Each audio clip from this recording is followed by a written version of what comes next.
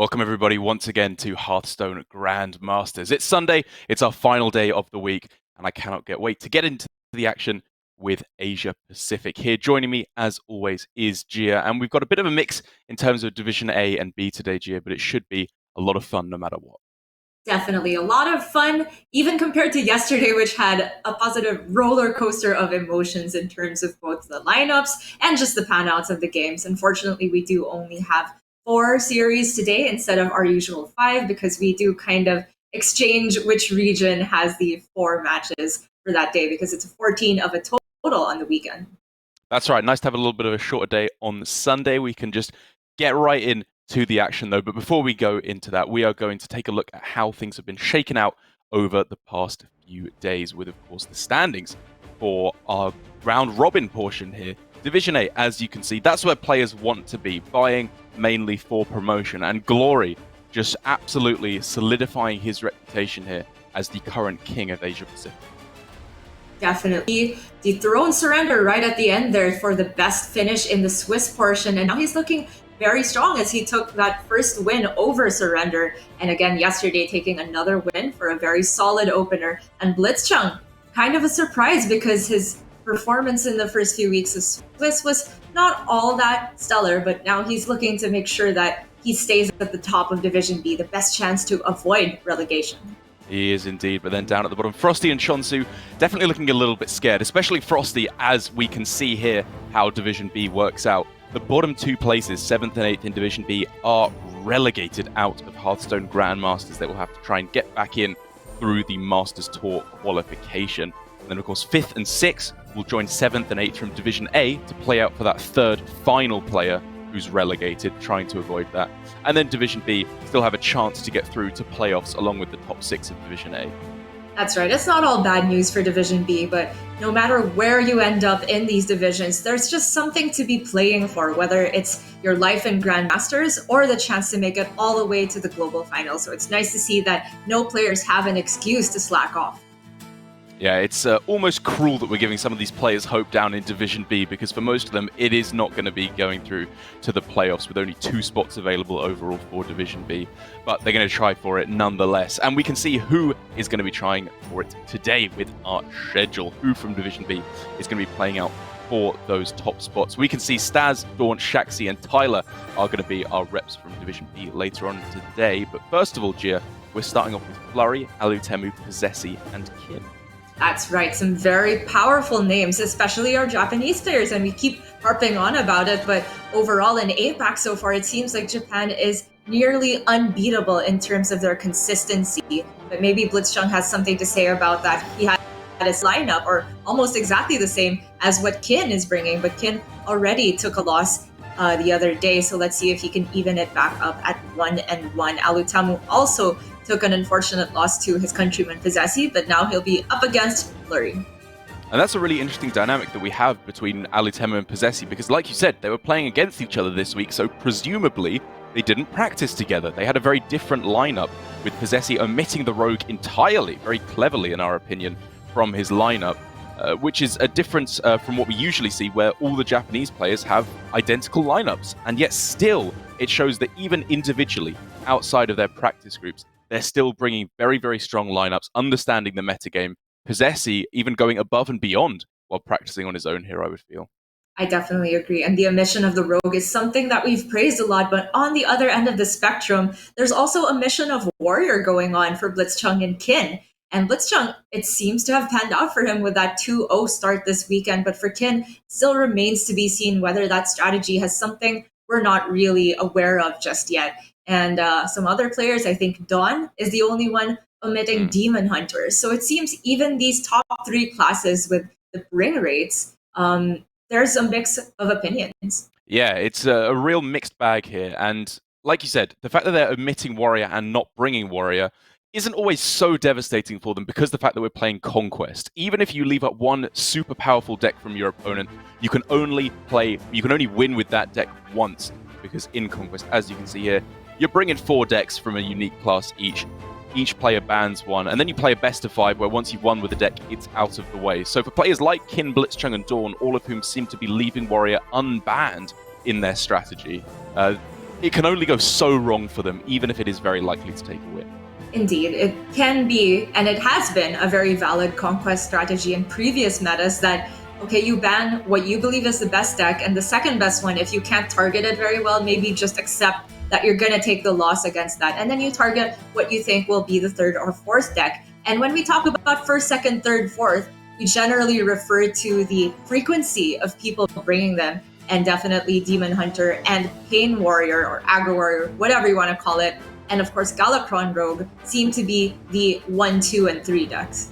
It is interesting, isn't it, Gia, how no matter what metagame we seem to be in, it always ends up that you have 3 quote-unquote good decks and then a 4th deck that you have to try and tack on. That is definitely the way it usually goes, but I feel like this may actually be a slight deception here, where Demon Hunter and Warrior absolutely are at the top of the top in terms of the class tier list at the moment.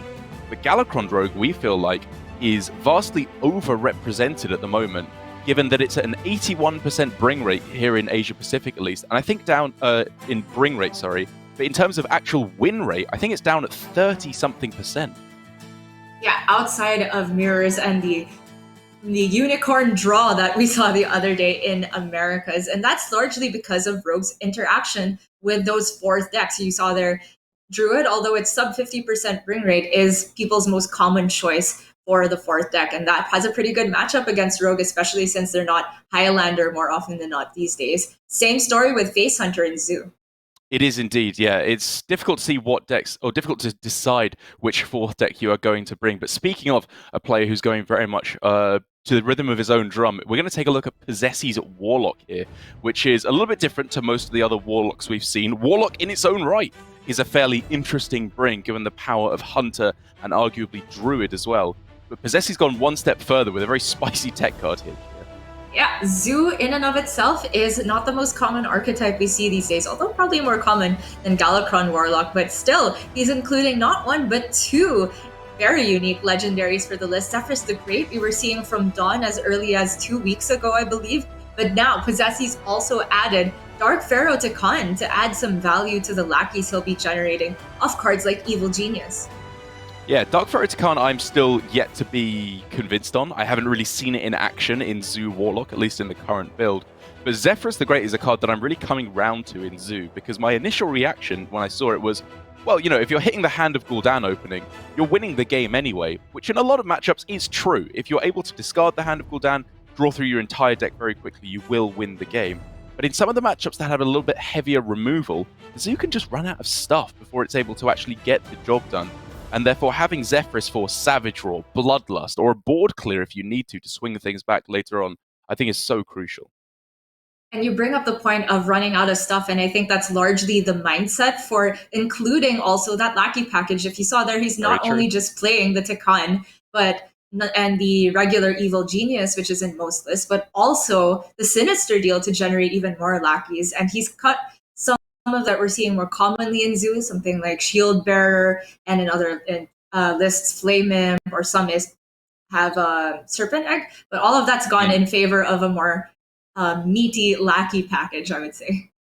Yeah, it's a very interesting inclusion, and we will get to see Posesi playing that deck, hopefully, assuming it's not banned, which I don't think it will be, in our second match of the day up against Kin. But first of all, we have, again, like we've been saying, another matchup between South Korean and Japanese player in Flurry versus Alutemu. Cannot wait to jump into this one, because Alutemu has just consistently been one of, in my opinion, the most interesting players to watch in terms of playstyle. And Flurry, something always crazy happens when he's playing. I don't know what it is, but just the streamer genes within him are shining through. So we will be jumping into that right after we go to this quick break. Don't go anywhere.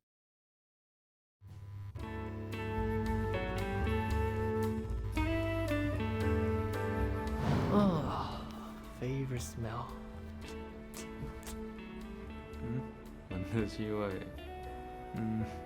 パッと思いつかないんですけど、自宅の匂いとかですかね。なんか落ち着く感じがだいぶ好きです。The smell of some bacons, because I really like them. I always have them when I have breakfast in America. 好きな匂いは和室で過ごしてきたことが多かったので、畳の匂いです。好きな匂いは猫の匂いです。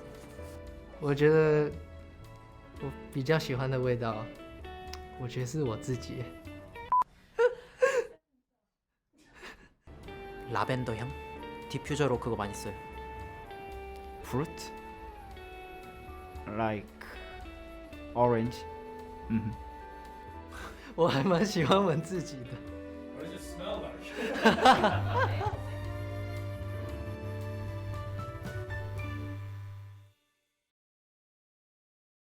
Welcome back again to Hearthstone Grandmasters for the Asia Pacific region. Always nice to get to know the players a little bit better, as we don't get to see too much from them, the reactions on camera. So it's nice to know that they are, in fact, not just Hearthstone robots, although they get that way, given how consistently some of them are playing. But it is going to be Flurry versus Alutemu up first, as we were saying. And Gia, nothing really too exciting in terms of the bans here, just the expected stuff, I would say. Yeah, very standard. And even though it's not out of the box, I do feel like this is the strongest and most consistent strategy outside of maybe just not bringing Rogue. But we do see that this Demon Hunter list from both Alutemu and Flurry is one and the same. They have 30 cards straight down the middle, exactly the same, mirrored. And that just means I don't know who I'm going to put an advantage versus maybe just that one aspect of who gets to start on the play and who starts on the coin.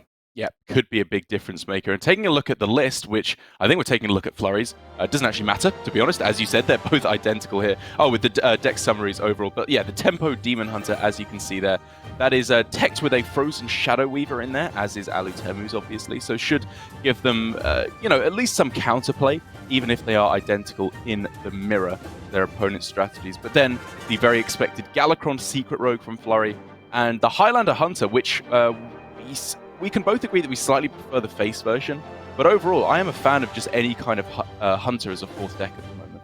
Yes, and I'm also a fan of the way that Flurry's been playing it. We saw on day one a very, very tense game between Flurry and Shansu's Face Hunter, and Flurry managed to find the line that actually won him the race by just playing down Dragonbane for offense and not defense. I really, really like that and expect good things from him later too.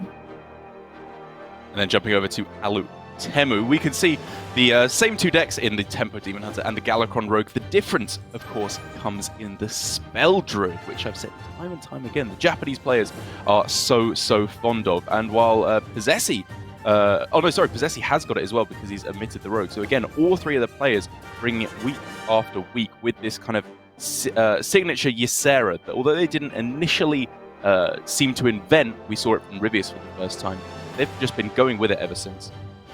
Yep, and that could be their secret weapon, but at the same time, it could also be their downfall, because I think as far as Flurry's lists go, outside of his own Rogue, everything seems to have a pretty good matchup against Druid. Yeah, it could be a bit of a tough one. I think Alutemu has been a player who's shown great knowledge with the Druid, however, in terms of sticking to his own game plan. He's not easily distracted by what the opponent is doing, and therefore overly reliant on removal in the early game. He realizes if you want to win these unfavorable matchups, you got to get really fortunate with your draw, and therefore he's aggressively mulliganing for the good cards, which I'm a big fan of as that part of his strategy. But before we can get into that and see his Druid gameplay, we're of course going to have a look at the Demon Hunter mirror coming up first, which, like you said, Gia, the only real difference that we can see here is going to be the player going first versus going second.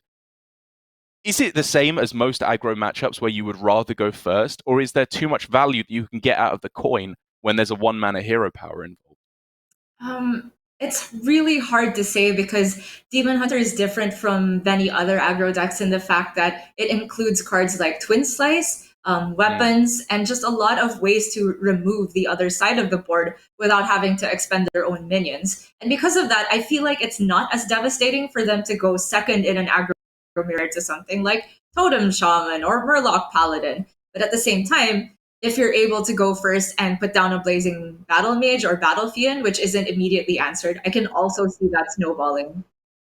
Yeah, it's one of the things I love about Demon Hunter, especially when it first came out, was just the reactivity that comes down in these mirrors or against any aggro matchup. Because, for example, here, Alutemu's got what looks like a pretty good starting hand. He's got a 1-drop State Overseer, left unanswered, and just run away with the game. But he's again just saying, I need to be more proactive in the early game. These cards are just too slow. It's 3 mana. Proactive is the name of the game for this deck, but you can see here with the inclusion of Frozen Shadow Weaver, 2 ofs in both of these lists. They're including a little bit of reactivity without sacrificing aggressive potential. It's very strong in the mirror because you have that interaction of being able to freeze your opponent's face and not just their minions. And timed right, that can actually be crucial. I'm seeing, personally, a pretty cool way here that a couple of big options here. The main thing that Pro wants to set up, I think, is the Sigil Runner outcasted for the following turn. Could be accomplished with Coin Umberwing Twin Slice to take out the Battle Mage, and then next turn, you go double 1-drop. Twin Slice moves over to the right-hand side. I like the sound of that, but the other thing that Flurry might be thinking is there a way to get this Frenzied Fellwing down sooner? Interesting. But he instead just goes for the 1-to-1 development, maybe hoping to use the Fellwing along with the Crimson Sigil Runner in one turn to just develop 3 things all at once. Yeah, it's a big pit you were talking about in Mull It Over, I believe, Gia, which I've seen far too many times now. Of just wanting to yeah, thank you. Get down your threats in big bursts a lot of the time can be very powerful, timing your threats efficiently. And that's why I think we're seeing, like you said, Flurry trying to go for a big Umberwing Crimson Sigil Runner and the Frenzied Fellwing all on the same turn. Alutemu gonna go ahead and develop his own Umberwing. And he says, I'm not taking it. If Flurry takes a VT with his Blazing Battle Mage, then Alutemu has a better weapon target anyway. This does, of course, mean, though, that Frenzied Fellwing can just become significantly easier to be played on this turn. Still not perfect, because Flurry, I think, really wants to go Umberwing plus, Coin Hero Power, or more likely Twin Slice, to take out the Blazing Battle Mage. So I would imagine Frenzied Fellwing doesn't come down this turn. I would think so as well. But that play feels very slow. There has to be some way to utilize the coin here a little bit more efficiently. I'm thinking this Battle Fiend has a chance to come down. This looks great to me. This is already that big swing turn we were talking about. By slowing down a little bit on turn 1, Flurry has allowed himself here to clear off most of the opponent's board, develop a huge amount of tempo, and set up for the Fellwing very efficiently on the following turn. Whereas Alutemu's Frenzied Fellwing is looking fairly stranded for the moment.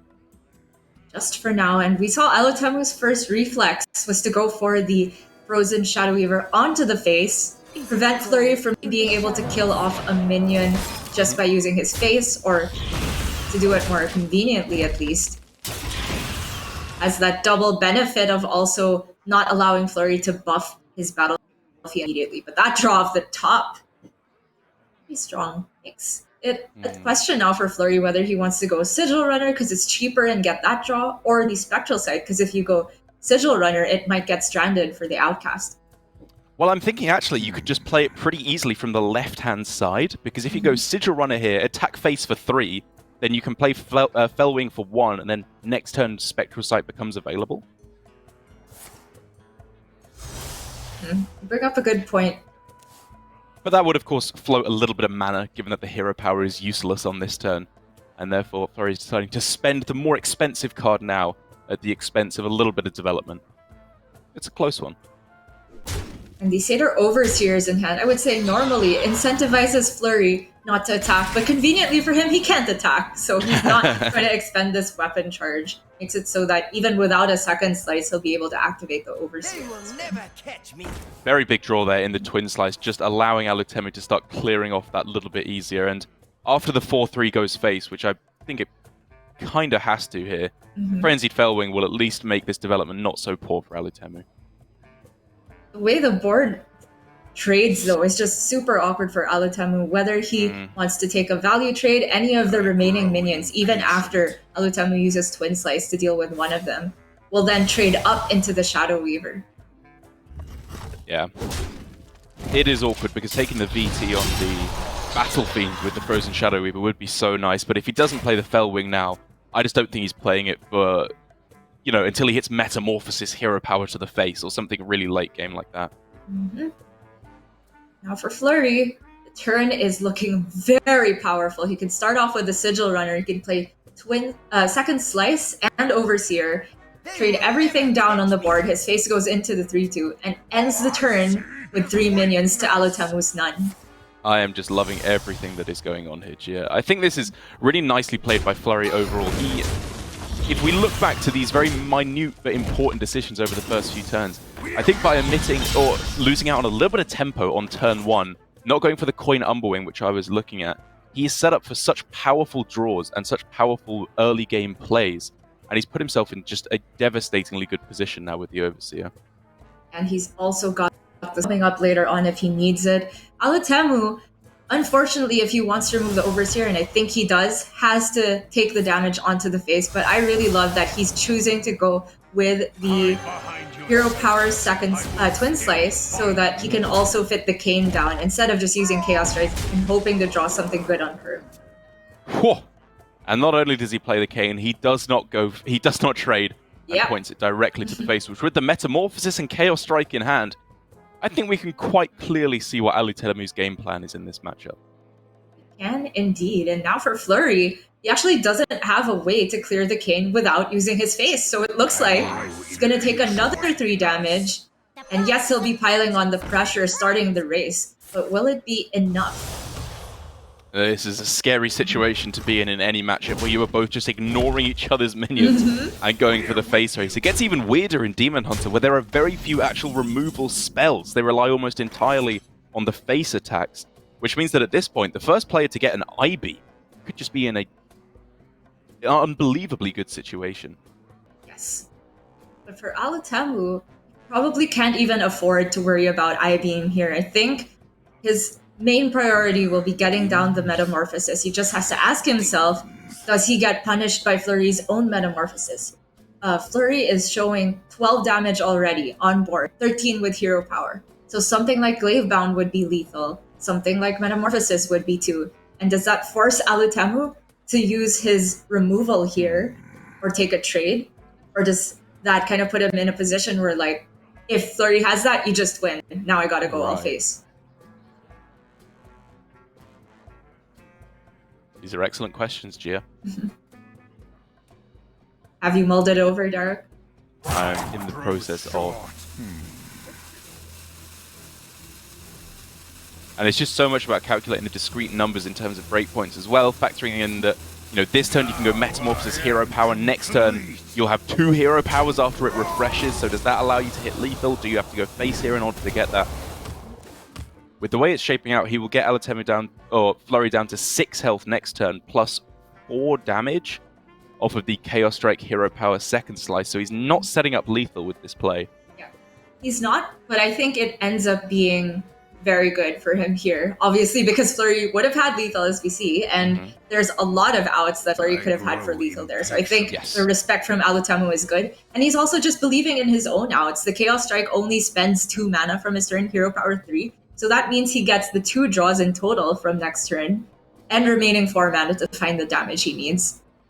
Yeah, I completely agree, Gia. It gives him a lot of outs. I think Glavebound Adept off the top would be lethal for him here, assuming Flurry doesn't heal. Which is not necessarily a safe assumption to make at all. Skull of Gul'dan could still get the I-Beam here if Flurry wanted to go down that route, because he's so afraid of the lethal coming off the top. And I do think Flurry would be inclined to do that, because I feel like laying down the Glavebound now doesn't really change his clock so much, but he could be thinking about an I-Beam coming down from the other side. Yeah, and or an Altruist clearing his board. Exactly.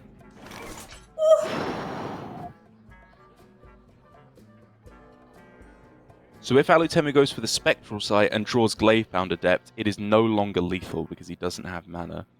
Correct. So we're looking at outs from the second Chaos Strike, I think. Yep, I think second Chaos Strike. If he plays Spectral Sight and hits second Twin Slice, that's also lethal. It's a very tough call to make because he gets 2 shots at finding outs, but less of those outs are available with the mana left to him. Exactly. Versus whether you play the Chaos Strike, you have 1 shot at finding an out, but more mana.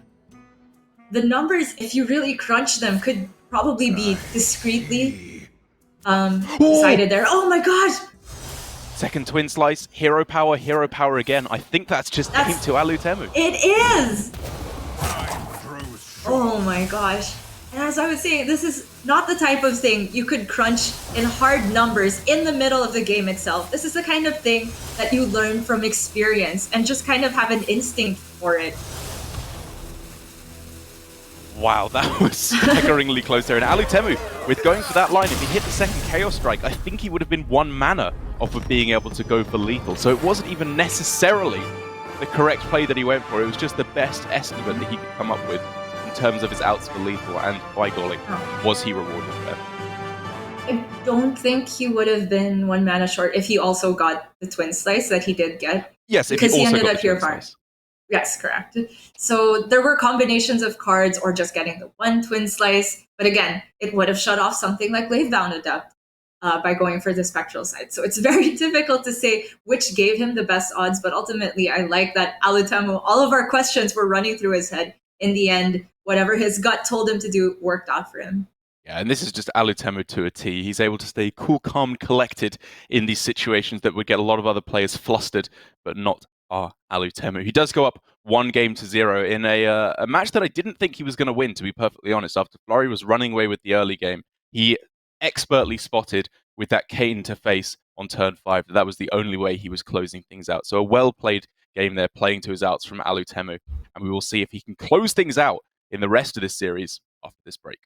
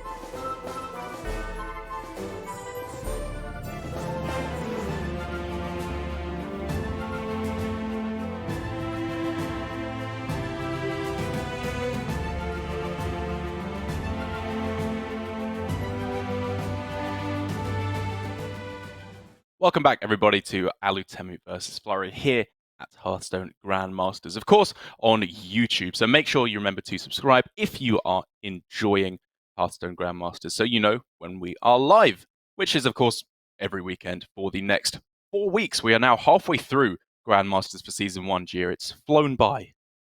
It really has, and I can't imagine if for us it feels like it's too fast. What about these players that only have, after today, 3 weeks left to decide whether they make it to playoffs, whether they're in the relegation bracket, or whether they're automatically relegated? It is all stakes on the line now. It really is, of course, one go round on the round robin where everybody plays everyone else in their division once, and then after that we will head to the playoffs with our 8 players who made it through. Obviously the top 6 of Division A and 2 from the top of Division B as well, to find out who will be going to the global finals, which means, of course, we need to get through these matches. So Alutemu versus Flurry. Alutemu did take a loss, of course, earlier on in the week against his his fellow countryman Posesi, who we will see in the next match of the day. So if he does want to be in good standing of getting through to the playoffs, he does want to start winning some matches. Top 6 is not especially difficult for him to be able to pull off, but it's got to turn around eventually. And with a win in the first game, it looks like he's in a good spot to do so, Gia. Definitely, he's got the momentum going for him, but I will say that if there's any deck that's probably near guaranteed to get a win in both these lineups, it's the Demon Hunter. So for Alutemu, that's probably the easiest win he's going to get. I'm really looking at the Rogue and the Druid as the possible points of struggling. Yeah, I mean, overall, in terms of the stats, Rogue has just been consistently the weakest deck, at least in comparison to its bring rate here across all the regions. And it feels like especially in Asia Pacific, where it had such a high bring rate. Only 2 players, I believe, in Tyler and Posesi that didn't bring it overall. And everyone is being punished for bringing it overall. But before we can get into that, Alutemu does have to take a win on the Druid. And overall, even though this is not a good matchup for him, I've liked his playstyle in the matchup a lot, Gia. Yes, and we've talked about how the Japanese players tend to go for just the win condition. You go for Fungal Fortunes in the mulligan, you go for Overgrowth. Oh my gosh, these cards exactly. But we did see Alutemu there keeping her removals first time, and I think it's because... Oh, that's unfortunate. I think it's specifically because it was Crystal Power, the one that he plays on the turn that doesn't conflict with Fungal Fortunes, that he kept it. And it lines up so well against a lot of Demon Hunter minions. Flurry's hand is really clunky, my gosh. It really is. It's always brutal on Alutemu's side, where the animation when you draw off of Fungal Fortunes is slightly different when you're going to discard a minion. And as soon as the cards didn't shift over, I was like, oh, what is it? Is it Ysera? If it was Ysera, he'd be fine, I think. But the Mount Seller is pretty brutal to lose, because if he had that now heading into turn 7 in a couple turns, he could just absolutely dominate this game. Whereas now, Flurry does have a clunky hand, as you said. He may have the time to transition it into a decent one. It was clunky, but that Overseer off the top was absolutely huge. And you know what? I didn't actually know about the animation thing with Fungal Fortunes, and I wish you never told me, because now I'm going to be dreading it every time I play that card. Yeah, sorry about it. That's the modern day equivalent of you lost the game. It's just ruining your day for no reason. Ignorance is bliss. Crimson Sigil Runner So off true. the top allows Flurry to make the rest of the turn well spent in terms of mana if he also wants to get down his cane. Liking the look of that. Yeah, the only real alternative was Metamorphosis, which in this stage of the game, I just don't think you want to go for. I really like your point of wanting to develop the minions proactively so it makes their turns with, say, a Glowfly Swarm a little bit more awkward.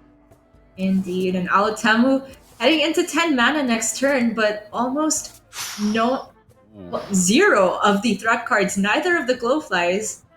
The second Mount Seller and the Ysera still in the deck.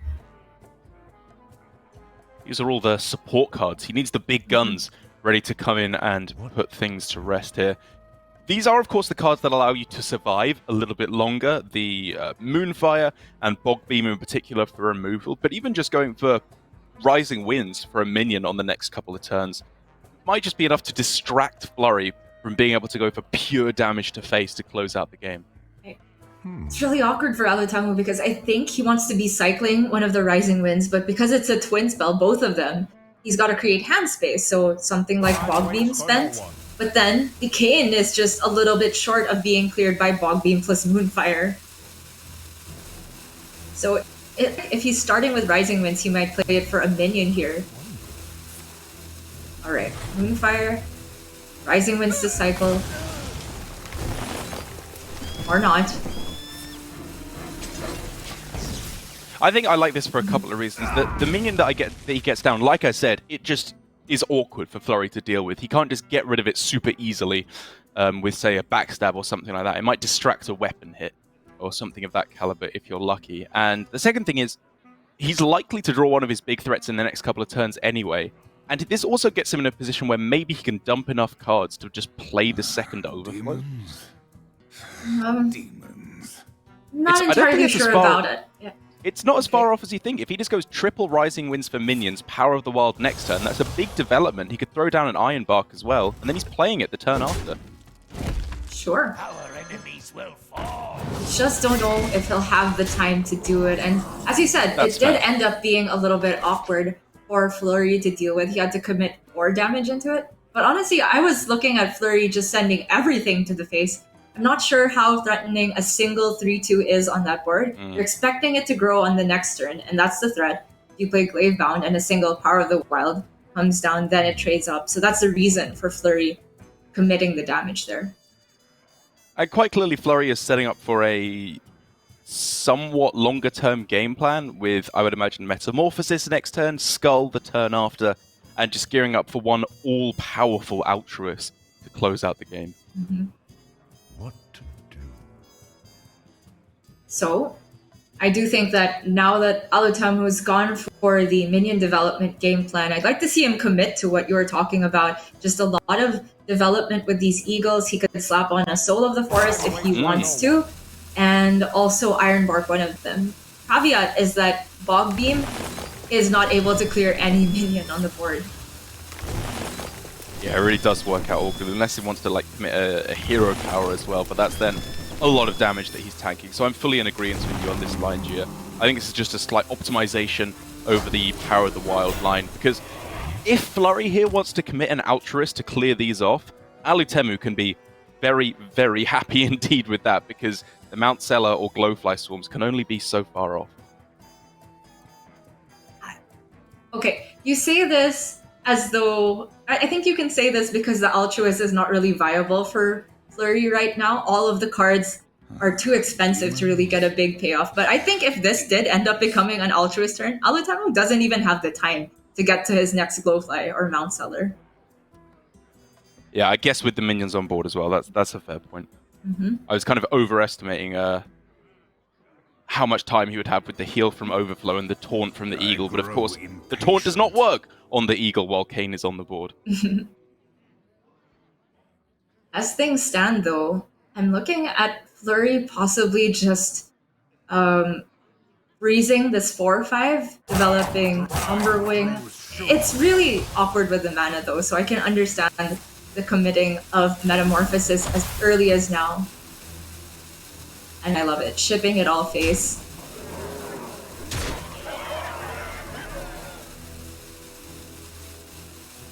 Got a plan. And he's committing to it. A very strong plan. Obviously, even with the taunt available to Druid, there is very limited healing now that one of the crystal powers has been used as well. Ooh. Oh, is this lethal? What? 16 with the Power of the Wild? What? What? It is, I think. I wasn't even counting. Me neither. Neither was Flurry. He didn't dream that he would be dead it's here. one off. Oh, no, the hero hero power's lethal. Oh my god.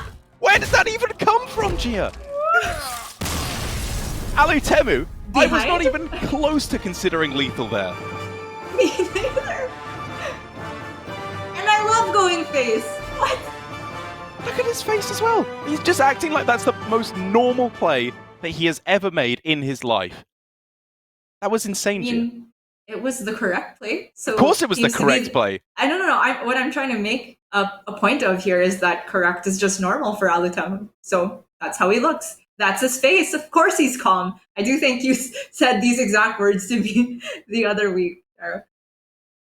I just can't believe it. I'm trying to think of what percentage of GMs would have missed the lethal there, and I think it's actually pretty high.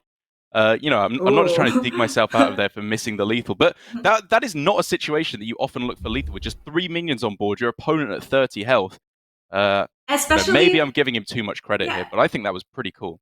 For sure. I mean, I representative of GMs or anything, but just the fact that he had 10 damage showing on board. Yeah. And then he was at 10 mana. He top decked a Ysera. He had overflow, which looked like he was planning to go for that for the entirety of the game. And then he's like, nope, I found the lethal. Love it. Yeah.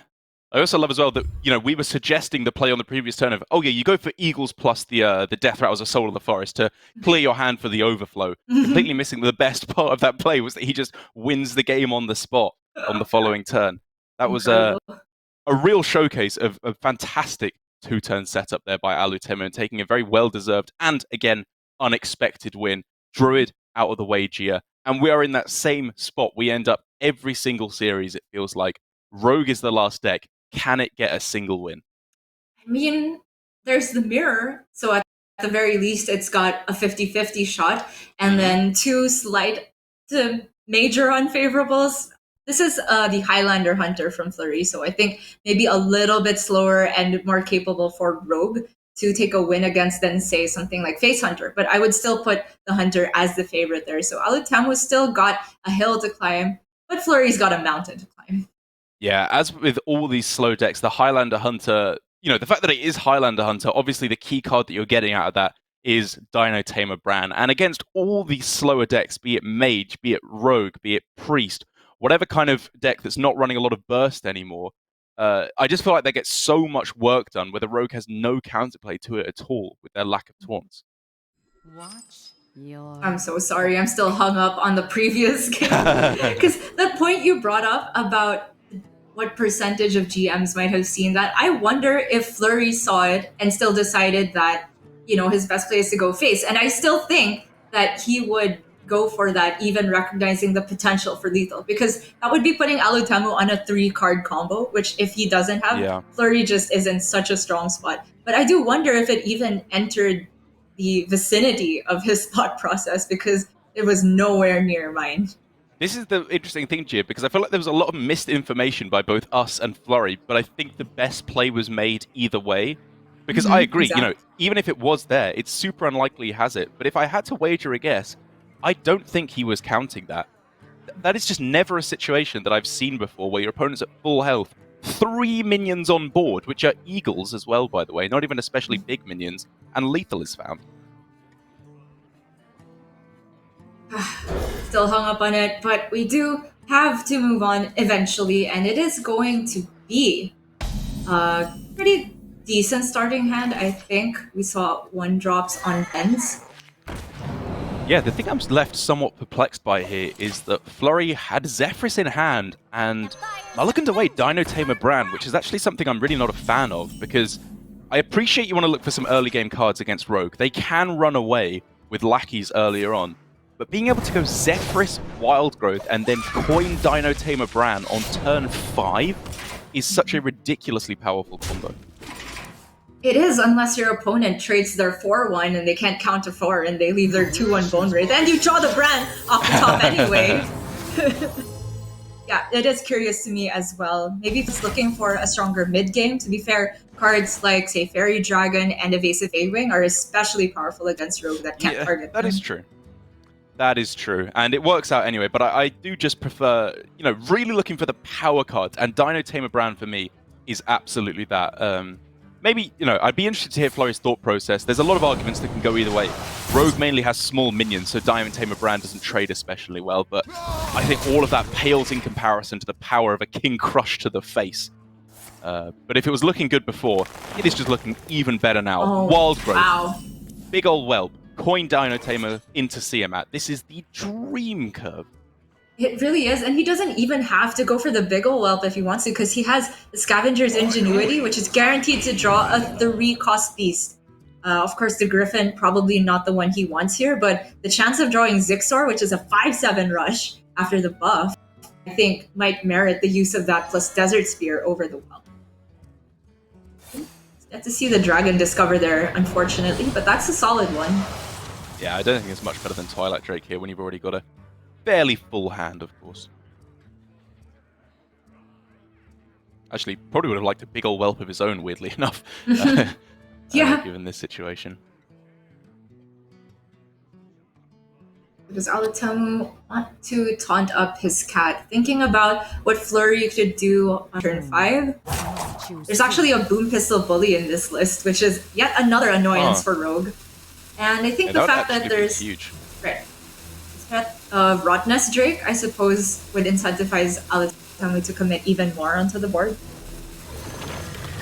Yeah, it does of course weaken the Twilight Drake for next turn because he has one less card in hand. But like you said about Rotnest Drake, if he goes wider on the board, Drake is more likely to actually stick next turn anyway. Ooh. Okay. No lackeys left in hand. There's some powerful stuff happening on both sides here. Alutemu is left with a pretty interesting situation. Given that there's a coin in hand for Flurry, and he's heading into turn 6, you can expect, I think it's fair to say, either Siamat or Dino Tamer, or maybe a Varanus here. But all of those plays leave a lackey alive. So I think Alutemu actually has the liberty here to not Shadow Step one of his lackeys in preparation for Togwaggle, and just leave everything on the board and go face. Alternatively, he could step the taunt lackey and taunt up the cat again, which puts it at the health total, which is slightly above what the big can deal with. True. And he gets to kind of have his cake and eat it against specifically Dino Tamer brand. But of course, there are situations where both lackeys get killed. It's really tough. It's a very difficult situation. If both of these lackeys die, he is so far behind at that point. There is basically no coming back. Alright. So instead with the preemptive backstab, because he knows that the whelp is probably going to get damaged next turn, trading down the cat. Yep. This is a play in no small part, I think, around Desert Spear that would have just been absolutely devastating to clear off both the lackeys here. So it's not like Alutemu was perfectly safe in this situation if he had left the lackeys on board. And he does take the safer line, loses a Shadow Step in the process, but does guarantee himself the Togwaggle. But the bad news is going to come now thick and fast, be it Siamat or Dino Tamer Bran. Flurry is ramping things up very quickly. And Flurry gonna take the patient approach, actually. Even though he could have cashed in the Bran attack to the face, the Siamat just lines up really nicely against this Twilight Drake. Yeah. Have to imagine Divine Shield Rush. Yeah, we could. There was a slight argument for going Wind Fury Rush, say, to clear both minions, because the way the big ol' whelp trades is very awkward into the remaining lackey. I do definitely see your point. I think I just slightly prefer the getting the 6/6 on board. You just end up with more stats overall. Mm-hmm. I don't think I need to see the discover options in this case to decide what Alutemu is going to go for. Of course. Yeah. With this few options in hand, you've got to draw through to your Galakron, your Kronks, and all that juicy goodness later on in the deck. It doesn't often feel good to king trade, but this feels like a dang good king trade to me, Dirk. 8/8 into 5/7, which still lets you push a 6/6 face.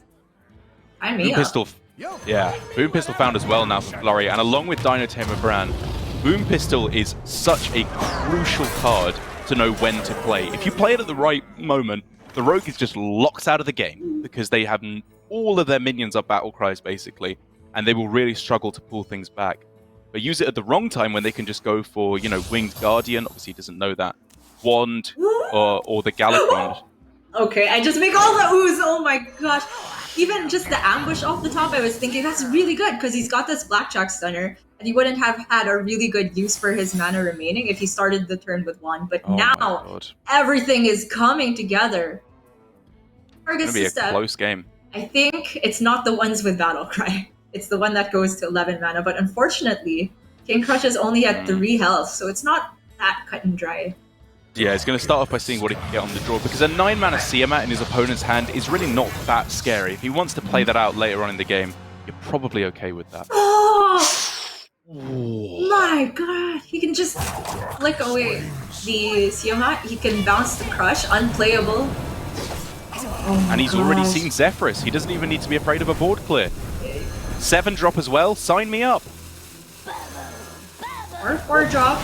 Or a 4-drop. I think that's slightly worse, but whatever. Oh, it's the Albatross as well. Okay, it doesn't really get that Highlander disruption payoff anymore because Zephyrus and Bren have been played, but still, I don't see a way back into this for Flurry. That was an insane wand.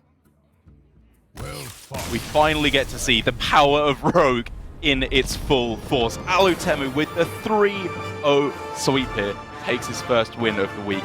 That was an absolute tour de force, Gia. I don't think I've seen a series quite that one-sided before. It has definitely been a while. I mean, for the longest time, we were thinking that the Demon Hunter was winning there. So in that, against the Druid, sorry. And in that vein, I guess we couldn't call it what it was. Definitely blindsided instead of one-sided. Yeah, I mean, that's a great way of putting it. Every single game, we thought that Flurry was decidedly in the lead at every point along the way. The Druid, we thought he was going to beat it with the Demon Hunter. The Rogue, we thought, oh, he's got Zephyrus into Dino Tamer Brand plus the Siamat. How on earth does Alutemu come back? But he always seems to find a way in what was an excellently played series of Hearthstone. Definitely. And that is just another feather in Alutemu's cap, because now he's got a 1-1 start. Not too bad at all, but at least keeping toe-to-toe with some of the other Japanese players. We will see how Posesi ends up later, but for Flurry, this is already really tricky for him. 1-1, definitely not the worst place to be, but I feel like for somebody that didn't have the greatest performance in the Swiss weeks and didn't get to see on stream too often, I think he would have wanted to have one of those stellar early performances to really cement him at the top of the Korean players. Well, he's still got time to turn things around, but as you were saying about Posesi as one of the other Japanese players, we can actually get to see him in our next match of the day, which is going to be up against Kin, another player who was, he got top 8 every single week along with Gloria. Very impressive run through the Swiss portion, even though he wasn't able to quite convert it all the way through to a win. Up against Posesi, this should be a very, very interesting match because we have two of the players who are omitting one of the most popular decks from their lineup, with the Rogue not in Posesi's lineup and the Warrior, most interestingly of all, not in Kin's lineup. It's a weird strategy, and I'm still not entirely convinced, but for Blitzchung at least, who has the same strategy, it's working very well. Yeah, it's a great way of framing it. Two mindsets that are definitely going off the wall, not afraid to rebel against what most of the meta is, or most of the people in Grandmasters are saying is the meta. It's Warrior, it's Rogue, it's Demon Hunter. Posesi says, I don't think Rogue is good enough. And for the most part, we agree with it based on our own experiences. It so happens that Kin has landed on the conclusion that Warrior isn't good enough. And maybe he just knows something that we don't. Yeah, this is definitely flying in the face of the vast majority of Hearthstone players' opinions. If you just go onto most streams at the moment of GMs or professional players, you will see a lot of Warrior, if not played by them, then their opponents on ladder. And Kin, again here, we're seeing not only is he not bringing the Warrior, his strategy seems to consistently be banning the Demon Hunter instead of the Warrior from his opponent. Not only does he not bring it, he doesn't care if his opponents get to play it. And to be perfectly honest, that strategy, or that specific part of the strategy with Warrior in particular, hasn't been working out great for him. Yeah, and you would think that if you're leaving up Warrior, you've got a solid a plan to deal with it. And as far as we can see, we were thinking that maybe this Highlander Hunter has the game against it. But between Kin's games and even Blitzchung's, I don't know if it's been able to take a single win against Warrior. I don't know if it has either. Yeah, I think Warrior might have lost once against Blitzchung when Frosty was playing it earlier on in the week. But like you say, Warrior is just overall one of the strongest decks. But taking a look at the decks that Kin favors over that, we of course have the Rogue that is in the vast majority of players' lineups. Not a deck that we are overly fond of in the current metagame. It holds a special place in both of our hearts from its peak in the pre-rotation metagame. But for right now, it is a shadow of its former self. But on the other two decks, the Druid and the Hunter at least, we're pretty big fans of. And the Druid, time and again, despite what I say about it feeling not especially well suited to the metagame, is just getting the job done. It does seem to be one of those decks that has the unbeatable draws sometimes. The Fungal Fortunes on coin, into coin, Innervate, Blowfly can just 1-2 punch a lot of the decks in the meta. And timed right, if it's early enough, sometimes it can get there against Warrior before they're even able to do the risky skipper combos. But again, we keep talking about the strength of Warrior because it's so unpredictable, so flexible about how it can go about its game plan. That's exactly right. Despite being at 88% bring rate here in Asia Pacific, this is one of the few times that we are actually going to get to see the deck in action. And it's always a treat to get to see it because it is one of those decks that is just so incredibly difficult to play. No matter who you ask, they will tell you you have to grind game after game after game before you're even going to get close to a positive win rate. But I have faith that Posesi, of all people, will have put the work in and will be able to take a win against pretty much any of Kin's decks that we saw there. Because in my opinion, he's got himself just 3 pretty good matchups. The Rogue and the Druid in particular, very nice for the Warrior. The Hunter, as you keep bringing up, does have a little bit of a sweet spot against the Warrior where it has consistent medium to large size minions, which the Warrior does struggle to deal with. But even then, Warrior can just do some truly disgusting things. Yeah, and I think I gotta thank Kin for leaving up Warrior because we get to talk about it now that it's not banned. And the innovations towards Warrior week after week are very fascinating to me. And now it seems that more and more players are cutting the serpent eggs altogether. Posesi's list is not including those. Instead, he's opted for the double injured 12 years, double rampage. And the injured 12 year has been kind of in and out of the meta. When Rogue loses popularity, you don't need to run the 12 year because it's in there, I think, in large part due to how it interacts with Seal Fade and Backstab, which is it can't be targeted by those. Yeah, it does very nicely in a Rogue-heavy metagame, which is, again, Posesi using his knowledge of how popular Rogue would be, but still not bringing it himself, is an interesting dynamic, but one that's working very well for him here. But I think the most common change, or the most concrete change that we've seen in Warrior, has been the trend towards Grommash Hellscream, whereas it was traditionally seen as a little bit too slow, a bit too clunky. But I've seen many games so far in GM, mainly in the other regions, but I think also here in Asia Pacific for Tom60229, where Grommash is just getting the job done. Getting your opponent down to 12 health and to go Grom in a rage, or 15 with a Rampage thrown in there as well, is really not that hard as Warrior. If you're just equipping a weapon off of the Corsair cache and swinging face with it a few times, that's most of the work done already. Yeah, I do think this is also partially in response to expecting Druid to fall in popularity a little bit, because if we talk about the 3 ways that Warrior can try and win a matchup, there's A, remove all of your stuff, gain a bunch of armor through the risky skipper combos.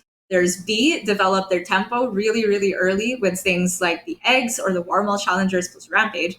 Or there's C, there's the OTK, which we used to say only was Corcon Elite, with the Inner Rage and the Bloodsworn Mercenary. But now they're giving themselves more flexibility to go for that OTK, or in combination with the tempo game plan, have yet another finisher in Grom. Yeah, it also just comes, I think, with a maturity in terms of playstyle with the deck. As players are learning it more and more, you're more likely to get these big Battle Rage turns off. Because for me personally, at least, when I first started playing the deck, turn 5 would roll around and I'd have no cards left. Every single game, I was just throwing stuff out and being left with nothing. Maybe it's because I'm too much of a Tom60229 style player myself, who just plays the risky skipper on turn 1 with no regard for human life at all. That was the craziest thing we've seen in APAC GM, and we've seen Conjurers calling into Wing Guardian for the only out to not win the game. Oh man, that was Flurry Alutemu too, wasn't it? And yet again, Alutemu blindsided Flurry a while ago. But yeah, I do like the analogy you bring up, that it's a sign of maturity, and the eggs are the training wheels. And once you've graduated from the egg school, now you're able to ride Grom, I guess, all the way to victory. Moving staggeringly swiftly on from that remark there, Gia. I fully agree. And there's still room for improvement, I think, with this list. We're seeing players run eggs without the Terran Gorefiend, which initially seemed like a package that you would never want to break apart. But consistently, people are seeing eggs are good in the mulligan, Terran is bad, which means that people are coming to the conclusion that maybe you just want the eggs to damage them and summon them, the snakes that way. It's a very weird deck and a very weird matchup no matter what you're playing it against. But first of all, we have to go with a much more standard matchup, at least in terms of what we've seen so far this week, with the Druid yet again, Gia, here, up against the Highlander Hunter. Yep, we talked ages about Warrior because we've just been itching to see some more games of it, but for now, it's going to be yet another Druid game. The Highlander Hunter, also a deck that I do enjoy watching, and Kin here's got a pretty decent curve. What a very respectable curve indeed. Up against Druid in the early game, it really doesn't matter too much what you're playing, as long as you can just get stats on the board and start hitting them as fast as you can, and especially with Stormhammer ready to go. I think Kin can deviate from what I would expect to be the more standard game plan of getting down big minions that Druid can't deal with, and just hit them in the face. You know, Derek, I don't know how these Japanese players do it, but there's always this fungal fortune on two, it seems like. And to be fair, Posesi is including Wild Growth in the first place, which curves really nicely into Glowfly's form, but it's just happening again! It is, but this is still a slow start for Posesi. He hasn't found Crystal Power, Wrath, Moonfire. He doesn't have any of the removal cards in order to clear this off. And taking a turn here to Wild Growth obviously does lead up to the play of Glowfly Swarm on the following turn.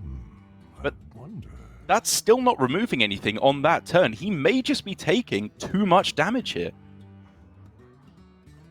I can see your point, because we do see Kin's hand, which Right. is burst, burst, and burst as soon as a dragon comes into hand. Exactly. But for Posesi, I think what he sees is that in most situations, it's just taking 6 on the following turn, maybe 8 on the next one, and that leaves him enough health to work with to still just go for the Glowfly plan, I think.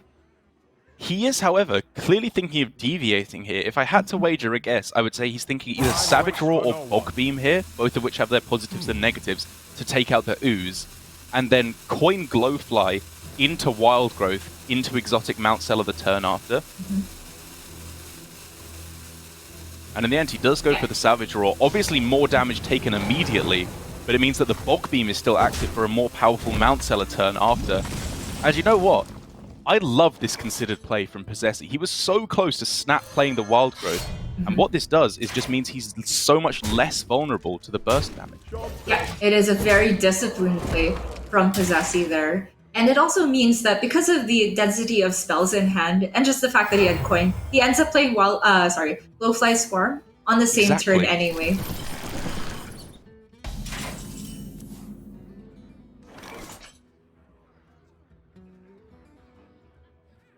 And with the shake of the head at still no dragon appearing, I'll tell you what, he might not have a beast on board next turn, so I wonder if this kill command is going face right now.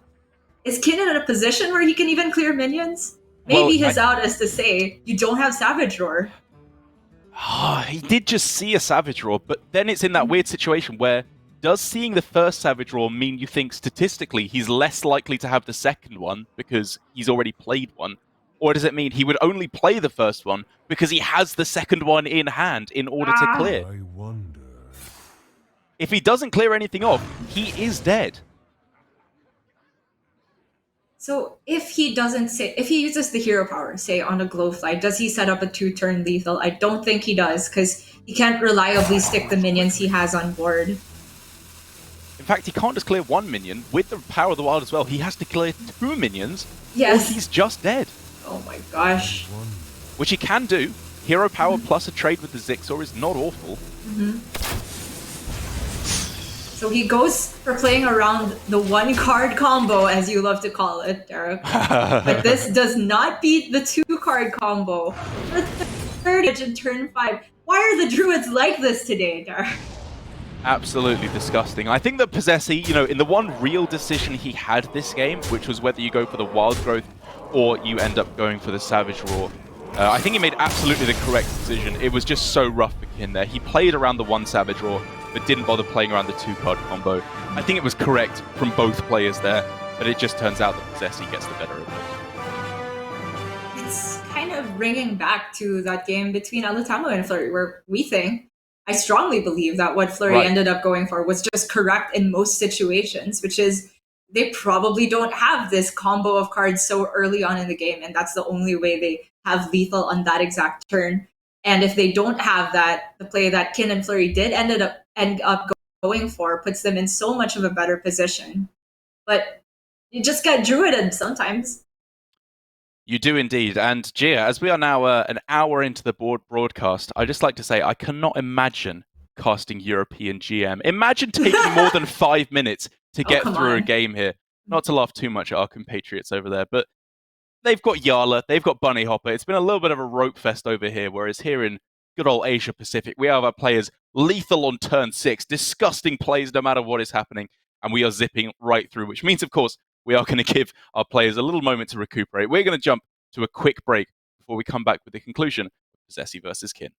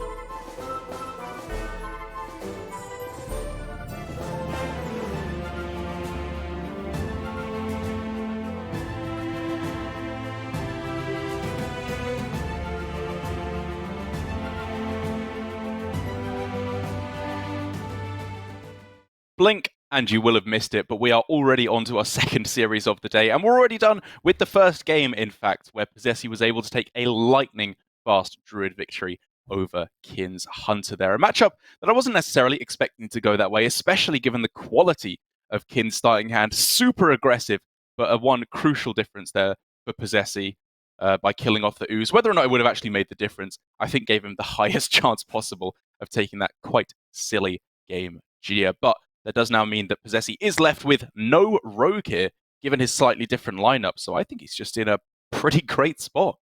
Yeah, even if you covered up two of Kin's classes and said that they got a win already, let's say the Druid and the Hunter were out of contention, I would still put Posesi as the favorite, because the Zoo and the Warrior lining up against the Rogue feels like Posesi can easily get the win. And just thinking back on it, yet more parallels between Kin's game versus Druid and Alutemu's game of Druid versus Flurry. It had to be those exact three cards, right? Savage Roar and times well. In Posesi's case, it was broken down over 2 turns for him to get the win, and in Alutemu's case, it was all in 1 turn.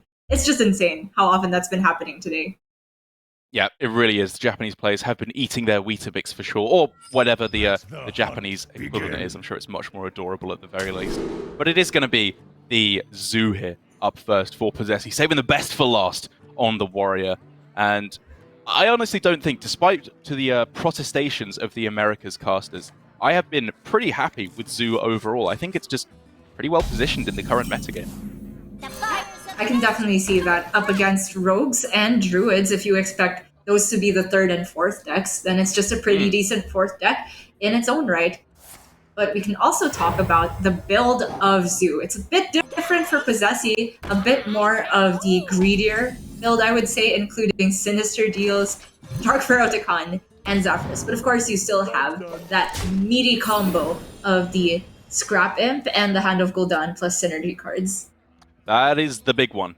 The fact that the Scrap Imp is already down and the Hand of Gul'dan. Posesi is just laughing here. He knows he got the nuts 2 games in a row now. Not only that, this Expired Merchant lines up super well against Kin's board. Okay, he now can go Zephyrus for Power of the Wild? Later on, I guess. Yeah, well, obviously Zephyrus is the pick. It's just how you're using it. It could be used for, I don't know, given how buff the Zoo minions are going to be, maybe you can get a Shadow Word Ruin to pop off? That seems optimistic. Yeah. I think they're just short of being buff enough for that. Yeah. You shall not pass. The majority of them, anyway. Why do you fall? Even against Zephyrus, this lines up so well.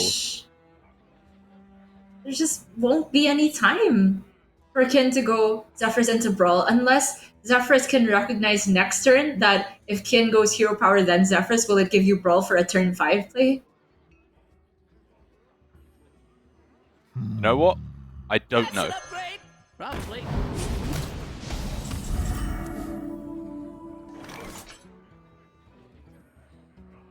So as it stands, there's just no way Kin's coming back on board unless Zephyrus delivers with an AoE.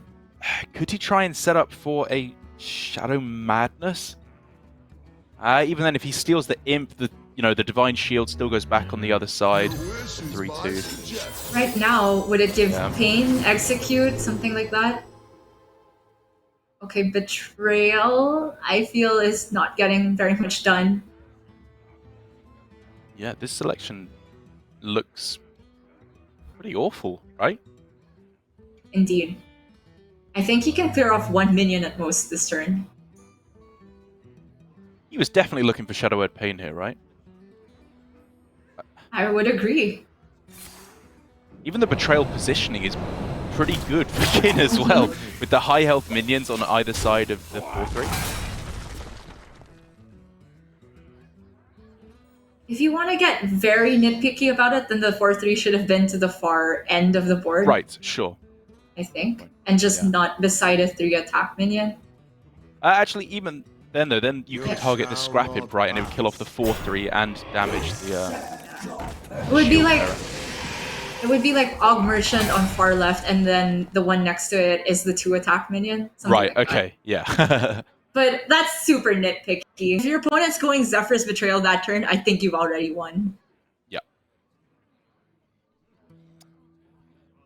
Yeah.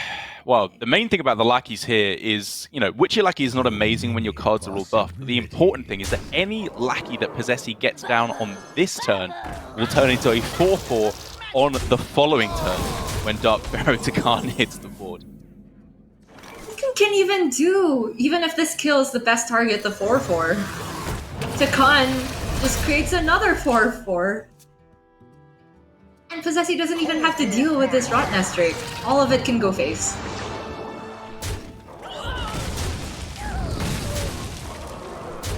That's great, though.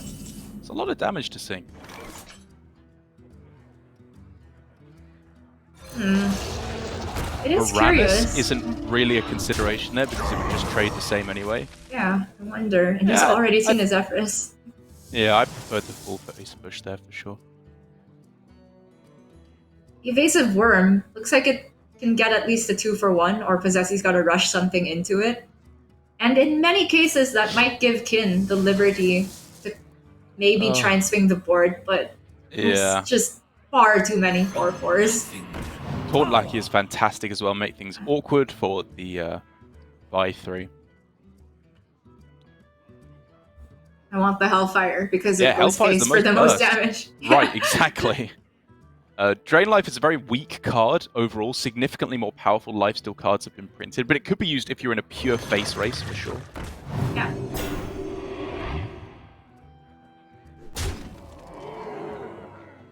This just didn't even seem close. And we can see after Posesi rushes something into this and trades, Kin will then have to respond with something like Siamat Rush or Infuri, but even that doesn't have enough damage. Yep, still just dead to the 8 damage that will be remaining on board. Dino Tamer Bran off the top, as impressive as it is, does not get the job done. And that is another disgusting victory going to Posesi there. He just got the dream hand yet again. Indeed. And it's not very often that I would say that Dark Pharaoh to Khan on curve is nuts. There's so many positions where it's completely unplayable because either you're not that far ahead on board, or you don't have lackeys, or it's just like, it's a very slow card, which is why we haven't seen it been included in many zoo lists. But Posesi had his cake and ate it. Yeah, well, yeah, that's just part of it, right? That's why it's even more the dream hand. It wasn't only like the best possible start, it then followed up into a hand that can't even lose to Zephyrus. You could definitely argue that Kin misplayed the Zephyrus because it is one of those cards that is extremely difficult to know what it's going to give you in every single situation.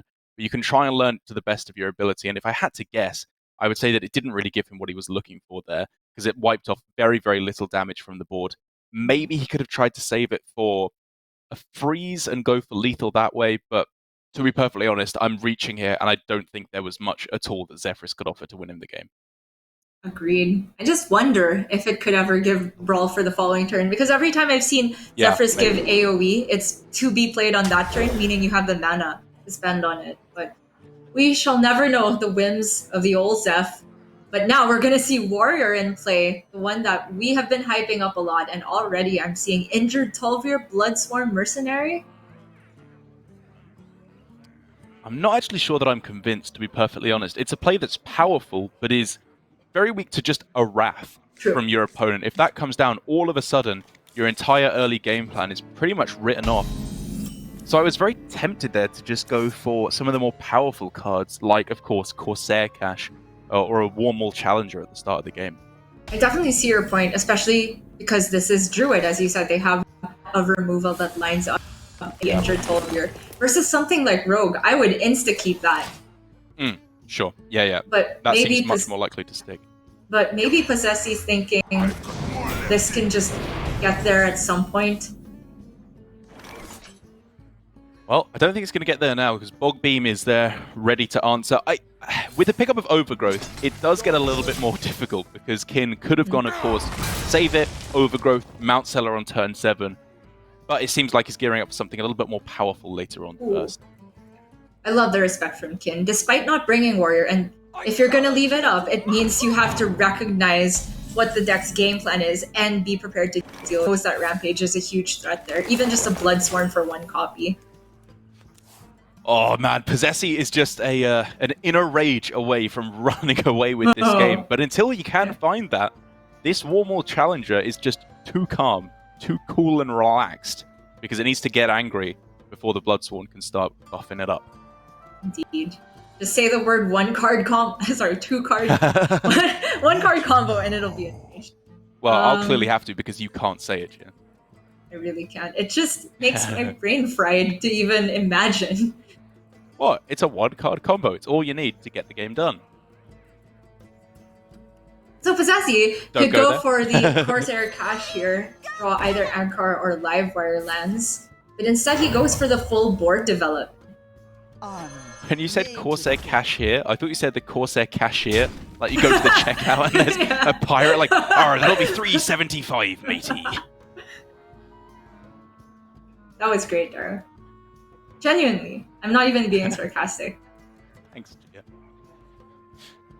What a draw here. The Glowfly Swarm is a great pickup now. He has the option of 5 2-2s, not 5 5-5s, as I often say, buffing them up into 3-3s, and it's fighting back very strongly against the board. And with no risky skipper in sight, this is looking like it could be a very awkward board for Posesi to trade into. I really like the timing of this. Even though he's not getting the full payoff and only 5 glowflies, I think Ken recognizes that the risky skipper clears usually aren't available till around 6-7 mana, because at this point, if you're asking 3 procs of the risky skipper, you would ask for exactly both the other Sky Raiders or the other risky and a 2-drop. It's a very specific combination to have in hand this early on. This does, of course, now allow Posesi to attack his Warmal Challenger into something. So we could see Warmal Challenger plus the Bomb Wrangler into one of them, rampage it, and then Bloodsworn all on the Warmal Challenger, which sets up a very powerful board. But man, does that give a lot of initiative and a lot of options to Kin. It really does. But on the bright side, those trades give him a little bit more armor, a little bit more sustain against those scammy Savage Roar wins. Going halfway here, getting the buff, saying it's probably unlikely to die, and, well, to be fair, even though it can die on board, even if that does happen, you've then sunk your entire board into it, which I think Posesi would be fine with. He just clears as many minions right now as possible. Major respect for the Druid from a very loyal himself. Is this a Marcella turn Gia? Yeah. He's a mana short of being able to pop off, but you know what? Purely because he's got the second one, I wouldn't mind seeing one used just for 1 minion right now. Even then, it's a gamble to see if you get anything actually playable off of the Fungal Fortunes thereafter. I can but see it is another just a line. 5/8. Yeah.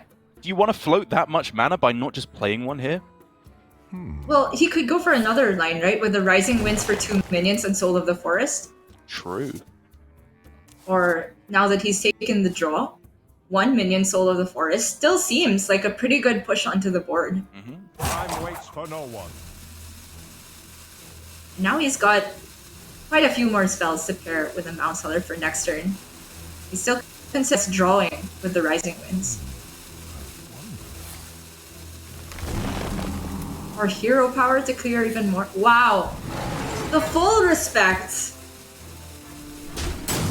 I am left actually thoroughly unconvinced by this line, Gia. The fact that Posesi just equipped and swung with an anchor means that he's fairly likely to have a risky skipper, against which a bunch of 2-2s do very little, whereas if it's in Mount Seller plus Ironbark on that turn, you trade everything into the Warmal Challenger, you're left with one of your Glowflies being left alive because it was buffed by the Ironbark, and you have a Mount Seller on board. That is difficult for Warrior to deal with at the best of times. And then even if they do deal with that, you have the second Mount Seller to follow up thereafter. I just think you want to play to the weakness of Warrior, which is the fact that they don't have very strong single target removal, whereas this type of board is super easy for Warrior to deal with. I will say, though, that in Kin's favor, at least he did end up clearing the Warmal one way or another, because he knows that if Risky Skipper comes down, everything small on the board is getting removed, and only the big boys or big girls are getting left on the board. So he's made it so that if Posesi's going to go for a skipper turn, the board essentially resets. It's just going to be a few low attack minions left for Posesi. And in which case, maybe he's thinking that's the point he would rather play Mount Seller. I think well recognized from Posesi that the board doesn't even merit a skipper yet. It's not that threatening. Yeah, this is really smart from Posesi. This, I think, is playing exactly into one of the key things that you realize about these Druid matchups, which is that when there's 2 health minions on the board, Risky Skipper can activate once to damage everything, then you play the Blood Boil Brute, it damages them again, and you have a 6/7 on the board. And of course, there's now not much board space, weirdly enough, for Kin to go with the Mount Seller. Well, maybe if the bomb provides. I like the start of the ordering, get all of the guaranteed attacks in, and there you go. Supply only the finest creatures. Expect we see this for draw.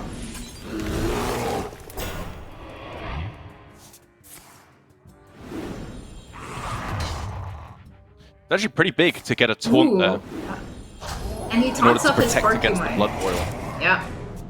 Very good outcome. This play I really like from Kin. Traditionally, you taunt up the Mount Seller because the 11 health is so difficult to deal with. But in this instance, it's going to be really, really tough for Posesi to both get through the taunts and damage the Mount Seller enough for the Blood Boil to kill it. Agreed. But he will be able to get his free Blood Boil now. Let's see what else can be provided. The Copy it sticky as well. finger. Yeah. Woo. And that's enough to clear both of these. Sorry, enough to clear the Porcupine and the Mount Seller. Yeah, as long as the missiles didn't go horribly wrong there, everything works out fine. Does of course mean that the Blood Boil Brute will die, but the important thing is, Posesi's now cleared the board.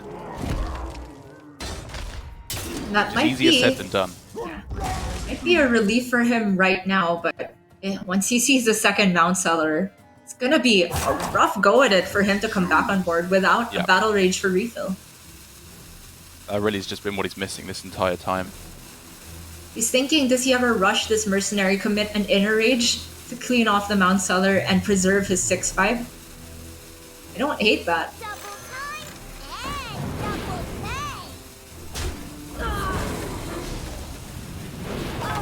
It is a weird dance you're playing with both of these decks where neither of them have especially strong single target removal. So the first player to stick that one big minion is often in a really good spot. Both players have been consistently trying to do. The second push from Kin's Mount Seller might be too much for Posesi now. The Wild Growth double spell interact. That's another Mukla. And another Dreadbreaker. Oh my gosh, Diving Griffin has been dethroned as the King of Beasts, just like Glory managed to dethrone Surrender.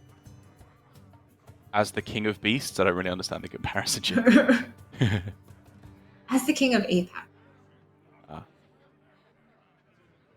Okay, he's gonna start off by seeing what lackey he gets. It's gotta be Ethereal into... You know, I wouldn't hate the Commanding Shout here. Or Bash. That, of course, works.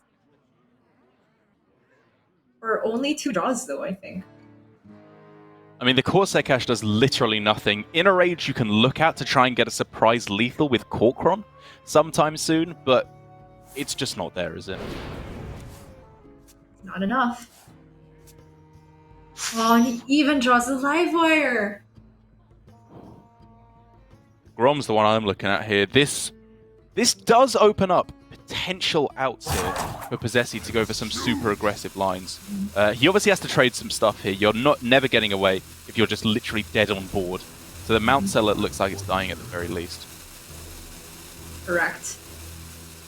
And he could play the Corkron to face if he's saying he needs Grom Inner Rage.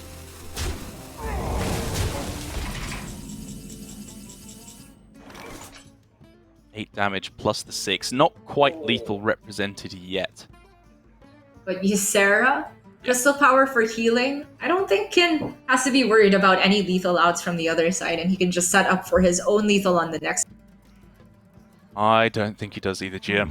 The Livewire Lance can, of course, always provide you with some miracle outs, mainly off of another Ethereal Lackey if he's able to find that. But it's looking slimmer and slimmer.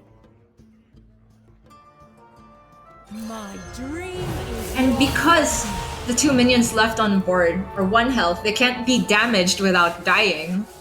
I don't even think there's a reason to trade to play around something like Battle Rage, for example.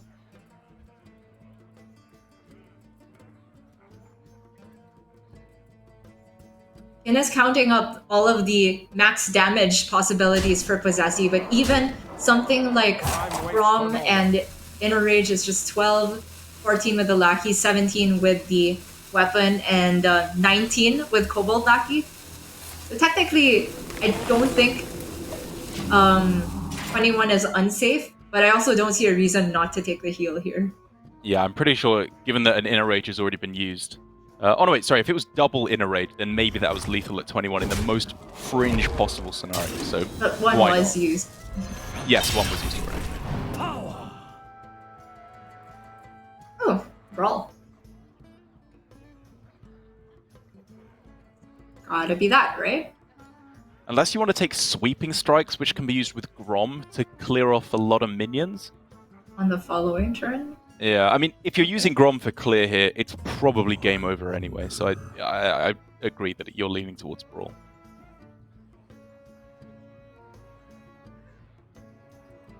Maybe you don't use it this turn, of course, if you have another way to stay alive. I do think that the whole reason for picking Brawl is so that you can use it this turn, because obviously the sweeping strike is setting up for a clear on the following turn. And Posesi's going for a game plan that, as far as he can see, oh wow, he even wins the Brawl. Okay. As far as he can see, it's kind of the reverse of how this matchup usually goes. It's like, if the Druid can exhaust the Warrior of resources, and happens because Druid runs more card draw cards, then they win. But now Posesi's saying, try to come up with more board refill. And of course, Kin with the Ysera active won't be too difficult for him. Yeah, Overgrowth looking premium here just to draw one extra card. After the Glow Flare, I suppose.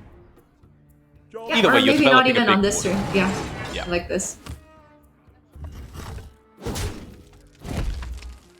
As long as some kind of development does come down here to represent lethal, you're probably absolutely fine here. As Kin, Posesi does finally find that Battle Rage, and he can draw 2 cards, but I think it's a little bit too expensive along the process. Not much that helps him off the top of his deck. I think he was searching for another Ethereal Lackey to Brawl there.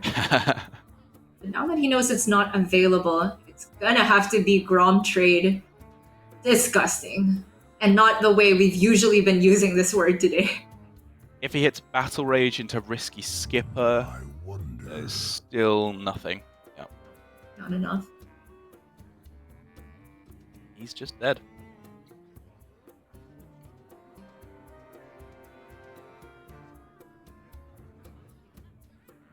He can stay alive from his perspective by clearing off the 6/6 and armoring up. Kin is only showing 9 on board +1 from hero power. Okay, fair enough. I wasn't even seeing a way he could stay alive on the board. Supposed to do that, even though it's very slim outs. Kin puts a point on the board, and in fairness to him, it's against the Warrior, which we kept saying, why would he leave this up? Well, I think this is actually a matchup that we've seen go the Druid's way twice now. Obviously, once from Kin and once from Blitzchung. I would imagine a very strong practice partners, given they're the only 2 players to have gone with this strategy. If you remember back to Blitzchung's victory, it was due to Frosty getting triple Risky Skipper in the Mulligan. Oh, right. One of them made by the Sky Raider, which was a very, very weird game indeed. This one was a little bit more standard from Posesi in terms of the gameplay. He was able to get down a War Maul and almost copy it later on. But the real missing component there was just a timely Battle Rage. You're usually able to put up 1 wall of big threats as the Warrior without it, but thereafter you're just using too many cards if you're not refilling. Yeah, I can definitely see that as being maybe the one chink in Warrior's armor. But now, it's on Kin to see if he can complete a reverse sweep, and between the 2 decks remaining, I definitely feel like the Hunter has more potential to help him out here. Yep, and you are looking to pick up as many games as you can within each series. It's not like usual best of 5, where it doesn't matter. Here, the tiebreakers come into effect, which is game score after match scores. So I would not be surprised, as I think we are seeing here, to see the Hunter. And again, what looks like, even before the Mulligan, a pretty decent starting hand for Kin. Definitely the coin and double 2-drops and Bran as well. And I think he's definitely going to manipulate the Zephyrus to give him well. Someone's got to lead the charge. I would imagine, but on the other side, Posesi's hand as well. He's premium. But funnily enough, the fact that he has a 1-drop on 1 is actually beneficial for Kin's Bone Chewer Brawler, but he actually is going to choose to hold back. Maybe wants to play the Bran even sooner by the coin. Another Warmal Challenger Bloodsworn opening here for Posesi, if he can find a Battle Rage or potentially trade it into the Bone Chewer Brawler. But weirdly enough, Warmal Challenger lines up really badly against this, so you definitely want to hold back at the moment. I was a little bit surprised to not see Zephyrus for Wild Growth there, given that he knows that a weapon has been drawn by Corsair Cash. The 2 health versus 3 health difference is not very big. So that leads me to assume that Kin's actually saving Zephyrus for a specific purpose here, like an ooze. Yeah. Yeah, it was the two main approaches there. It was either you can say, all right, I'll ignore the weapon and just let it get its swings off and ramp up towards Dinotamer Bran, or I can remove it here.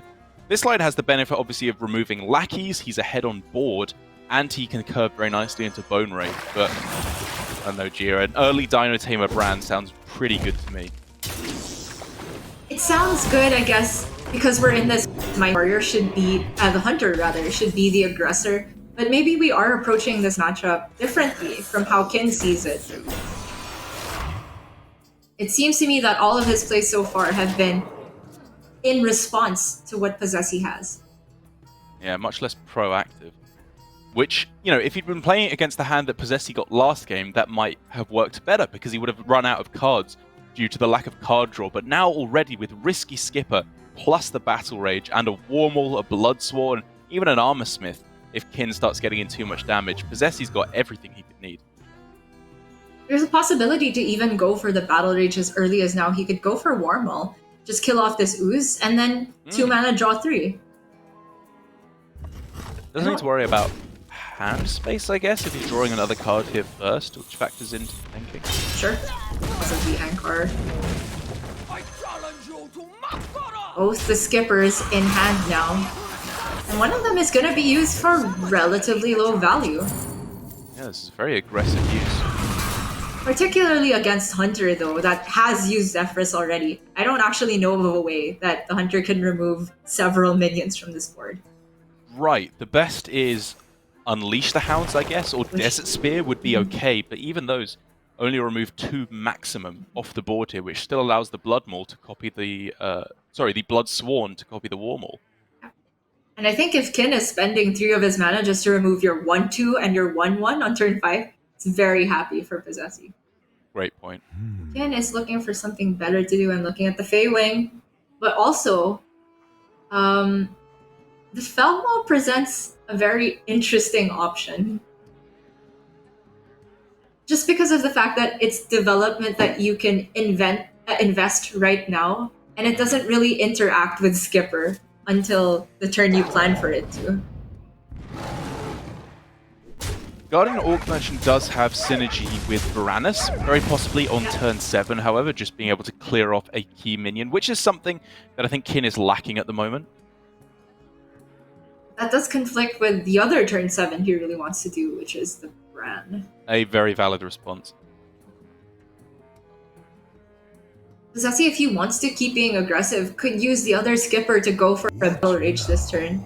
Or even just something like Bloodsworn Battle Rage. It's still 2 mana draw 3. It looks like he's gearing up for it. The draw 5 here, I'd have to imagine, with Armor Smith into Battle Rage. It's powerful, but it does mean he is left significantly less reactive now that both of the risky skippers have been used. Worth noting that he's seen the one of Unleash the Hound, so this type of what looks to be a fragile board is actually very annoying for Kin to deal with. The weakness to this play is, of course, Varanus, which could come down and neutralize all the health on Posesi's side of the board. And I was going to say it's not too bad. It actually kind of is. Posesi's hand doesn't do nearly as much as he was looking to do on the following turn now. It is very cool that Varanus, by setting all of their health to 1, makes them back to full health and not damaged. Right. So this also has that added benefit of making, say, Blood Boil Brutes cost full mana expenditure for Posesi again. And if anything gets played, all of Posesi's board goes boom. So he's got to trade off his Skipper first.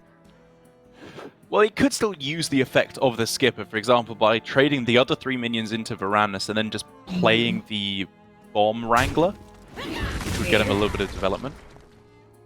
I feel that's a bit of a waste of 1/1s, which I think we went over is kind of awkward for Hunter right now. And the Armor Smith has so much potential, I think, to keep gaining. You could trade this off with something like the Korkan Elite. I must choose.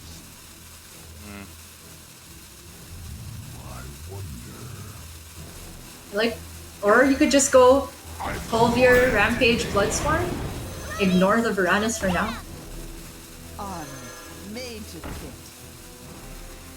think what he's going for here is trying to keep intact the combo that can come down on turn 9 of Corkron, Inner Rage, Rampage, Bloodsworn it by just going as wide as possible, pushing as much damage to face, only sacrificing the risky skipper because of what you said about it destroying the whole board.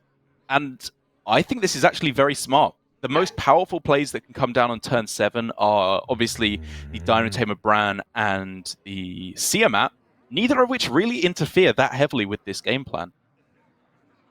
I definitely agree. Posesi's gearing up for that turn 9 18 damage combo. And in the meantime, making things very awkward for Ken. He's maintaining a high health total by playing these armor smiths.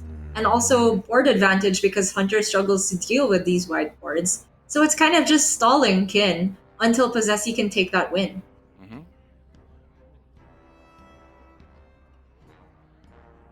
Much deliberation ends up in what do you know, Dinotamer Bran probably just the best option here. Probably, but it looks like it might end up being another king trade. Just because the armor smiths negate any of the damage you deal face by healing back up. Oh my gosh. Ooh. That goes up to 22 burst potential now. He can't just do that this turn, can he? Actually, sorry. If he goes Corkron double Inner Rage and forgoes the Rampage. Oh, that's cheap. Is that 16 damage? Okay, close Not to quite GG. there. Yeah. Very, very close indeed. And he's looking it over. I don't think there's any way he can get there, even with Bomb Wrangler or any of that nonsense. So the name of the game is just survive for this turn, which I think shouldn't be too hard. He's seen Zephyrus, so there's no kind of Inner Rage or Wind Fury lethal that can be found here. Oh. Bit of a deviation here by expending this Bloodsworn. I wouldn't have minded seeing one Inner Rage because we could see that the 18 might get there anyway, but Posesi is pivoting a little bit. Of course, it is scary to face down 17 damage on the other side. Very interesting. Because the problem now for Posesi is just board space, though, for all these bombs that he wants to try and summon with 2 buffed up Bomb Wranglers. Obviously, he's miles ahead on board, but I think if he saved the second Bloodsworn, he could have got himself in a situation where he was more likely to hit lethal on the following turn. Yeah, it's weird. And I don't think Posesi was super happy with that turn either.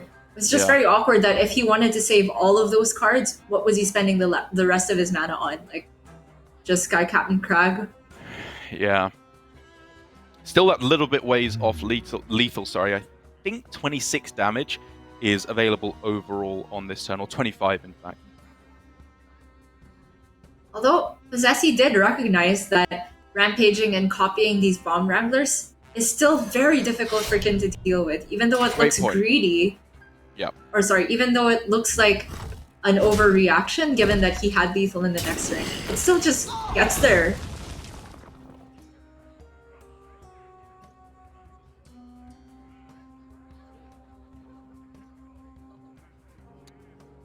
Kin can't present his own counter lethal. He can make some very powerful trades though. Orc Merchant to give one of his minions Divine Shield, trade. Kill Command, another great trade there. And the bombs are unlikely to deal much damage to face. True. Ooh, a Rot Nest. Gotta go very quick though.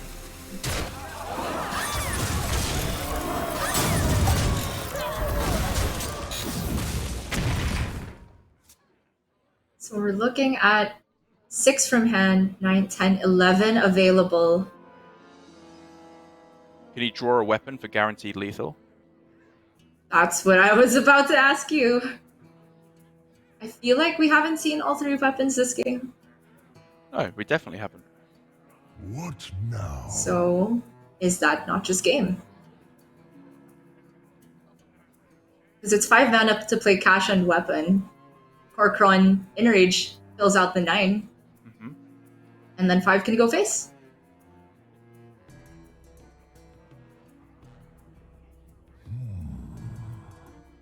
Looks good to me. Is Posesi tunneling on something else here? Time is running out. Okay. There we go. He sees it. It's a bit scary there. But to be sending it all to face. Corkron in a rage. There we go. Giving me heart palpitations at the very end there is Posesi. And even though I think there was a line he could have taken there at the end that gave him a much higher chance of locking out the game, he's able to take it in the end. And he knows that was good enough to get the job done. And he does go up now 2-0 in the first week of round robin here in Grandmasters. And even if we put his play aside, based purely on his lineup, I think Posesi is very deserving to be up for the scores. I 100% agree with your point about the lineup. I think it was very heads up from the archetypes chosen to the techs within those archetypes. But I am hesitant to say that the line he ended up going for was strict and holding all of the enrages. At first glance, it definitely seemed weird. It seemed to not be consistent with what he was going for. But I do think what he ended up having on board with the 2/7/5s that generate a lot of bombs and miles away from lethal for Kin, I feel like that is also very powerful. And maybe he was thinking that the Corkron OTK gets stopped by 1 or 2 taunts. I do see your point. I think he could have maybe found a middle ground where he didn't use the Bloodsworn and could still have buffed up a big minion, because again, the problem he was running into there to an extent was board space. I don't know, I guess we could go back and forth there, because, you know, the Bone Wraith had already been used, as had the Bone Chewer Brawler, so there were very few actual taunts that could have been thrown down at that point in order to get in the way, especially given that Zephyrus had come down. We could go back and forth all day, as I said, but the important thing is that Posesi did come away with the win there.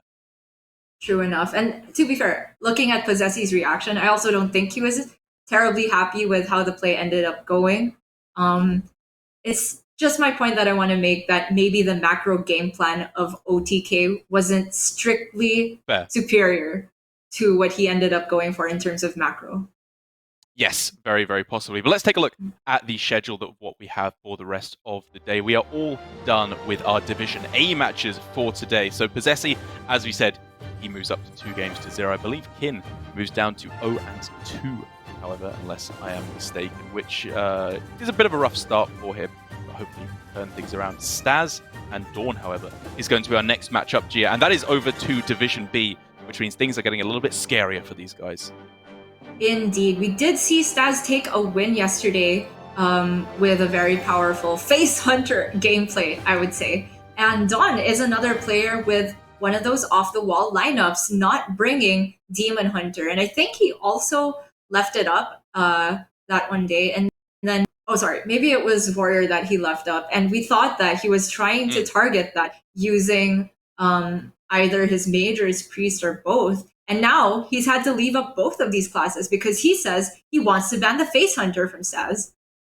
Yeah, for Dawn, I am left perplexed by his game plan. It felt like, for me, even though I disagreed with Kin and Blitzchung's conclusion that Warrior was not that powerful, their thinking was quite clearly, I think, that just it's not that good, to be perfectly honest, and isn't worthy of a ban. Whereas Dawn here, I think, as we can take a look at his decks, seems to be going for some kind of a target with the Priest. There are whisperings amongst the community that Priest is favored versus the Warrior. That's why we're seeing a fair bit of it on ladder. When you're up against a Grandmaster, though, rather than the average ladder pleb, I think you are much less likely to be able to take consistent wins as the Priest. Yeah, and in large part due to the inclusion of Grom, as we were talking about, just as another type of OTK or finisher, whereas Priest was already struggling to come up with defensive plays around the OTK from Corkron. But I do think there's potential in here, and also just the inclusion of Mirazon. We've seen it pull its weight for Tyler the other day, and I think there's definitely a lot that we don't know yet about this Galakrond Priest, given that it hasn't had too many appearances in GM thus far. Yeah, at the very least, I love the direction that it's going in here in GM, taking away a little bit of the late game by cutting the Plague of Deaths, and instead going for a much more mid-game focused game plan.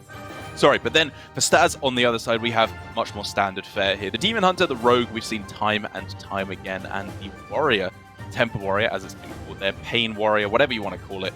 It is going to be, I think, in a fairly good spot yet again here for Staz. Dawn's game plan of targeting the Warrior yesterday, or last time we saw him play, went horrendously wrong. So hopefully, for his sake at least, we can see it turn around here today. Yeah, and he's got 2 mountains to climb, leaving up both that warrior and tempo demon hunter, but I'm gonna go out on a limb here and say that not feeling favored because it feels like his strategy was revolving around leaving up warrior and being able to ban demon hunter. But it turns out there's a deck that's even more aggressive that he needed to get rid of, given that he has Highlander Mage and Rogue.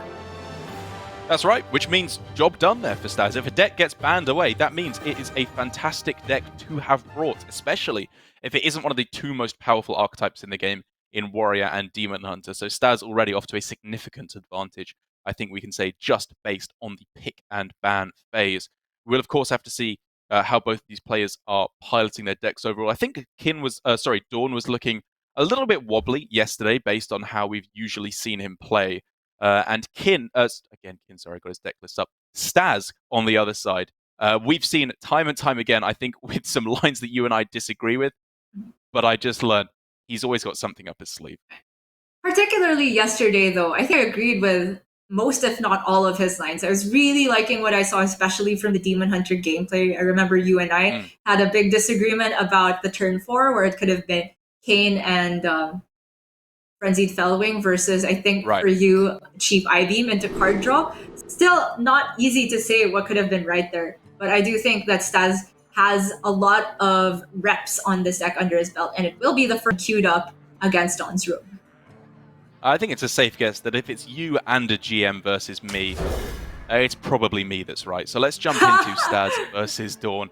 And not a bad start at all for Staz. The Crimson Sigil runner on the left-hand side is pretty much the only place where I would consider keeping it, because of course you get the outcast right away. But it is against Rogue Gia, who have the weapon ready to come down on turn 2. That is true, but I feel that Rogue these days is not playing Dagger all that often on turn 2. You're seeing them wanting to play things like Hanar, Secrets, or even a Praise Galakron plus Lackey if they manage to stick a minion on one. And at the very least, the Crimson Sigil runner just replaces itself, so if it's far left, I never mind keeping it.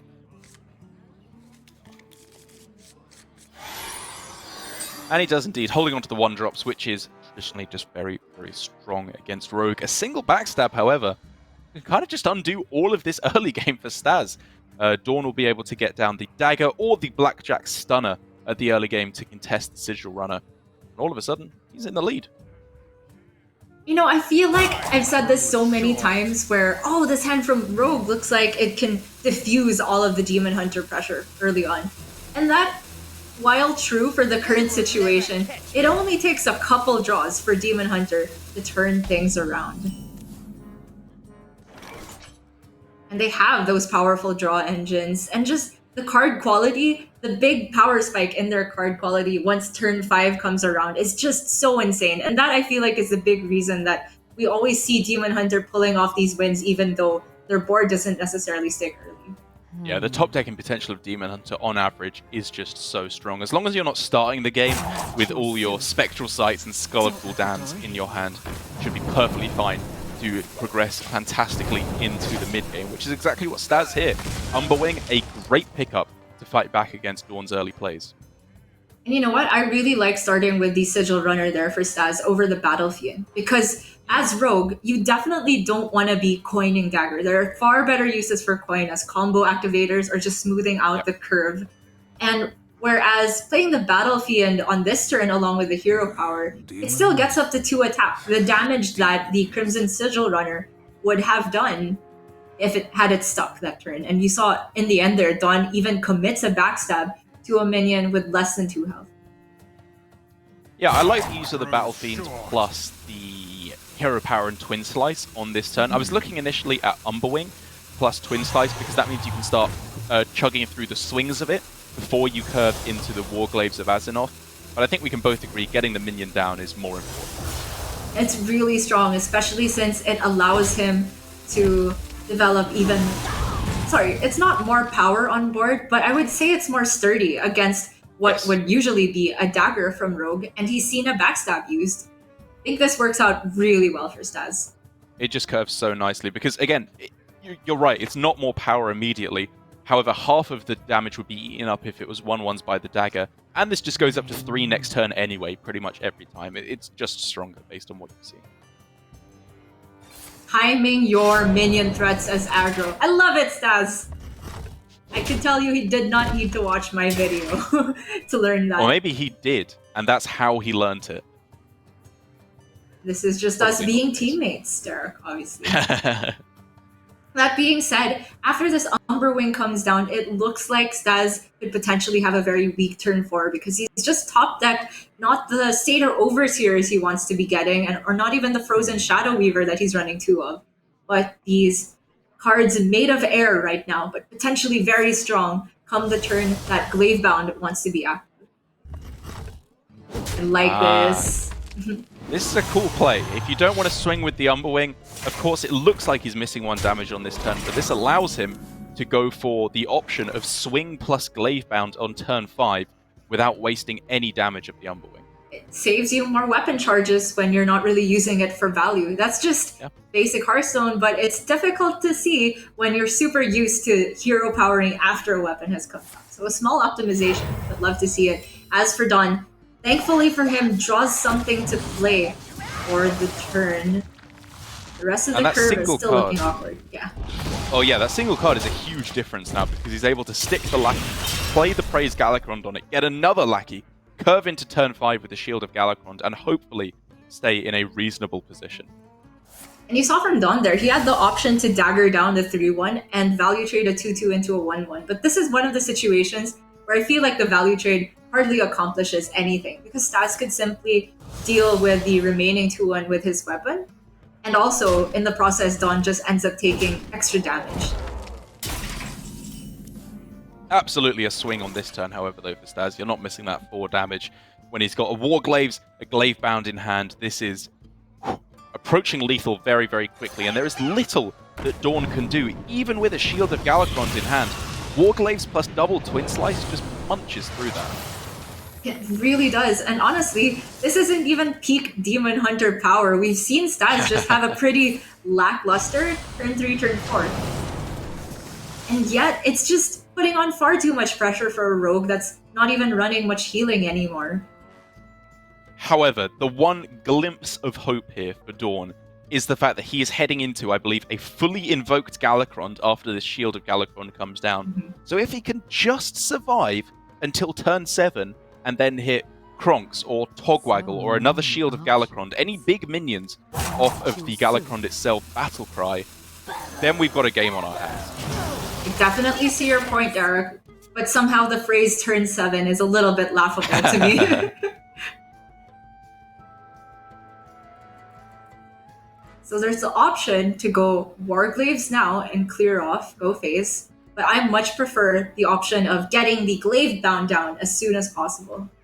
Me too. The play you are expecting on turn 5 from your opponent is Shield of Galakrond, against which starting with the Glavebound is absolutely insane, because you can then follow up Warglaves plus the Twin Slices to get through it. The 6 damage goes face. I was about to say 7, and then Staz just wins the game. Indeed. And the saving of a weapon here, a weapon charge for Staz, all the way back on turn 3, now means that he only needs to expend one of these slices, the one that Don already knows is in hand, to get rid of the 3-2 and then play the Glavebound and ship it to face. And that's going into the turn before a Togwaggle is active. So I don't think Staz will feel too sad about leaving up the Lackey. However, it's scary into exactly Faceless Corruptor, which is, of course, a 2-of in the deck. I think this is very clearly the best decision. Or not very clearly, but by far the strongest of the 2 choices, and I'm glad that Staz can find it.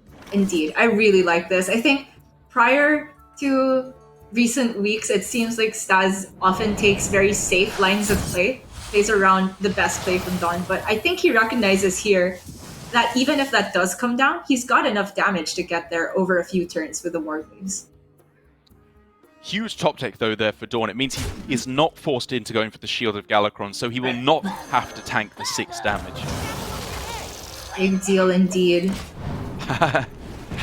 Dawn did believe in the 50-50. Yeah, I was gonna say. That would, well, just so you know, Dawn, you missed out on a top 5 play 50% of the time there. Already. And from maybe not as much burst as he wants to get at this stage of the game, and not enough card draw either. It's a difficult decision. He could try and pivot by clearing one or two of these minions and still ship a bunch of Warglaves damage to the face, but I think the only way he sets up lethal over 3 turns with the hand as it currently stands is to use all of the Warglaves charges to the face.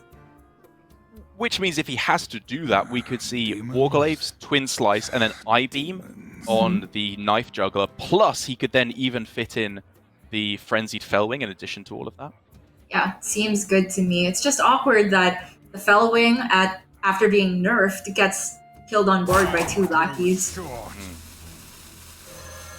And on the other side, Gia, as I was talking about, if he can branch into turn 7, then he has a chance to get there. And based on how little damage Staz has available in hand outside of the Warglaves, I think Dawn's gonna do it. Wow.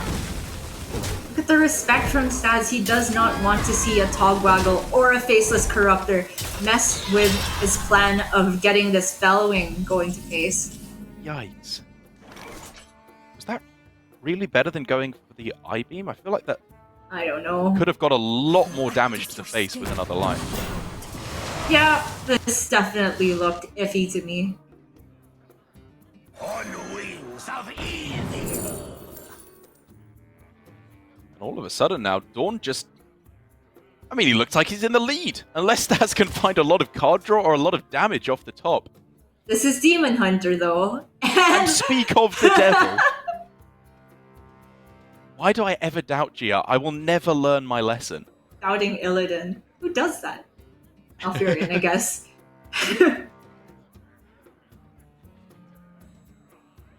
Well, I do think that's getting played, because if not, then the turn is looking like Shadow Weaver, Twin Slice, I-Beam. It just doesn't use all his mana anyway. Yeah, I just don't know why you wouldn't start with it. You can still Twin Slice into I-Beam if you need to. Alas, poor Warlock. Whew, the other war. Oh! Altruist. So Alutemu could be used on this turn for 2 damage AoE. Time grows short.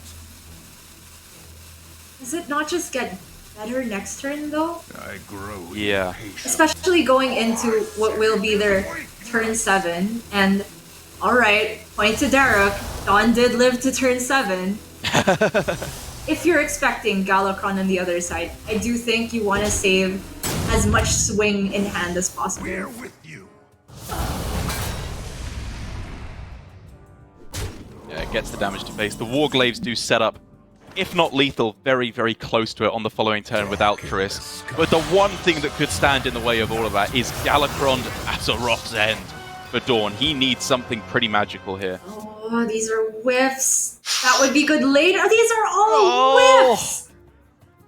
Nothing that deals with the board immediately outside of the weapon. No Eviscerates, no Faceless Corruptor, no Taunt, no Kronks. I would say that's a pretty unlucky outcome for Dawn. Yep. Not often I call a 0 mana active Togwaggle a whiff, but everything is coming to a head next turn. Yeah, it was just too slow. He needed a taunt, he needed a board clear, anything. Oh, there's a taunt. Easy golden kobold. Darkness wanes.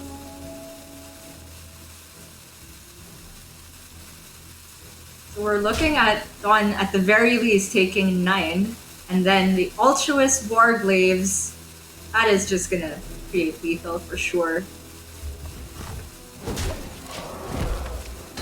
There's 5 on board, and the Warglaves on its own. The sealed game. It was a good effort there by Dawn, and I think there for Staz on the other side, you and I can agree, there was that one turn that just looked a little bit fishy in terms of how much damage he was sinking into the minions. But it does stay in that line you were talking about of Staz being, if anything, overly cautious about what his opponent can do, saying Togwaggle can come down there, and then maybe I'm falling behind, whereas even if Togwaggle was there, he had so much damage he was pushing to face on that, and he may have just been able to close it out. It's true. If Tog does come down that turn, it takes another turn to get the pick 1. So I'm not entirely sure as to the thinking of clearing off 3 minions there and he was definitely not guaranteed to get Skull off the top. Granted, there were a lot of good draws for Staz there, but I do feel that having all the weapon charges would be more consistently getting him to lethal. In any case, I really like how Staz approached the early game, particularly the turn 1, I think was a big deal in this game. Yeah, I think very smartly played out. You know, like you said, baiting out the backstab with the Sigil Runner, and then never, even the play with the Umberwing where he attacked with the hero power first, it just really smoothed out his turns so nicely there. I think very smart early game play. But that does mean now with the Demon Hunter out of the way, definitely expected, given that Dawn wanted to ban it away, we can now start the series proper, I feel like, with Dawn having a much more concrete strategy with the decks left over. But before we jump into that, we do have to go to a quick break to let the players get ready for the next game. So don't go anywhere. We'll be right back with the conclusion of Staz versus Dawn.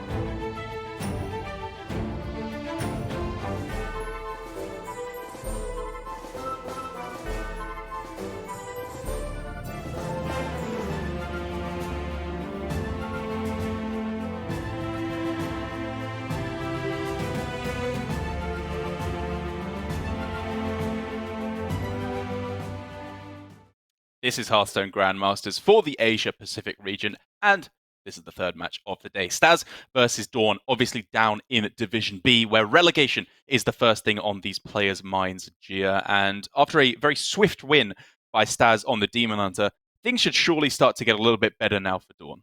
True enough, because it does seem like, as far as Dawn's lineup was built, that he was planning on ideally banning Demon Hunter, not really accounting for Face Hunter being brought in most lineups, which, to be fair, I don't think I would have been accounting it for it either. So that's props to Staz getting that ban on it. But now Dawn, I think, as far as we can guess, it seems like he's trying to target the Warrior maybe, or at least be left with good matchups against it, whereas most players are choosing to ban it instead. Yeah, obviously the phrase target can encompass a wide range of percentages in terms of how favored you think your field. There have traditionally been extremely hard targets in Hearthstone. If we think back to like the anti-control lineups where you were bringing the Quest Rogue or the OTK Paladin back in the day with the Four Horsemen of the Apocalypse. Nowadays, I think target is a lot softer of a word. Even up against the Warrior, I don't think Dawn could be saying he's especially far above 50%, even with the Priest, which is traditionally seen as the strongest of the decks up against Warrior. For the record, if we're going to bring up a hard target deck, can't believe you didn't mention the low jump, no win condition control Paladin. Oh my god, yeah. Back in the day, that was just peak Hearthstone. But you know what? Thankfully, I'm loving this there. meta too. Thankfully, there are win conditions in these decks, and we got to see it in full force earlier today from Alutemu on the Rogue, who just absolutely destroyed Flurry by cheesing out a win with the Rogue, even when he looked like he was miles behind. But aside from that, it's got to be said, we have seen some consistently very underwhelming performances from the Rogue. True enough, and now it's got kind of a new challenge to face, which is Mage, a deck that I feel has its loyalists, just as much as the Japanese players really believe in and continue to bring Druid. There's some people that live and die by the Mage. And that's a pretty good opener if I've seen one for both of these players. Yeah, looking very strong. Dawn, to be fair, is left with not necessarily the easiest decision in the world as to what you pick off of Zephyrus, given that he doesn't have any of those, 7, 8, 9 cost cards, which are really what benefit off of Wild Growth. But even as I find myself arguing that he maybe shouldn't pick the Wild Growth off of Zephyrus, I'm thinking I sound pretty ridiculous. Yeah, it's just that the potential of what he draws, almost all of the deck, and there's an example, wants him to pick Wild Growth, but already you might be thinking maybe you need to use Zephyrus to remove this Hanar, because as it stands, it seems like it might just run away with value for Staz. Okay, fair enough, fair enough. The plus spell damage does make a couple of the options off Zephyrus a little bit more tempting, like, for example, Soulfire on the following turn could just clear it off completely, although probably doesn't end up being the option. And now for Staz, because the secrets he's drawn are both dirty tricks, both of them are the lowest tempo, I think he actually deviates from getting the secret value here. I like this. Very smart. Another dirty trick. A dirty hat trick right there. Plague of Madness is interesting versus Mage that likes to play large minions. Yeah. Right, clearly sets out his game plan for the moment. Even if it's just used in the early game to take out, a Zephyrus, just literally without the Poisonous or a Twilight Drake early on, it could be pretty good. And oh my lord, was that a Solarian Prime drawn instantly after the Solarian died? What on earth is going on? It was indeed. And oh, Zephyrus, it gives Fork Lightning here over Holy Smite because he sees this little lackey as a threat as well. I mean, it really wants to kill the lackey. Look at how the Mortal Coil kills the lackey. Oh, Zephyrus man. is nothing if not vindictive. Yeah. Dawn has to bite the bullet here. It does mean he can't play the Twilight Drake on Irv next turn. As long as he can play Solarian on 7. I mean, honestly, memes aside, I was going to say that as a joke. As long as he can play Solarian on curve, he should be fine. It's just so powerful. You know what? I agree. Just that little change in the texting, you can only target enemy minions, turns out makes the card far more powerful. It really do be that way. Staz's hand just doesn't have any pressure. You could say, from Staz's perspective, oh, let me play these dirty tricks at some point. Mage wants to play spells, right? That's generally their win condition is the Dragon Caster into Scam. But Dawn's hand just doesn't have any spells until turn 8. It doesn't, and Gia, he also kept a Dirty Tricks in the mulligan, which is something I was definitely hesitant to say I liked. And, I mean, to be honest, if you look at the win rates of secrets kept overall in Rogue, it's pretty low. Yep, and we're also seeing that this is a different, yet again, permutation from different Rogue packages where we usually, I think, see the double ambush, 1 Bamboozle, 1 Dirty Tricks. For Staz, it's 2 Dirty Tricks and 1 of the other 2.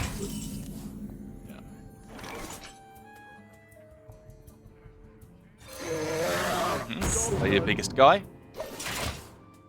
The good news. The only fear, of course, was the ambush. Which was a pretty big fear as well. It wasn't one that he was discovered. It was one that was kept in the mulligan, however. I think Staz played the left one in his hand. And you do need to think, what secrets are they actually going to be keeping in the mulligan? And I would think 0 unless they had Hanar. Do you remember if the Hanar was also in the mulligan? No, it was the only card he kept was Dirty Tricks, which is why I thought it was so weird. Right. Strange. Maybe he thinks that the card draw is very important to keep toe-to-toe with Mage. And to be fair, there's a lot of windows where you can easily expect Mage to be playing spells, say turn 6 paired with Dragon Caster, or just a Blizzard by itself, or off of Zephyrus. That is, I don't know, that feels pretty reliant on your opponent though, whereas you could just find the proactive cards that you really want that don't rely on your opponent playing a spell. Because I agree, there are instances where they do, but there's also many outcomes where they just don't. They just curve out with minions. Most of the spells are very big or very reactive. I definitely see your point there. It's a pretty good draw for Staz. Allows him proactive to do this turn, whereas I don't think he necessarily wanted to play Faceless Corruptor without really the rush value, because I do think the dagger will just be killing this overconfident.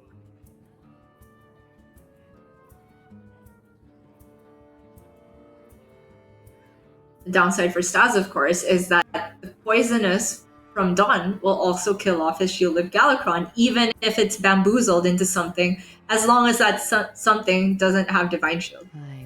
Yes. Or a Dormant, I suppose, as well. Oh, saving the charge here. You know what? I kind of like it. It just negates most of the threat of the overconfident orc, and it lines up quite well into Faceless Corruptor. Katrina not making any difference and just ends up very muerte herself. But now, Gia, I am seeing 7 mana and a Solarian Prime in hand. Is he really saving it for a reactive board, or does he just want to go in now? I want to go in now. There's a lot. There's proactive Mage spells as well. There's Power of Creation. I do believe we saw 2 off of Solarian the other day. The patience! Yeah.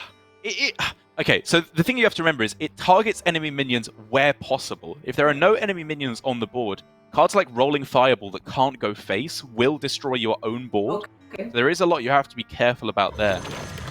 It is also just a 7/7, however, that can cast Box, Deep Freeze, Power of Creation, Conjurer's Calling, Secret. There are proactive, powerful spells it can do. Well, if we're talking about decent-sized boards for Solarian, this seems like also a possible one. Then again, so does Reno. Yeah, Reno off the top just makes this nice and easy. Now the curve becomes a little bit more easy for Dawn. He can just go into Dragon Queen, Caligos, maybe a box thrown in there if things get out of control. Staz, with his inclusion of Boom Pistol Bullies, can actually make it so that the Alex curve will be put off for a while, but the rest of his turn is so hard. It's so nearly so good, Gia, because, like you said, the Boom Pistols are good, but you really wanted to draw them for free, and he's only 1 invoke away from getting the fully invoked Galakron. And now he's drawn 3 of the best cards to get 0 mana off of the Galakron anyway. Yeah. I still think it's fine to go for it this turn, though. He can stall a little bit more and try to get the full invoke. The difference between 2 cards drawn and 4 cards drawn with a weapon is absolutely crucial in a matchup like this where value tends to matter.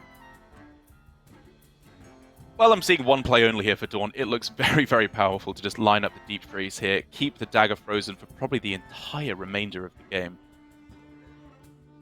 And these 3/6s are just really annoyingly statted for Rogue to deal with. Even clean up the bully just with his dagger, but he knows that the secret is Dirty Tricks. So he is hesitant to play a spell, but ultimately I think he'll realize that it's better than doing absolutely nothing this turn. Okay, so instead he will not freeze the face here, says that he wants to get a better target with this dagger.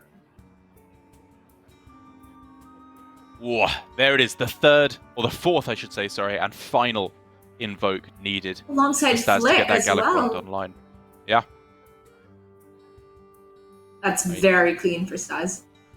That looks like a turn to me. The Edwin, I'm pretty sure you want to save until after the Galakrond has been played, very possibly on the same turn after you've played all the 0 mana guys. I agree. Oh, is he hovering? If he's hovering over Galakrond, maybe this is just the third invoke? Okay. Just a little pretty mouse. sure. Yeah, movement Yeah, there. okay. There you go. Just checking. Didn't want to play and now get down there and play the Galakrond before getting the 4th invoke. Oh my gosh.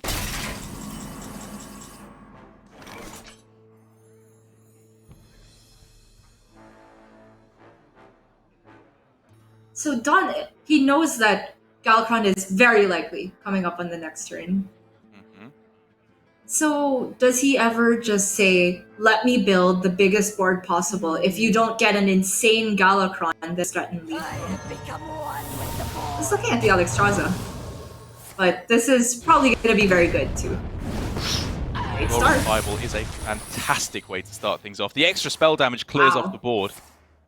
Okay, Staz now knows what one of the secrets are, right? Because you get the information if it's played twice, because it can't be played again. Correct. Yeah. It wasn't just nothing, it was actually actively bad to get the second spell damage there. All things considered, Solarian still cleared off 2 minions and developed a threat on board, so can't complain too much.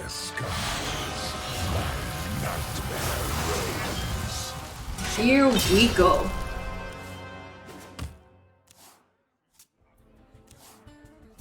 I expect we're gonna see the little cat to start, test for mirror entity. Staz doesn't know what the other secret is yet.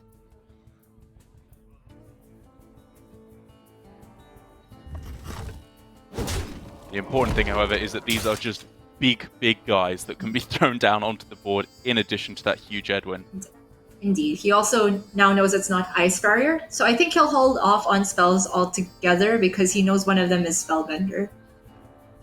If he can like discover for sure that the second one is counterspell though, then playing it just diffuses both of the opponent's secrets with a relatively cheap spell. But he can't guarantee it because he can't test for Flame Ward. That only activates when you attack with a minion and not your hero. Good point. Okay.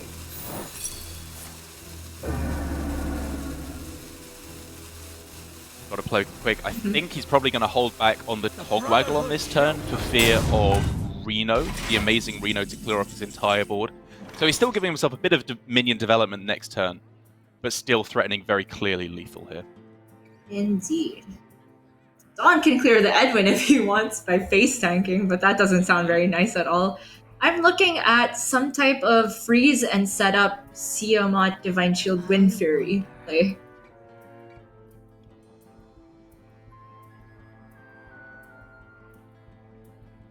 That sounds as good a way to cheese as any to me. There's also the Caligos freeze available. But I like him putting a minion on board that forces Staz to react.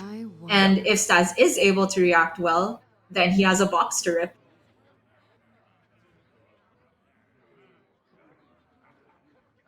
Alternatively, he could box as early as now.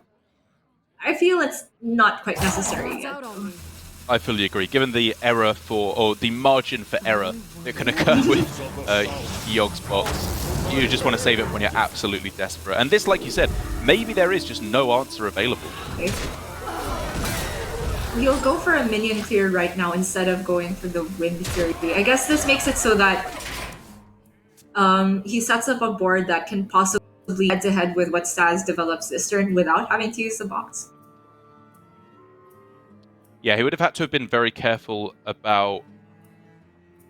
actually, no, I was going to say that if he tanked the damage with his dagger, he would have died to Kronk's Shadow Step Kronks along with the weapon. But because of the Spellbender that's still active, he actually wouldn't have died to that. For Staz here, this is one of the spots where I'm looking at the crown. Because... Really? He's got 9 cards left. Okay. I guess he's drawn most of the big threats. Yeah, he's drawn most of the big threats, I think.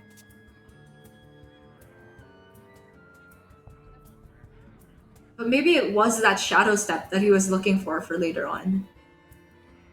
Does equal a huge amount of damage at this point. Don't let the door hit you. Able to stun the Tiamat. Of course you don't want to give your opponent a Solarian. Even at 9 mana, that card is strong. Yeah, he pointed it there for a second and I was like, oh, no. You got to be very, very careful with that indeed. That's a little spellbender for his trouble. I'm not sure if he meant to do that. I don't see a reason for proccing the spellbender right now.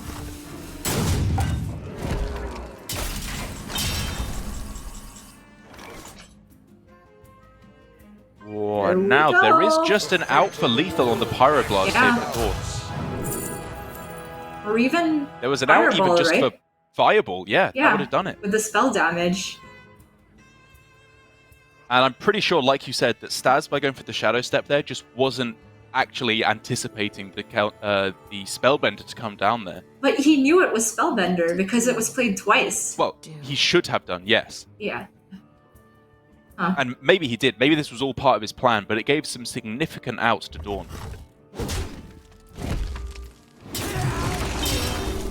Mommy needs 5 more. Even now, Dawn is still just looking to be in a very, very respectable position. Oh my gosh, there's even the overdraw. Nothing too significant. As we've said, all of the big bombs are already in hand for Staz, but I don't think this went according to how he was planning.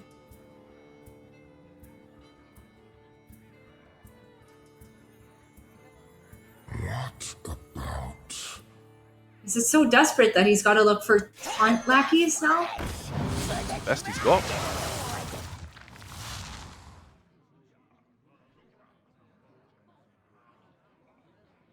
Getting desperate with the witchy lackeys, it feels insane to say. He can, of course, summon an 8/8 dragon, which is powerful, of course. Okay, a taunt. As is that. We'll run out of board space pretty soon.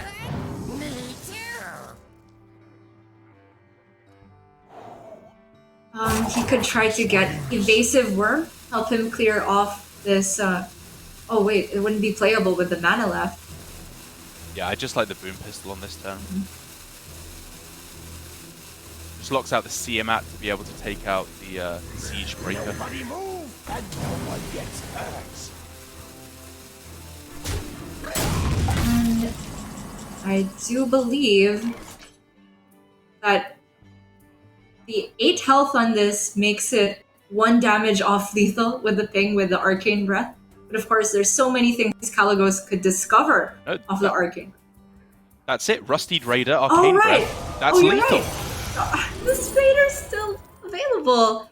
The 1 mana discount is what gets the job done, or just the Flame Strike off the top. Why not make Staz that little bit saltier about it? As Dawn does take it 1 game apiece now. That is not a game I thought Dawn had any business of winning. I completely agree. Towards the end there, it seemed like Staz really locked down with the Galakron on full charges, but outside of the Blackjack Stunner, I'm not sure if he had good ways of clearing off the Solarian, but I feel that something had to have gone wrong there, that the turn ended without with the Solarian still on board and able to attack for Dawn. Yeah, just using the Shadow Step when it was so unimpactful there as well. Whereas it could have been tried to save, activate the Spellbender another way in order to get your Kronks to be Shadow Stepped back and go for lethal that way. It was a very, very tough end of the game there for Staz, but I think you and I can agree there was some minor optimizations at the very least that could have been made. Indeed. And again, we could say that this is the beginning of Rogue struggling, but it can't be said that it's entirely to Staz's detriment because Dawn himself has a Rogue. He does. Also has the Priest, which if you want to take an optimistic view of the Priest, you could definitely say it has 2 good matchups left. The Rogue has been pretty consistently struggling against the Priest, I think in no small part, as I keep saying, due to Leroy. The burst damage is no longer available. And therefore, when you're going for these long grinding fests where you're just trying to outlast your opponent's value, the priest will generally come out on top. And the warrior, the priest just has so much removal they can offer. But before we get to Priest Town, we're of course going to head into our favorite, Rogue Mirror. And this, I think, is definitely a matchup where everything from the macro game plan to the tiniest of decisions of where your trades go matters, because there's just so many decisions to be made with the amount of cards generated. And so if Staz is, I think it's fair to say, crumbling a little bit there under the pressure at the end of the game is any indication, I think he'll need to clean it up going into what could be another long game. I agree completely, Gia. But now, both halves of Staz's hands here are kind of telling a different story. Shadow Jeweler, Hanar, and Ambush is a great way to pop up at the start by discovering a bunch of secrets. The other two cards were invokes to try and find the Galakrond. Do you like the half that he went with the Shadow Jeweler and the Ambush? I definitely like it. Just because Shadow Jeweler and Secret at the beginning is such a premium start that if the opposing rogue can't diffuse it early, it can just give you value to go through just all the way to the mid game, by which point you've probably already drawn some of your invokes, and there's far more copies of invoke effects than there are this one single legendary with such a powerful effect. Yeah, and already somewhat of a wry smirk there from Dawn, knowing, yeah, okay, this is going to be sticking around for a good long while, especially when you factor in that if you played Generous Mummy up against Shadow Jeweler Hanar, he's just going to be machine gunning through those secrets. Generous Mummy is just not a card. Every time this is generated, I just remove it from my view. Because every time you play it and you feel like, this probably isn't that bad, disaster immediately follows. Yeah, there's a couple of decks I think you can get away with, or at least historically you could, like the slow control decks, where, you know, the difference between an 8-mana card and a 7-mana card is very minimal. But against Rogue, where they're generating lackeys, secrets, and all that other nonsense, it is just done. And Staz can start off with a secret here. The Ambush is only one of in his secret package, but probably the highest tempo one that he can get. Well, okay. Boozle, also very high tempo, but I think he kind of wants this Hanar to stick around. Always like taking the Paladin secret here. Only question is, after trading into the Pharaoh Cat, does he ever want to Shadow Step his Hanar to make sure he can play it again next turn? There's just not much that can actually kill it on the Rogue side, though. Seal Fate, not active. Backstab, not active. The Devoted Maniac is a turn away. It would have to be a combination of things. Either the Praise plus a good Lucky or Eviscerate. It's asking for a lot, so ultimately I like this decision.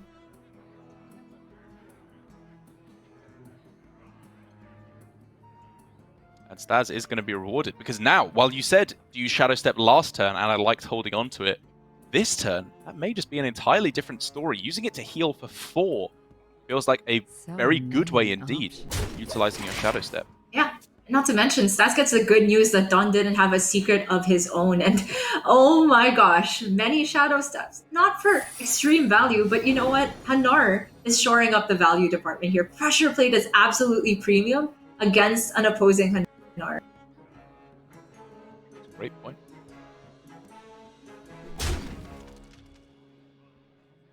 I like this a lot. It's the entire mid-game full of mana use generated by just Hanar and a secret. And the other thing that I really like is this is the perfect time to use Hanar. Later on, you want pressure more than value, whereas here, all the secrets just make Dawn's life so difficult. It really does. It's even got the stunner. Is that better than the Pressure Plate, though, in your opinion? Well, it allows him to get down more now and the Praise Galakrond this turn. I feel like they accomplish similar things. Whereas this line just gives you more pressure, and the Hanar is near guaranteed to stick another turn, so I think holding the secret is fine. I wonder. And with the best line looking to just be Devoted Maniac, and who even knows what will happen as soon as you play that down and start trying to trade in. It's getting to a point for Dawn that I wonder if he even wants to attack things anymore. It feels like every resource he expends into partially damaging the Hanar or dealing with the secrets is just resources wasted. And at some point, Staz actually does have to hit critical mass of secrets. You can't have any more than 5 things on your hero, be it quests plus secrets. Oh, but the thing is, if your opponent, in order to not proc any secrets, they basically just have to pass the turn. And if they're doing that, you're feeling great. Okay. I think Dawn is able to play minions and maybe not attack with them. There are not that many secrets that proc upon playing a minion. There's Repentance, Mirror Entity, and Snipe. Aside from those, though, it's like versus attacking. There's Freezing Trap, Snake Trap, Noble Sacrifice, blah blah blah. Good point.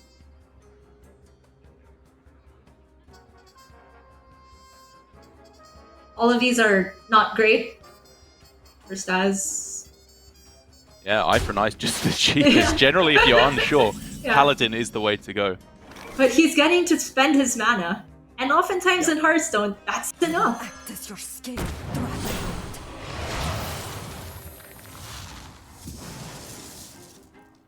Benefit for Dawn here that the minion he's up playing has taunt. So it forces Staz to respond if he wants to actually capitalize on his board lead. Alright, so we're looking at now Never Surrender, Dirty Tricks, and Pressure Plate in play now for Staz, which means, of course, any spells for Dawn become very underwhelming indeed. Mm-hmm. And I think after the Seal Fate comes down here, Staz can proceed from there as to how he wants to approach it. It could be Goblin Lackey to rush it in and get the damage to base. I do think this is a turn where he doesn't need to play secrets. Whoa. Taunt up the Hanar, get it to 7 health? How do you answer that? It would have Maybe to be, you taunt I up think... 1-2 to protect. I was thinking that the answer here for Dawn is Flick or his own secret plus Blackjack Stunner.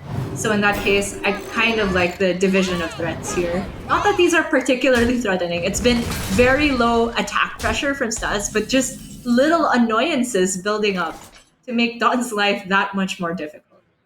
He just can't do much of anything. And now that Staz has, of course, his own Galakron and Kronks ready to go, it looks like he's not going to be running out of value anytime soon either. Dawn does have that for himself, though.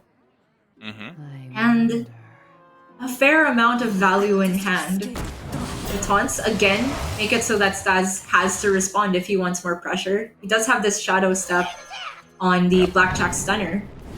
That's it.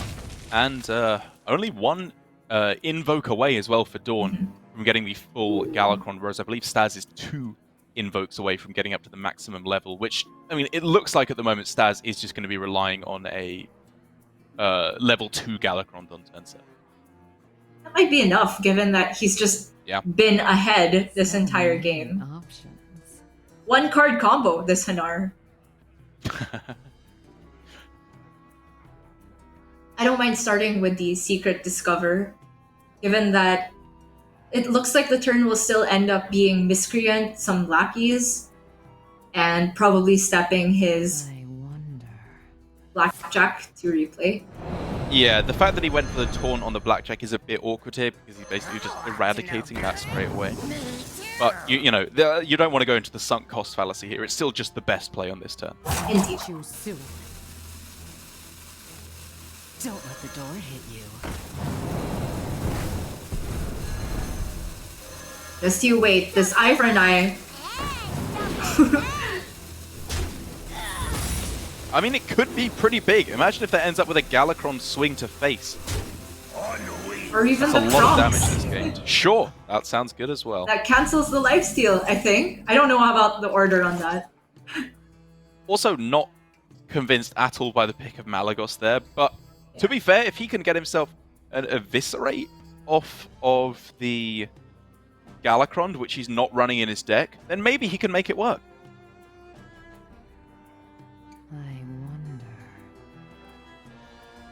I feel like the Malagos is not going to be all too relevant this game, because still, this board, Dawn can't do very much about it, and he hardly has the space to play his Galakron this turn. Yeah. And if he wants to respond using cards that involve minion attacks, then he's proccing with secrets.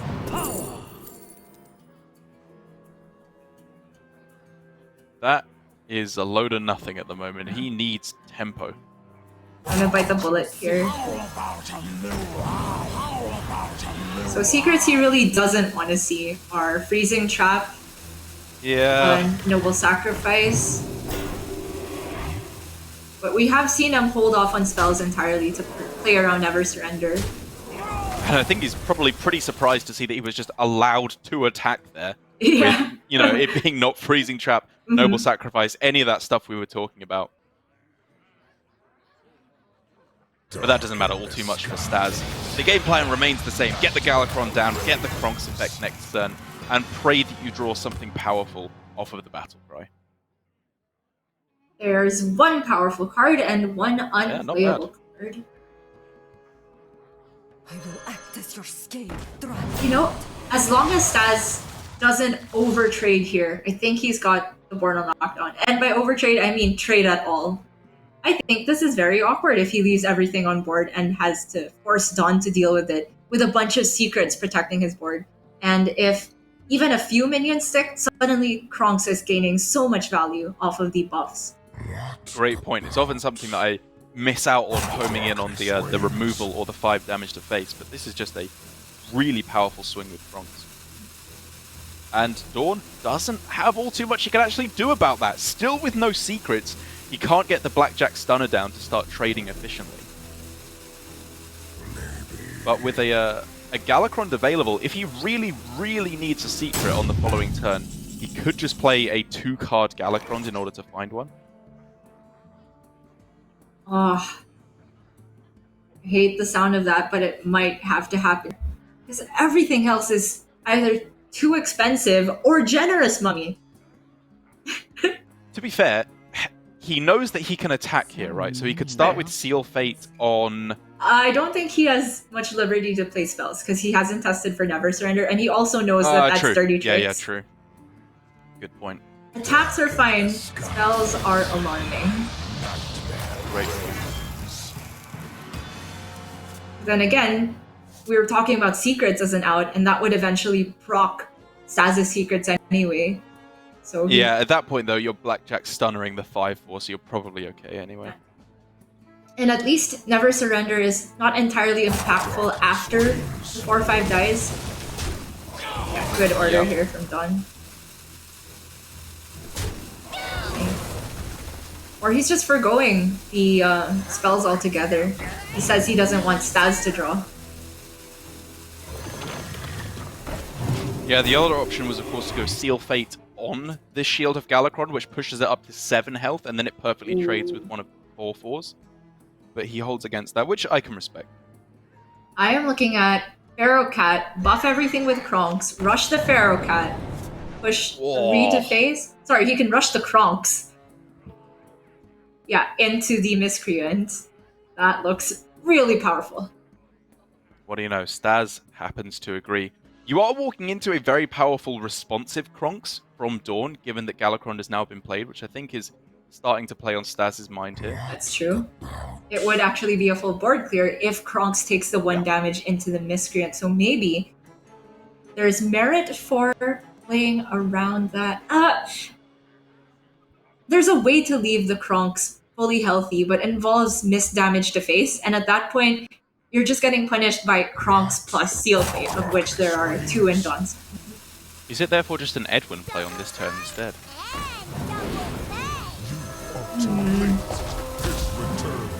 I feel that play, without buffing the rest of the board, then opens you up to single target removal, and the rest of the board just gets traded down naturally. There's no way to play around everything, but Staz is saying you need to have something else on top of the Kronks. That is exactly what Dawn has. Even if we factor in the Never Surrender, everything still just dies.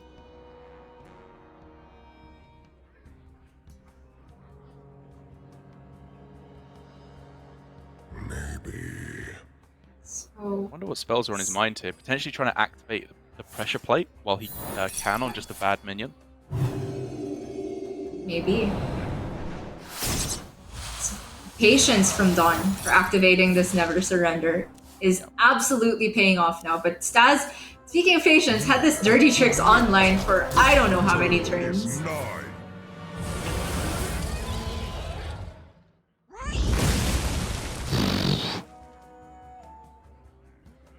And all of a sudden, from being miles behind, it feels like Dawn's actually just in the driver's seat now. He's not on that low of a health total. He can just start to go for the value game plan very strongly here. Yeah, I do think we're quickly transitioning into that.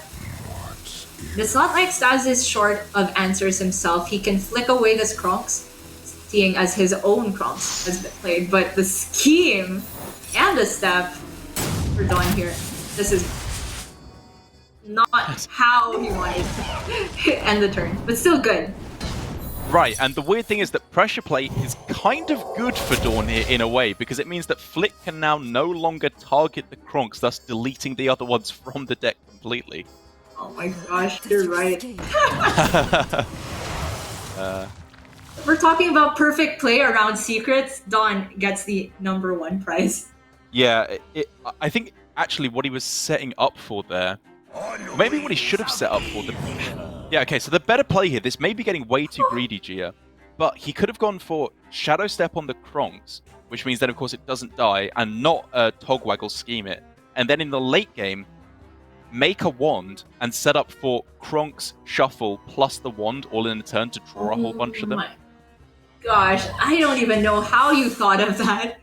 Viper did it in one of the early weeks. That was the top 1 play in week 2. According to Derek Brown, famed Hearthstone caster. I've been outed as not having watched your week 2 video, but I promise I watched week 1. Yeah. And week 3. Muzzy fatiguing. Great stuff. Yeah, it was amazing. But this way for Dawn is obviously slightly lower value, but of course I may be getting ahead of myself by thinking that late game focused. There's still plenty of cards in the deck. Even before the shuffle, there would have been 15 cards left on this turn for Dawn. And it's not just about value, it's also about surviving. So I don't hate his game plan here of going for a slightly less greedy approach that has more immediate payoff. Mm-hmm.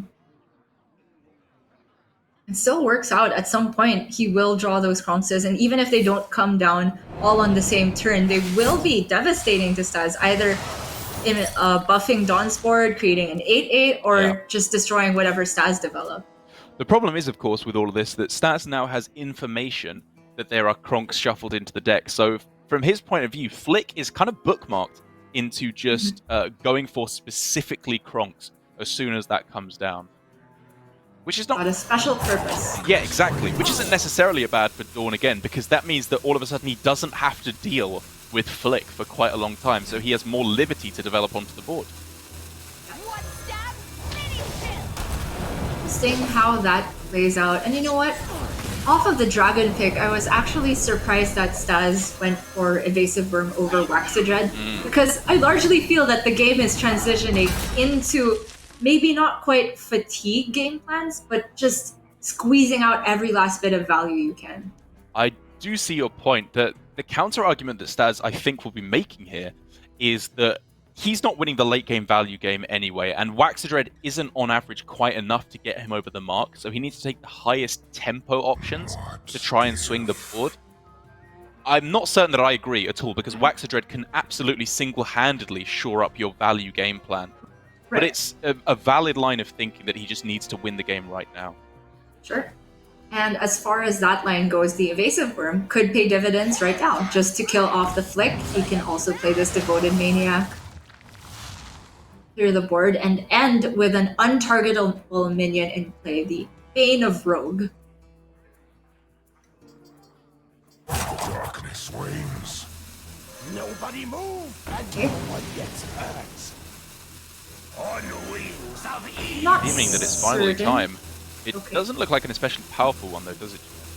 It doesn't. But he can still clear the Flick with Backstab and trade the Devoted, but I'm curious as to the timing of Boom Pistol.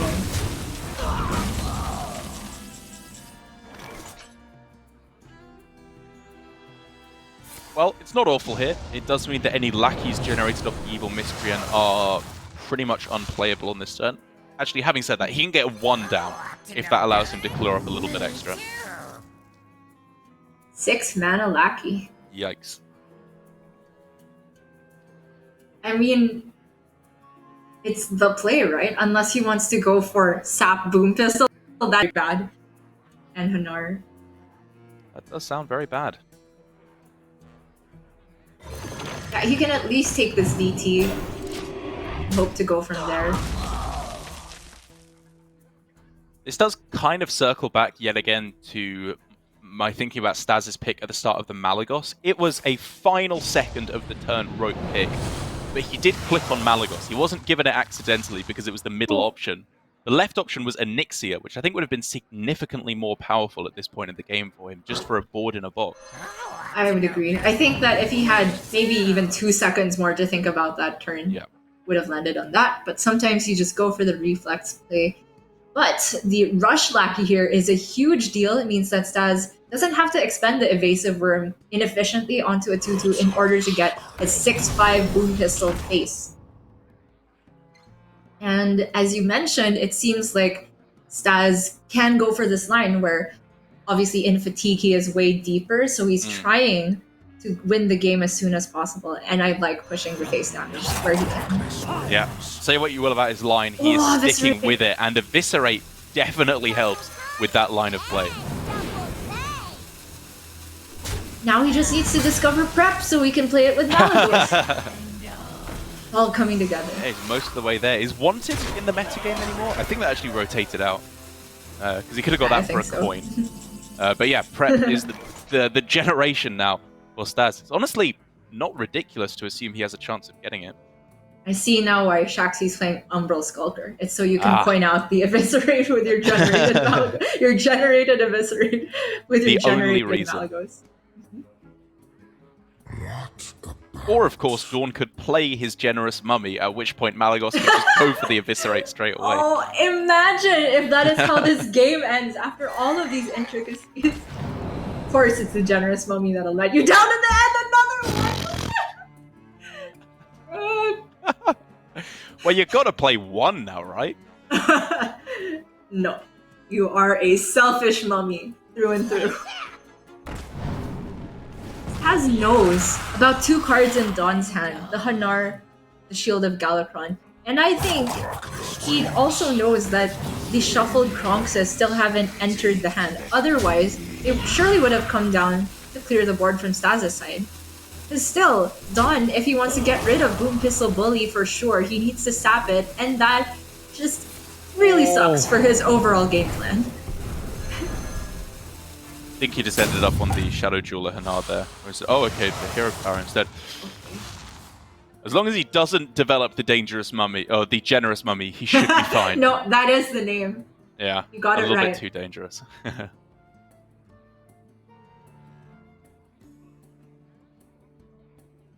So, if the Boom Pistol was that problematic last turn, I'm inclined to say he should play it again this turn. I would also like to see maybe Staz start pushing his hero power, because getting that last 1 mana off a Lackey really makes the mana expenditure clean this turn. Fair enough. I was looking at Fairy Dragon Bamboozle plus the Boom Pistol on this turn. What if?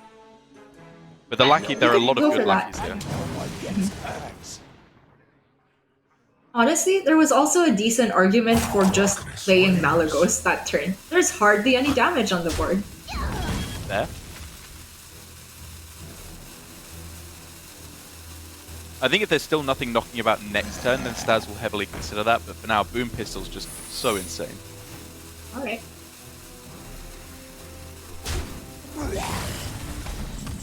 So he likes your play, the full tempo development, and you know what? Rewarded for not playing Malagos. Yikes.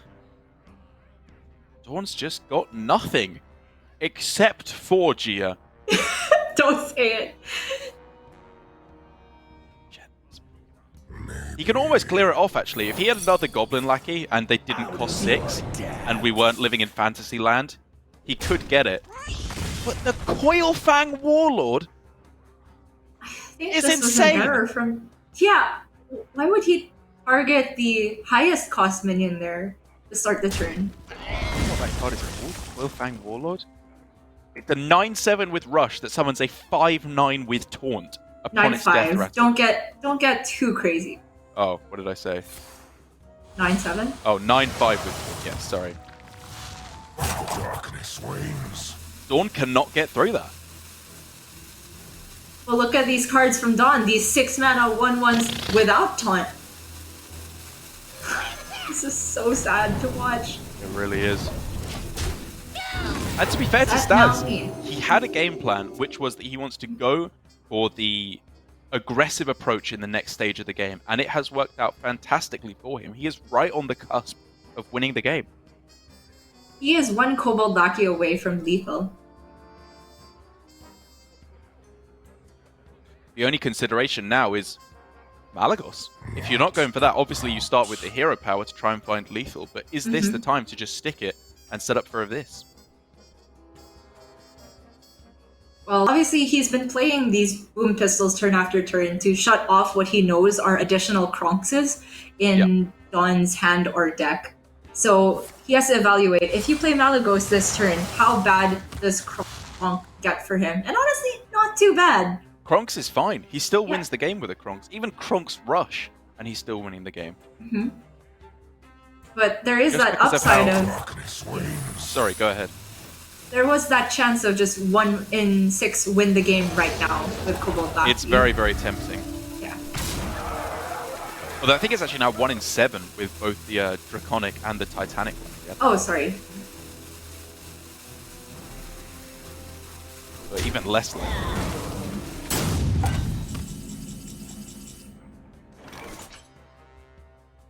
Still no secrets for Dawn. That's crazy. His Blackjack Stunner has just been stranded this whole game. That is actually unbelievable. Yeah. And he got 2 of the worst reborn. So it's a 5/9 that is summoned on the backswing. So he has a board clear. If he goes Kronks for AoE, Backstabs. rushes it, and then backstabs, he has the clear. You are too late. His return is nigh. And that again removes Kronks from the board. Oh, sorry, it will survive at 1 health. So Staz could flick it if he wants to. Alex Straza. That's got to be the pick. Up, right? And like you say, this does give Staz the option to go for Flick in order to remove all following Kronksies from the deck completely. First of all, Dawn just has to survive, and there are a couple of ways that Staz can get that Kobold Lackey here. I'm still thinking of the prep. Doesn't have to be this turn. But then again, if it's not this turn, the Alex Straza will heal Dawn up and out of range of a simple 6 damage. And I've got to be honest, Gia, I think that the play last turn for Staz was actually just the Malagos. There wasn't the 1 in 7 of winning the game on the spot, but it was so unlikely, I think, that Dawn would be able to clear the entire board and the Malagos all on the same turn. Well, to be fair, it would have taken this same turn from Dawn, right? The Kronks for AoE and rush it, but then he wouldn't deal with the Coil Fan. Exactly. Yeah, that's Something fair. sticks around. Another one! Okay, surely it's the Onyxia now. I like the He's look of had the that. time to think about it. And he will be flicking away, as you said. He'll Kronks, and I think the 2 copies left in Dawn's deck. I actually think I prefer this line of not going for the flick on the Kronk Sure, because it develops yeah. so much tempo. Yeah, this is better as well. This says, well, if you have the Kronks in the deck, it's not very likely to draw it this turn, and this presents actual threats right now that Dawn has to deal with. Alex Straza Taunt is a very powerful play I'm seeing as a potential. Outside of that, it could be Generator Lackey. Thought you were gonna say Generous Mummy because you started that sentence. Well, I was actually going to say Dawn could just go Generous Mummy and then Faceless Corruptor it straight away. There's not really any benefit of doing that over just hero powering for a lackey instead, though. I will say that the one time I was happy to have Generous Mummy was when I had exactly Goblin Lackey and Witchy Lackey to pair with it. You can rush it and then evolve the Reborn.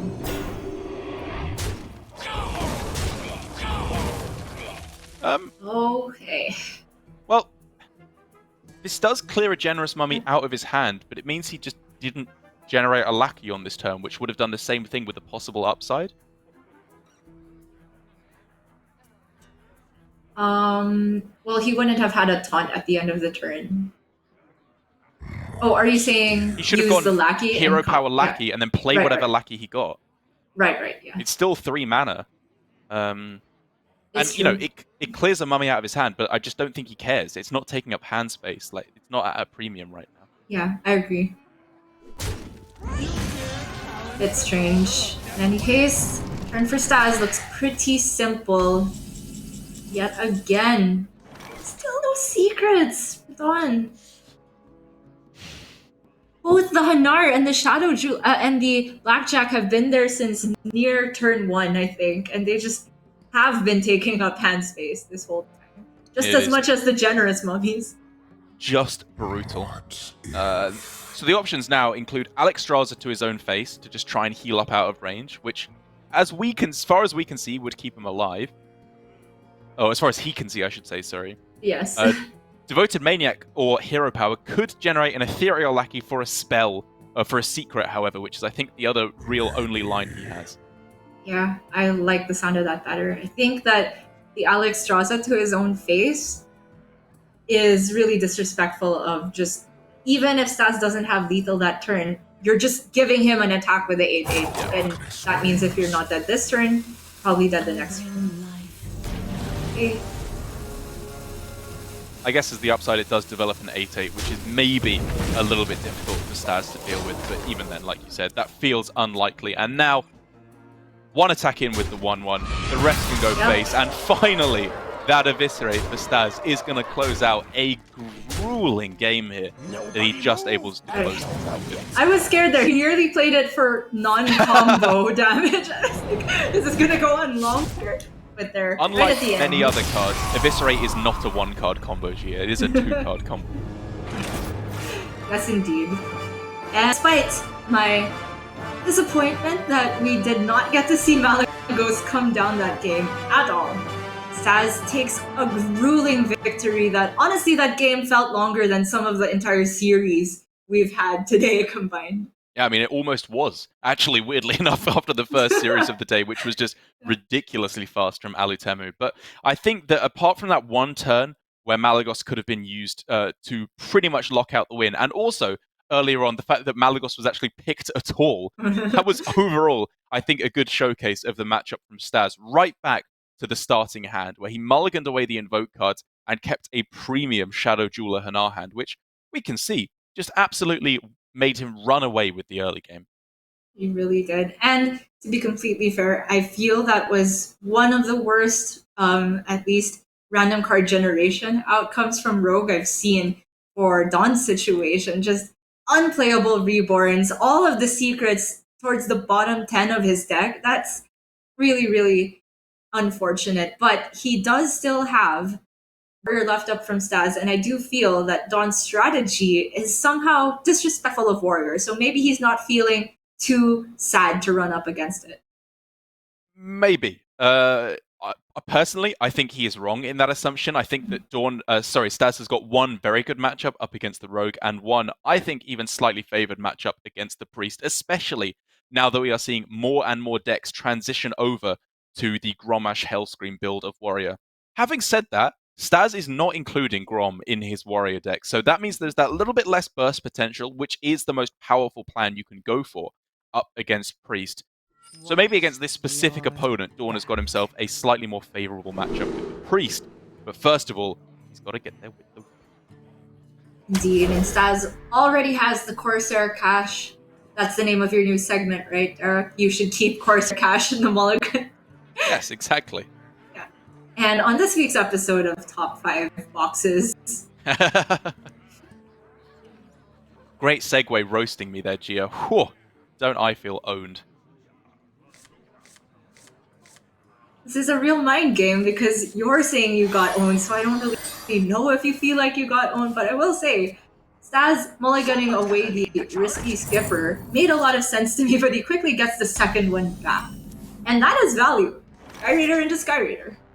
Yeah, there are very few matchups that I like keeping the Sky Raider in. It's pretty much just Demon Hunter off the top of my head that I think it's crucial to get the board cleared that early.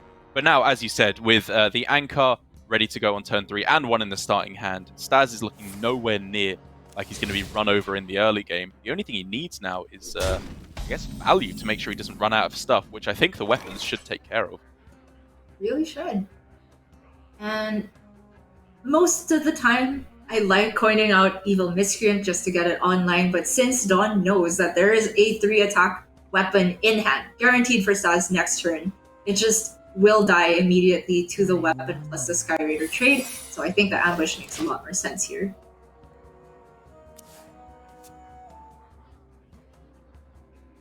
And now one of the key facets of this matchup will come into play, which in my opinion, Gia, is hitting your opponent in the face with weapons. This is what gives the Rogue such a hard time in the matchup, because as long as Staz, again, like I said, doesn't run out of card draw and can start to find some of those key combo-killing OTK cards, he should be fine. He can deal 9 damage with the Livewire Lance, another 4 with the Anchor, and all of a sudden, Dawn is just in range of Corkron Lethal in a few turns.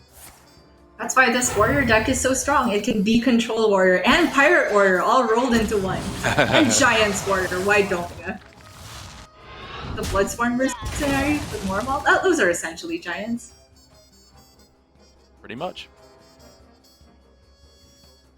It was a question though if Staz actually wanted to play Livewire Lance over Ankar last turn. But as far as his hand is developing, I do feel like he would be more willing to play lackeys onto the board than the pirates he draws from Ankar, theoretically. Yeah, he doesn't really have any of the combo cards to go with Risky Skipper, like, in my opinion, Bomb Wrangler is one of the best cards that you can hit against Rogue, just because, again, it's more damage off the bombs, which Rogue cannot lead the charge. So, first testing for Ambush gets rewarded here. And that's a pretty good pirate. Yeah, it's a great one.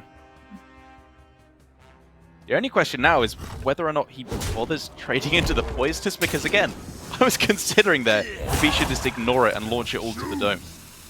Oh, but he kind of wants to stick this Blood Sail, surely. He can even taunt up his Sky Raider to protect it from the 2-1 going in.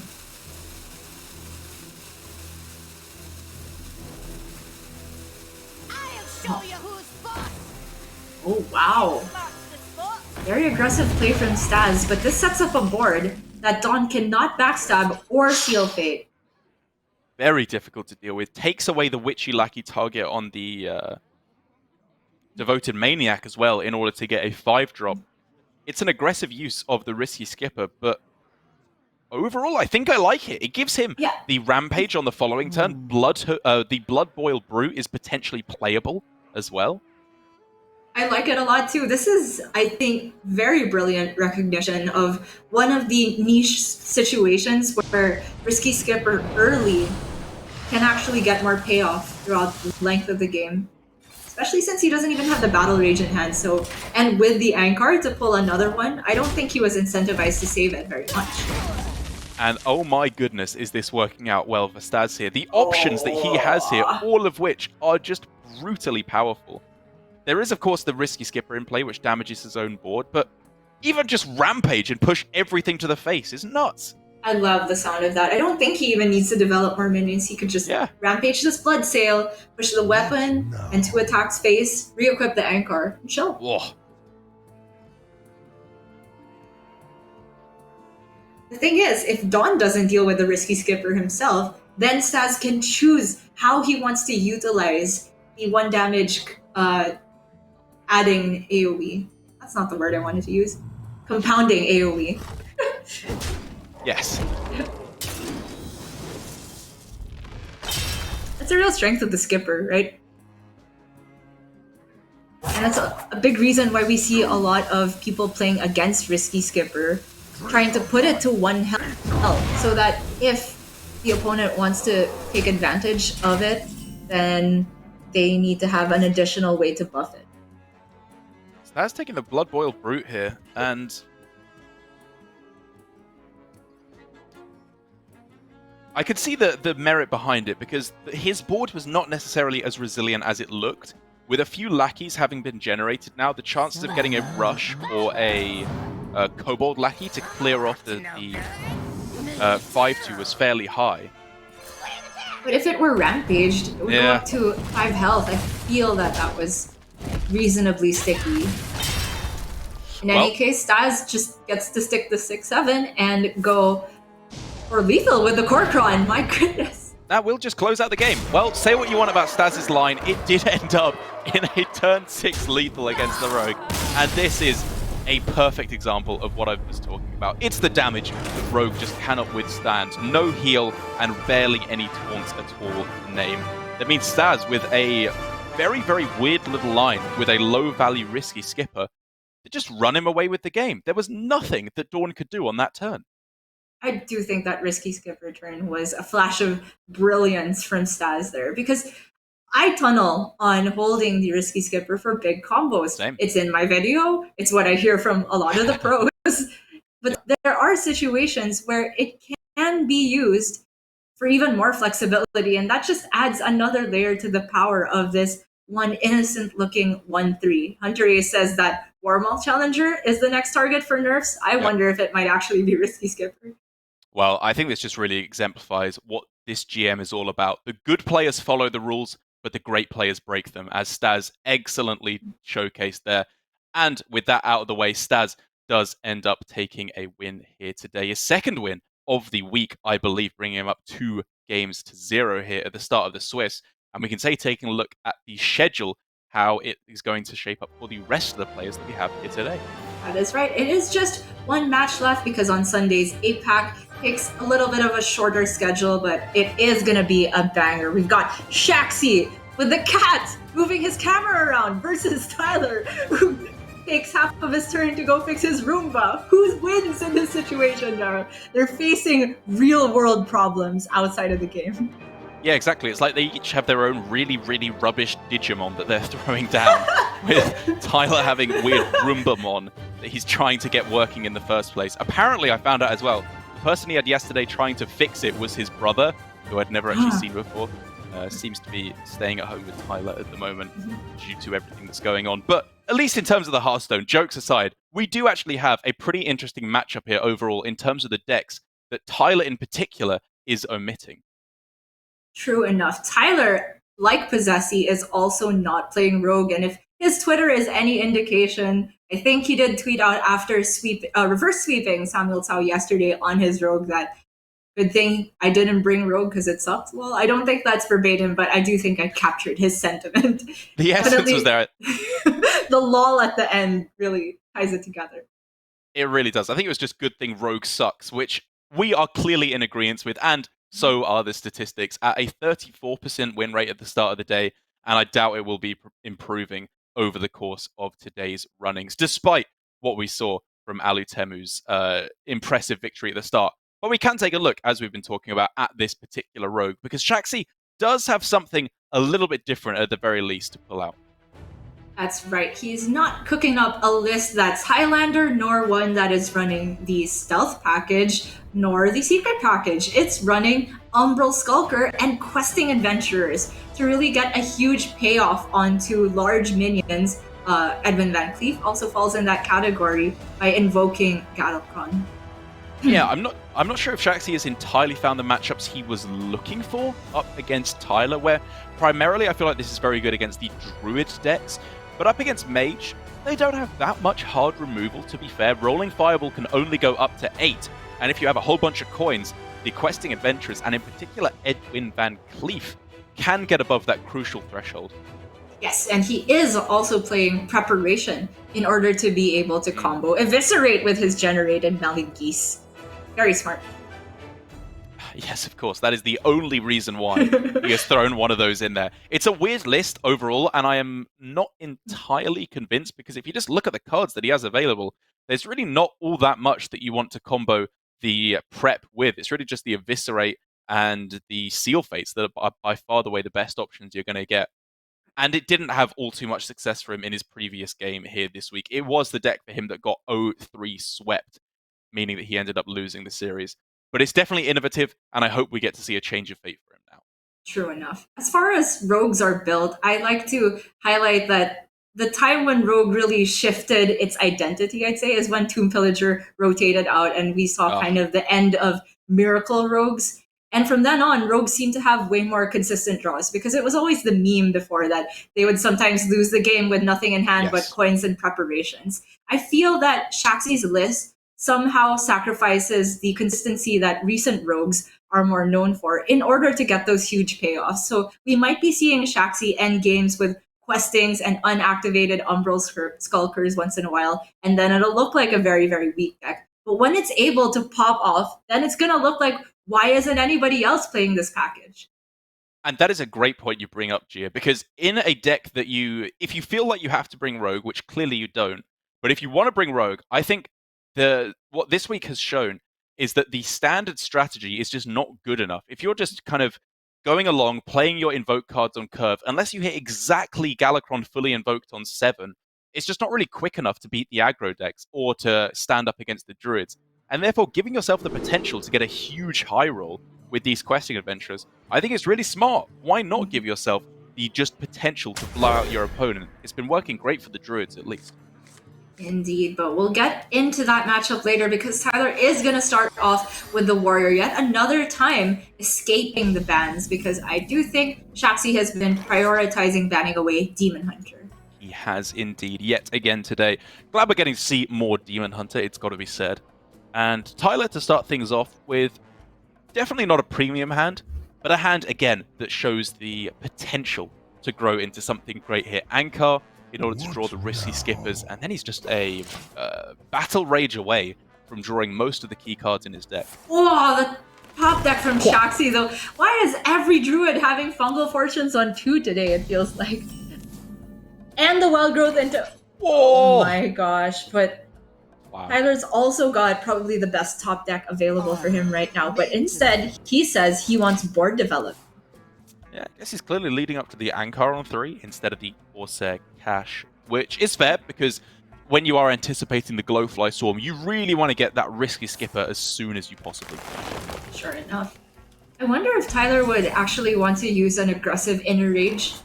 Oh, maybe that presents a possible better Inner Rage target later on, especially if he draws something like Bloodsworn Mercenary. I still think this is just Ankar. This is clearly Tyler's game plan, is he's giving himself a chance to beat Glowfly Swarm. And especially now that he's seen a lot of indicators that hint at a Glowfly Swarm. Fungal Fortunes into Wild Growth on turn 5. This, to me, definitely says Glowfly is on the cards. True enough. And I do agree that Ankar was the play that turn. Just thinking about how the Warmaul possibly changes his Inner Rage usage later on. Shaxy, having seen the Ankar, has to be afraid of the skipper. So maybe he holds back another turn with his Glowfly. He could go for something like Overgrowth and then go Glowfly plus Power of the Wild later on, or even a Mount Seller turn. Yeah, go ahead. Sorry to cut you off there, but yeah, on 8 mana, the exotic Mount Seller is looking insanely powerful with Ironbark, Innovate, and the Power of the Wild to buff everything up. That doesn't feel so weak to the risky skipper. True enough. And just that difference of 1 added health onto a board can be crucial against Risky Skipper, because if Tyler is short 1 minion from being able to clear the whole board, it's as if he didn't clear it at all. He didn't damage it at all. I really like what I'm seeing from all of these players so far. Tyler does set up for the Glowfly, and in a way it works out well for him because it forced Shaxy to not go for it, at least in his perception. But Shaxy is brilliantly pivoting away so he doesn't fall into the trap of Risky Skipper. Someone's gotta lead the charge. I think with the draw of the other Sky Raider, that guarantees Tyler a risky skip of the Ankar. He knows he doesn't have to use it this turn. This is very smart, because if a Glowfly does go down, I think he'll want to use a charge, possibly into one of those minions. Oh my god, gee, this is about to pop off this game. In one hand, I'm seeing the exotic Mount Seller for a whole bunch of minions on this or maybe next turn. And on the other side, Tyler guaranteed to be able to hit a Risky Skipper. Blood Boil Brute will cost probably 0 mana after the Risky Skipper comes down. And then he just starts popping off. Indeed. As far as Shaxy's pop-off goes, it's 3 minions max to be summoned this turn alongside the Mount Seller. Oh, it could be 4 if he wants to use Power of the Wild for a Panther instead of buff, but I do think the buff is more relevant if you're expecting the Risky Skipper response. Wow. Oh, this is gonna be bad news for Shaxy. Oh, so what is he going to be hit with here? It's Risky Skipper, Sky Raider, Blood Boil Brutes. Blood Boil, and then one extra effect is needed, which would have to come off of the Sky Raider. Or he could just trade away on board. Doesn't seem bad. That's why I actually wanted to see the Ankar into a minion there. Unless you just believe you're gonna get a cheap pirate. Everything is too good here, Gia. He's going to draw too many cards. I guess if you go Blood Boil, you go down to 5. Flame Battle Rage. Oh, he's coining to clear the whole board instead. I think this is potentially undone by a very specific hand from Shaxy. Not expending the Battle Rage here. Of course, Tyler ends the board with a very, very strong presence, but I'm not entirely sold on holding it. He could have just drawn 5 cards, and yes, he uses the second Risky Skipper, but that one was generated. He still has another one in his deck for if he absolutely needs it later on. Well, the good news for Tyler is that Shaxy doesn't have Fog Beams available. So the only way that several minions are getting cleared is through, what do you know, Iron Griffin. Yep. It's going to have to come to the rescue here. Shaxy can cycle a Wrath onto the Armor Smith. True. Creatures.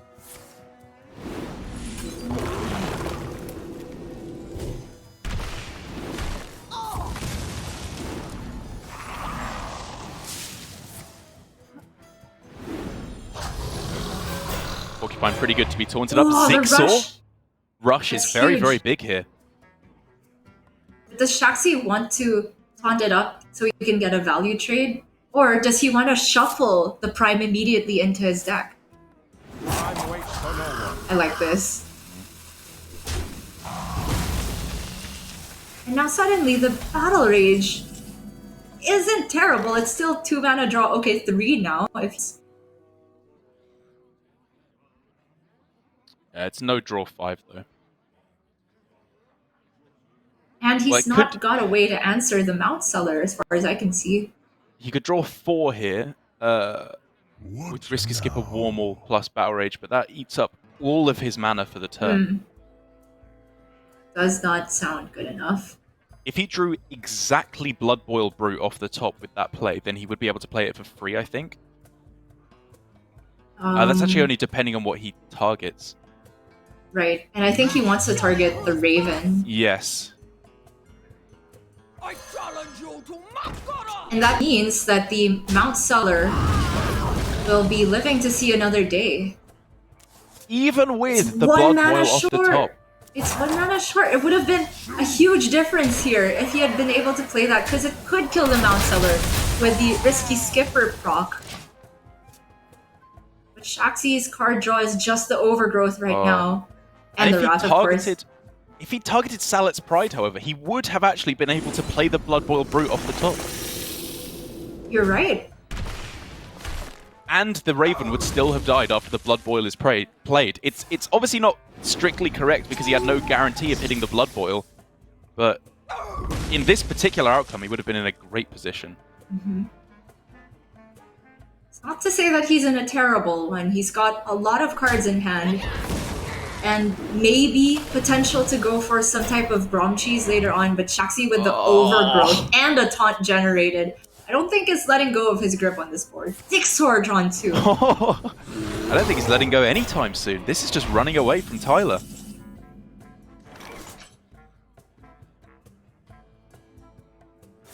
I don't see it.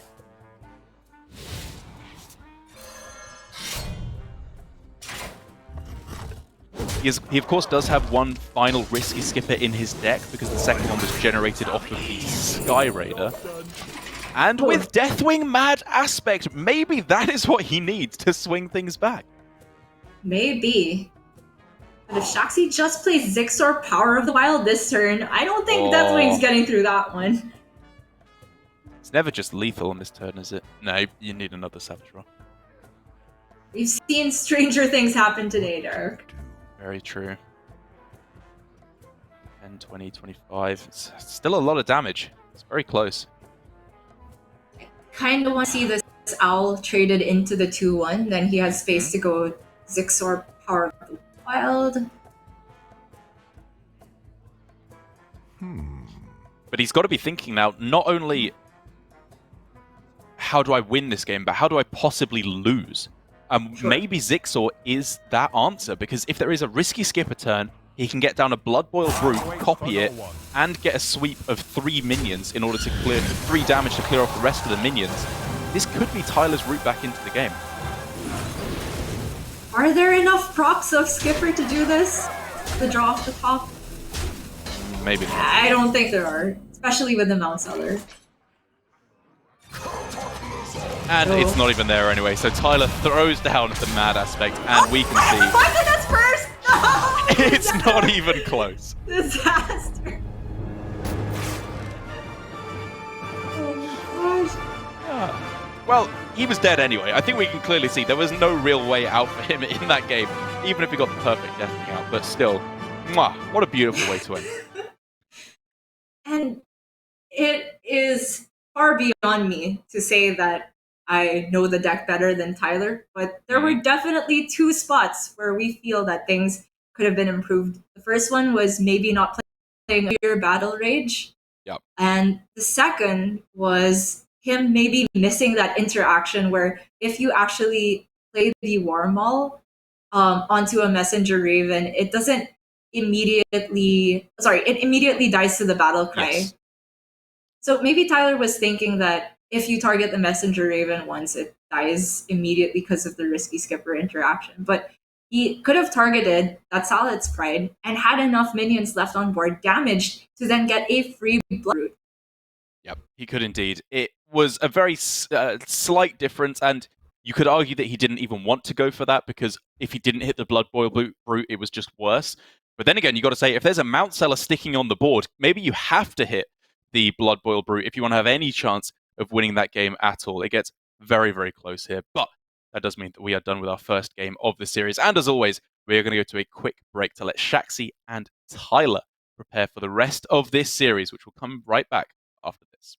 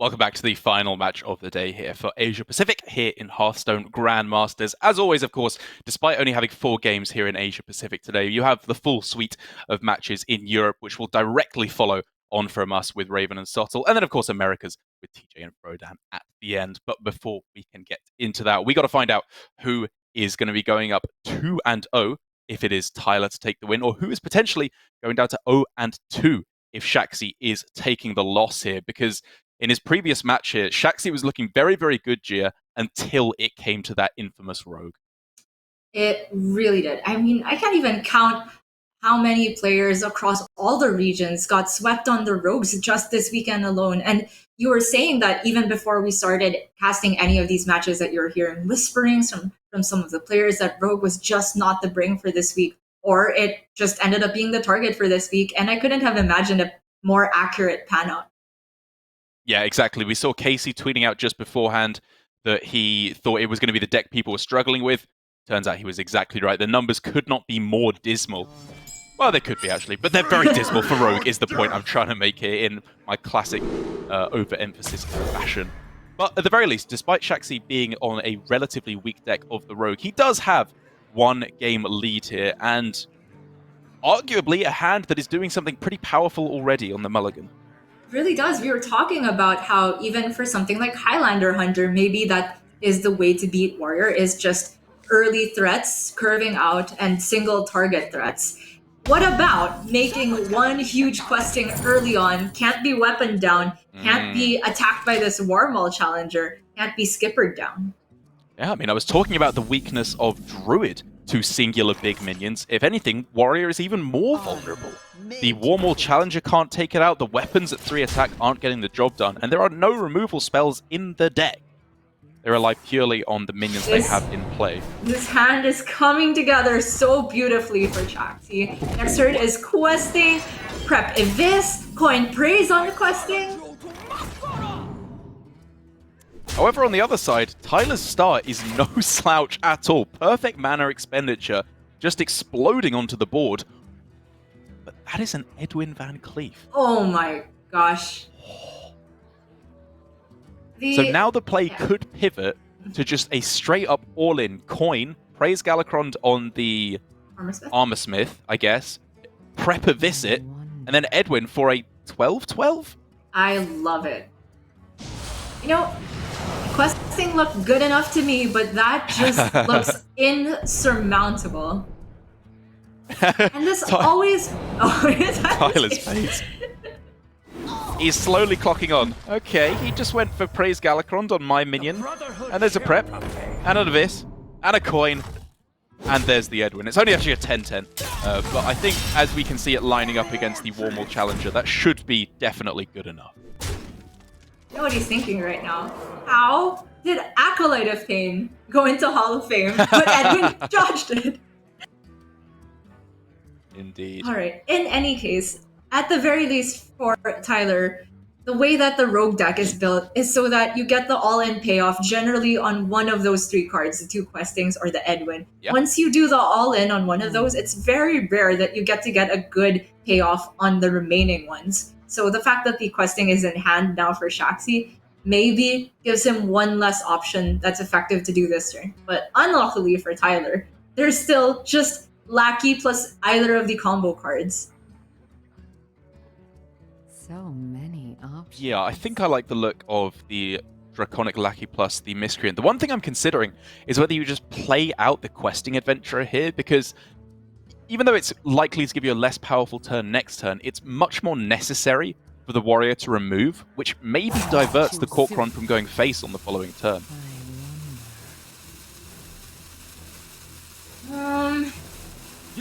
Okay. Shaxy is with you on that one. I like it.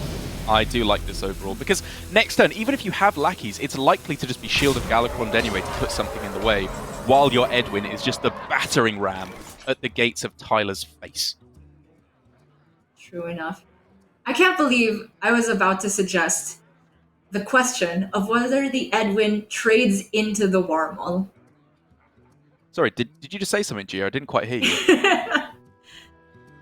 Of course, it's not in hand for Tyler right now, but there is a world where you get punished by the Warmaul trading into the 1/1, taking the minimum amount of in order to be damaged, and then something like Rampage and Bloodsworn could maybe just give Tyler a way to wrestle back onto the board. But then again, now that I think about it, if Tyler takes the turn doing that, the Edwin is just faster in terms of the damage it puts on. Exactly. There were way too many maybes there for my liking, whereas the Edwin definitely can go face and will definitely be able to deal at least 20 damage here. The one question is that now Tyler does have the ability to trade the Warmaul into the 3/3 and then have the Blood Boil plus the Corkron kill off the Edwin.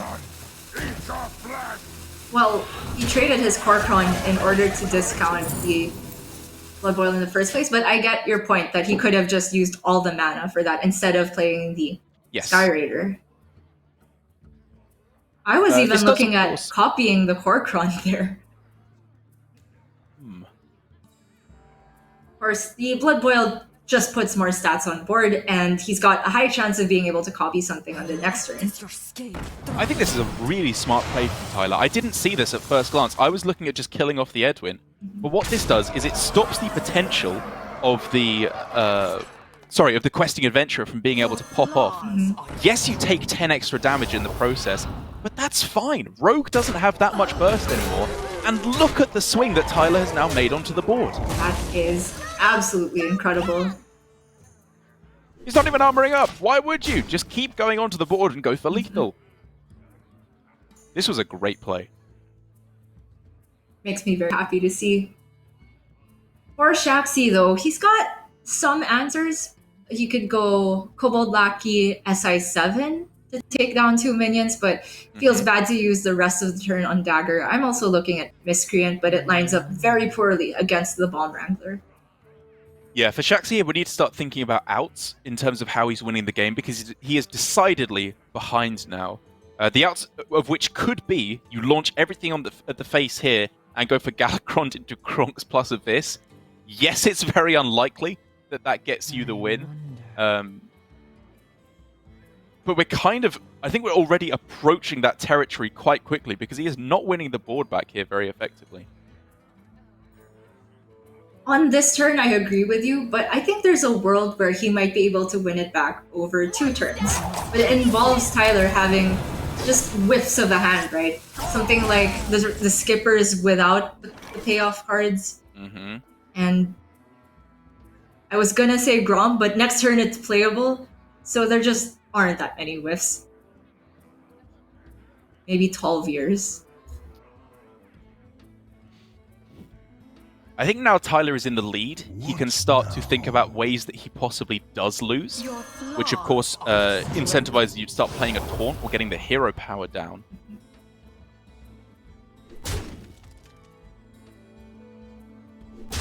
Or what about pushing for the counter lethal with the Corkron? That sounds good to me. Yeah, it's kind of the hidden safe play, isn't it? Where instead of protecting your own life total, you just kill your opponent that little bit quicker. He does set up lethal on board, but Shaxy can go for his Galakrond, armor up to stay alive from what he can see, and also draw into more options. Yep, the only play on this turn. Obviously hoping to draw Kronks as far and away the best card for him here. And Tyler's preparing himself for it. That's not Kronks, but Seal Fate is pretty effective here all the same. It means at any point that he does find Kronks, he can of course put himself in a fantastic position. To know good. Me too. It's a close game. Oh. Ankar allows him to draw a risky skipper, but is it all that relevant here without the Armor Smith? Tyler needs that last piece of the puzzle to put him out of scary range. If I'm Tyler here, I'm not really worrying about dying. I'm looking at just killing my opponent here. He is approaching very quickly lethal, especially with the Dread Corsair that can come down this turn.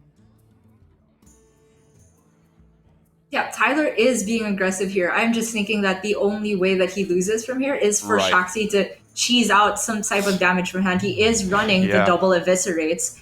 So I think that Tyler has to push the button here, and he can develop a taunt. Double Kobold and SI and Abyss still is just that little bit short of lethal. I guess you don't get much benefit by playing the Pirate anyway. The Sky Raider, I should say. Oh, and he's just on the knife's edge here. Gonna be... Cat is not it. Big ol' Whelp too expensive to draw Shaxy anything that he can also play for lethal this turn. You can't even leave 2 damage on the board. I don't think there's anything that Ethereal Lackey can get him to give lethal on this turn. If you get Sinister Strike, there's just not enough mana, is there, to do everything he wants to do. I think Carter is the out off of the Pharaoh Cap. He could set up a taunt with his Titanic Lackey. I don't think that presents enough defense unless he also clears off minions.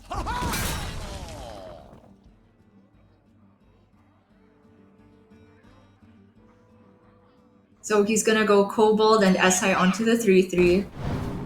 Taunt up the SI. And he stays alive from what you and I can see. Wait, what? Was he dead I think on he board? was still just dead on board. With the Bomb Wrangler summoning bombs as well. Yeah, or just the skipper that comes off. Either way, we can see that I think if we worked it out there was technically a way for Tyler to get lethal no matter what shook out there from where Shaxy was sat. And despite, I think, Shaxy going for definitely the best line with the Edwin at the start, I am just so impressed with Tyler's play there on the turn where he sent out the Blood Boil Brute. That was such a niche line to find that tanked another 10 damage in the process, despite him having the ability to clear it off. But it was that discipline and that willingness to take the extra damage in the immediate that absolutely won him the game. Yeah, I think that was brilliant from Tyler. And the thing is just that I feel that many newer players on Warrior, that's mainly myself, kind of tunnel vision on playing the Blood Boil Brute when it gets as cheap as possible. You know, 0 mana, that type of thing. But a lot of the time, it can just get down to a 4 mana 6/8 rush. And guess what? That is insane stats. And good recognition from Tyler to play it that early. And he gets the huge payoff from being able to copy it. It absolutely is. Even just a 7 mana 6/8 rush is not that bad of a card a lot of the time. Just 1 or 2 mana can make it already insane. And I really like the way that Tyler played that again, as I said. And it does mean that Shaxy's strategy of leaving up the Warrior here in favor of banning the Demon Hunter has not worked out amazingly for him. The Warrior did end up taking a loss there overall. He was able to take the victory once, I suppose, at least. But now we are, of course, moving on to the 2 slightly weirder decks for Tyler in the Galakron Priest and the Reno Highlander Mage. Now, Tyler's strategy behind this Gia was saying that he was really just going for playing the decks he was playing on ladder. But it feels like there are some, even if they're coincidental, some real benefits he's getting from this lineup. Yeah, running into Rogue, I would say, in particular, because it doesn't feel like the Priest and the Mage line up particularly well against Demon Hunter now that we've come to the light with regards to the Demon Hunter versus Priest matchup. Haha, indeed. But not a bad start at all now for Tyler. He's got early game control with the Disciple of Galakron, and he's got late game value. The Cultural Chaplain is just a curve. A very strong one. That's a good curve. Count your blessings, mate. Adam Lazul as well. This is working out great for Tyler. If he can snipe himself a Shield of Galakron there, that's a premium card to hit in this matchup. Indeed. Shaxy can coin out his Miscreant if he wants to, but there's merit for holding on to coin with a hand that's shaped like this. He still has Backstab to activate Miscreant next turn if he wants it. I wouldn't be opposed to a slow turn of just Dagger up. I was looking actually at Spy Mistress on this turn. He could then trade it to the Kulturan Chaplain, and then next turn if he wanted to, we could see Backstab plus the Miscreant, but this way actually saves the Spy Mistress and still sets up for a kill on both on the following turn. I like this. This is smart. I really like holding the coin this hand. Oh, he does hit the shield, but he could take the coin to coin out his own shield next turn. I think you still take the Shield of Galakron here. I know he's got a lot of stuff to spend his mana on, I wonder.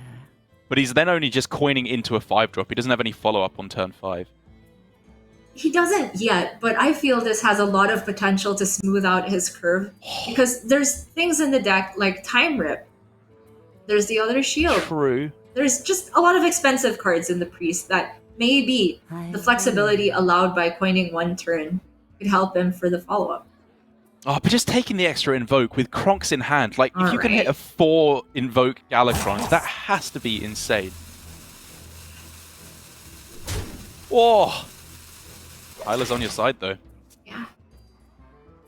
I think it is really affected by how you view the matchup as the Priest, because I think the longer this goes, the more it favors the Priest, more so than the Rogue. They have the value in the deck and just in the nature of their hero power, post-Galakron.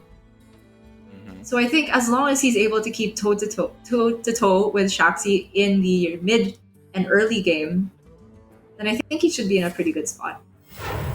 Fair play. He gets to cheat out the Shield of Galakron that little bit earlier. And it does put him really far ahead on board. I'm not going to argue that. And it gives him a pretty clean turn 5 if he wants Carge plus Penance, or the Dragon Maw plus Carge. Oh. Ooh. It'd be in That for is a some. spicy top deck. Yeah, I'm looking at questing Coin Eviscerate and go. Answer the 4/4 Priest. Granted, it's easier for them to do that these days than the days of old. Yeah, there are a lot of answers to that. Just a 2 damage AoE plus the Cool Tyran, Penance, the Time Rip as well. The list is a little bit too long for my liking, but there it is. Ding, ding, ding. The first Doomsayer off of the Faceless Lackey of GM 2020. It's been a while, hasn't it? I almost forgot indeed. that this happens sometimes. And this, I think, is not necessarily bad for Shaxy. It's good. I'll straight up say it's good. He can clear Tyler's board, at least the 4 or 5, and set up for something like empty turn, empty board, Shield of Galakron, or the questing. Cold Blood, I love the look of against Priest, especially given Shaxy's build, which is a little bit heavier on burst.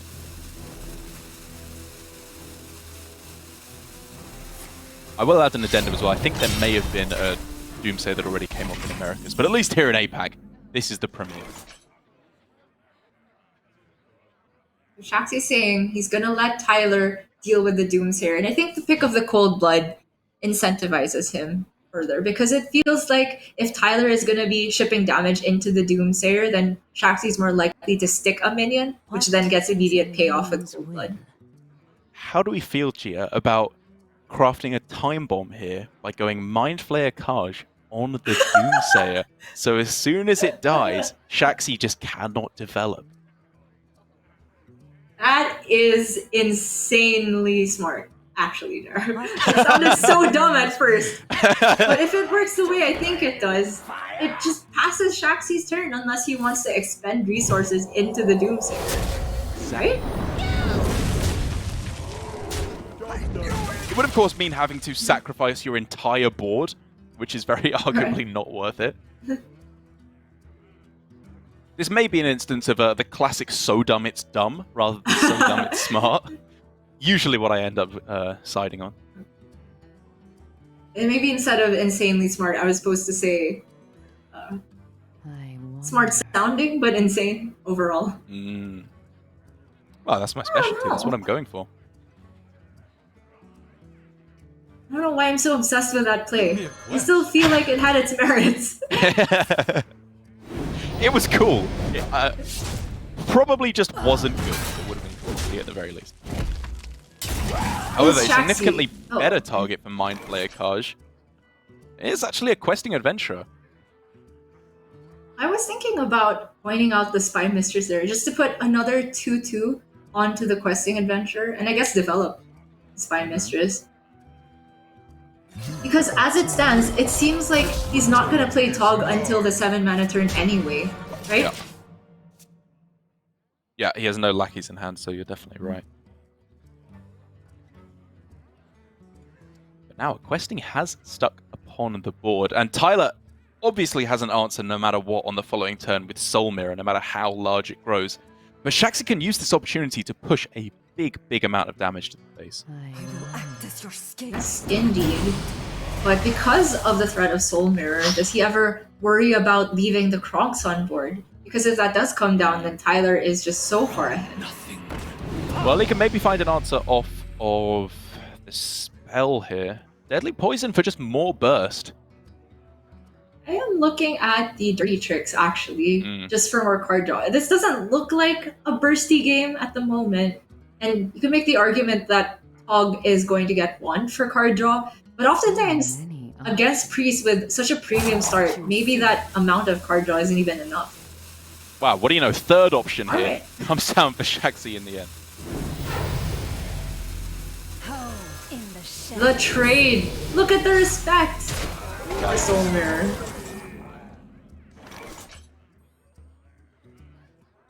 But the weird thing here, Gia, is that he doesn't end the turn with a Lackey in hand. And now Yeah, that is- Holy Nova and Breath of the Infinite are devastating for Shaxy. I thought he was gonna step there. I just completely So missed did that I. he didn't. I wonder. Obviously, by having it on board, it's better against the Galakron, which he knows to be in hand. But it's disastrous Yeah. if there's an AoE. And it's so easy for Tyler to have drawn one by this point. Right. I don't often call things straight up mistakes, but I think that was a straight up mistake. His next turn is just looking so much weaker. If we were to just see Trade plus Soul Mirror here, or I guess in the opposite order so that you end up with a 4-1. But that's just good. I'm also looking at Apotheosis Breath of the Infinite. Does he... I like that too. Oh, he's not got a dragon, so he can't actually keep his minion on board. In which case, you probably go for Soul Mirror.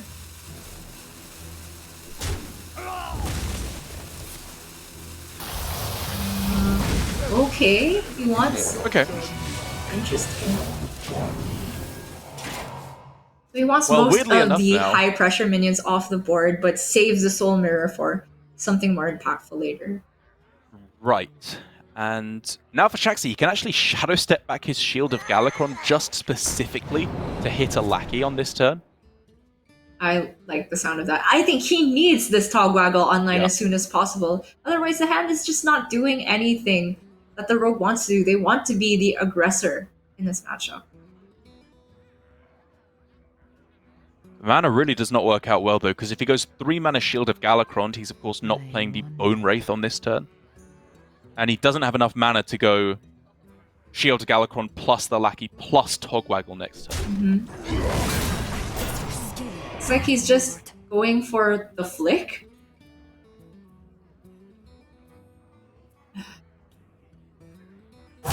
Choose soon. Or you could play the Assassinate he took. All of it seems Problem is terrible. that flicking the Shield of Galakron is bad for Shaxy because he really wants every Lackey generator he can possibly hit in his deck. Ooh. A 1-2 and an Assassinate is not very good off Mirazon, so I expect that to be kept for a while. You know, I think Tyler has the license to just play Galakron here. It's very tempting. I wonder. He's just been so far ahead, not lost any health, that I wouldn't even mind for him to take the greedy hero power here. He's got Soul Mirror in case Shaxy does anything too drastic onto the board. Yeah, it looks like he's leaning instead towards the upgraded Dragonmaw Sentinel and then giving it double lifesteal for twice the heal. Unfortunately, not actually how it works, but at the very least, it's an annoying minion for Shaxy to try and deal with. He's got the flick, and he can Cold Blood the cat, to be fair. That's a board, Oh. but That's just not very good. And he The difference knows, that again, one that the Galakron is in hand. I mean, missing the Lackey step, we didn't like. And now, we saw that on his second chance, being allowed to step the Shield of Galakron that survived, we see that if he stepped it back, he could have gotten the 2 invokes and activated his Umbral Skulker as well. Yep, really is all just falling apart now for And he Shaxy. looks extremely stressed.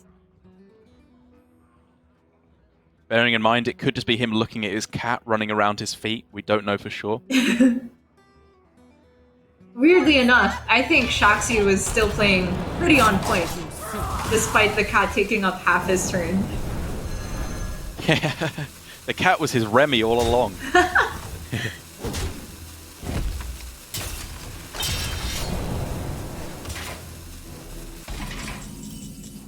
And Tyler must be thinking, what does Shaxy have in hand? And it's such an interesting dynamic now, because Tyler could just say, right, I have the mana spare, let's get down Galakrond and start pressuring my opponent. But all the while he has it in hand, Shaxy can't develop, really, because it would just clear it off.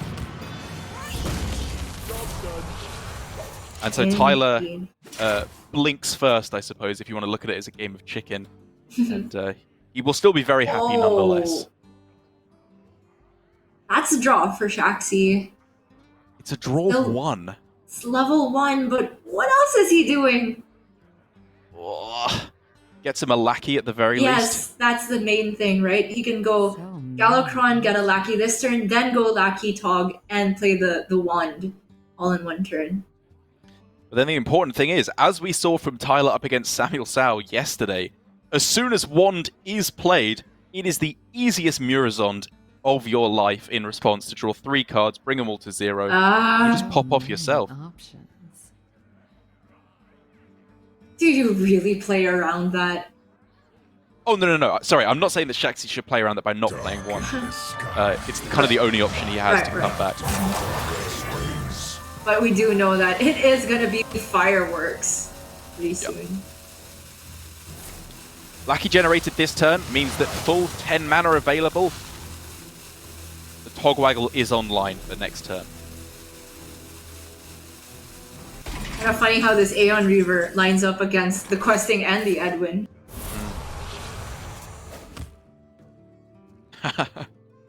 That is bad. Indeed. But this is just kind of how priests can play sometimes. If you're not doing anything bad to them, they don't need to race you. They can just run you out of stuff. And use your own stuff against you. As we're gonna see shortly, I believe. So questing. I am not really seeing much of anything else. Okay, not going for the immediate one. Setting up for a big questing plus taunt turn here. Okay.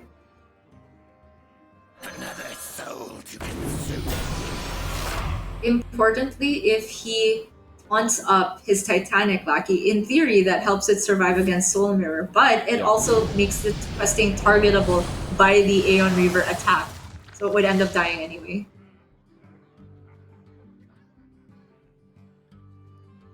The weird thing is now for Shaxy that this may end up being a good enough turn for Murazond here for Tyler, where he can get a Bone Wraith, he can invoke his Galakrond off the Praise Galakrond for an extra minion, he even has Shadow of Death to then take out the questing thereafter. And that is why Shaxy is actually stopping right now, so that Tyler can't kill it off with the Shadow of Death. Instead, he could just kill it off with the Shadow Madness. And that seems pretty premium. He gets the Reborn on the Bone Wraith. But honestly, I think maybe Shaxy this turn is telling us that he is going for a different game plan.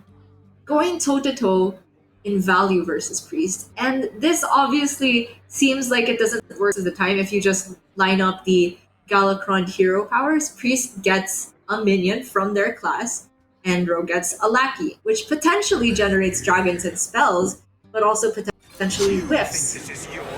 And this was enough from Shaxy to bait out the Murazond from Tyler. All of a sudden, his Togwaggle is free to go off, and he can just play the one very happily here. Crazy. Tyler, of course, gets a very powerful swing on this turn, though. But can that make up for it? He doesn't. They're just one card short of being deathed away, too. So Shaxy can have his one, off the questing, and just start going off. Submit, heretic. Oh my god, Gia, this turn is about to go crazy. Oh my gosh.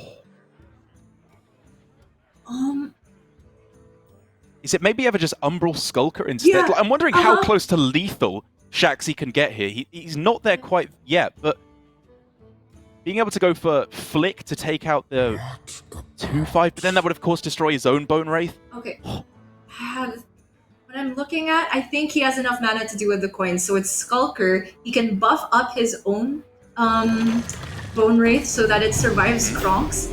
Then he can coin up Cold Blood as well. I think it all fits with the 3 coins. Oh, the problem is he doesn't have an attack to go into the second half of the Bone... if the attack goes into the second half of the Bone Wraith, he doesn't have the other attack for the Mirazon that remains. Going for AoE after his questing survives. Okay.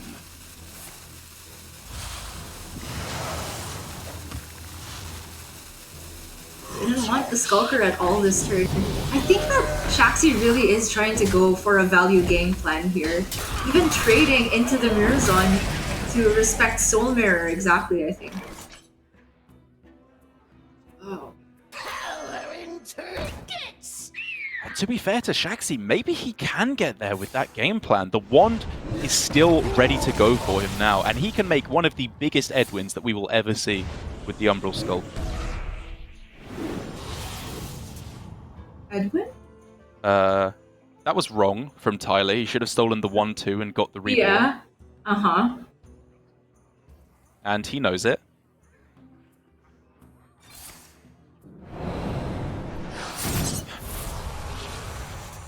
And these games have been going super long. Fatigue is starting to show, I think, for everyone. The important thing here, however, though, Gia, even with that, slight bump in the road there, is double Mass Dispel against a deck that's running Questing and Edwin is such a big difference. Now, all of a sudden, the Soul Mirror, the Mass Dispels, should be okay to answer any big threats from Shaxy. I'm starting to wonder if Shaxy even wants the 1. Just the way he's been going about his game plan screams to me that he's playing for Fatigue. I think he might even be going for Goblet. Oh! I don't know. Don't even mention the Goblet, Gia. On the wings of evil. Ysera? Okay, he doesn't need the Goblet anymore, but I feel like 1 is less and less likely. Maybe Crown. Crown seems reasonable. Such a fascinating way to play the matchup from Shaxy. It really is. So different from what we were expecting. And that makes me circle back and wonder if not stepping the Lackey was intentional. I still feel like it looked really fishy. But Shaxy has had this game plan in mind for far longer than we caught on, I think. He has indeed. Tyler can know 100% that it is Titanic Lackey because it's the only card that can't be in the deck. Love that interaction. Good deductive reasoning.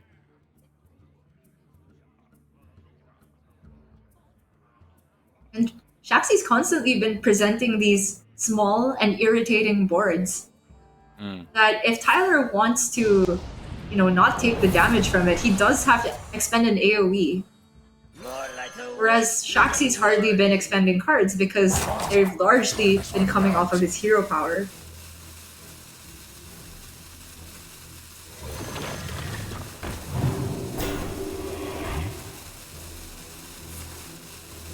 Derek, what if this is just the way to play the matchup as Rogue? I really hope it's not the answer, because that means the average Rogue versus Priest match is going to go on way longer than we would expect.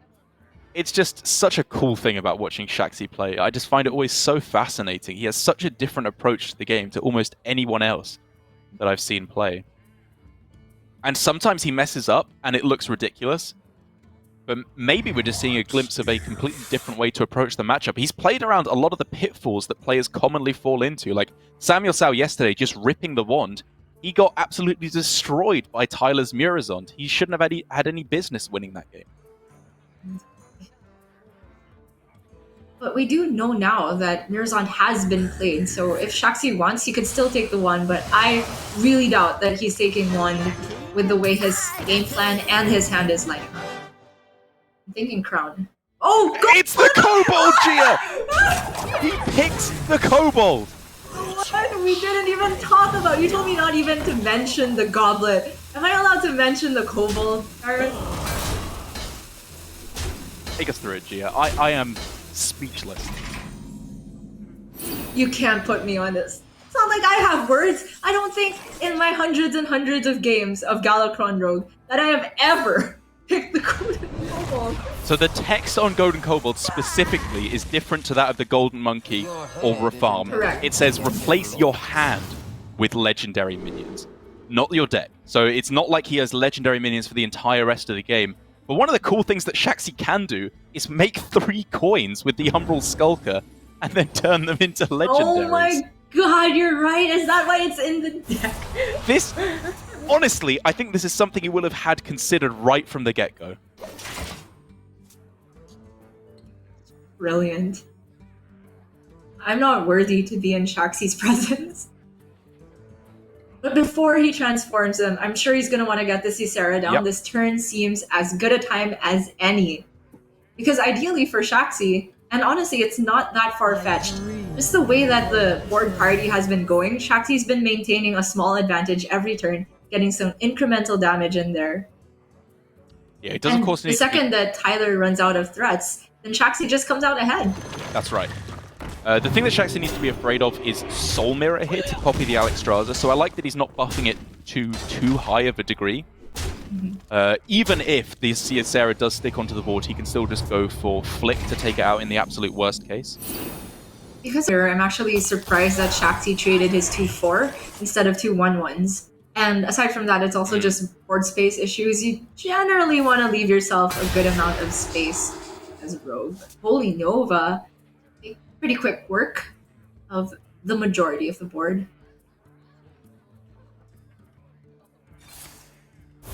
Now, this doesn't seem good enough to warrant a Soul Mirror from Tyler. And even though it's silenced, this Ysera just plugging away every turn is far from insignificant. Actually, could get cold-blooded as well. Edwin, I have to imagine as well, is one of the cards that he wants to play before the Kobold comes down. Agreed. But I think Shaxy's been prioritizing being able to hero power every single turn, keep his hand as full as possible for the eventual Kobold. Oh, I could just turn Ysera into a 10-drop here. But Soul Mirror... Ah, yeah. I guess there aren't... I don't know about the average 10 drop, but Colossus of the Moon into Soul Mirror, it doesn't die immediately. I think that works out pretty well for Shaxy if that does happen. But it feels like a lot of them line up with the same attack and health stat. Like that Archmage, etc. Okay. Body Wrapper, there's no way he can get back into his hand, unfortunately, because otherwise he could rediscover a golden kobold after it died. Ah. But I don't think that's going to happen. I don't think Shaxy has any shortage of value here. It's also cute that the golden kobold is the one that isn't a spell. Oh, if it's played off of Mirazon, it doesn't get the effect for the priest. Good point.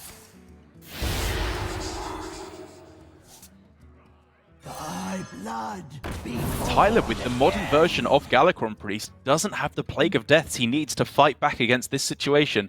All of his cards are so weirdly and badly situated to respond to Shaxy's board. The incremental threats just seem to keep piling up from Shaxy.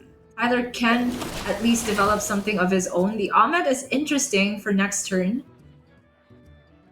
For now, Shaxy's able to push another at least 12 damage to face if he wants. Yeah, he needs to start thinking very carefully now about which of his damage cards he wants to keep and which ones he wants to convert into legendary minions. I do think Flick is also one of the ones that you don't want to convert. Battlecry, perfectly good here, very effective to get rid of the Sandhoof, one of in the deck. Tyler. It's such a sick combo, Gia. Just pressing the hero power every turn, getting these weird rubbish lackeys that you don't really need, and then just boom, they're all legendaries all of a sudden. He's getting ready for it! It's happening, sir! Oh. And Tyler's like, why would you do that this turn if you're not going to be using the coins this turn? Darkness wanes. I would tell you, if Nice. this were a random game I played on ladder as priest, I would still not be expecting the golden kobold at this point, even though Shaxy is close to telegraphing that with the way he's playing his cards. I want to try and pinpoint the exact frame where Tyler realizes what's going on. We are all Alright, I'll handle looking at the board from now on. So, Tyler finally forced to rip the Soul Mirror. He can end the turn by taunting the 4/6 Ysera that remains for him. It's a big, big swing in his favor.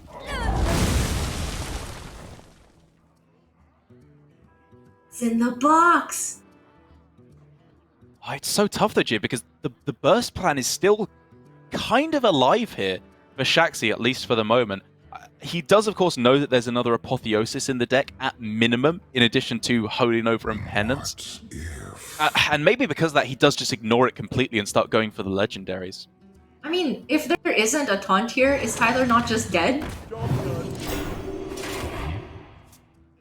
I think, yeah, he may actually have just been exactly dead. Uh-huh. But because of this taunt, Okay. Shaxy might have to pull back a little bit. I do like the idea of maybe using some of these to get payoff on Ysera. I'm thinking the Nightmare to trade and then evolve the Ysera. He'll still be able to hero power this turn. He doesn't even have to do the Kobold this turn, depending on what the lackeys give him. Because the one thing you have to be very careful when you're playing a deck with Refarm, say, Arch-Villain Refarm, that converts your entire hand and deck into legendaries, is losing on tempo. That can be very, very scary. Look at the contract, though. Usually a very slow card, but we've approached what turns out is actually a value matchup. Does that mean it's just lethal? With the coins, Gia! Wait, it is! He wins the game! Oh my god! The coins! We never got to see the Kobold Seraph! We were not worthy, Gia, and in the end, Shaxy's entire value approach is thrown out the window when it inevitably just comes down to exact lethal Cold Blood Abyss Nightmare to close out the game. That was something I don't think I'll ever see the likes of again, Gia.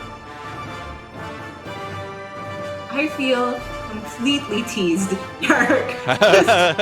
Come on! He took the Kobold, he set up for it for I don't know how many turns. He had the full hand of coins. Could have seen a match to rival Hunterace versus Viper at the World Championship. We were on the verge of greatness, Gia. This He just close. had to go for the right play. Who does that? I know. Yeah, give the crowd what they want, Shaxy. But overall, it's got to be said, even though we didn't get to see the actual play turn out, we did get to see what his thinking was, and that was truly something to behold. I loved so much about that game. Once we knew what his late game strategy was, all the weird mid-game plays start to make a lot more sense. Because obviously our thinking was, you want to get up to the wand as quick as you can. But Shaxy was just one step further. He knew that the Murazon game plan for Tyler on the other side was just that much too powerful if he did go for the wand as quick as he could. And therefore, he saved it later and later and later, never wanting to give Tyler the chance. And even after he'd baited out the Murazon, he still held on to it, because at that point he was saying, let's just fatigue him. Let's get too many threats with the Golden Kobold for them to answer. I'm upset. Don't talk to me. What happened? The series isn't even done yet, though, because Shaxy has his Demon Hunter left. And honestly, I don't know what kind of game could follow up what we just witnessed. But I would like to see just some very good old-fashioned Demon Hunter game plan. If we see a powerful card in hand that's planned to be played on curve, almost certainly it is going to be played for the intended purpose. So at the very least, that's going to be satisfying for me. Yeah, this will test an entirely different facet of play here for Shaxy. Taking a look at his Demon Hunter list for his last remaining deck, it is the lighter version. He's not running the Priestess of Fury and the Raging Fell Screamers, which could be working to his detriment, to be fair. Up against the Mage and the Priest, having a little bit of extra inevitability or extra threats in the mid-game can be very powerful. But you and I can both agree, Gia, this just feels like overall the slightly stronger build of the deck. Indeed. At least in terms of exclusion of Priestess of Fury, but there's also a difference in the build that Shaxy's playing. True. Questing Adventure. This is something that we saw the most of in the LHS week, I do believe. But nowadays, it seems people are just going for the most streamlined version possible. Shaxy likes these questings, and you know what? They've been doing work for him throughout the day. I think Shaxy just picked another twin slice there, Gia. And I'm already sensing a pretty straightforward game plan for him in this game. I love it. Have a 6/6. He's got to do it, right? That's just what the curve dictates. It does. I'm wondering if he wanted to try and save the twin slice in order to actually hit something with them instead of just going face. Okay. In which case he could save it for a turn.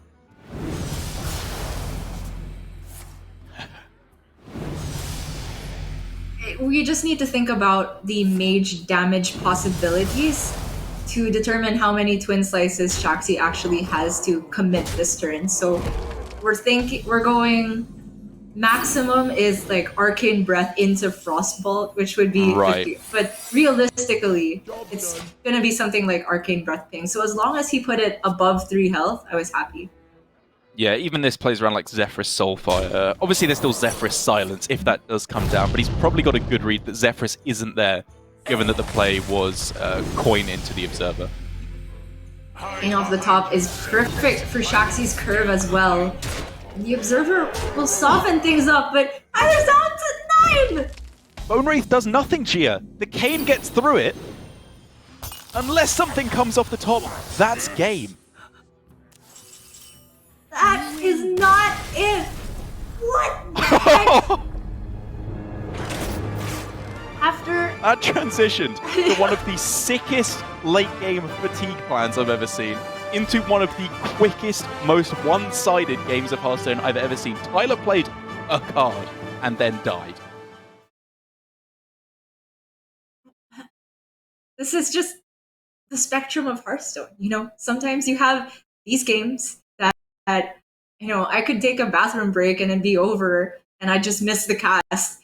And sometimes you have those long and grueling games where you can tell the game plan from each of the players until they do something absolutely crazy. And you know what? I kind of love it. This is the game we signed up for. This is the game that's our careers. And it just continues to surprise me every single day. It does. And one other person, or one other thing that surprises me is a person, and that person is Shaxy. Week after week, he just brings these weird, different archetypes. No one plays quite like him. And I'm just loving what I see every week.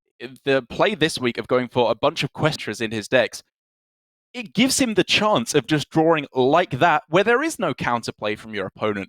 Obviously, that doesn't happen most of the time, but he played exactly to that here with the Sightless Watcher on 2, and he was rewarded for it thereafter. It was just a joy to watch that series, for us at least, if maybe not so much for Tyler. It was a very clear game plan, and you know, props to Shaxy because the answers from Mage are very finite, and he could probably just outline them in his head right now. Like, there's Zephyrus Silence, okay, there's an insane Arcane Breath into Frostbolt, both of which are not really likely to be in that early hand, given that it is Highlander, and I don't think Tyler kept anything off the mulligan. I don't think so either, Gia. I'm still going to have to take a while to process through that one, but we'll be doing that after the show is over, I think, because we are all done for today with our matches. So let's take a look back at the way things shook out today in both Division A at the start and then Division B later on afterwards. Flurry versus Alutemu, of course, with a victory going to Alutemu, meant that he equalizes at 1-1, but Posesi, his countryman, after beating Alutemu earlier on in the week, goes on to take a second win against Kin. Yeah, and that means Kin himself, I think, is down 0-2 and Staz 2-0. Very, very impressive showing for the Face Hunter bring. Can't quite say the same for Chonsu, who unfortunately fell to Flurry the other day, but Shaxy also looking to have a pretty strong performance. And so far, I've really enjoyed what I've seen today.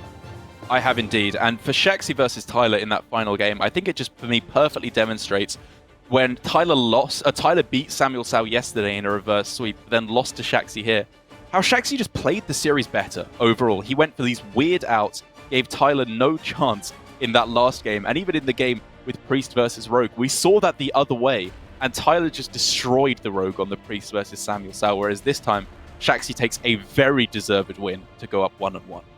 Was an incredible day. And just for anybody wondering why these totals look a little bit strange, why do some players only have a total of 1 win and loss for this weekend? It's because that we have a total of 14 matches to be played every weekend for the one pass of round robin. So that means that every weekend there will be 4 players that only get 1 match played on stream. Later on, though, it will even out, and at the end, everybody will have a total of 7 wins or losses.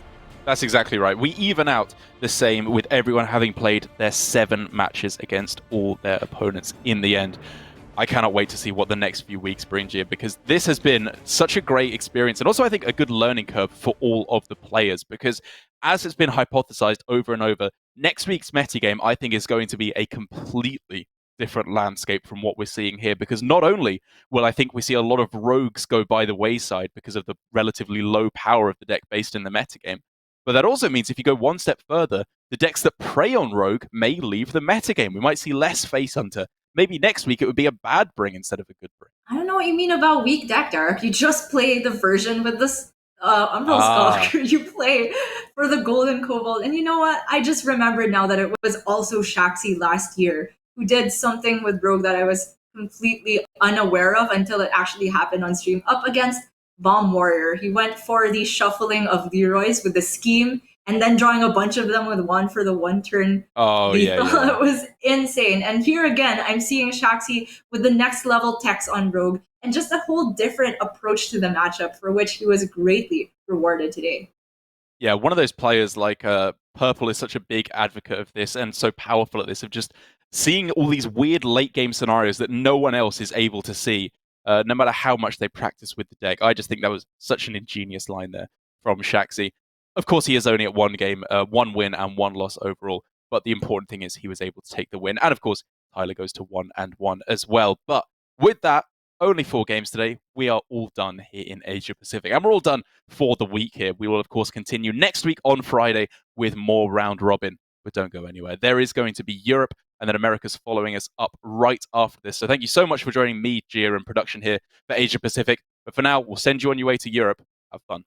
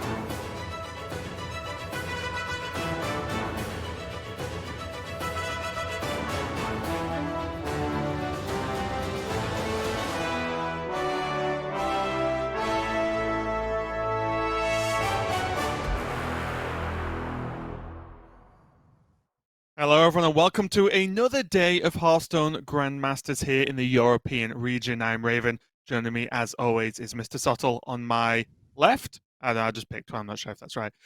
Regardless, we have some more Grandmasters for you today. Of course, it is Sunday, which means we are on day 3 of the first week of Round Robin, as I'm getting distracted now by Sol pointing at the side of the camera. Sol, how's it going? How are you feeling after yesterday, and what are you looking forward to today?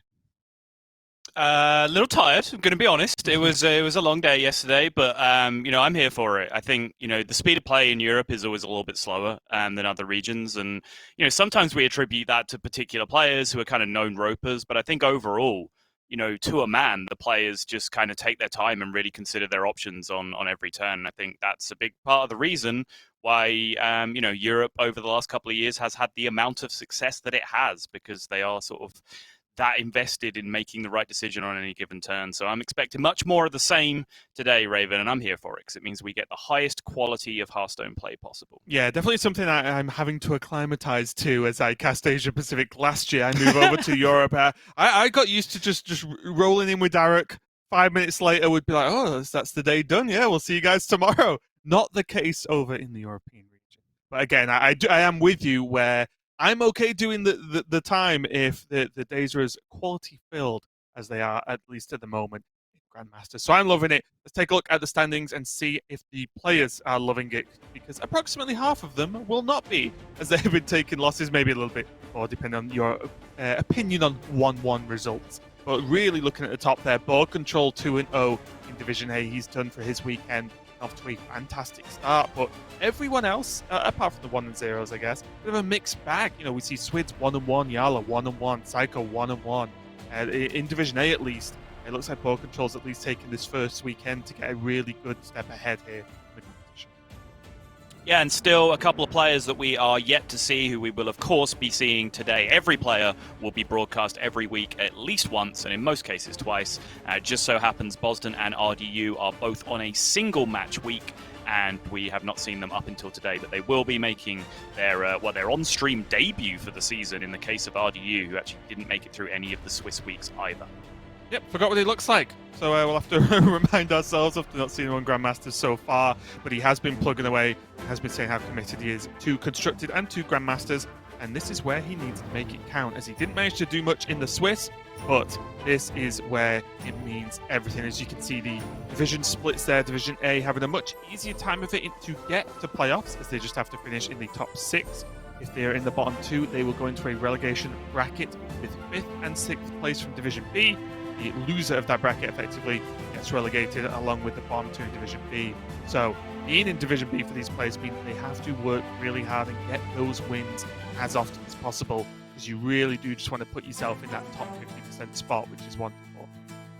Yeah, they absolutely do. And just looking at those two players in particular, Boston and RDU, they're kind of different sides of the coin in terms of being in Division B. RDU just really did have a poor run through the Swiss and found himself, I believe, in the bottom position in Division B. Boston was the exact opposite. Falcan was the line in the sand, and Boston just kind of missed out on tiebreakers in overtaking him and getting into that Division A. So he finds himself just by the finest of margins in that Division B, but still struggling as much as everyone else will be in that group.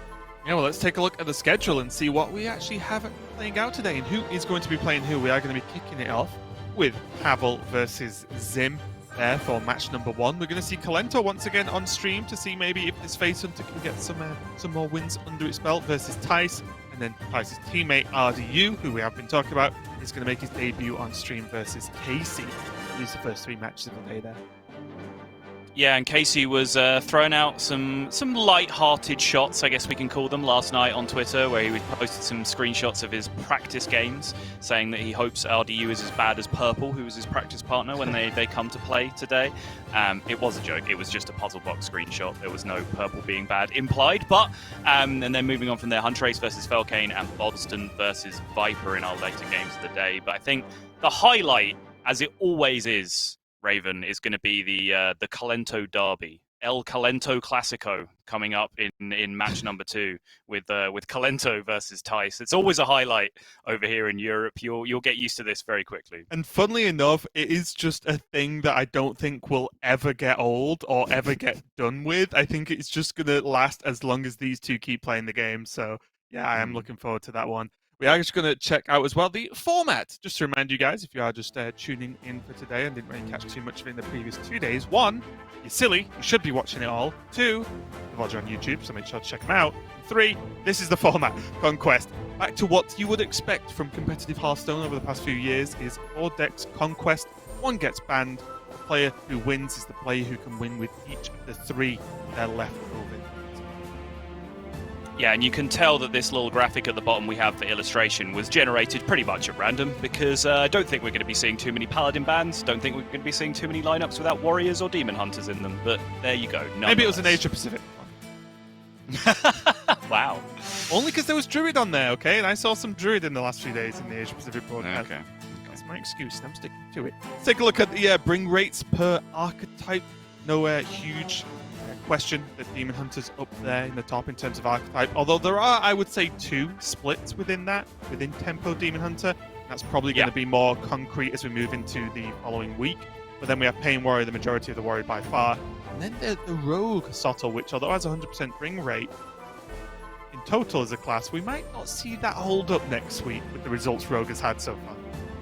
It's true, yeah. I was actually talking to quite a few players last night, just getting some different opinions on like what's going on. Is Rogue actually just bad? Like, are these matchups actually unfavored? Like some of the matchups that I felt were quite 50-50. Obviously, we're still in the territory of small sample size. You can still write it off if you try really, really hard.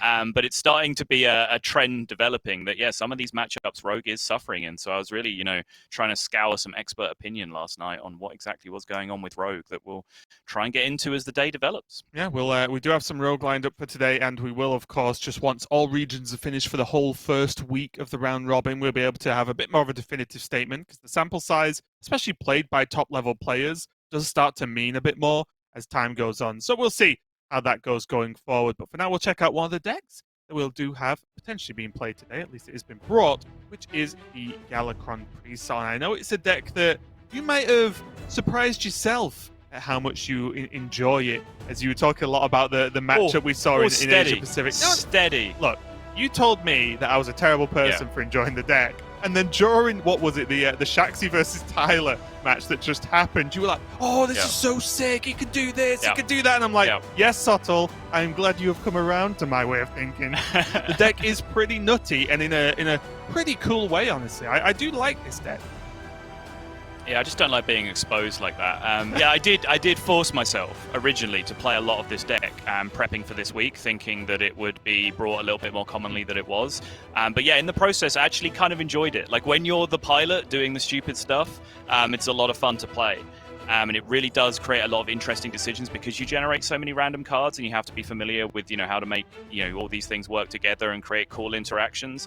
But I do, in particular, think that matchup that we just watched in APAC, which was, an incredible example of the matchup, is just a really fascinating matchup to me in general, just in terms of how the interactions go back and forwards, and Murazon being such a key card in the matchup, and even the strategy not being so clearly defined from the Rogue side of things, because Shaxy was clearly laying out to play it much, much slower than I've had it experienced with recently.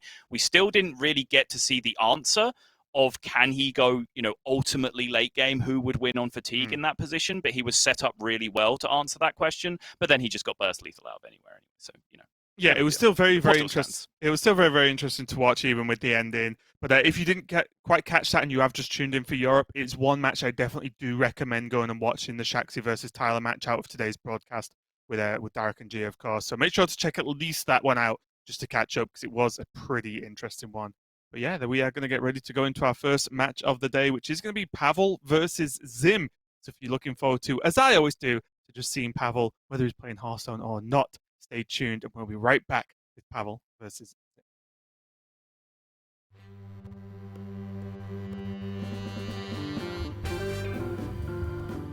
If I would have to describe myself in 3 words, that would be... I can be really...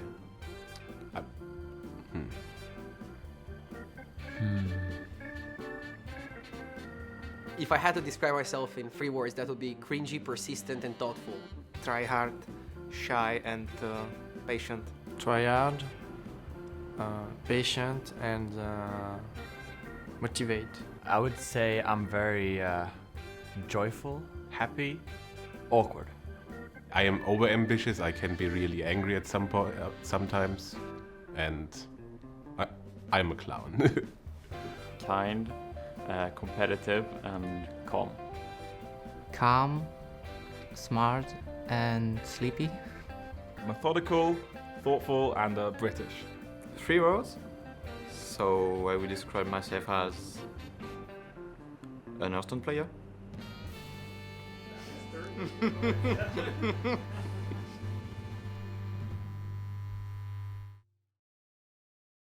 Welcome back. We are right into the first match of the day here in the European Hearthstone Grandmasters, and it is going to be Pavl versus Zim.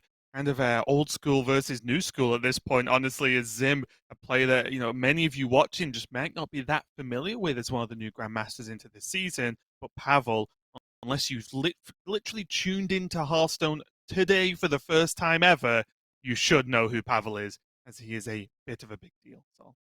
He is. Like, Pavl is such a big deal that there is currently a player whose name is based on a meme that's making fun of a player that Pavl was once a rival with, is now like a top 10 legend player in Hearthstone. That's like 4 levels of influence that have trailed through the Hearthstone scene. Like, you know, Pavl's escapades back around the time where he was world champion and shortly before and shortly afterwards, they're just, you know, going to be legendary. And if there ever is a Hearthstone Hall of Fame, Pavl is going to be one of the first people to really be touted to be put on that list. Yeah, and also not just popular in Europe. It literally had reached across the world, right? He was a huge hit in China as well, and that's a region that is very much a little bit more on its by itself in terms of the fans and everything. There's a few key players I think they love, and that's like Kento, Pavl, just to name 2. No, they do, right? Just to name 2. But that's definitely a tough nut to crack. So very impressed overall. But let's see what this is going to happen here in this match. It's going to be the Warrior band out for Pavl and the Demon Hunter band out for Zim, which is the expected overall top 2 bands I would have expected going into this weekend. Leaves Pavl with the Highlander Mage, the Galakrond Rogue, and yeah, not only the top 2 bands, the expected bands that we're seeing based on the flex points in the lineups. You see Pavl has the Mage, so that influences his band decision, whereas on the other side, Zim has the Warlock, so that influences his decision. And the French players really have relied heavily on Zoo. Alongside Gallon, who I believe has joined their practice group. They have all been prepping together for the majority of weeks, I believe. And I think that is a potentially extremely powerful practice group because, you know, Swids has been dominating Europe up until this point through the Swiss. Falcan's put in some good performances as well. Zim is perhaps the lowest performer out of those 4 players. And then special shout out to Gallon, who I personally believe is like playing some of the best Hearthstone in the world right now based on watching his performances in Americas. Yeah, and I did mention it yesterday as well, but I think that the true gain of this practice group was this Zoo list, because not only were they some of the first players to even bring it to Grandmasters and put some stock in it in terms of a powerful deck, but they got the results from it as well. They were winning this weeks of Grandmasters. They got enough points to make it, or most of them to make it into the top division as well. So it's been pretty successful, and I have no doubt that is going to continue for these guys. But yes, I do agree the expected bans of, well, if one player has Mage and one has Zoo, those bans switch around a little bit just based on what the true strengths are here. But the big question for me today, Soton, is one we've had at least a little bit yesterday, is the Rogue going to perform? Can the players get wins with Rogue? Because honestly, just based off results so far, that is the deck you need to get the win with if you want to get the series over and done with. It is, yeah, and as I was saying in the intro, I was really seeking a lot of opinions on a couple of matchups in particular, Rogue versus Demon Hunter being one of the big ones, because I've played it the majority recently from the Rogue side, and it felt fine. I made a point yesterday and this morning of playing some of it from the Demon Hunter side, and unfortunately that also felt very good from the Demon Hunter side, so the only conclusion I can really take from that is that I'm the nuts, which doesn't really help me in that particular position, so I saw a lot of opinions, and I think generally, at a low level, it seems to be Demon Hunter favored, and then when you go to like high legend level, maybe like I think, you know, Rogue is even or maybe even slightly favored. But then when you go even beyond that, even further to like top level competitive level, where people are finding more edge out of the Demon Hunter as well, which is a surprisingly difficult deck to play. I think there may be, and this does seem to be the consensus of opinion from top pros, that the Demon Hunter is back in charge again. Yeah, I'm looking forward to now that we get to see Demon Hunter, like last week, of course, in the final week of Swiss for Grandmasters. We do get to see the evolution of the decks and lineups as weeks go on now in round robin. So far, though, in this game of Zim on the Warrior on the bottom, just going to get the old Tolve into Rampage off. I'm going to start pressuring Pavl quite heavily. And this is a strategy that is, I think, a fair amount of success against Mage as Warrior. If you can get an aggro start, I like almost, not overcommitting always sounds bad. It's a negative thing to do. But I like heavily committing to the aggro start if you have it versus Mage. Yeah.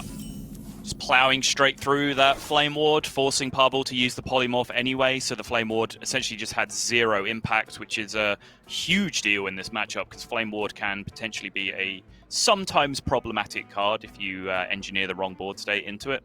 I challenge you to yeah, and then already my question is, with the Polymorph as an emergency plan, did Pavl have to Flame Ward on curve there? But effectively, even if he killed the Tolve, well, it's a Flame Ward against this deck that normally can go quite wide just to kill a 2-3. Like, was that even worth it? Especially with Polymorph and Rolling Fireball as backups. Right. Ancient Mystery's going to go for the Ice Barrier. Pavl is running the 1 Ice Barrier, 1 Flame Ward version in terms of the secret package in his Highlander. Whereas Zim, under the Warrior, is going to be running that Grom, which we can see in hand, of course. I think that's very quickly just become a standard. But there are no eggs to Tolve in this list. Nothing else overly fancy. Great pickup with the Corsair Cash. Hits the Ankar as well, which means essentially his entire game plan is unlocked now. Being able to draw Risky Skipper on demand, which is the #1 key card in the deck. Curious to see whether we'll see an Inner Rage this early. It does potentially represent a ton of damage over time on the Warmaul Challenger. But of course, even this early, you're kind of staring at that Grom Inner Rage combo in your hand and just thinking about the possibilities. It's very true. I was actually, for a second, looking at Inner Rage, Coin Blood Boil this turn. Oh, before, yeah, sure, before even like before the draw, before the draw. And just get it out, because then you'd have the buffed Challenger. Then you just have like a 6-8 on board. Right. I don't know. It seemed pretty strong. Obviously, the Corsair Cash, never bad.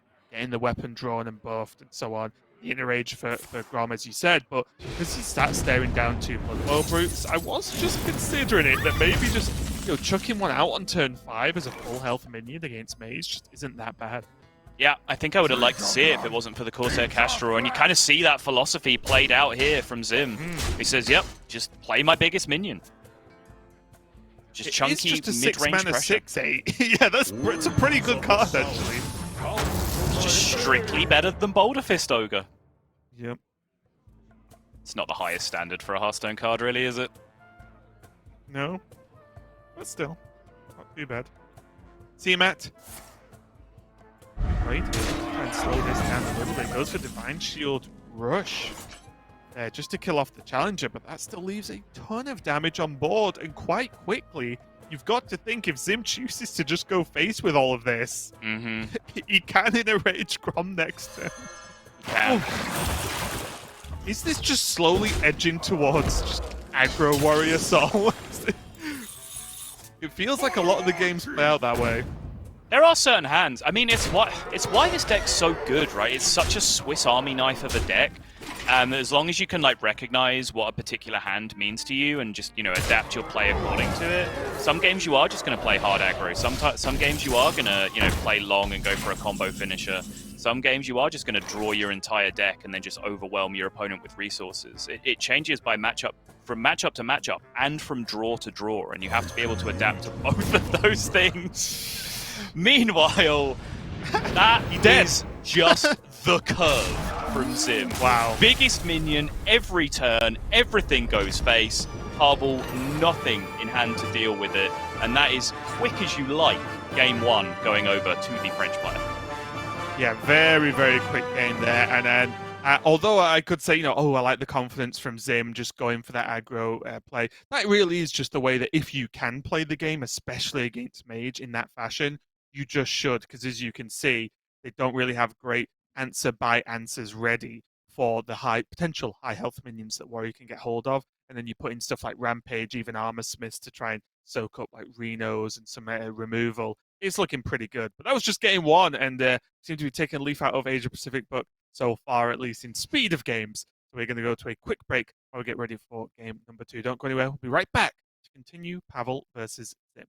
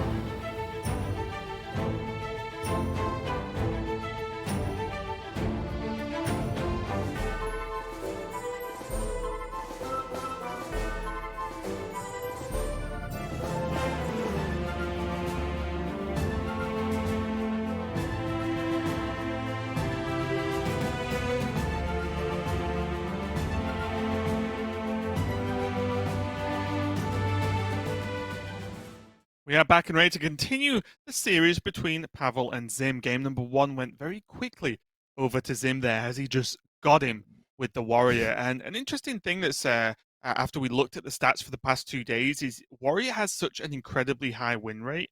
Demon Hunter's obviously doing well as well, but it's definitely scary when you consider that not banning Warrior in a lineup, almost regardless of what your lineup is and how it clashes, feels interesting to me, because I do wonder if a deck ever gets to the point where you just have to ban it because of the nature of its just sheer power level. What do you think? Well, quick pop quiz though, Raven. No looking to your left or right, whichever monitor you've got the win rates on. What's the highest win rate? What's the highest win rate deck in Grandmasters this week? Highlander Hunter. No, false. It's Quest. It's Quest Warlock with a 100% win rate. Oh, that out doesn't of one. count. What's worse is I actually did look at it earlier and was like, oh yeah, that's kind of funny. Rivia's got the win, right? But come on, it's Highlander Hunter second then. What is Highlander Hunter? Highlander Hunter is 80%. Yeah, so it's second. Yeah, it's just ahead of the two main warrior archetypes. Which to your point, yes, it does seem kind of sketchy to be bringing a lineup that needs to leave warrior up because, as we see, it's 77% win rate right now in this week of Grandmasters, which is abnormally high. The deck is so good, and it just gets exponentially better. Where you'll almost get false negatives practicing on ladder, where you'll bring a lineup, you'll run into a bunch of warrior on ladder, and you'll do fine. But when you're playing against the best players in the world playing that deck, the deck just has an infinitely high skill ceiling to the point where the top players can keep squeezing more and more and more out of it. So you'll get all these false negatives that say that your lineup is fine, like warrior doesn't beat your lineup that badly, and then when you play against the very best players, they're just going to stomp you. Yep, and we've seen that so far. It was a quick one, not much Pavl could have done about it, but we are moving on to game number 2. Pavl now on his, I would say, power class that he has up, which is going to be his Demon Hunter going up against this Rogue Subtle. So you were mentioning you looked at this matchup, Pavl playing the Priestess of Fury version. Does that make him better or worse versus Rogue, do you feel? I think worse is generally agreed upon. I think one of the big problems, and one of the reasons why maybe my Rogue Demon Hunter knowledge might have been a little bit outdated, is that I hadn't practiced a great deal with the new build with the Beaming Sidekicks. Because obviously Beaming Sidekicks are massive in the early game against Rogue, right? Because you just drop your 1-drop, you can even coin out Beaming Sidekick if you're going second immediately. Boom, built-in backstab protection, built-in Seal Fate protection. And then you can just snowball because you stick a minion against Rogue, and if you stick a minion against Rogue, it gets much, much worse for them much, much quicker. So not having access to those fast starts and having to deal with some slower stuff later on, I do think is a bit of a handicap for the slower list. But I will say, just in a vacuum, Priestess of Fury, the card itself, if you get there in a reasonable position against Rogue, is a beating for Rogue to deal with. More so for the stealth version, because they don't have access to Blackjack Stunner. Even against the secret version, that Blackjack Stunner is about their only real way of dealing with it, aside from something generated from a spell lab. Yeah, one thing to note, even if that's the case, it still did something, and it will still do something the turn if you choose to replay it as well. So it is very, very, very, very good. In the meantime, though, Zim just keeping hold of this board. He does have an ambush live with secret, so we're not getting into the bamboozle shenanigans too early in the day yet, Sol. So you've got time to build yourself up for it. but Pavl now having an eye beam means he can do something about this. Although I believe Pavl does not have a full confirmation of what the secret is. No. I think all he's done is equip the weapon, right? Yeah, exactly. I grow impatient.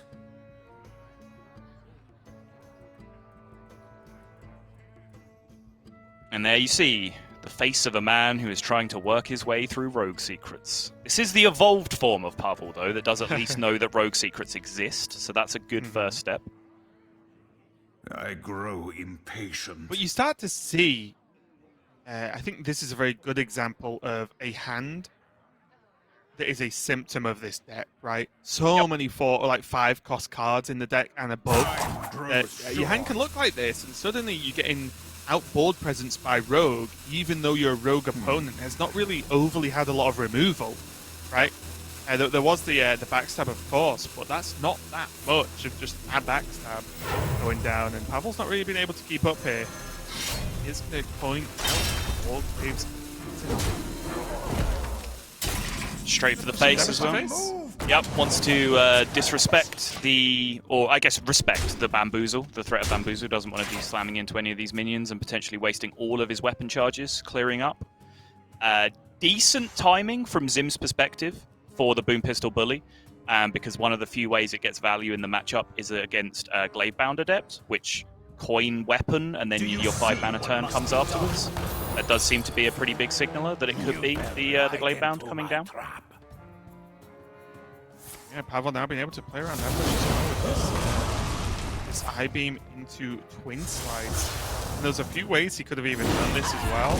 Most importantly, this reduces the threat on the board down by a ton. He gets to push loads of damage. I think he should just leave the 1/1 up here, save the charge, and then just have Metamorphosis into Priestess of Fury, or just the second Metamorphosis hero power into almost guaranteed lethal. I think it might be worth killing the 1/1 just because Well, I how guess much he's on work. 3, right? He's on 3 charges, and it protects your 4/2 against like Praise Galakron, Rush Lackey, just being spent on the minion on board. There's some little breakpoints that it might change. Pavl disagrees though. The main point being Metamorphosis plus the 2 procs of it almost kills Zim now, and there's not tons he can do about it at this moment in time. That's fair. Galakron is the kicker. We do see that in hand for Zim, but it is relatively unlikely to be there. The loss of Ziliax for this deck is such a beating. It shouldn't seem like 3 or maybe 6 health should make as much difference as it does. But the thing is with Rogue in aggro matchups is that they're almost always counter-racing, right? Like, it's not like a Control Warrior or a Priest strategy where you actually outlast the aggro deck. It's, okay, I'm going to make a swing turn, get a big board, then I'm going to start hitting you in the face instead, and then we're going to race, and we're going to see who wins. Just an extra swing of 3 health in that position where you leave a lifesteal taunt in play is just such a big deal. So the lack of that card now in the current meta is making Rogue's life so much more difficult in some of these matchups. Yeah, it is one of the age-old weaknesses of Rogue, isn't it? It's just that damage permanence, and most importantly, in the aggro matchups, if you survive up until around this point without being too far behind, you normally end up taking board as Rogue, right? Because of tools such as backstab and some of the tempo elements you have with Sap and so on. So yeah, the Ziliax is the nice security factor of not only the 3 health, but also just adding to that kind of board dominance that you hit towards the mid-game. Pavl taking his time here, but I do struggle to do anything but Metamorphosis Hero Power at this point. But make your opponent have to have exactly heal to even consider it. Yeah, it just seems too clean. Like, you Metamorphosis, you smack this turn, even if they have Galakron on curve, well, they're at 8. So it would have to be Galakron into 0 mana shield of Galakron, exactly. Or Kronk. To be able to stop you. Or Kronks, yeah, sure. And nope, that's not it. Nope. There's nothing Zim can do about it, and like lightning, we're already moving past game number 2. So Pavl responds in kind to the beating he took from Zim's Warrior, making almost just as quick a game with his Demon Hunter up against Zim's Rogue there. So pretty quick couple of games there. Maybe, although those decks, the Demon Hunter and the Warrior, can go longer in 2 games, not too much of a huge shock that they both got a pretty safe win, especially when they've not faced each other, where then the question becomes a little bit more as to more of a struggle. But now I think, now that the 2 strongest decks are out the way, we're going to get into the thick of this series. Yeah, if anything, that was even quicker, right? He just ended it on turn 6, whereas Zim ended it on turn 8 in the previous series. Yeah. So yeah, just returning the beating, as you say. But yeah, that really didn't see the impact of the slower hand that was drawn there from Pavl, because he didn't really even get to Fell Screamer and Priestess of Fury stuff. Like, he just had Warglaives and Metamorphosis, and that is the classic Hearthstone combo of damage plus damage equals damage, which is one of the most solid combos you will see in any game of Hearthstone. Yeah, also as well, Zim is running a Frozen Shadow Weaver, but only the one, of course, because he was playing Highlander Rogue. So, just unfortunate there, you see the difference Frozen Shadow Weaver has already made this weekend in other matches we've cast, but just at that point, the Warglaives just let Pavl say, okay, well, this adds up to this, and I Metamorphosis. That's just how much life he has left, and it's going to end the game, and with that much threat on the backswing, there was no Van Cleef early on, for example. Pavl was just given the freedom to do that. We're going to move on now to Zoo versus Mage, as we go into game number 3. Yeah, Zoo, certainly one of the hot topic decks of the week. Still some people unconvinced of its efficacy, or even of just particular builds of it. I see TJ still out there talking a lot of smack about my boy Wolf Rider in the deck over there on Americas. Doesn't believe in the Charge Zoo, but this actually is not the Charge Zoo from Zim. He is playing the pretty consistent list that Gallant and the French players have been running throughout all of the weeks. It did adapt slightly after the Sacrificial Pact nerf, because that was just not a card they could afford to run anymore, which they sometimes were for the Demon Hunter matchup. So instead, like, Evil Genius came into the deck instead. But apart from that, it's remained pretty consistent for this practice group since week number 1, really. Yeah, it does feel like the French variant. I think it is fair to call it that, because even just this Zephyrus, which I've not really seen anyone else run outside of this group, as you said, but against Mage, it's just when you aren't running the charge variant, or even just half and half, like some players are, I do feel like the matchup is on a bit of a tightrope, because you can get huge minions, you can put on a lot of pressure, but Mage has access to big board players, freezes, and without charge, the threat that Mage can be a bit more secure about its health total at certain points in the game. So I think this matchup is actually pretty close, at least just from a feeling against this specific version of Zoo. Yeah, I'd agree with that. I think this is one of the big hit points for the charge version of the deck, is exactly that dynamic you describe, where you're playing against a freeze deck, a hard removal deck. Well, they can't freeze or hard remove charge minions that you're just holding in your hand and periodically making bigger and bigger and bigger, and then that just ends up getting them at the end of the game. Yeah, that's next expansion. Mage gets a card, freeze a charge minion in your opponent's hand. It's just stuck there, you just can't play it. No. It would be 10 mana, freeze 10 random charge minions in your opponent's hand. You've got to stay on theme, Raven. Yeah, castable for 5 mana if you're feeling it. Yeah. It's just so much. I'm waiting for a card to come out that's just called Mana Cheat. It's gonna happen. I'm calling it now. I'm waiting for a Mage card to come out that's just called Roll the Dice. Yeah. Pulpera should be a Mage card then. Rolling dice. In the meantime, though, the Mana Saber has come down for Pavl, and again, without under too much threat this early in the game, which is often the case versus Zoo. It never really goes off too crazy super early. Does mean he can use this Mana Saber to get to that ever perfect turn 4 to 6 mana in one.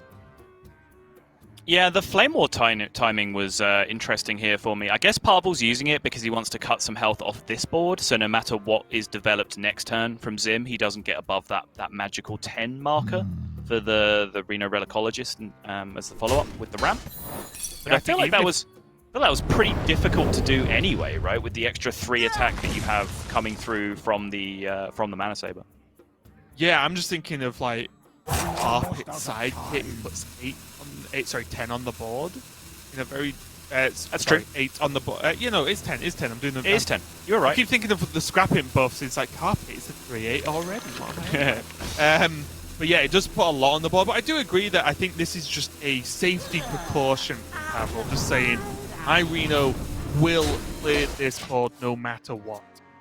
Yeah, and actually on reflection, I think that's super smart from Pavl, because he can throw all his resources into just guaranteeing that this turn goes off the way that he plans, because after this turn, he doesn't need all of those resources anymore, because he's just this far ahead on board. So, like, what good is a Flame Ward to him after this point? And it's fairly likely the Mana Saber lives, and he has follow-up if that's the case then, because he has Tiamat. So, yeah, I like this overall. Although, double Fiendish Servant. Ooh. Should he just... There's no drawback to playing the second one, right? Doesn't he want the second one down? It's the same. Looks cool. Yeah. Regardless, you have a 7/6 carpet at the end of the turn, no matter which way you do it. Ooh, now Zephyrus and the Breath as well to pick up some options. Interesting.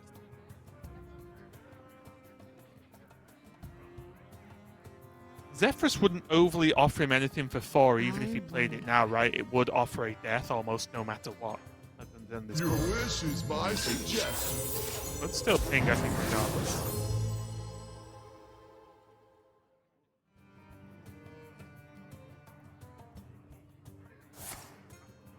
Alright, let's just keep it simple. Yeah, I like Especially it. when you face it down the carpet, right? Don't try and do anything too fancy. Just kill it so it's dead. Some players like to do.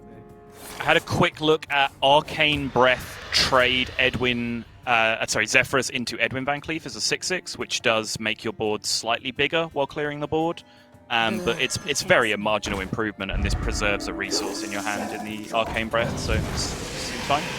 Yeah, I half even considered Arcane Breath to open up more options either that turn or maybe next turn, just because it's probably going to be Tiamat regardless. So, Yeah, that's fair. But again, like, I think Pavl's in such a great spot. He doesn't need to go fishing for a spell right now. I think there's always going to be a decent target for Arcane Breath, especially since his Malygos isn't active yet anyway. Double time and double pay.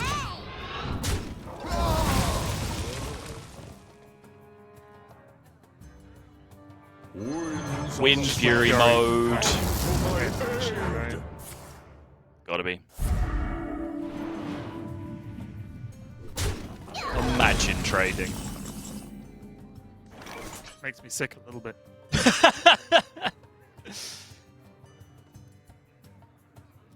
Does it actually play around things? I mean, I guess Evil Genius, maybe. Just not having to invest the mana in playing a minion first.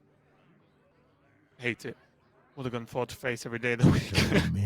I don't know. I think of all the minions to trade into there, literally a 1/1 that does nothing else now is the one I would have ignored the most. Yeah. You can make the argument that he's setting up lethal anyway because he still has 16 in play, but then you can also make the counter argument that if he goes face for 4, he only needs the Tiamat to survive. The Reno isn't relevant anymore. So swings and roundabouts.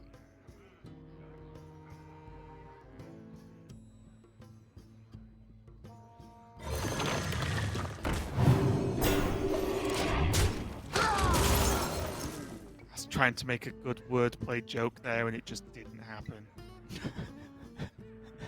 Stick to your lane, buddy. Along the lines of Reno, the irrelevant ologist. The irrelecologist. Yeah, that just doesn't work. The irrelevant ologist. Yeah. I tried, okay? Sometimes if you try hard enough, you might just get one good saying now and again. That is not active.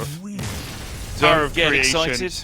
Too much of a board there, and Zim was just never allowed to get going. Pavl just had the pressure, and we've seen a few games of this in Reno Mage. I know it's not your favorite deck, but this weekend we've seen a lot of it just going almost threat bombing, right? And although Reno is, of course, removal, but still, on curve, it's a minion that keeps tempo on board for you. And then there was more follow-up, and then more follow-up. So Zim, especially without an early scrap him, just didn't have the cards to even get anything on board to challenge Pavl's minions, never mind win the game. So it was a pretty one-sided one, that one. Yeah, I will never doubt the power of the deck, at least with Mage, my personal preferences aside, but I think that was very nicely played from Pavl, and I think a lot of it was that one turn of recognition where he was setting up his Reno turn. It didn't end up being super relevant with the, the Flame Ward setup, but on reflection, even though I was sort of question marking it originally, it does make so much sense, because why run the risk of just, the Beaming Sidekick Magic Carpet exactly, or whatever other method he can get out of range of the 13 total clear that you have with the Mana Saber and the Reno. If that does become possible, well, suddenly your game plan's just out the window at that point, whereas Pavl recognizes that if he does get that clear, he wins the game very close to 100% of the time, so he just doesn't need any additional resources after that point. He doesn't need clearing power. He just wants to continue to play a minion every turn, which is pretty much what he did. Yeah, really just displaying one of those ongoing things with Hearthstone. That there's level 1 of learning rules, getting the most out of your cards, using the cards to maximum value. And then the next stage is the recognition of when you don't have to do that, right? And you just need to make sure something happens. Even if you're wasting value on certain cards, that's what you need to do to achieve a win in the game. So I do agree. I do like it there from Pavl. And now he only has his Rogue left over to take a win with. And just at a very quick glance, it is the Stealth 2 of Rogue there for Pavl there, and it looks like it's going to be pretty good here. Boom Pistol in his deck as well as one of the tech choices, but outside of that, it's a subtle, spicy 2 of deck, almost as far as he can take. Your soul shall be mine. Yeah, just that one-off Boom Pistol bully. It's 2 Devoted Maniacs still, which has been a point of contention to me, whether you do need to play these 2 Devoted Maniacs, because they are quite weak in Rogue, where they don't generate, immediate tempo at the same time as they do in Warlock or Shaman, for example, where they seem, much more playable. But still, he is playing 2 of those, 1 Boom Pistol bully. But he's off to a pretty good start here. I think you have to file any opening hand with Spy Mistress against aggro as a decent start. but he's going to need a little bit more help because I think this is a fairly rotten matchup for the Rogue up against Zoom. Yeah, it's one of the matchups where you really do just want even a medium-sized Van Cleef in the early game, right? Just to beat down some of the early aggression, or at least have a plan versus that magic carpet. But the Spy Mistress does help. And although, this is where it gets interesting for me, is the Spy Mistress just good enough as a... Oh, okay, nice. As a 1-mana kill an opponent's 1-drop? Or do you think Pavl's ever going to save it to try and deal higher damage to a more key minion other than just a battle mage? So I think in a vacuum, your point stands of like you don't necessarily need to kill 1-drops. You can just pick stuff off with dagger, you can draw backstab, whatever else. It's, you know, making sure you have damage to deal with key minions like Magic Carpet or even, you know, Flame Imp and other three attack minions that come down later is more important.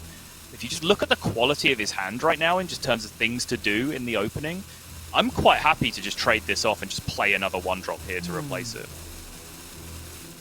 Yeah, the fact he got double 1 this turn is huge, isn't it? Yeah. Because if he played the cat, and obviously he drew the Spy Mistress, so he had this info going into the turn, but if he just had the Pharaoh cat, a part of you does want to play it, but then you don't get to dagger and just float a mana, and then your turn gets a little bit weird. But yeah, this looks very good. And now, Zim's just facing down 2-3 attack minions that you cannot interact with. So the onus really is on Pavl to decide when he wants to commit this damage, which is huge when Carpet has 6 health.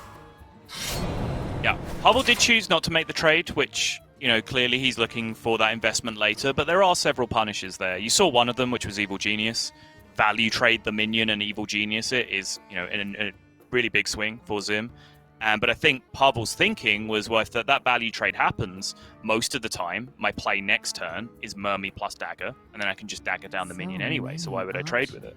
But there's always, like, Voidwalker, Shield Bearer, all that stuff on top of that as well that can mess with that. Beaming Sidekick even can mess with that. I think there were a fair few punishes that Pavl's plan could have run into there. I do agree with that completely. Pavl does have a follow-up with his Devoted Maniac, Nice. Shield of Galakrond, and then after all the talks of save it, what do you want to trade into? Pavl's like, I trade it into the face, as he just pushes the damage and says, actually, Zim, if you want to stop this, you have to trade. And I actually really like this from Pavl. He's just saying, well, you're the aggressor in the matchup. If you feel you have to start trading against my 1-drops at this point in the game, I wonder. Yeah, I'm into it. There is quite a hefty Magic Carpet punish, I would say. You know that there's, you know, at minimum the lackeys there to deal with it, but it's still only 1-drop. And the problem is just the Magic Carpet then just staying consolidated on the board. Both of your 3/1s have died, so you don't really have the options to be able to deal with a carpet at that point. Yep, that is definitely the drawback of this plan. One thing I do like, though, as well, is the 1-drops, even the biggest 1-drops, just still don't survive the trades themselves, so it still actually clears on Pavl's side of the board as well. Have you met my boy Shield Bearer, Raven? Oh, okay. Is he running? Oh, is he running 1? I think Zim's running 1, right? Yeah, he's running 1. Yeah, all right. Outside of Shield Bearer. Yeah, they do normally die.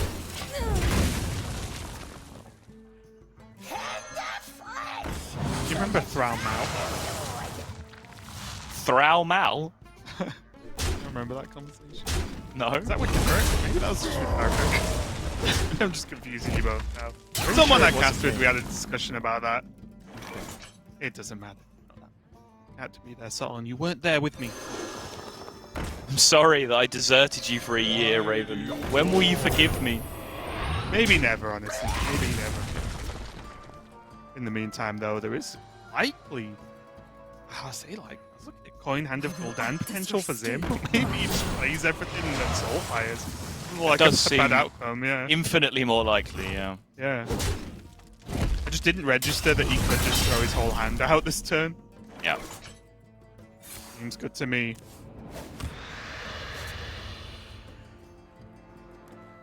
Well, that got awkward. Wait. Did he ever need to tap? It looked like a pretty solid dump your hand turn to me. Like, what would tap do to change your turn, I guess is what I'm trying to think about. What would he draw into that would have stopped him doing this? Now it just makes it worse, especially obviously because he drew exactly Soulfire, but if he'd drawn a 2-drop, this wouldn't have worked, right? Well, huge 50-50 coming up now. And No, he missed it. Boom. Camera casting. That was honestly from Zim unneeded from where I'm sat, Sol. That was strange. Yeah, I agree.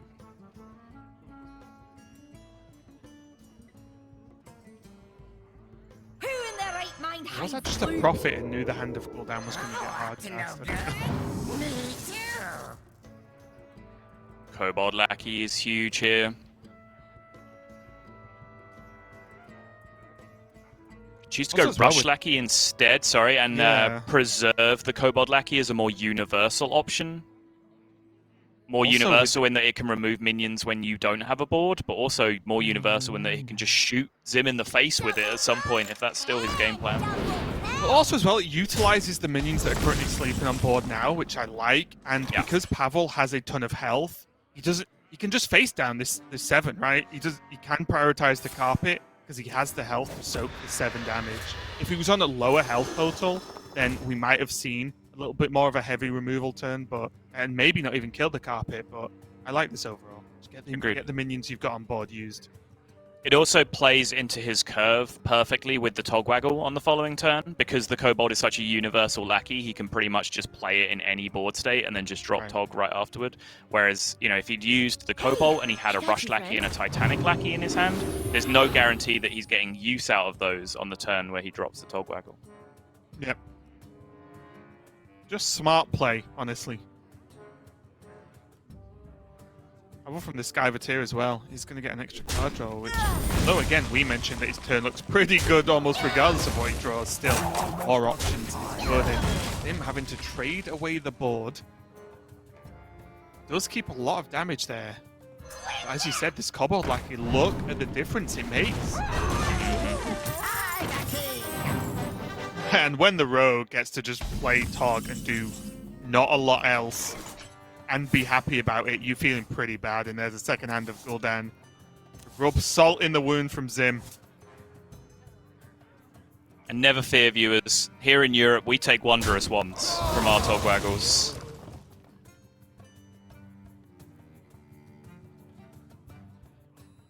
Useful things, eager to share. So crazy, because this could have happened with Zim having way more mana this turn.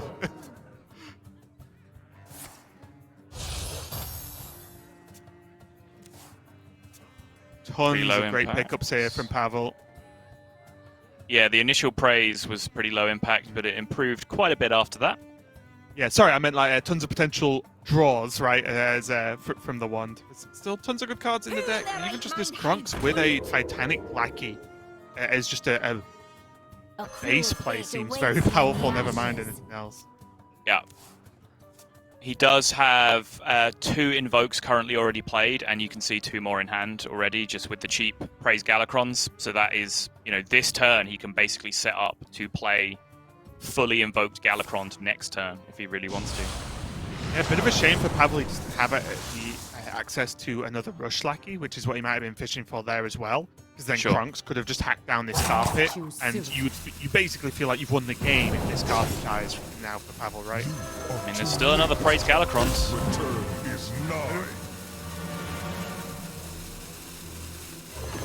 Why not? I'm just going to taunt it.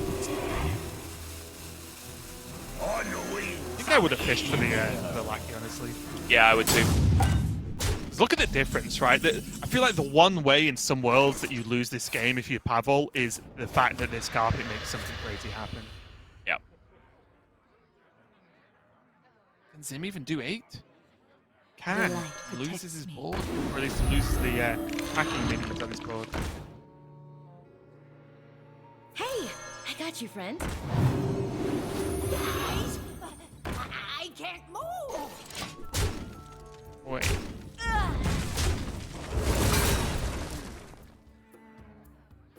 Did you buff the carpet instead there? Yeah, pretty sure. It'd also the look difference weird. between 2 and 3 health doesn't make much, apart from you get an extra minion on board right now. Well, meanwhile, fully invoked Galakron's Claw for 5 extra damage. That is going to end the game and end the series for your boy, Pavl, who is going to find himself rounding out what now becomes a solid week. 1-1 in record overall, whereas Zim looking to start his Barcelona career with a bang. That is such a weird sentence. To start his Barcelona career with a bang, unfortunately, is going to go out with a 0-2 record in week number 1 of Swiss. Yeah, really, honestly, I was a bit quiet towards the end of the game there, but that's because, I don't know if this is going to sound too harsh, but I feel like there was the tap turn, as we mentioned a lot, with this guaranteed Soulfire into Hand of Gul'dan that didn't happen because Zim chose to tap. And I felt like the game just went downhill from there for Zim. And even that last little buff, obviously it did not matter based on what Pavl's hand was, but even just buffing up the Ardent Squire, instead of having the carpet on the board at the end of the turn, seemed small and insignificant, but just another just strange choice that at least I didn't understand. So yeah, I feel like I don't know if that game just went a bit downhill there for Zim. So I think I can at least tell you what he was thinking, which I imagine he was looking to tap for another 1-drop, and then because he had carpet on board at that time, and I believe Flame Imp in his hand. So if he taps and he picks up another 1-drop, he doesn't have to necessarily do the Hand of Gul'dan turn. That turn, he can delay it for one more turn. He can just use his carpet to rush through the Shield of Galakron that was on the board. But he had a nice clear anyway, just with the Soulfire. The problem with that is that he invests health in his carpet. He has to bump into the Shield of Galakron a lot of the time there anyway. But then also in the Soulfire world, he draws cards off Hand of Gul'dan, which can then be 1-drops that he can rush into the Shield of Galakron at the end of the turn. So I do think it was a difficult turn. I do think there was a lot of things to consider. But it did look like the life tap was a little bit of an unnecessary risk in that spot.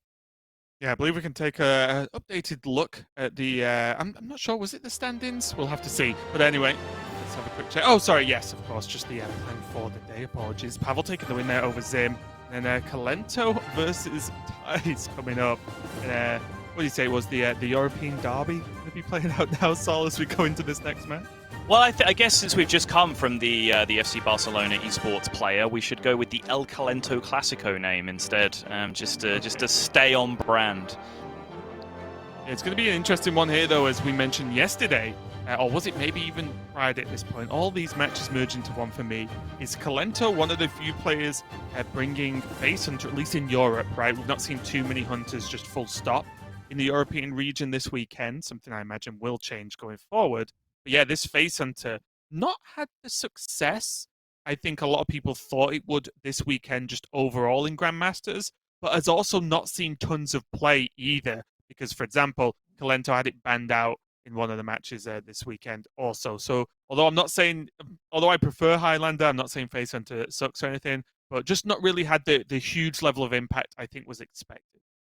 Yeah, there's still some time to be able to take a look at it in more detail. You know, we've still got this with Kento, and then Americas afterwards, where I do believe there's still a couple of Face Hunter players knocking about as well.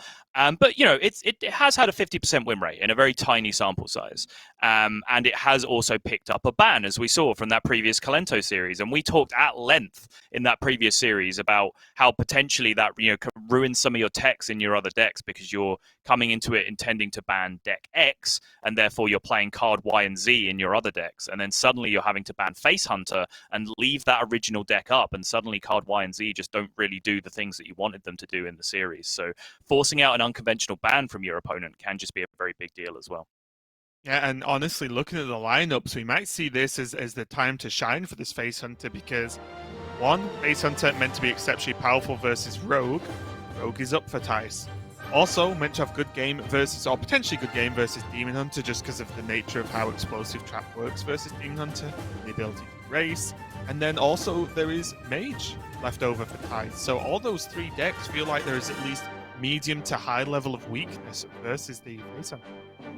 Yeah, definitely would agree. The Mage is a problem. I again somewhat Team Rogue in the Face Hunter matchup. I do think it's bad, but not the absolute stomping that, like, 2014 Face Hunter versus Miracle Rogue was, or whatever, like back in the day, where it was basically big Edwin or bust. I do think they have a little bit of game in that matchup, but yes, another good matchup for the Face Hunter. So yeah, agree with your assessment. I think Face Hunter might be a pretty strong trump card for Kento Alpha in this matchup. I will say though, the Tice choose. I do respect, even though after all that discussion, Tice still choosing to just ban out Demon Hunter, or because that was clearly the plan and clearly the consistent outcome of what we've seen from players with similar lineups to Tice. So yeah, even though I think the Hunter's going to get a win, I do respect just that. Actually, no, I'm not going to let this throw off my game. I'm not going to let this throw off my plan. Maybe he just struggles with Hunter, but I know for sure Demon Hunter is a huge problem for the lineup. So yeah, I'll respect that for Tice.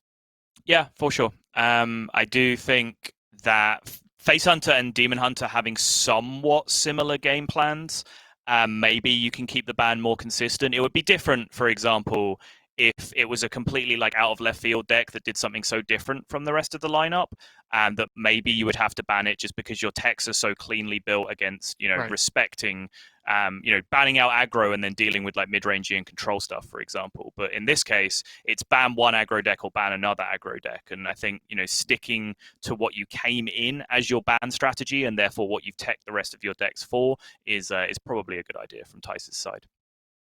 Yeah, and just looking at this as well, this is going to be a Division B match, which means it is in the dicey division, as it does have the bottom two spots are going to be auto-relegated, which is a pretty big deal, honestly. We talk a lot about the divisions, a lot about the relegations and the playoffs, but Tice and Kento, whether you think that's the same person or not, are both in Division B, right? And that is a huge deal just in terms of how big these two names are in Hearthstone and in competitive Hearthstone. To see them have the highest chance of relegation possible, which I know is a weird way to phrase it, but out of the two divisions, you have the highest chance in Division B. To see Kento and Tice there is a bit of a blow, I imagine, for the many, many fans both of these players have gathered over the years. For sure. We talked about, potential Hearthstone Hall of Fame picks earlier with Pavl. I think Tice and Kento are both pretty high on that ballot as well, right? Yeah, 100% as we go into game number one. Kento going to be on this warrior, the Pain Warrior, and Tice going to be on his rogue. And quick breakdown of the archetype of the rogue is going to be 2-ofs, and it is going to be secrets. Is the overall package of preference for Tice.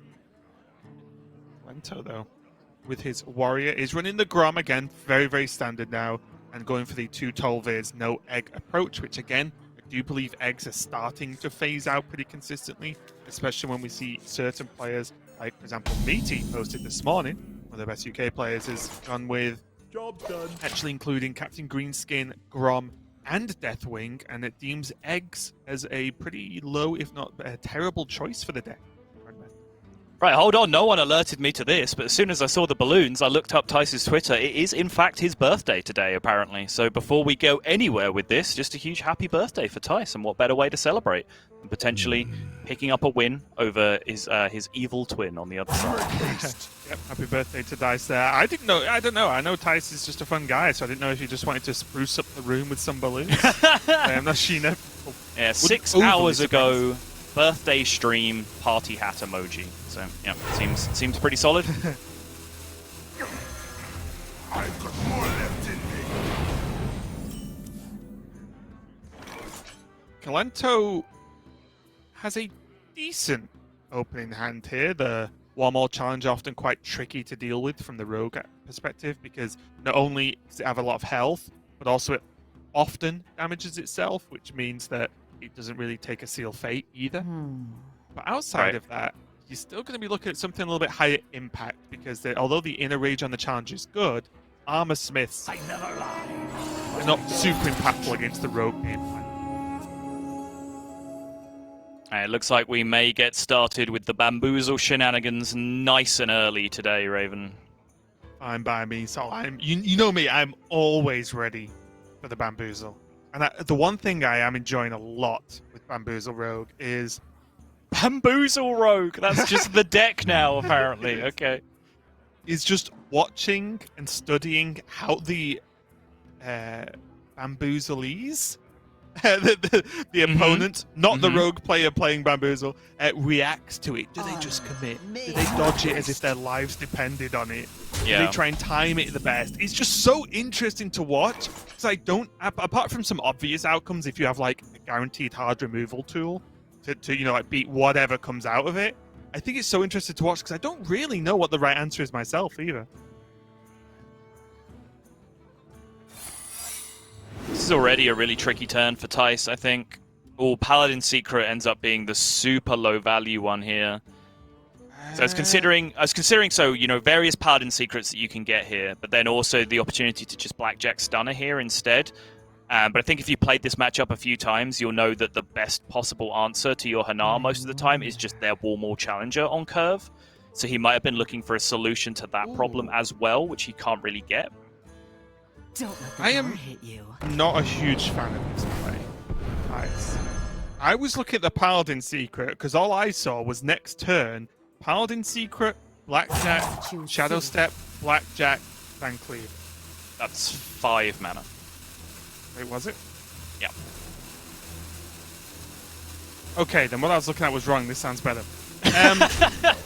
Oh, of course, yeah. For some reason, I thought he had extra mana. I'm being very silly. The Bamboozle's getting to me already, guys. I apologize.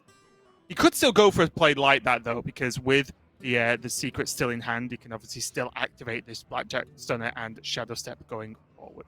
So, yeah, still a good plan going forward. But, yeah, I was a bit too eager there. Maybe starting a bit too early. But going back to my train of thought, which is much more important, Raven, the protection against the Warmaul Challenger is not that important right now because the secret that's in play is exactly Bamboozle. So obviously if this happens, well, who knows what the outcome is going to be. We just have to wait and see what the Bamboozle delivers. Oh my goodness! All right, everyone, make yourself a cup of tea. We're going to be here a while. Okay. Nearly there. Just a couple more. Oh, and it we're won. good. All right. How did it win? Warmaul Challenger just smoked a 5-drop. Happy birthday, Tice. Yeah, at least Tice is smiling. He knows how funny that is, regardless of the fact it happened against him. Oh, Bamboozle gets me every time, so...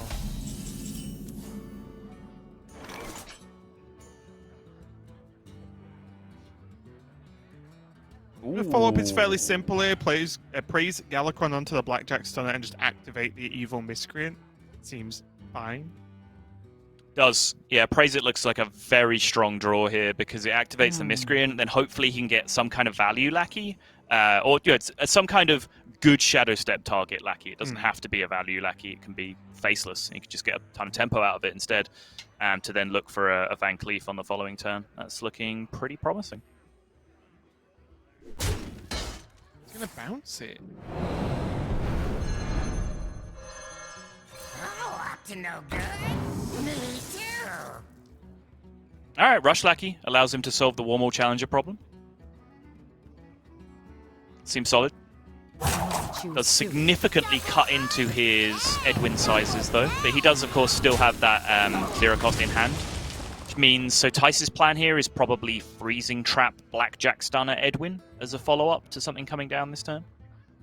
Yep, still, even though it is just, or would be, just a 6/6 in that outcome, it's still pretty strong and I think enough health to be a real problem for Kento on this warrior. Yeah, I mean, I do like the excessively big Edwins in this matchup, though, because, you know, once you get specifically out of range of Blood Boil Brute, there's not much that they can really do beyond that point. I think I was talking yesterday about, you know, 10-10 and 12-12 being even out of range of max Risky Skipper plus Blood Boil Brute, which is pretty insane. Yeah, and Kento is not running executes in this version of his list as well, so you know there isn't any fear of just the hard kill outside of an Ethereal Lackey, of course, but you're not really going to plan on that too much. The weird point for me about the Freezing Trap, and was maybe not a good enough reason, but another reason why I sort of mentally locked on the Paladin Secret, was I feel like Freezing's so hard to get decent in this matchup that it was more just a pick of necessity than anything else. That's fair. Maybe the value on Eye for an Eye is too low, but I just thought, is that the value of the secret better or worse than the mana cost of the secret? guess Yeah, is my question. I was going to mention, I like that you've referred to it the whole time as the Paladin secret, because you're advocating for taking Yeah, exactly. You're advocating for taking it, and you don't want to confess that what you're actually saying is pick Ifru. Right. Pick the 1 cost, not the 2 cost. Yeah. It is the strengths, though, right, of the Paladin secrets. In a roundabout way, they're the weakest, but also strongest picks. Mm-hmm. In some situations, they're both, though, because, you know, Noble Sacrifice and Redemption are actually really key in certain spots where you're trying to, like, protect your Hanar, where you haven't started with Bamboozle, for example. Never Surrender is extremely frustrating to deal with as well. Yep. Must burn them all. All right. Now, calm down. Jeez. I will say, although I maybe would have not naturally gone for this style that Tice has gone for, these Blackjack Stunners are dramatically reducing down the options Kento has here, right? Now there's just a 4-cost Armor Smith, a 4-cost Injured Totally. What's he ever going to do with those this game? Yeah.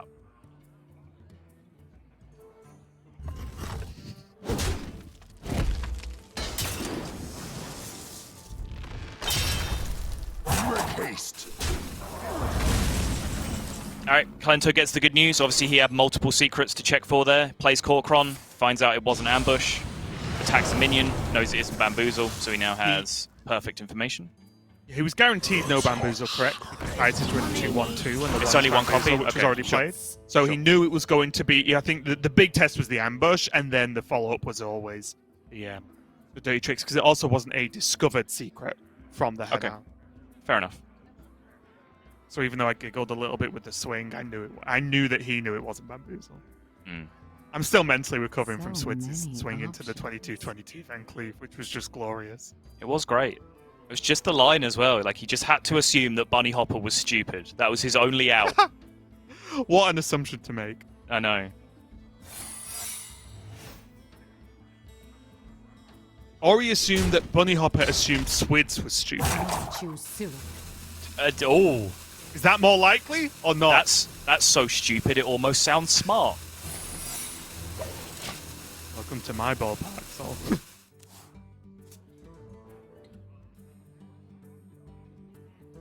Look how awkward this hand is because of these blackjack stunners. Yeah. There's not a lot of pressure and not a lot of value going on. That's the downside of the way Tice has played it, though.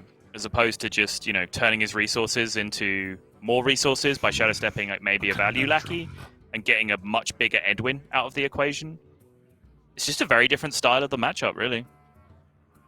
Tice is just trying to deny options from the powerful deck and prioritizing that more than giving himself the most powerful options on any given turn.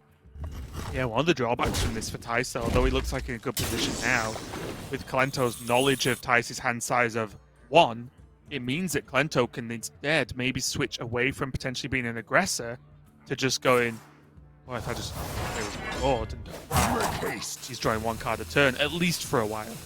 Yep. And Kento has pretty much all the clearing power in the world right now. He's drawn the risky skipper against this tiny of a board. Tice needs to hit some big old chunky dragon right now to get some serious health into play. Brightwing go. I'm not even joking.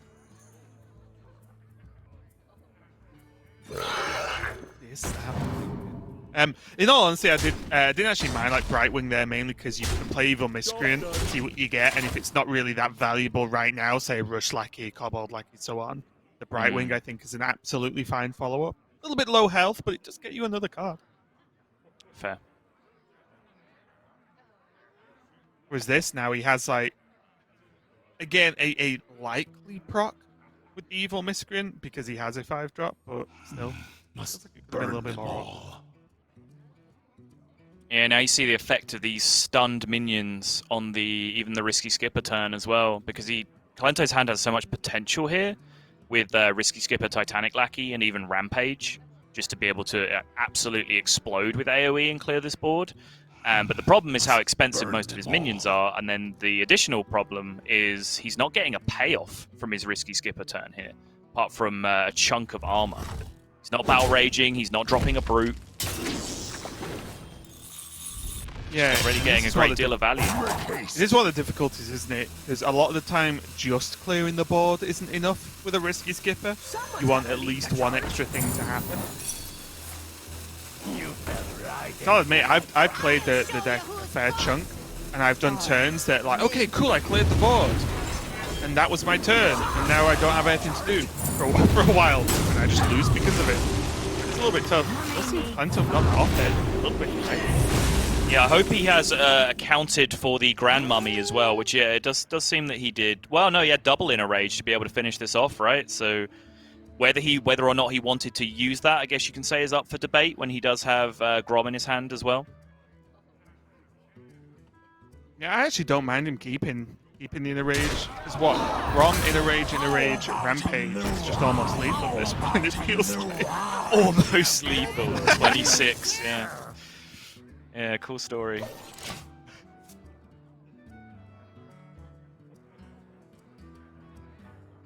Yeah, hard to tell what happened there because Kento was on the rope, whether he roped out and didn't get the chance to rip double inner rage, because he had to wait to see how the Grandmummy was resolving, right? Whether it was hitting the ambush token or the minion. So whether he just didn't have enough time to react or whether that was a very deliberate decision to hold on to both inner rages, I'm not sure. Sorry, I just saw like a lot of flashing on I shouldn't say this. Saw a lot of flashing on my phone, so I was just making sure there wasn't an emergency. It's just Twitter alerting me to the replies to the tweet of the schedule with things like, "Why is Kento playing himself?" Yup. And Kento mirror match, and I'm just like, oh, so reliable. Yep. I was like, why is Rebone like aggressively flashing right now? Oh. I do love the Hearthstone fans a lot of the time. This one more challenger going to come down straight into freezing trap, and yet another minion that costs a lot of mana in Kalento's hand. What is going on? Kento just says, fine, still a good fight drop. I'll take it. And honestly, with Rampage in hand, it's not that bad. Kento could push some damage. Tice would have to like double trade on the surface here to kill this. Which, again, I think Kento would be more than okay with. We can see, of course, with the Praise Galacron their dagger. Not the case, and maybe now Evasive Worm and go face. I think I like that. I like it too. You could actually time to get some pressure on Lackey. Because he'd still be one off with just the Evasive Worm if he wants to go face with the Faceless. But the Goblin Lackey solves that problem quite nicely. Mm-hmm. With, as you mentioned, with limited resources, I do think at some point Tice is going to have to work out how he wins this game and not just slowly dies. Yeah. It's another factor on that kind of rope turn from Kento as well with the inner rage, because this secret in play is still that dirty tricks that's been hanging around for quite a long time. Yeah. So, Kento would have been, very hesitant to use inner rage in that position. We did definitely see him point it at a minion at one point in that turn, which is why it's quite so difficult to ascertain what he wanted to do with the turn. But definitely, not wanting to activate the card draw for Tice when he's so low on resources is pretty reasonable. Yeah, I'm surprised with this, though. He basically lost 4 or 5 damage to face to gain a minion with 1 extra health. Not sure if that would totally worth it. Well, minions, keep his rush like, I guess. Minions with more than 3 health are very valuable against the risky skipper deck. I can tell you that much. It's true. It's just, I feel like Tice knows that the risky skipper hand is about 100 mana right now. So I don't know should be overly scared. Fair point. Only marginal, though. It's not going to make, it might not make a huge difference in the grand scheme of things. But just an interesting choice.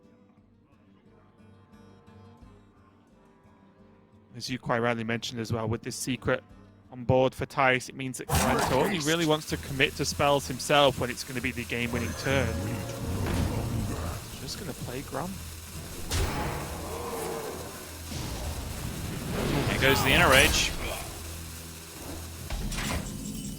That turn hurts to look at, honestly. that did everything that Kento did not want to do in this game of Hearthstone. Give Tice card draw, use his Grom, use an Inner Rage, and also push himself further and further away from being able to burst Tice down.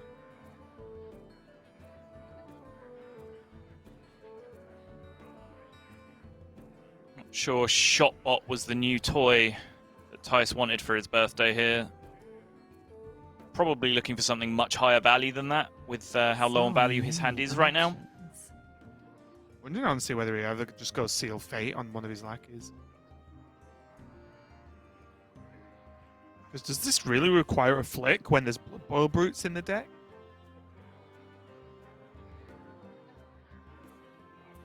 How would you propose dealing with it? Just trading one of them in?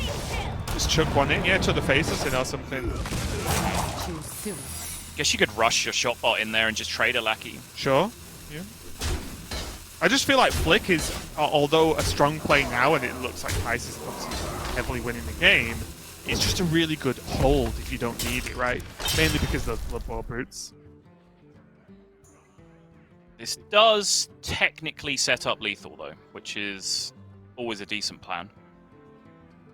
It's a very soft setup lethal because he knows that there's an armor hero power that he can just press, and then he's out of range currently of what he can see.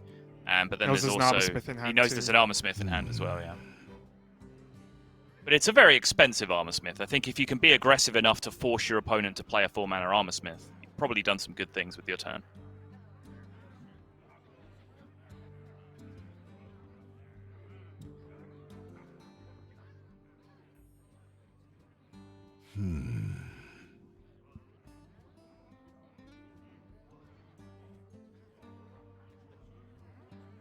I will say again, although Tice did manage some card draw with the secret earlier on, the early blackjack stunners, these pieces are still in hand for Kento until right now, of course. They are making his hand look so much worse. Not something I would have overly considered is utilising the blackjack stunner that heavily. It's paid off, Tice, I think. Yeah, I think it is a good early game card in the matchup, but maybe more than people would expect. I was just kind of curious seeing it used in lieu of the Edwin, I guess, when he had just such an opportunity to make a huge Edwin instead. Yeah, and I think it was just the targets for me as well, right? Like, Tolve and an Armor Smith don't feel like the biggest threats in the world, but I do think it was more of just a tempo gain, or at least a tempo evening out, which was the key value there. Well, I think it's also the point that any minion is the biggest threat in the world against this deck, because they play Rampage and Inner Rage and Bloodsworn Mercenary, and suddenly any one minion, regardless of what it is that's left on the board, can be terrifying. So I think Blackjack Stunner on just about anything would be worthwhile.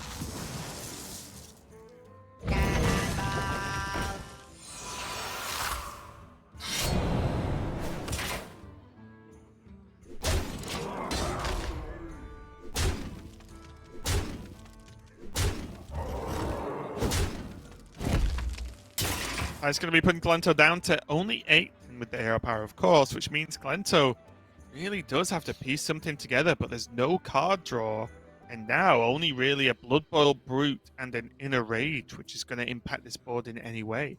He can Blood Boil Brute down a 4/4, Inner Rage the 2/1 poison.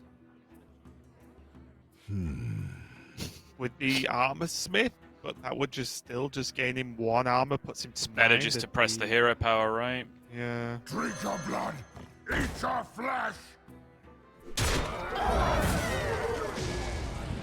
Yeah, seems right. It's the wrong kind of right, but it's right. Yep, and even with his hero power, Tice only needed 1 damage, and he has 2 available to him with the help of these Goblin lackeys. So that looks like it's going to be game number 1 going to Tice. Very strange way the game got played out there, but Kento definitely slowed down by those high-cost minions in hand, not only the Armor Smith and the Tolve, but much earlier on, the Warmaul Challenger taking up a ton of mana. One of Klento's turns to be replayed there. Tice is your victor in game number 1. Raven, it's a birthday miracle. Not only did Warrior lose, which is something that it didn't look like could happen, but Rogue also won on its first attempt in a series. Tice is the man that can make all things possible. But seriously, I would love to go back in that game and take the big Edwin line instead, just to see if that wins as well. Right. And it was all just kind of much of a muchness in the position, because that was just such a weird looking game. He was so resource starved the entire game. It almost looked like, do you remember, I think it was just before broadcast yesterday, when I was just sort of musing. I was like, do you think a deck just made up of 30 lackeys, like 5 of each lackey or something, Right, yeah. would win a game of Hearthstone?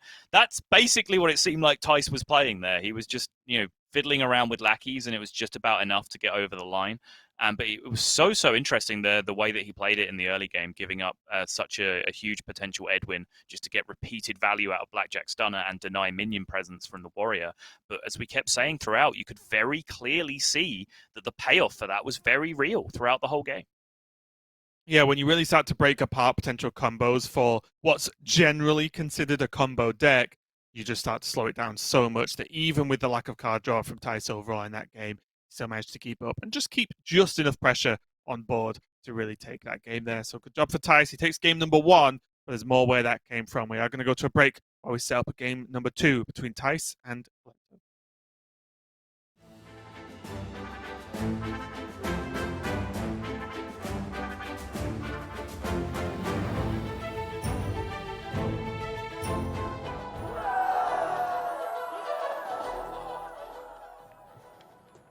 Welcome everybody to the first ever Awkward Tall Guys Club meeting. I've invited everybody that is 6'2/190 centimeters or above, and included, of course, myself, the tallest of all of the Hearthstone casters. And I just wanted to just do an interview about what life is like. I think we'd all be better Hearthstone players if we didn't spend so much time trying to find pants that fit.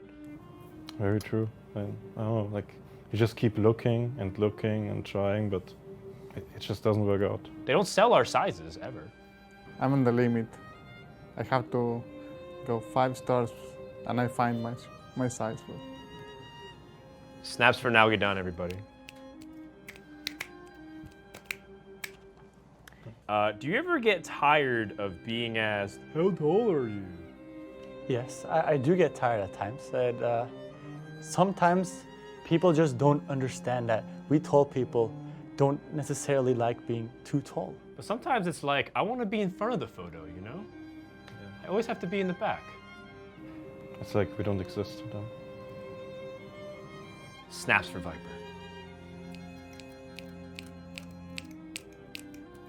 We obviously all played basketball. I played center. Sometimes I wish people just didn't assume that. Did people assume you play sports? Yeah. I did play it, but they yeah, but not like, assume it, right? Yeah, they assume it of us. It sucked though because I was never that good at basketball. I had a dream that I would become a tall, strong athlete. But here I am today. Just tall and strong. Just tall. I'm sorry, Casper. Not really a question here, but how bull is hide and seek? It's just... They always find us. Yeah. I feel like when people are looking at me, they just see nostrils.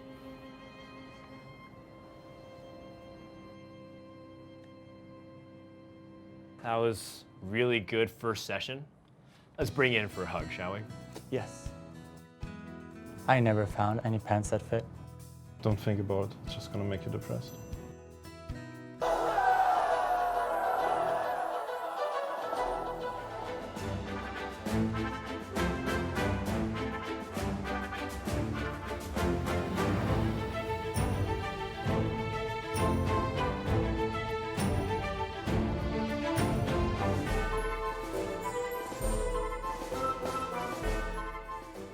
We are back and ready to continue our day here with Kento versus Tice going to game number 2.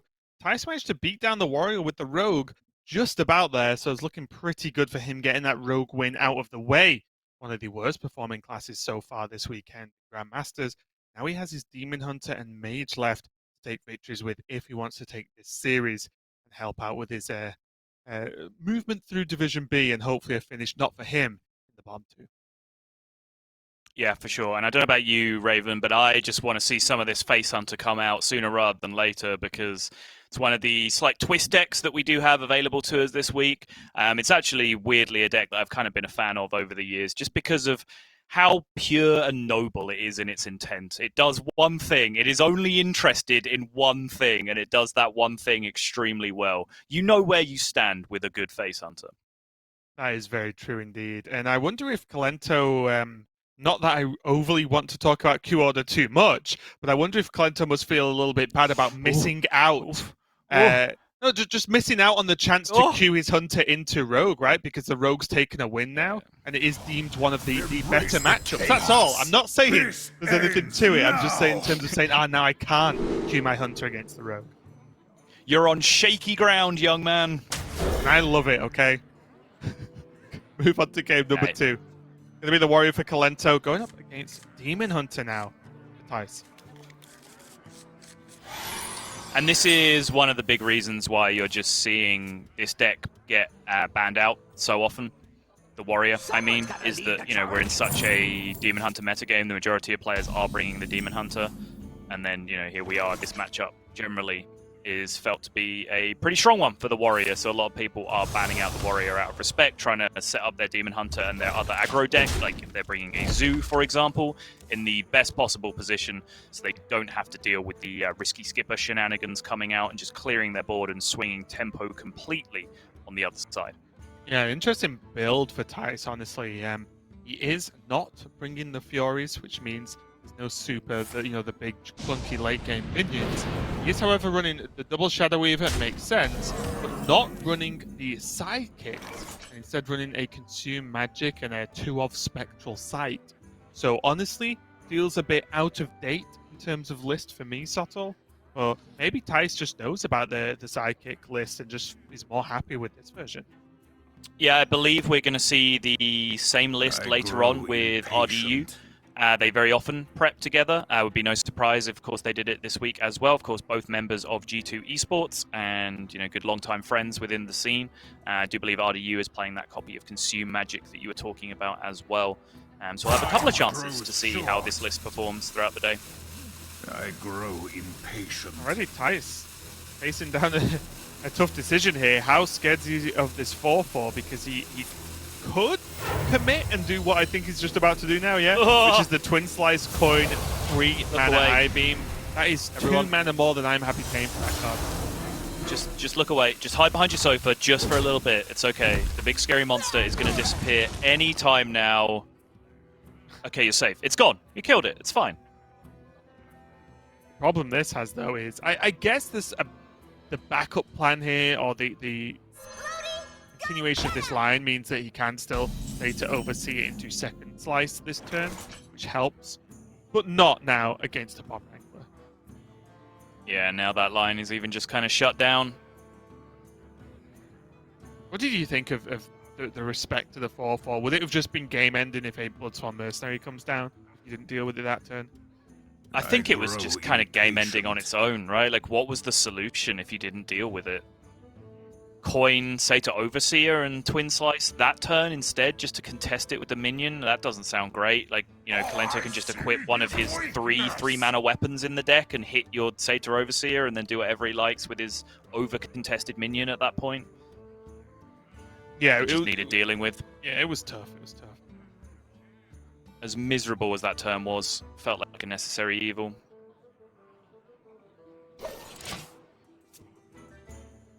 I'm even going to use the Twin Slice. I think Tice just wants this Bomb Wrangler to just have a flat trade, and then he can clean up the bomb afterwards.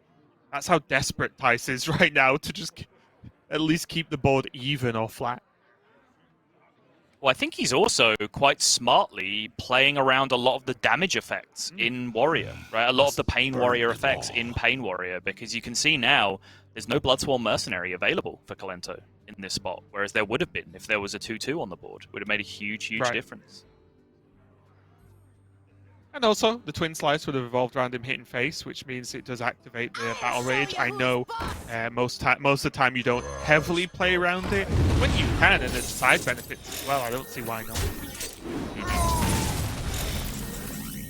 Now, though, there's a chance I'll see the ever-rare Bloodsworn Mercenary Salsi Captain, and then Bloodsworn Mercenary Salsi Captain. Love. the pirate plan. For those of you who aren't aware of this in-joke, this just became a meme in like our week 1 testing between me, Raven, Derek, and Gia, where a lot of Warrior games just very quickly devolved into how many South Sea captains can I make this turn? Because obviously we take our testing incredibly seriously. I've got to know if it's a relevant plan, right? Yep. Imagine if it actually just was. It's like, yeah, if you get South Sea Captain, you just completely alter your game plan from the deck. You go all in on those pirates. It's actually the play.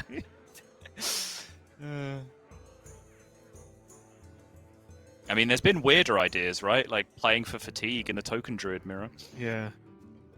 I can make loads of minions. Or I could not. Or, nah. Yeah.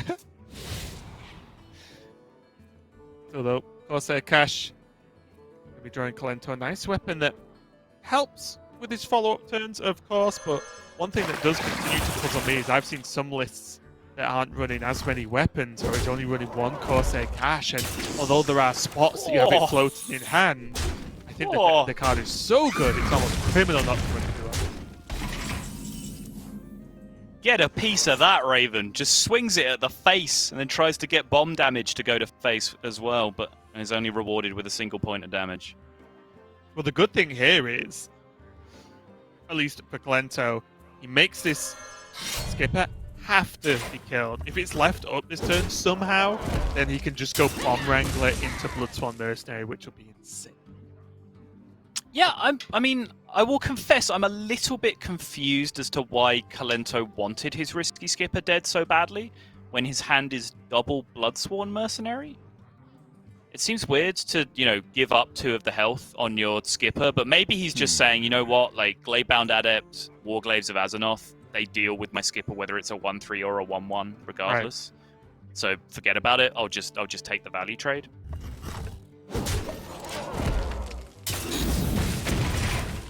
Oh, that's a better one. Nice Captain Greenskin, please, Sky Raider. Close. Wait a minute. Swing? Sticky fingers? Yeah, you insta, right? Like, there's no way you don't do this. And Timer Casting's gonna kick in. Ty's plays enough. He's seen it all before, doesn't even care. Kento, though, with the emote. I mean, that's just polite. He was just given a gift. He was just saying thank you. He stole it! I don't think you could walk in somewhere, steal something, and just say, "Oh, thanks." Like, you just took it. It's not good. I was always told as a kid that please and thank yous go a long way. Okay, Raven. I choose to believe they cover that scenario as well. Okay, good to know. That's why you applied to me that day.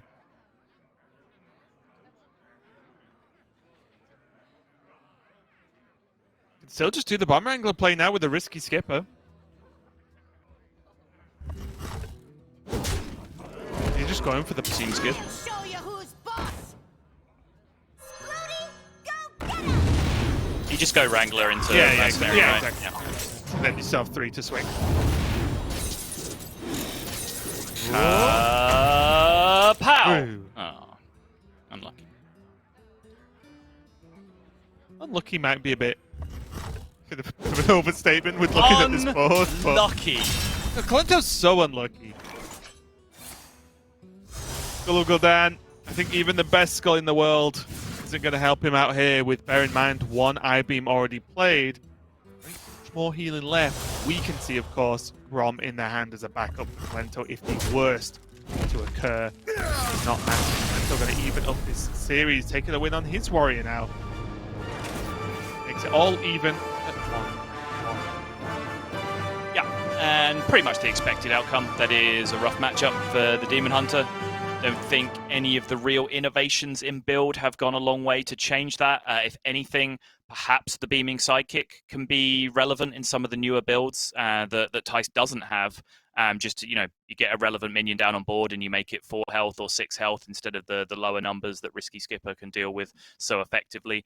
Maybe that does have an impact in the matchup from the Demon Hunter side, but it still feels like you want to be placing your bets on the Warrior side in that matchup more often than not. Yep, and with the Warrior win, as I said, it is all even up, and maybe we're going to see Hunter coming up soon, as Kento only has Hunter and Rogue left to get a win with in this matchup. Tice has his Demon Hunter and Mage. So I feel like this is still really close in terms of just what's left, because on one hand, Tice has Demon Hunter, very, very powerful. But on the other hand, Tice also has Mage, which I think I said Kento and Rogue is good against. Hunter and Rogue, I feel, has some good game against it as well. So I think Kalento's probably looking okay here, even though Tice has Demon Hunter left over. Yeah, I think that Face Hunter is decently positioned here. Opinions also vary on the Demon Hunter matchup against Face Hunter. Obviously, Explosive Trap is a huge card, but again, that new Beaming Psychic tech can really play into that as well. But I think the majority do still believe that Demon Hunter is slightly favored in that matchup, regardless. But again, Rogue might just be the problem deck for Kento here, as it has been for a lot of people, but was not for Tice. But if he gets that Demon Hunter matchup, he might just struggle a little bit, whereas the Mage is a little bit more 50-50 now that Luna's Pocket Galaxy is not something that the Rogue has to worry about. Yeah, and if my ears do not deceive me, it does sound like we're going into the game, which means it's going to be Hunter! Kento! There's one of my favourite new cards from the set, the Augmented Porcupine. Averages in... Go on, sorry. It's an interesting inclusion just on its own, right? Like the Porcupine isn't necessarily a staple in Face Hunter. It's a very strong card in certain positions, but it can interfere with the consistency of your Scavenger's Ingenuity a little bit, where you a lot of decks only run Stone Tusk Boar and the Phase Stalker, so you have pretty consistent outcomes of what's going to happen in a lot of positions. So it's just another beast that you add to that pool that, sure, it's huge sometimes when it comes off it, but sometimes you can just be missing that exact piece that you needed from your card draw. Yeah, one thing I really will say is the fact that it's a 3-drop, you just run into that amazing curve of on turn 2 into 3, very similar to the way 6-Soul works in Highlander Hunter with Scavengers. Yeah. So it's a very, very playable. If we were talking about, oh, they're just putting this 6-drop beast in Scavengers to mess with, then yeah, I'd be a little bit more concerned. But honestly, if you get the Porcupine from this, I think the damage it ends up doing makes up for the lack of buffing a boar, for example. And it is that lack exactly, because Kento is running the Porcupine instead of the Stone Tusk Boar, not as well as. Right. So he is counting on some of that extra damage coming through.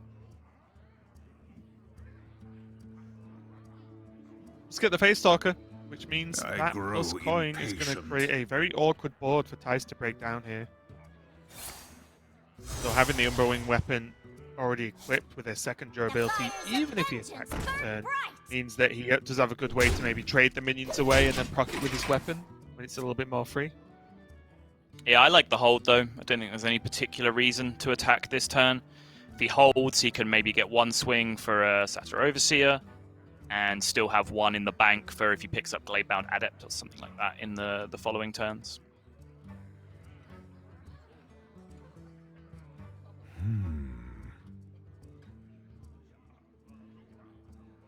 Utilizing the coin here as well still feels fine because there is still 3 drops and 1 drop next turn to fill out the 4 mana curve there. So he isn't, although this almost, you could argue, is always the play no matter his hand, I think that the security was still a strong follow-up. He needs mana, just sells it even more, right? Yeah, and crucial to the matchup, we have seen it already from Tice's deck, but he is playing I-Beams, which is not a given anymore. A lot of decks in Grandmasters this week have chosen to omit I-Beam from their deck. So Tice will be very, very happy facing down this matchup right now, at least, that he is still carrying the I-Beams in his deck. And also as a side benefit, I guess, even the Consume Magic can get worked on versus Face Hunter, which sounds a little bit weird. But Face Stalker that's buffed, Porcupine, even some of these Death Rattle minions that push damage. Just a 1 mana Leponome. Got him. No, 1 mana silence and draw a card, and it's actually like saved you some damage. I'm not saying it's like the key tech card, but it's just a side benefit of an inclusion Tice has chosen to make. Yeah, for sure. I imagine a discussion didn't go How do we beat Base Hunter? I'll just put one Consume Magic in. Yeah, I don't think it's quite that that level, but We're with you. So Ty's here developing the Overseer. He knows exactly what secret he's up against here. So his intention with this can only be really to use it to trade down additional minions that come out on the following turn from Kento. Because it's not any kind of race tool right now. It is just dead to that explosive trap. it is pure board control at this point. Now here starts to be the problem, right? Although the I feel like if we're stalemated through this explosive trap, this is probably just a Metamorphosis turn, isn't it? Yeah, my worry is... Does Tice feel he has to meta because he's feeling locked in to this plan? Because it's not really paid off that well? I do like this from Tice, just saying, you know what, I'm not going to overcommit, which I think a lot of players do with a play like this. They go, oh, well, I didn't attack last turn. I guess I need to not attack this turn and just spend 5 mana, do nothing, which I think is a losing play at this point. I do like this a lot.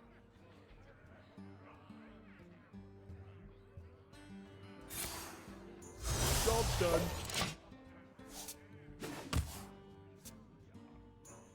I used the Chaos Strike to just draw a card. Too bad. Yeah, he'd already attacked that turn, which, you know, the sequencing looks fishy, but it's technically fine because he wanted to attack first to get the explosive trap dealt with, then drew cards.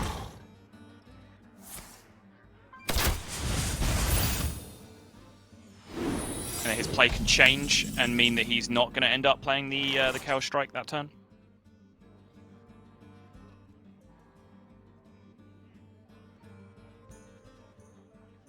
Although I guess he could have just started the turn by attacking with a minion and held his weapon and then drawn cards.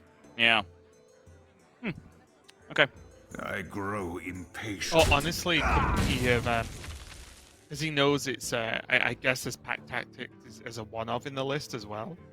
Couldn't he have ever just drawn the cards first? Yeah, that works too, I guess. Right? Yeah, sure.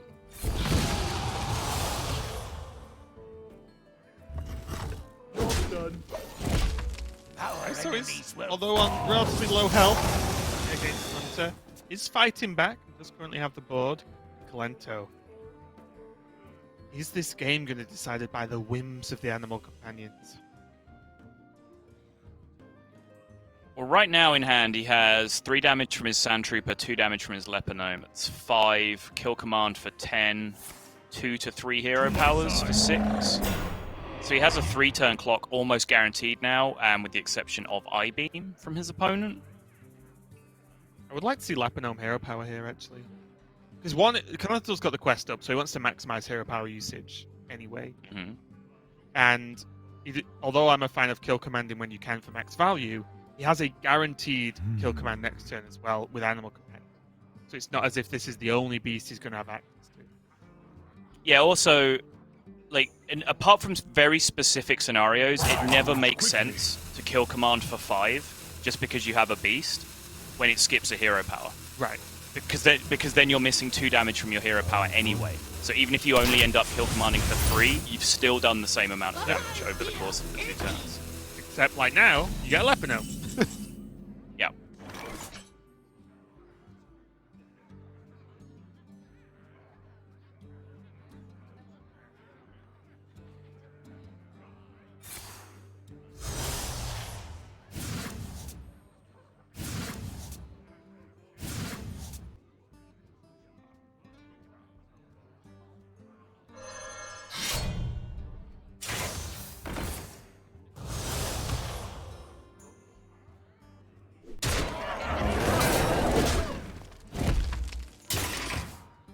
Tice just doing what he can, but we can see, of course, that Kento has so much damage in. The fact that Tice ended this turn with just 2 1/1s on board, not really being able to set up anything massively threatening, it's a little dicey. Sure does. His side quest is even complete this turn if he wants to hero power again. Also, funnily enough, like the side quest is a certain level of protection from Alutemu as well. Just because it ends up pushing tons of damage if you do the big wave. Sometimes you want to leave the Lepinoms alive, right? Because it can sometimes give you the little bit of leeway if they only get to attack as 1/1. Remember when Lepinoms Yeah, I was a think that's 2/1? pretty rare though, because if for that to be the case, you also just have to have no minions in play yourself. In which case, like, are you ever winning that game against Face Hunter? Like, you're not racing, right? That's just not going to happen. It is odd situations. It's just with Demon Hunter, you have access to Wall Glaives, Metamorphosis. Like, sometimes you can win by not actually playing the board towards the late game. Yeah, that's fair. It's not common, though, I do agree. Now there's just the army. Death Rattle minion. Look at that flick value. Oh. They will never catch me. Do it. Go out in the most honourable way. The most honourable way possible, Tice. Next best thing to winning your match is to be part of the biggest clips from the match, right? and this would be a good clip. I yield for now. Alright, so he's going to disappoint us all. It's his birthday, so I guess he can get away with it. As Kento does take a win on that Hunter, and that game specifically really just shows how powerful the deck can be when it's just absolutely relentless damage. I will say, though, I think regardless of which Hunter you end up playing, the strength of Scavengers is on that level, almost no matter what, right? If you can Scavengers early and get into any form of minion you draw from that, it's so powerful and so, like, weirdly powerful at that stage in the game. It really causes some huge issues for your opponent. I couldn't quite work out whether we just caught Kento at a particularly stoic Kento moment or whether his camera was frozen there. Like, genuinely couldn't tell the difference. But yeah, Tice was up against it there. He was scrambling for outs. Like, maybe there was some I-beam lunacy off the Skull Hunt, but even then, you'd only be able to play one because they're not getting discounted. So you're only getting like the outcast effect if it was exactly the third card you drew, which I still don't think is nearly enough. So I'm not sure if he had any outs really in that position. Just way too much damage, way too efficiently. 2 waves of explosive trap that needed to be dealt with as well, which is the key card in the matchup really from the Face Hunter side. Yep, really tough one there for Tice. He's still got a bit of a mountain to climb here, whereas Kento only has his Rogue left to take a win with, and it is going to be, again, the 2 of Secret Package Rogue that he has left over. Just check if there's any crazy tech in there. It doesn't look like it. It's the 2-1-2 lineup with, unfortunately, only 1 Bamboozle as the 1 of. But yeah, it looks fairly standard as far as I can see. So it looks like, for me, it could be a little bit rough, or at least... Again, you probably know a lot more about this than I do because you're the 2-of player. But a little bit rough, I feel, versus the Demon Hunter, but has a much better game plan versus the Mage. Generally agree with that assessment. Yeah, it's not ideal against Demon Hunter because he's not playing any copies of Frozen Shadow Weaver in there, which obviously is a huge tech card in that matchup. So he does lose a percentage point or 2 there. Double dirty tricks over some of the more board-based secrets, I think, is potentially a downside as well in that particular matchup. So we'll see how it goes. But it does feel like maybe this list is just a little unoptimized to be dealing with Demon Hunter overall. Yeah, and then the big question then, if we just run down the path of Tice getting a win with this Demon Hunter, then he adds the Mage versus Rogue, which I feel is very volatile, as both decks do kind of hit their stride at roughly the same time, which means just if one player does and the other player doesn't, the game looks pretty one-sided. But if they both do, then just throw everything you know about Hearthstone out the window at that point. Yeah, pretty much. And because, I mentioned earlier, but since Luna's Pocket Galaxy isn't a factor in the matchup anymore, it does mean that Rogue can set up kind of a 2-pronged attack where they can try and push tempo early and try and get early damage through and try and be threatening lethal in the late game. If that doesn't work, they can fall back much better on late game card for card value. if it comes down to grinding out in that situation. Because previously you just couldn't do that, because if you waited too long, they were just going to play their Luna's Pocket Galaxy, and then boom, like you're not playing a value game anymore against Luna's Pocket Galaxy. All of their stuff costs 1 and you're dead. Like it's that simple. Now, you know, they do have effects kind of like that in the puzzle box of Yogg-Saron, which can just, you know, flip the table and send all the pieces scattering in random directions. But for the most part, you can kind of set out to play card for card if your sort of mid-game aggression, your initial High Sparrow and Togwaggle Galakron push, if that doesn't work out for you, you can settle back into more of a grindy game. Yeah, one thing we've not really talked about, and why we seem to have the time to quickly ask you about, is we saw that, you know, Fino, Hunterace, Orange, a few other players mess around with 2 of Mage, Yogg box galore, I guess. What did you make of it? Was it just? Do you think it was just a meme and just a bit of a joking round? Because I had some level of expectation in the past few weeks that it might have just been brought by one of the Grandmasters to test out, but we've seen like 0, right? So it's just a bit of a surprise to me that it looked like some of the players were getting a bit hyped on it. Good, a game of Hearthstone, because I don't want to talk about that deck at all, Raven. So moving on to Rogue versus Demon Hunter. Nice, safe Rogue and Demon Hunter. No puzzle boxes in sight. Yeah, although I'm sure somehow Rogue can get to a puzzle box. Probably, yeah. It can happen. But yes, Kento only needing 1 more win to go 2-0 this weekend. And same story for Tice, actually. Both players looking to just get that fantastic start to the round-robin stage. I think that answers my question about whether the camera was frozen or not. Yeah. No, right, that's just Kento in front of his wooden wall. Yep. Playing Hearthstone, not with his hands, with his mind.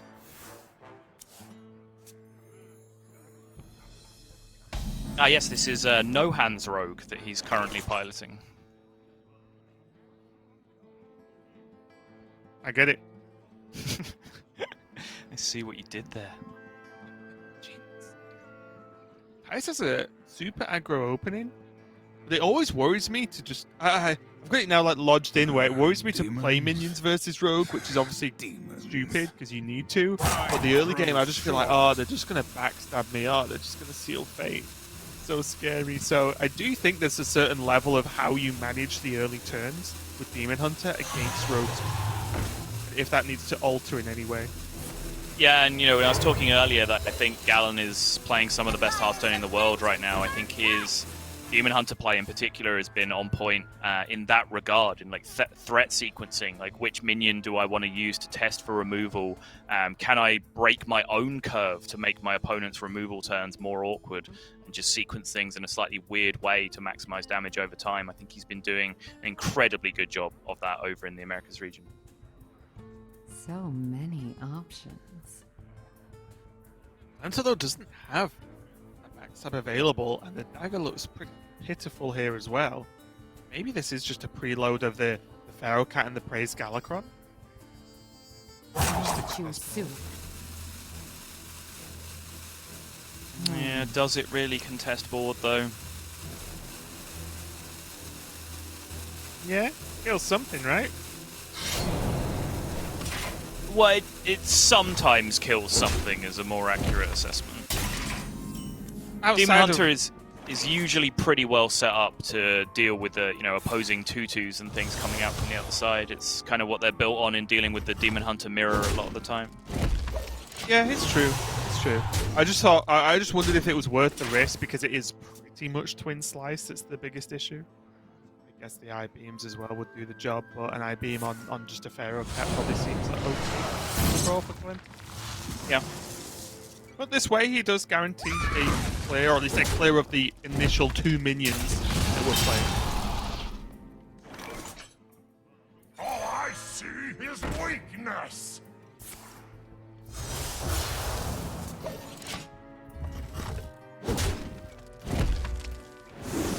We're with you.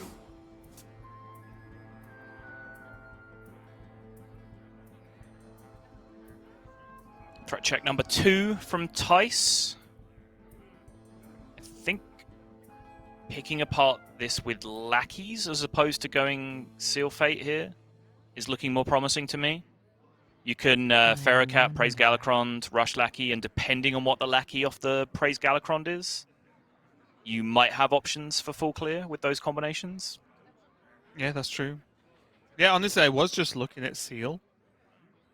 But you are right, could get away with it elsewhere. Even if he just kills the 4-2 and gets ambush live, that seems... Oh, yes, you can, right? Well, you can commit to that turn. You can just go Ferrocat, Goblin Lackey, ambush. But you don't get the you don't get the potential outs from the Praise Galacron that way. Oh, now he got a 2-drop off the Ferrocat. That makes things interesting as well. So many options, Sol. I love Rogue. choice. Just have 15 things to do every turn. It's great. Let's just go for the 2-drop instead, I like it, yeah. Having generated the micro money, jeez. Having generated the micro mummy, he diverted quite well there, I think. Catch me.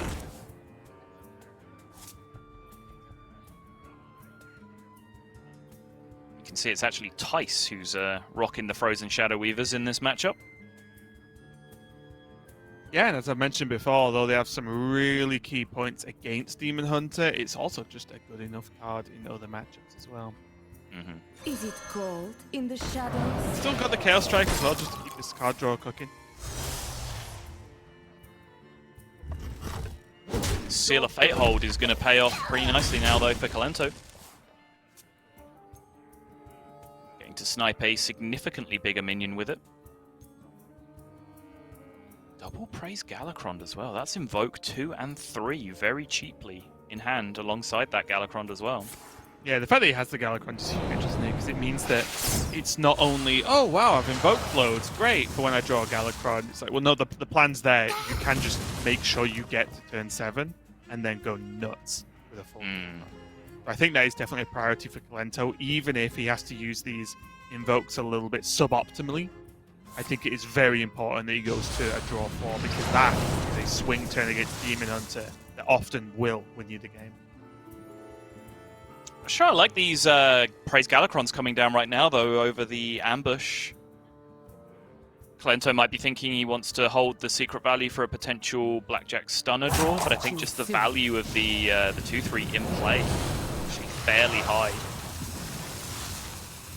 Yeah, I was actually wondering even whether he commits to a silly line where he goes like Witchy Lackey, Goblin Lackey instead, just to clear off a minion. But that would reduce the options in the following turn, of course, but... He only had 1 mana left at that point. He had 2, and then he played a Praise Galacron, which generated the Witchy Lackey. So he would have been 1 off, right? Yeah, sorry. He never had the option to do that. Yeah, you are right. Demons. Regardless, I will say, although he did have a turn free to do it, maybe he wanted his flick free this turn coming up, which meant he wanted to commit to the Praise Galacrons as quickly as possible to open up that turn 7. Sure. In that case, you only have to play 1 of them, because that gets you to 2. No, I'm wrong. He's on 4 right now. So actually, getting them both done that turn. Yeah, all right, fine. Now, Tice does not have a ton of stuff to work with right now. A Cane and an I-Beam. Now with this Goblin Lackey and a fairly meager board presented from Tice, Kento can do a decent job of cleaning this up without using this the flick, and also potentially getting that ambush act to go into his Galacron turn. Ooh, Eviscerate is a nice draw here for more clearing power as well. Yeah, just play everything that isn't flicking Galacron here, more or less. Yeah, it gets the full clear. Really good. Very, very nice indeed.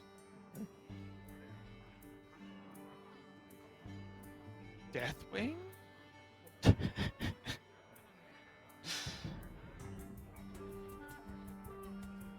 I feel like we've seen like 1 or 2 Deathwings get taken in weird spots in competitive Hearthstone, and now everyone's just like, yeah, Deathwing. Okay. Every time. Do you want the logic application discussion? Go on. So he's very likely to play Galacrond very, very soon. He'll have already, with his hand, he just has Flick and Galacrond more or less, plus this dragon. Galacrond will draw a ton of 0 cost that he can just play out whenever. So going forward, if the game goes to 10, then his hand size is probably going to be minimal anyway. Yep. Oh yeah? Yeah. Lose how much? You could have stopped about 2 sentences earlier with the "if the game goes to 10" part. Could do. Good. Yeah. Not wrong. Ooh. Okay, whenever you see Alutemu come off the skull, you get excited as the Demon Hunter player because you know you can start doing broken things. Unfortunately for Tice, it is surrounded by higher cost minions and stuff, so it'll be a little bit awkward. And most importantly, nothing mind-blowing to do this turn with it. Oh, look at this. All right. Big money, big money, big money, big money. Wants from this game, isn't it? Armor, card draw, stuff to build a board on when Tice's board is empty. Oh, okay. That's good enough.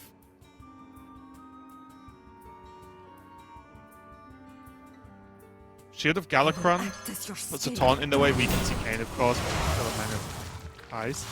The 1/1 can be transformed, or the Feral Cat can be transformed into a Faceless Corruptor to basically put 3 beefy minions on board minimum. I don't want to play the Faceless Corruptor this turn. I want to hold on to it. Why is that? Do you not want to try and set up for 2 turn? Does it set up for 2 turn?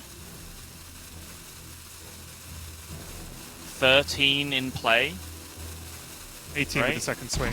18 with the second swing, and you put them down to 24. Yeah, it doesn't set up 2 turn. The reason I want to hold on to it is because you're facing against an opponent who had a slow hand, and they've just cast Skull of Gul'dan, and have a heavily discounted hand. So the chance of a big Altruist sweep is very high. If a big Altruist sweep comes out, Faceless Corruptor is your best tool to then swing back and remove the board on the other side if it's multiple minions being played in the same turn. Do you see? Yeah, I definitely see the point. I think it's a very tough call though, right? Because if anything but Altruist comes down, you've just missed so much damage potential. Mm-hmm. It's very, very tough. We can see, obviously, there is Altruist and there is some cheap cards. Tice will be really looking for a Twin Slice if he plays this Kane, which I think he should do, right? Kane into Spectral Sight seems great. Gets him the most AoE reps, and I think just losing Bladebound Adept is a price very much willing to pay, right? Yeah, I think so. Not what I expected, but Tice going to utilize the fact that he was on 30 health and say, you know what, whatever, I'll tank it.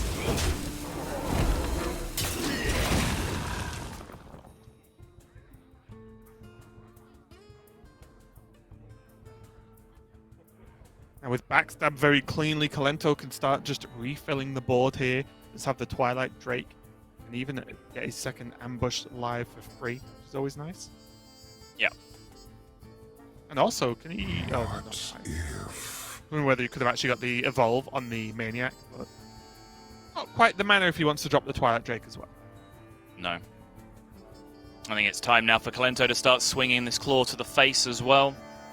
I respect the hold on the previous turn, because as we counted, it doesn't really set up 2-turn lethal, so making sure he has maximum options for clearing or face damage does make sense. But now it's time to just start setting up lethal, I think. Darkness wanes. Go Fairy Dragon, make a 3-drop and play Twilight Drake. Ideally not in that order.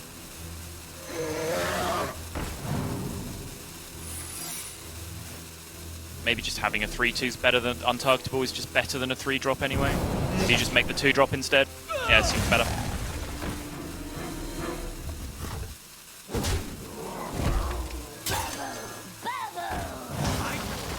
Peace and quiet.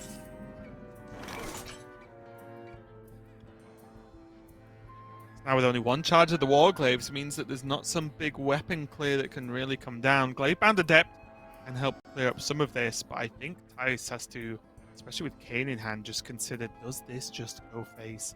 Could Skull of Gul'dan and still Gladebound this turn? Demons.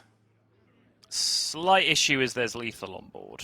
Hide behind your circles. I will still find you. There's now much more than lethal on board. Now there is lethal plus more.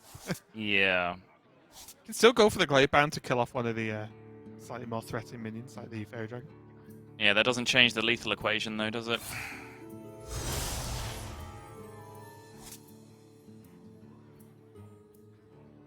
So how much does he need to kill off here? It's 5 from the weapon. Kills off the Fairy Dragon and the 2/3. Yep, that's enough. He only needs to remove 3. Right. Yep. If he removes 3, he is technically alive, which is the best type of alive. So does he ever actually just play down the 2/3 and then sorry, the 3/2 and then just ignore the poison? Our enemies will fall.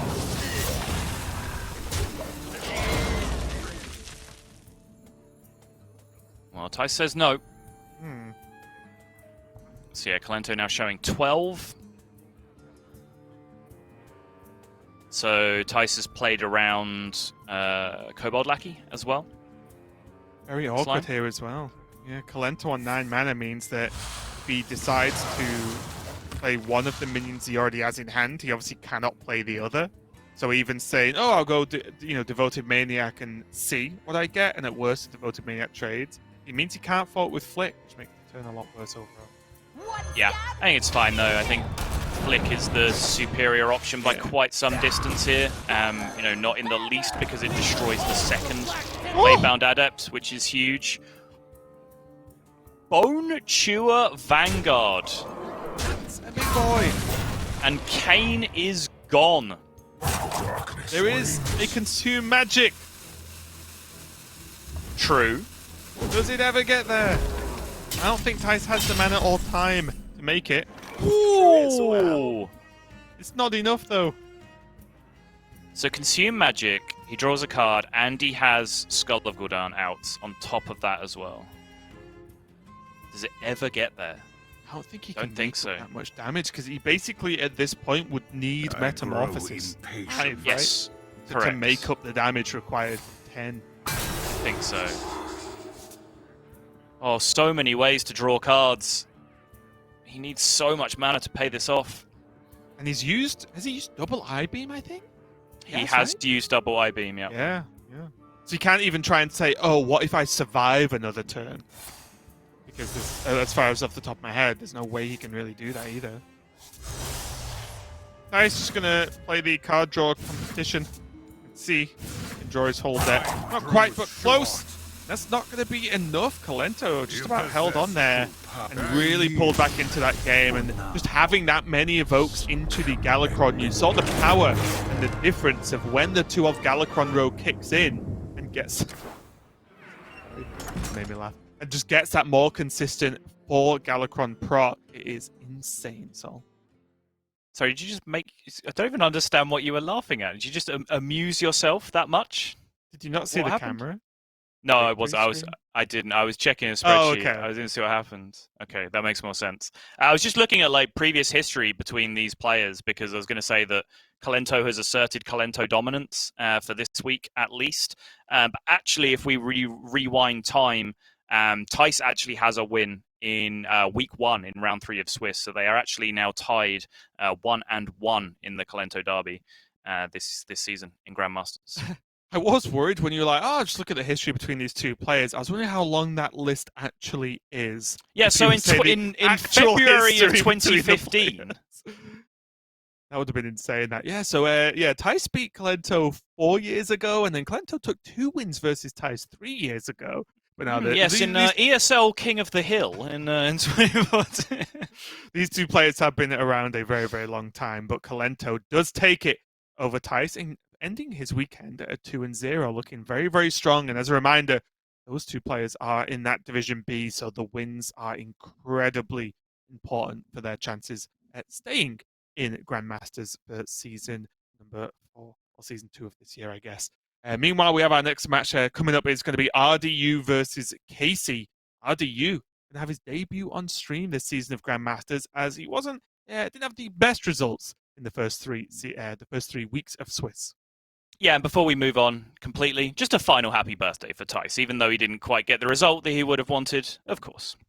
But yeah, RDU versus Casey. Pretty interesting one, because I think, Casey is starting to feel slightly frustrated with how his season is going as well up until this point. We've seen a couple of tweets. I've seen a couple of tweets that were then hastily deleted as well. That were talking about his experiences so far in GM. He's a very emotional roller coaster kind of guy. Like generally, in the light of day, and when he's had time to consider and think things over, he's very considered and genuinely quite positive in his outlook on things. But spur of the moment, he can be a very, very salty, angry person. So I think that emotional roller coaster is really getting to him as his season is not quite going the way he would have wanted it to. But of course, we've seen all that from RDU as well. Just really not having a good record through Swiss up until this. Feels like a lot of things have gone against him up until this point as well. But, insists that he is well in control of where he needs to be with the constructive metagame. Feels like he understands it very, very well. I actually had a private conversation with him where he admitted that, there were metagames that he just skipped entirely, and he played, a Masters tour and didn't really feel like he was in control of the metagame whatsoever. But he doesn't feel like that right now. He feels like he is on top of everything that he needs to be on top of, and he will tell you that he has just been on an unlucky streak so far. Yeah, and although this happens, right, you can't just win everything unless maybe your name's Hunterace, but this does happen, right? You do have off periods, no matter how much you play, no matter how much you try, and you try as hard as possible. But the problem is having an unlucky streak or just having one of those days is very shortly not becoming good enough, right? Because if this continues, then RDU is going to be relegated, and any of the players, same could be said of Casey, Tice, anyone in Division B. Has that reasonably likely chance of being relegated if off days continue to happen week after week. So although it can happen to anyone, now's not the time. Now's the time they need to really turn up the heat here. We do see both Demon Hunters banned out, and it is going to be Mage, Rogue, Warrior versus Mage, Rogue, Warrior. So a mirrored lineup, at least in terms of classes, and I imagine a fairly closely mirrored lineup in terms of archetypes as well, Sotto. Yeah, I do believe, as mentioned, that RDU is playing almost exactly, if not exactly, what Tice is playing. Does have that one copy of Consume Magic in his in his Demon Hunter, which is kind of a big giveaway that they, two teammates have got such a unique tech together. So I imagine the rest of their lists are almost identical, which I'm just sort of trying to eyeball right now as I'm talking. But you can see the rest of his list there: Highlander Mage, Galakron Rogue, and Tempo Warrior. Still on the Terran train, though, it seems, in his Tempo Warrior, which is a card that is starting to just phase away a little bit, I would say, in the Warrior build. Yeah, it's one of the cards that at least next weekend, I'll be more surprised if we don't see it. I think with when the players have to submit their lists, I think the more of the definite decision that Terran's not good enough has really kicked in this specific weekend. So although they have to submit obviously a few days ago, I think next week's going to be the true test of any players that are still choosing to put Terran in the lineup. But as you can see, you'll see there Casey on the Galakron Rogue, Tempo Warrior, and Highlander Mage. So it's going to be mirrored, as we said. It's going to be a tough one, I think, for these players. As you said, we saw Casey yesterday get quite frustrated on camera at the outcome of his series and some of the moments in game. But we know rightly so. Yeah. I'm not saying any of this is unjustified. I'm saying this is just factual statements at this point. But also, we know RDU is one of the most passionate Hearthstone players we've ever had, actually. So for these players' sake, I hope the frustrations or even just how much they're into it right now does not affect the play, which is the key thing. You can be passionate, you can get angry, you can get tilted, but if it starts affecting your actual play in game, that's when you start being the real loser in that scenario, right? Yeah, it's one of the most reductive pieces of nonsense that you'll ever see from onlookers who have never been there and never done it. That showing emotion and tilting are the same thing, and they're just absolutely not. There's an extra step in there that needs to be qualified before you're actually tilting, and that is that you are letting your emotions then guide your play. As long as you can keep those two things separate, you can be as emotional as you want, and that is generally a skill that some people do possess. Yeah, I'm not sure if the game's actually started or not yet. Okay, Practice no, it's not. game. That's fine. Yeah. I was just making sure, just because it sounded like it went on for a few turns or not. But yeah, the players just about are getting ready, so we'll be getting into this series very, very quickly. But yeah, I do agree. There is a difference, and maybe we've been, maybe in the past it's been talked about a bit too much in that if players look tilted but are not, but the real factor is just in the play. So no matter what you think of what a player's doing on camera, look at what they're doing in the game, and that is the judgment of whether it's affecting them or not. So it is important, though, because I do feel as well with where these two players are at the moment, maybe just in their own mental space, that there's a higher chance to maybe just let the tilt take control a little bit here. So we will see how it plays out as we enter game number 1 between RDU on the top on the Warrior and Casey rocking the Mage. And there he is. The refined, handsome gentleman that is RDU there up the top, making his debut on stream for Hearthstone Grandmasters. We've had to wait a while. There he is, in all of his glory.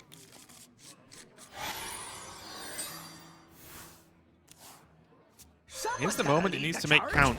RDU, one of the players this week that only plays one match, which is why his score is a 0-0 there, the round robin. But that does mean he can kick this week off in a fantastic fashion by just going 1-0 and chalking that up as a huge victory. Casey, on the other hand, recovering from a loss this past weekend already, definitely does not want to go 0-2. And kicking things off with the Mage here. This is the deck that he was tweeting. Like, hey, check out how my practice is going against purple. And it's just, you know, the most ridiculous looking puzzle box you've ever seen in your life. Yeah, and I think that's probably the biggest tilt back in Hearthstone right now. Might just be the Yogg box for Mage when it is cast, I suppose. So I guess that's the training point, right? That's the montage video. Once you can conquer the box in terms of the tilt, you can conquer anything. You've seen Prison Observer come down now. It's going to be nice to just set up some damage, especially if there's an expectation. There's a skipper turn coming as a setup. As although it doesn't do the nice amount of damage, which you could argue would be 3 against Warrior, it does enough to set up some more easier removals, especially with Reno in hand for Casey. Yeah. It's also just a 4-5, which is pretty sweet. Just large, chunky, Yeti-sized minions are kind of what you're in the business of against Warrior, because they find them fairly difficult to remove outside of Blood Boil Brutes. That's why you're seeing some lists now flirting around with Execute in the list as well. You see a nice early Zephyrus here for Casey as well, which means that might just be the card that bridges the gap for him. Whether that's to a Dragon Caster, which is live, into Power of Creation, or into just a Reno to clean up the board. Are you just going to hold for now, it looks like? Plenty of time here still, especially with that live wire Lance. Knows he's going to pick up cheap minions for the risky skipper turn, and then get a huge Battle Rage turn out later on. If these minions are cleared, which of course they are going to be. And with the Imprisoned Observer just waking up, he wants to wait until all of this nonsense is dealt with before he starts making his big Battle Rage board. Makes sense? Yep, and with the help now with the Bone Wraith, it does not look like Zephyrus is going to be needed, especially with that Ice Barrier pickup as well going into turn 5. And to be fair, the Malygos being live, Casey looks like he's transitioning into the late game, or has the ability to transition to the late game very smoothly with his hand. Maybe Bomb Wrangler draw opens up a Wrangler and Rampage turn if he wants to. He could go Live Wire Lance instead. Yeah, looks like it's going to be the line.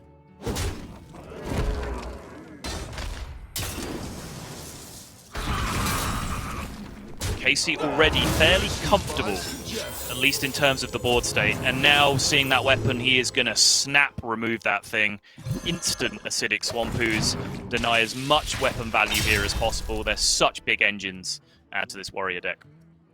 Yeah, and this is the scary bit if you're RDU here, because, or at least we can see, there's Reno, there's Dragon Caster into Power of Creation, there's Ice Barrier, there's Frost Nova. There's all of the tools Casey basically needs to win the game right now. And RDU makes something happen pretty impressive, pretty quickly. Yep, so he is going to go ahead and do just that. This checks the boxes as fairly impressive. He did get given Evolve Lackey as his one-of Lackey, which I think is usually the most frustrating one in this deck, because it just messes with your skipper turns, where a lot of the time, you know, you're using your Lackeys as those cheap engines. This might be the only time I don't advocate for the Argent Commander. Same, and it hurts me to say so. Doesn't look very good here, does it? Nope. I was wondering actually whether... Well... It's tough, right?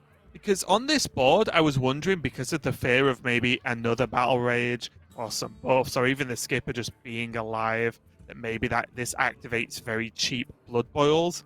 I wondered whether it was whether it was even this turn regardless, whether it was just a Reno and go turn, or whether the Argent Commanders, in a roundabout way, get to kill off the Armor Smith and the Skipper and still have 2 health and kind of make Radu have another Skipper to clear them off. I'm definitely not saying it was the pick, but I don't think it was the worst offering and the worst idea if Casey'd gone for it. No, I think it was the second best option that turn. Agreed. It's just, you do leave your opponent with 3 damaged minions, one of which is an Armor Smith, one of which is a Skipper, which is always a little bit uncomfortable. Yeah. I gotta move. It's going to be the Blood Boil. Them down nice and cheap, down to 2 now, I think. Yep. Even the Evolve as well. Surprise, we Quest Shaman now. Rush minion into an 8. This is your time. It is mine. Although not having the, what would you call it, like bonus effects of cards, either Death Rattle, Taunt, and Active Ability, Murazon just being an 8/8 there is just enough, because RDU is very heavily threatening lethal right now. We can see Grom and Inner Rage in hand, which means he only needs 4 damage to stick and say no Ice Barrier. For him to just steal this game's definitely the wrong phrase, but to just suddenly take this game. I think Casey might have already got himself in a mess here. I'm getting the impression that his plan was to double trade and then Reno, but that's 1 health off. Which means there's an 8-1. There's an 8-1 left alive at the end of the turn. Because there was problems whichever way you did it. You don't want to double trade your cans into the 8-8 and then Reno, because obviously you're generating a bunch of bombs from the Bomb Wrangler as you Reno. So then they're left with all those bombs on the board. So yeah, now he has to divert to this plan instead and look to deal with it on the follow-up. Sorry, so close. Yeah, close is the word. Casey has had no time to play this Ice Barrier so far. The big deal here as well is, though, that with the Mana Saber, it does activate the Alexstrasza for Casey. So if RDU goes all in to a certain extent and just pushes tons of damage and hope the bombs get there, then Casey can just heal up if he needs to. I don't think RDU's going to do that, though. I think he, even if he just Korkron's face, that's just definitely not all in, right? Oh, actually, it is just lethal, isn't it? You just Grom, Inner Rage, and then you Inner Rage your bomb, and it hits face for 4. Sure. No? I would get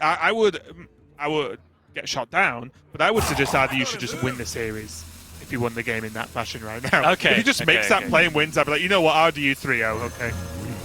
As long as RDU doesn't try and Inner Rage his opponent's face, I think he'll be okay.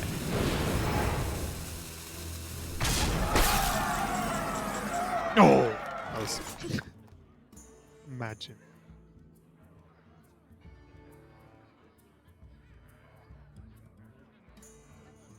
So how do you... sorry, Casey probably has to trade the cans in first, because these bombs can kill them off. Yep. Then he takes another trade with the Mana Saber, he plays Ice Barrier, and he renos. Could still just die. We're gonna have some fun. Why did the Mana Saber go into the Grom? It didn't need to, did it? There was an 8-4 on one side, an 8-4 on the other side, and then if he kills a 1-1, then there's 2 1-1s left. That's 10 health total, and you have an extra minion alive? Am I getting that wrong? Would he have killed the bomb? Would he have killed the bomb? You mean, did you want him to trade into a bomb?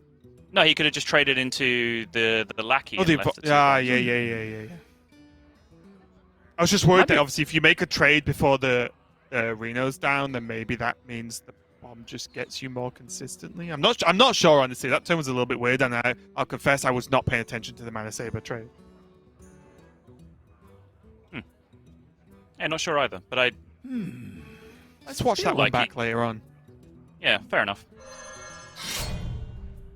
Regardless, though, even with this Ice Fire that is going to keep Casey alive for now, there is still Corcoran and an Inner Rage in hand, plus Lackey X. And RDU's got time to chip away as well. The only problem is Casey does have, as long as RDU doesn't go, like, beat this board, then Casey now on Straza, so he's actually managed this in a very nice way. Yeah, he can Alexstrasza, but RDU has played around that eventuality quite well by making the board extremely obnoxious to deal with if Casey doesn't spend any resources on dealing with it.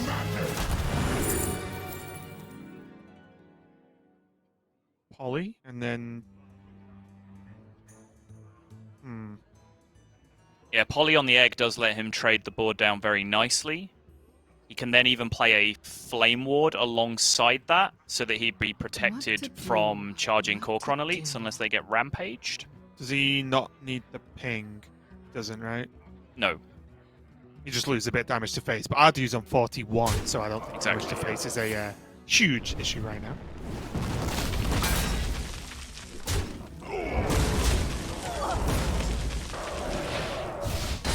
Freeze face and let him have the 1-1 board. This does save some damage as well.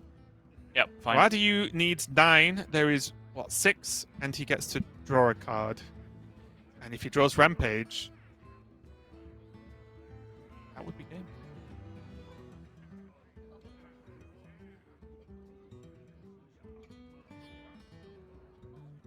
He doesn't get to draw a card until he already all-ins, though, right? Yes, he has to commit first, yes. Yeah. And it has to be Rampage. Oh, sorry, or Bloodthorn Mercenary, actually, which means I'd definitely do this play. For the War Chief! Or Corcoran Elite number 2. Wow. Yeah, there were actually many outs there. Wow. Yeah. RDU taking the win. It looked like Casey was just about going to be able to defend, but that one was close from both players. I think both players actually did very well to put each other in very awkward spots. It just turned out that RDU holding that Inner Rage to help with this Corcoran actually opened up the battle rage, which gave him that play. So that was actually a very tricky and very close game, Sol, even though it might have looked a little bit straightforward in terms of RDU went face until he killed his opponent. Yeah, curious about a couple of lines. I'm not going to sit here and try and resolve the maths in terms of like what playing the ice barrier does there instead of freezing the face for Casey if you take the other line with the polymorph instead. But yeah, definitely a couple of points where Casey and myself diverged. So interested to look at those in more detail. But yeah, I think RDU played it pretty smoothly. I don't have too many questions about what he was doing from his side. So in terms of a first showing from RDU, pretty on point, I would say. Yep, and let's chalk up another win for the Warrior that, again, we just will probably mention at the end of the day and maybe going into next week that the Warrior gets left open, the Warrior wins a game of Hearthstone. That seems to be the story of this weekend. So RDU taking a win with that Warrior going 1-0 versus Casey. We're going to go to a quick break while we set up game number 2. So stay tuned. We have some more Hearthstone coming right up.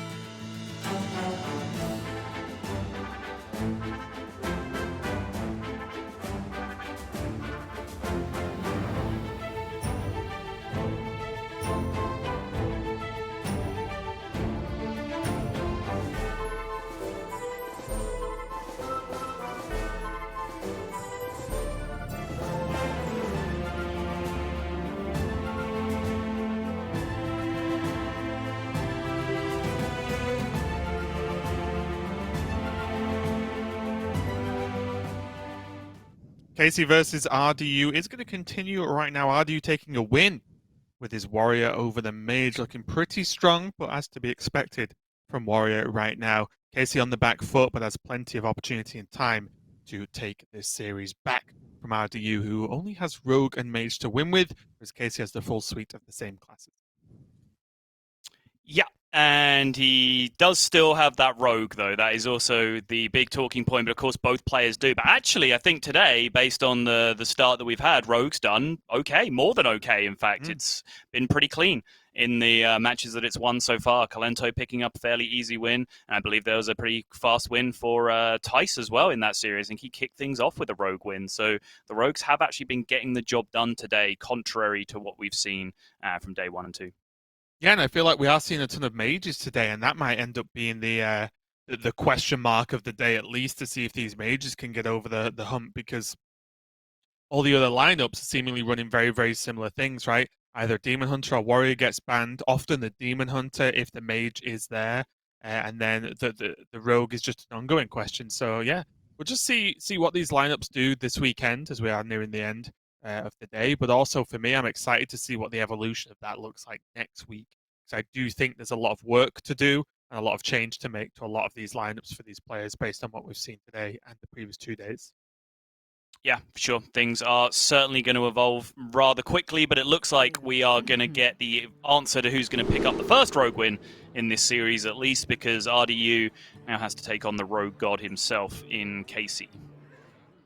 I thought you were going to say, as you led into that, yeah, we're going to work out who's going to get the first Rogue win, because and only one of them would have queued it, and you're like, because RDU's going to take it. It's like, no, because someone has to, because it's a mirror. Thought I was just leaking the script in advance there. I know, yeah. I know better than that. Those players are fairly similar opening hand as well. Pretty funny. And they both pick up a 2-drop reborn off the Pharaoh Cat as well.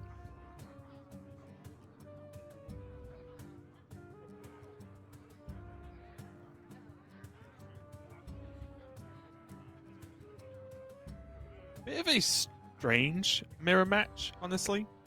I feel like this mirror match goes the most different from other matchups, if that even makes sense as a sentence, in that the Rogue is played in such a unique fashion when you are against the same thing. You kind of have that weird 3/4 of the way through the game is when it all really kicks off, all in one go. That's when you really just fight for the board extremely heavily. I don't think it's you're really fending off too much aggro. I don't think you're really expecting it to go into late game value plays. It's very much just that huge brawl towards the mid to late game transition. Yeah.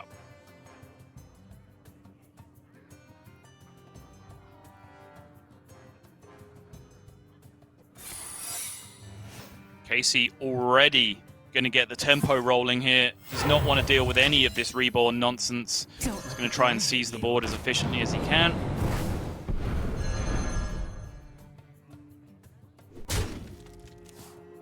Put RDU in the secret vortex. It's the first time ever a blackjack stunner stuns a blackjack stunner. And then this game could get really weird. I don't think we've seen a self stun, have we? Yep. Not that I'm aware of, no. It's a shame. Is he actually gonna... There's no way. To be fair, RDU does have a dirty tricks, which means it's not like this secret is throwing away the activation for his blackjack stunner. He does have a separate moment. It's always active as and when it demands.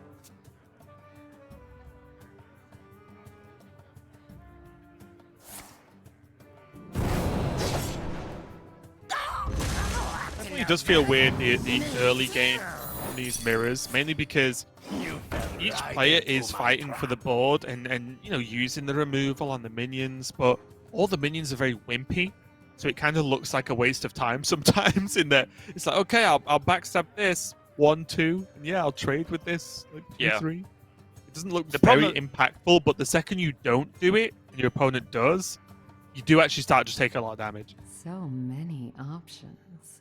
The problem was you can leave up 1 or 2 small minions, but as soon as 1 or 2 small minions turn into 3 or 4 small minions, it's suddenly a board state that Rogue just has like 0 cards in their deck that it deals with, right? Like apart from already being Galakron and using Kronks to blow it all away, you just can't let the board state snowball. You see both players really paying attention to that. Casey just even blackjack stunning a 2-drop just to make sure that the board state doesn't snowball. Yeah, and look how mirrored this board really is. It is uncanny, isn't it? That the game so far has been so similar in terms of the cards that the players have actually played. I will act as your scale. Shield is a really nice pickup for RDU here, though. First bit of chunk actually coming into the game now. Yeah, combined with the fact that the poison was not traded off for Casey, which means RDU gets a good trade with his poison minion, and also, most importantly, can trade away Casey's. So this Shield of Galakron is so much safer. As you said, first chunky minion to hit the board. And obviously, looking at quality of hand, there is, I guess, once we hit that late game, turn 6 onwards, there's a world of difference here. RDU has a whole lot of hits of stuff. Casey just has the cards. Galakron, Kronks, Flick, Ice Baron, and a Lackey. It's all there. On wings of evil. Talk about the merits of Deathwing, right? Yeah. I just thought I'd just say it for the fun of it there. I think the Dragon Ball is a good pick, though. So RDU doesn't have access to all this mid to late game options, then just having just a solid minion to play out sometimes is good enough. Agreed. Seemed like a good one. Ah, it's a Doomsayer.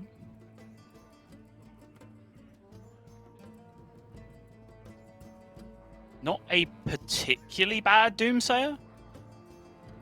There's a decent chance Casey just decides, yeah, right, not really worth throwing 7 points of damage into this thing, and then RDU just has full development next turn. Drop his Dragon Ball. It's a pretty slow card. Ever consider Shadow Step in this Draconic Lackey? For what purpose?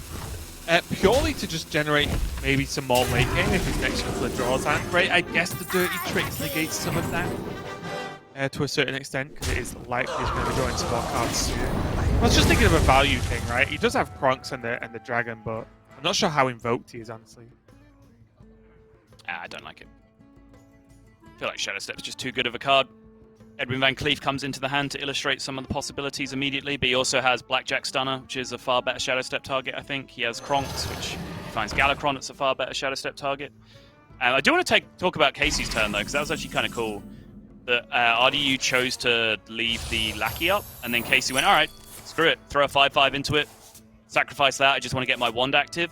And then instead of just going face, which would have been the instinct, he also just shipped into the 1/1 on board to test for Bamboozle on the secret, which would have obviously just neutralized the Bamboozle in that situation. It still would have died to the Doomsayer, apart from any kind of Death Rattle or Reborn minion that would come out. They're really getting the most out of, honestly, a bit of a strange turn for him to deal with, because it's just, oh, a Doomsayer on a pretty empty board. So, yeah, very, very good turn overall. He did end up drawing 2 0 costs with his wand, which is a little bit frustrating for him, but he did get Hanar for 0, which is nice. But also ended up with a Waxadread at the end of that turn, which, again, in the mirror, if you can just have the time to play it, which I think is the biggest factor when it's not just summoned from something. If you have the time to actually drop it down, it does become a bit of a nightmare, as it is just that reoccurring threat. It does. It is potential Blackjack Stunner food, though, that's for sure, which RDU is still holding on to at this point. Dark in the skies. Wow, 1-card Gala, just right off the rip. Always the way, 100% of the time. Although it looks kind of weird, I actually don't mind this, mainly because he has Kronks Shadow Step in hand. Which can really make a big, like, Kronks Shadow Step just ends games quite often, especially in the mirror. So I think I like just saying, well, there's not going to be a claw anytime soon. And although I understand the sheer fact that, yes, 2 cards is twice as good as 1, how much better is it in a realistic form of how the game plays out? Twice. This is nice. You were mentioning, what if the Waxadread gets Blackjack Stunner and Nightmare? Well, make sure it dies. The answer to that, and Casey very nicely made sure he can clear it off there with the help of that Rush Lackey. Yeah, I like it. Casey does now have the potential huge Edwin turn as well, especially if he can find a secret to start popping off with the Shadow Jeweler Hanar. Can potentially throw an Edwin into all of that with the same turn. And obviously, somewhat bad if it ends up being Bamboozle that you pick up to play with your Shadow Jeweler Hanar, but we'll deal with that problem when we get to it. And now I'm wondering, honestly, and correct me if this is just a silly suggestion, but with Krunks, Shadow Step, the Galakrond, and the Van Cleef, that all just add up to a very good turn, and you get to hold it. Kronks, Shadow Step, hold it, play Edwin. And you can play the Praise... sorry, 1 mana off playing the Praise Galakrond, actually, so maybe that actually makes it nowhere near as good. Yeah, the Edwin's not that big. I assume you would be making an 8/8 in that position with the Kronks. Is that your plan? Darkness wanes. Would have been if you could play the Praise, right? Mm-hmm. So I was thinking of 8/8 Dragon, 8/8 Van Cleef, not really weak to flick, and you hold the Krunks in hand for follow-up. But yes, without... Sorry, I confess I thought it was untapped. Okay. Well, then we just won't even deal with that suggestion then, Raven. Yeah. Hardew is just going aggro though, and again now it sets up the Krunk Shadow Step Krunks for just damage from hand one of the times. Mm-hmm. Freezing Trap, Ice Barrier, and Paladin Secret. Nondescript Paladin Secret. Don't read it, just pick it.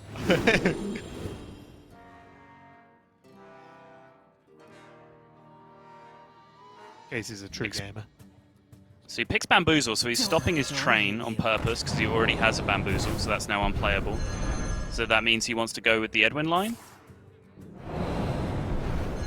But he does have a Bamboozle in play. This is kind of the weird thing that I was talking about. He's playing this giant Edwin Van Cleef while having a Bamboozle in play.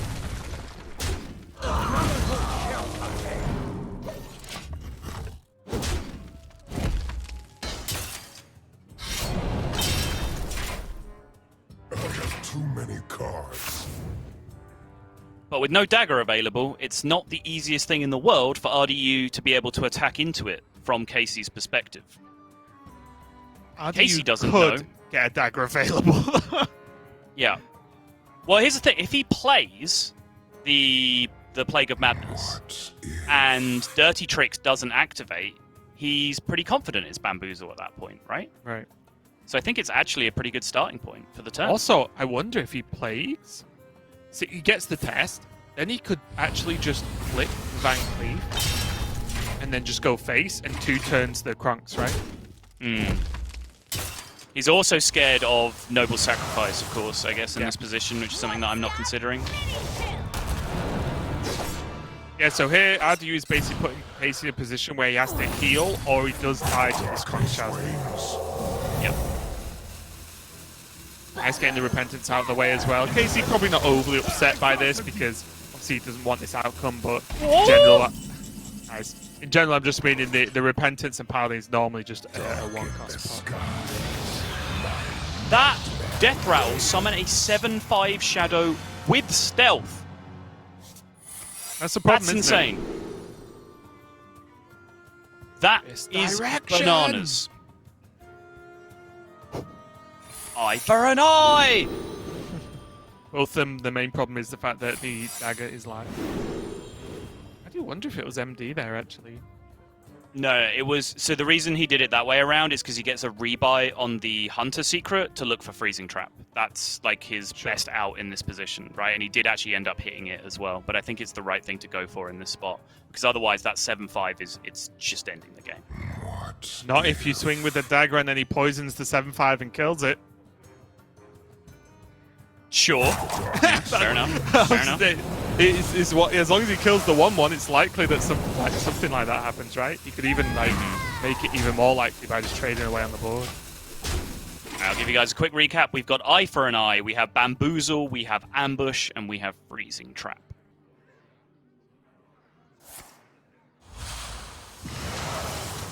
It's also just a basis product to be used to activate a potential freezing trap as well. My trap. Yep, love it. How about a new life? How about a new life?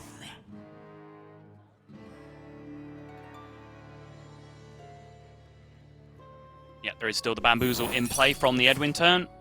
So RDU just making his mind up where he wants to throw this. Ooh, it's kind of a nasty one. Stealth. Stealth everywhere. Stealth City out here. Stealth City. Should he not swing with the dagger?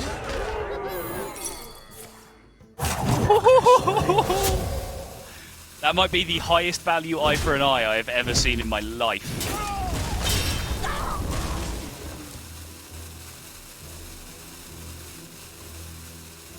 No secret. We even set up a blackjack going forward with our shadow step. How do you? I think just that one blackjack, knowing that it's unlikely he gets anything off.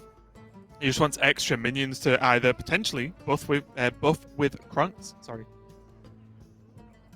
I mean, he just has 10. As long as there's no healing, he doesn't need any minions to buff with Kronks. Yeah, I think he's just covered his bases. He doesn't lose much by playing that right. Agreed. If it's just this weird out where there is a heal from somewhere, and the fact he has an extra minion means he gains more damage by double buffing with Krunks instead of double 5 damage. Seems good.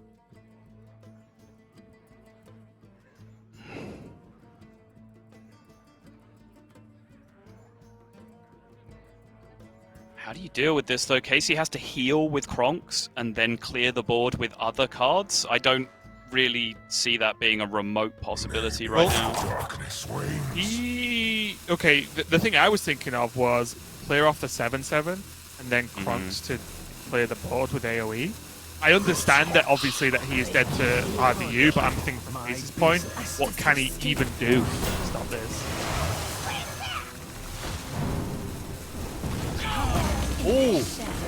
Oh, Casey might just not have had enough time to react to the Apexis Smuggler there. It's after you play a secret, discover a spell. So he could have dropped ambush and looked for sap or whatever else maybe could have got him out of this position. From his perspective, of course, we know nothing he did mattered unless he healed. Wow, and that's very rare. 7/7. Very rare to see Casey on the rope, but he got there. He did, yeah, and RDU, as we mentioned, first time seeing him on stream this season in Grandmasters, going much better than his first 3 weeks, I think. And if he can finish this series up maybe very quickly with a 3-0 sweep of Casey, that must just feel pretty good for him. He's, I think, more frustrated than anyone at his results in the first 3 weeks, knowing that we've seen that he clearly expects more of himself, as many people do. But having just a 3-0 win, match number 1 of his round robin, must be great if he can pull it. Yeah, and honestly, great to see RDU on stream. I answered your question all the way back in week 1, Raven, about who I was excited to see moving forward, and I said RDU because I didn't know where his level of constructed was at, which was a comment that RDU actually took some objection to, but it's fine. We've thrashed it all out since then. But purely by its literal meaning, I just didn't know where his constructed level was at because we just haven't really seen it recently. And I know that he has the ability to be an extremely strong player. And now that I'm looking at it, I can answer that question and say he looks pretty darn good because he was in a couple of really sticky spots there. In Hanar situations, for example, we've seen multiple players make horrible messes of those situations from both sides up until this point, and RDU seemed to navigate through it pretty smoothly there. So yeah, liking what I'm seeing from RDU right now. And honestly, that is the big thing for me. Based on, yes, there are some players who make very flashy, crazy high-level plays. That's incredible. But for me, the first level of what you want to see is just strong, solid play, almost no matter the situation.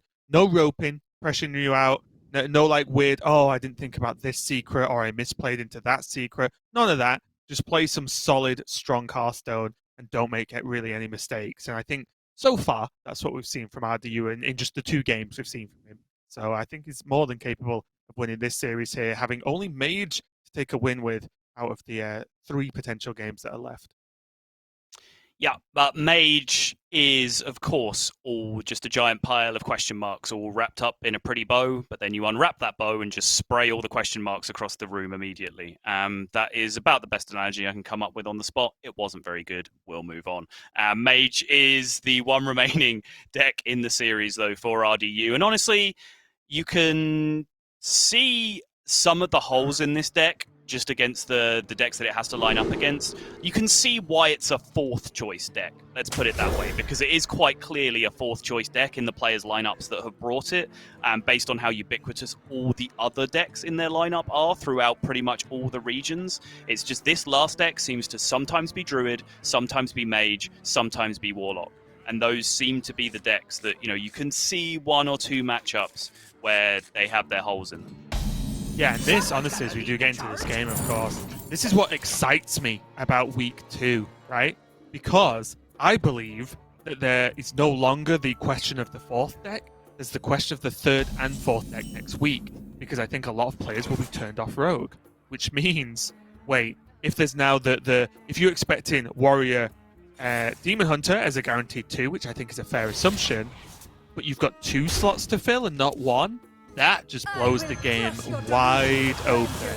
And I think we're going to see something a little bit nutty next week. But we can talk about that a little bit later. Let's get into this game. Solarian, nice and early. Mr. RDU. Livewire Lance off the top, giving Casey the choice of weapons. I think he makes the correct choice here, going for Lackey value over the Pirate draws. I don't think he's in any emergency need of a risky skipper turn anytime soon. So I think giving himself some lackeys for flexibility in the coming turns is probably more beneficial. Yep. Get behind that. But the key again, I feel like I say this every single Mage game, and it scares me that I feel like I'm doing this consistently, because it's just how strong the deck might be. But Banner Saber seems to be there every time. Mm-hmm. Every time I look at it and go, wow, this card is really good in this deck.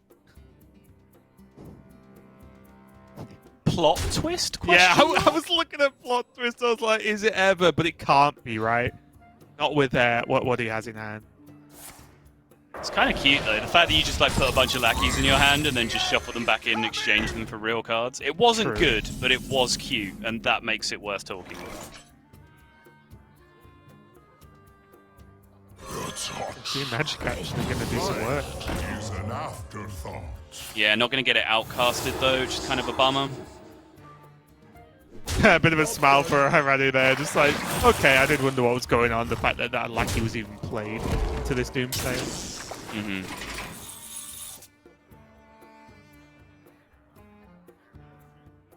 Small note as well, the fact that this Doomsayer is going to stick around means that makes it that little bit easier to proc a Blood Boil Brute, because there's just going to be a minion that lives for a very long time, probably injured.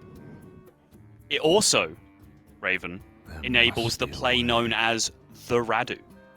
Do you know the Radu? I don't know. Tell me. It's Zephyrus, inner fire your own silenced Doomsayer. Oh, okay. Yeah, why is this the Radu? Because he busted it out. It was pretty early days of Zephyrus in Grandmasters, and he just busted it out at a point where just no one had thought of that being a possibility, okay. and everyone just lost their mind. It was great.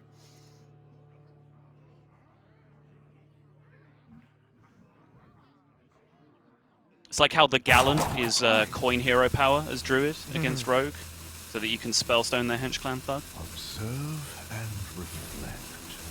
We do this over here in Europe. We just name plays after players. This is the thing. I can't wait till I get the Raven coin and realise you've not counted mana properly and pass. The Daruk coin Calicos. I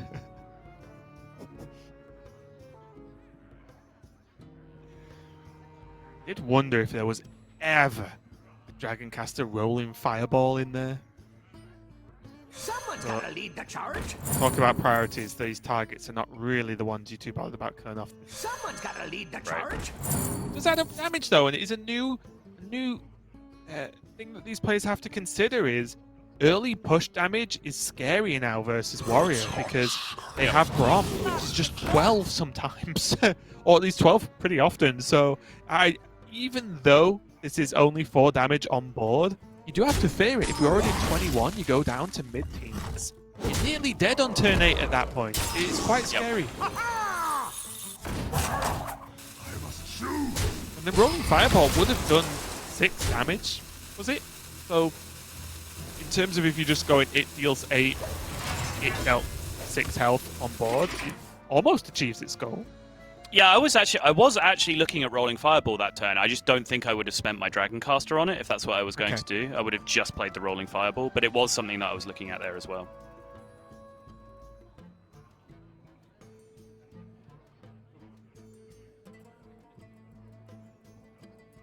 Observe and show consideration for Nova and start using these Ray of Frost. I think the time is running out here for Radu that he can just go Twilight Drake Ping, whatever, it's fine. They're only small minions because there's a lot of them. It's stacking up quick.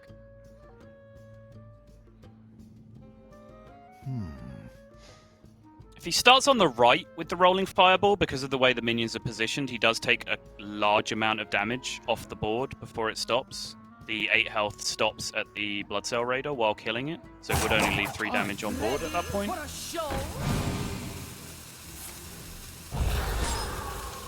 Now he's going to go Frost Nova instead. This does actually lock out Risky Skipper. Sure. Because there's only one spot on the board and then you can't follow it up. So this a lot of the time is a Casey pass turn. Yeah. It's also actually just too many cards to Battle Rage. Yeah.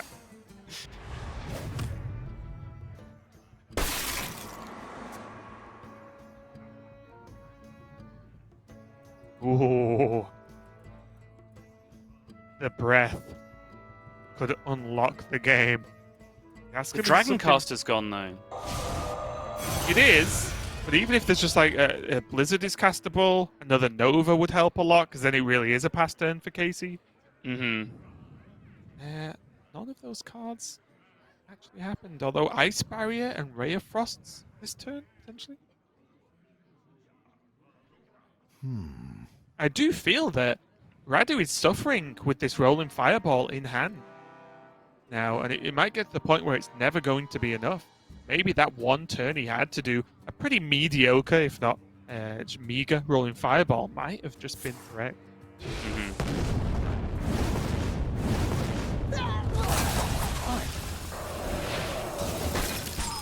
Even though the Dragon Caster didn't look mind-blowing with the Frost Nova, it does obviously have the upside of being able to attack this turn, which means he'll off damage. Show you who's boss. Loads of draws here, not only for Inner Rage, but also bear in mind, depending on the health here, Casey does have Risky Skipper Grom for just turn 9 to activate it just for 10 damage.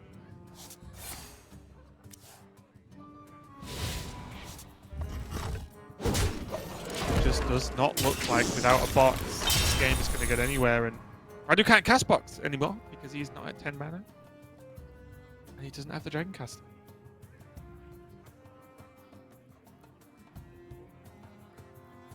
Ice Barrier, Ray, I guess. Must be a way. Thanks, I hate it.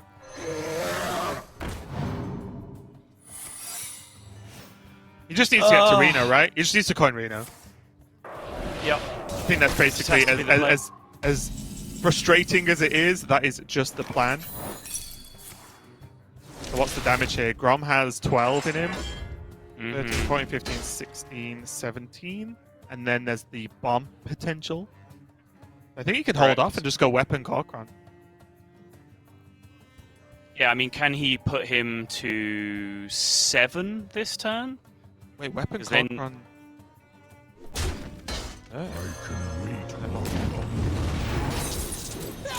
So if he does it this way... So he pushes extra damage, puts him down to 7. Reno goes back up to 12. There's no more damage from bombs. Does he have 12? He has 12, yeah, okay. Corcoran, Inner Rage, and Bloodsworn Mercenary will make 12. And I wonder if this Grom ever gives a read to Radu. I mean, for one, Casey's drawn most of his deck. So Radu probably has to at least consider Corcoran here, and at least a part of the damage. But I wonder whether the Grom being used now and putting Radu 2-7 instead of like the Grom being saved for the finisher ever makes Radu consider a different play here. I think the only different play to consider is Solarian. Yeah, I agree. I don't think Dragon Queen Alexstrasza ever does enough to get you there if you're saying to your opponent, okay, you kill me this turn. The Solarian Prime only has to go something to deal with the board plus Ice Barrier or plus Mirror Image is maybe sometimes good enough as well, I guess. So I think this has a better chance. Yep. Almost did it. Almost did it, but there's the risky skipper clear that can come through as well. And also the bomb to face opened up some problems, right? Because suddenly there's only one Corcoran needs to hit face. Yep. It was a good try, and I think it was the right try as well. I think he was correct not to just Reno, because he's giving respect over to Casey that was a 2-turn lethal setup, as you were describing. And then I think out of the other options, the Solarium Prime was more likely, as far as I'm concerned, to solve that problem for you than Dragon Queen Astros. Yeah, I think really good recognition there from RDU, just knowing that the Reno was likely to get him killed. Casey, on the other hand, though, is going to get a win. Isn't going to be 3-0'd. Takes a win with his warrior. Again, though, good setup from Casey there. There was a few ways he could have gone about that game in terms of just especially the last few turns. But just saying, okay, the Grom actually puts him at that health total is the magic number based on what he can follow up with. So great from Casey, great from RDU. And the series is going to continue. RDU is going to be locking in his mage once again, of course. Casey, on the other hand, has his mage or his rogue. And honestly, Sol, I'm just fearful of the if and when we get to the Mage Mirror, because those games are weird. Weird indeed. But Casey has to take this one step at a time. He'll be happy that there's even the chance of a Mage Mirror in his future now that he's picked up that win with the Warrior. And we've seen really two very one-sided looking Warrior versus Mage games. The Mage did not look particularly in it in either of them, although I will contest that Casey was partly the victim of his own demise as it came to the warrior on the other side in that matchup against RDU. But he does have the opportunity now. He has clap back with his warrior. He now has the rogue and mage left to win with, as you say. Yeah, and even though we saw even earlier we saw rogue, we saw warrior beat up mage very quickly. Was it the Pavl match where Pavl just Zim? died? Yeah, Zim versus Pavl just curved into Grom and killed him on turn 8. Yeah. It was incredible, but yeah, it does sound like the players are locking in for another game. Just a reminder, if you just tuned in recently, this is match 3 of 5 of the day. This is going to be Europe Grandmasters, and we are going to be following up to finalise with Americas this week. And that's going to be a week of round robin done, but it all adds up across the next 4 weeks to decide who is going to make playoffs, who is going to be relegated, and who is going to be in the question mark stage for that week as well, for the one relegation spot that does actually end up being played out. But this game, major again, of course, for Radu, and Casey going through his room. Ooh, very slow-looking start from Casey's side here. Not exactly what he's looking for. Does drop the dirty tricks though. Mage on coin means that he will probably get value out of that sooner rather than later, and that should go some way to fixing his issues here.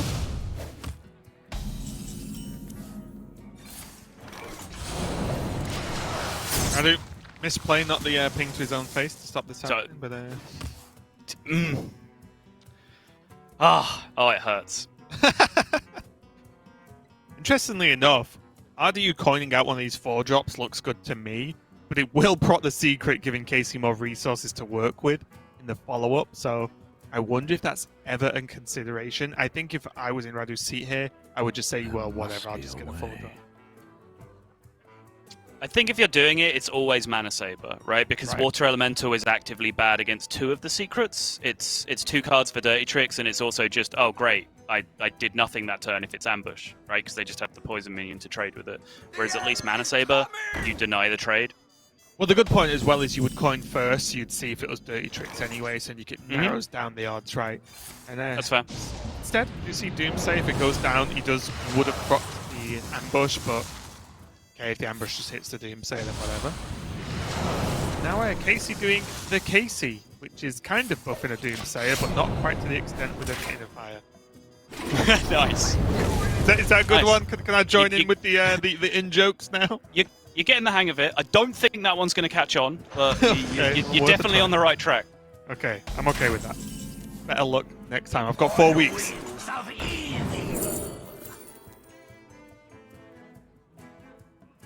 Weird choice. Yeah, honestly. Or choices now for Casey.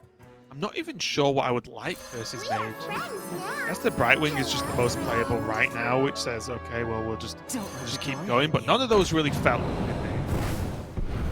Dragonbane is a pretty sick final outcome, though, out of all of that shenanigan. I'll take that any day.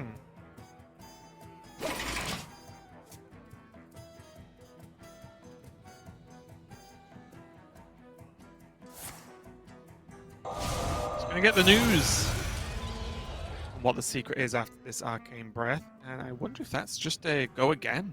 Arcane Breath just feels like a card I wouldn't ever be bothered, like I'd ever be upset about it being offered.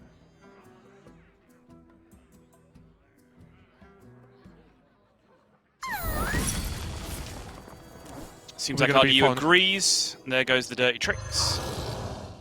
Casey now finally has something proactive to do with the Evil Miscreant.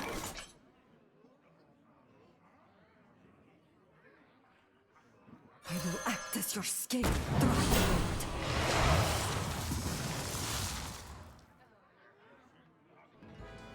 You can make one really high health with all these Titanic. Make rolling Fireball a little bit more awkward, at least. I was going to say earlier, his hand really didn't do anything except make like a 1/8 blackjack stunner, which didn't really seem like the best thing in the world.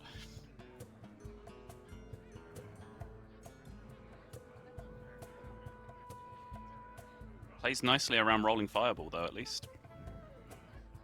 There must I wonder if it's ever worth it anyway. I don't know. Is that too silly? No.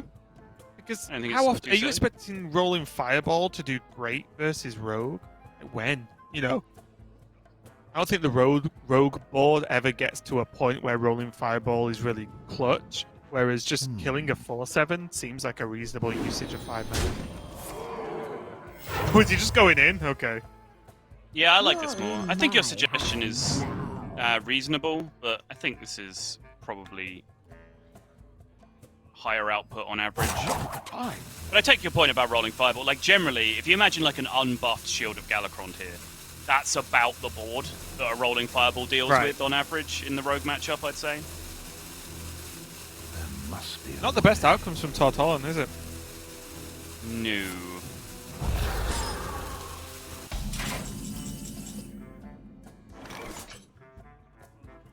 You are too late. His return is nigh. You have a present Shadow Step on the Krunks. Means that basically, for the rest of the game, everybody has to be a little bit afraid. Not only is Krunks just powerful post Galakrond, of course, but the fact that it's 4 mana makes it able to just unlock so many more turns than it would normally be able to. Oh, the Arcane Breath and the Reno is a full clear now. That'll do it. He gets to push 5. He does indeed. But Casey does have fully invoked Gallop. Coming back the other way. How do you like Counterspell in this matchup now with all the secrets and stuff? Not really something that I have a whole bunch of experience with, to be honest. My instinct would be that I don't like it, but it's definitely not something that I've played with too much. I was leaning Frostbolt there, personally, just because you know that there's Big Claw in the future coming for you, right? You know Galakrond is drawn and you know it's fully invoked. So there's 5/2 Claw coming at you pretty soon. Pretty soon is now.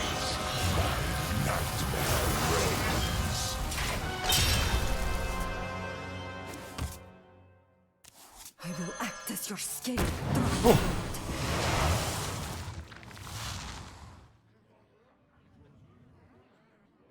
Not the craziest Galakrond draws, but honestly, just digging to the other Shadow Step is just nice for Casey, I think. And he has Krunk, Shadow Step, Krunks again.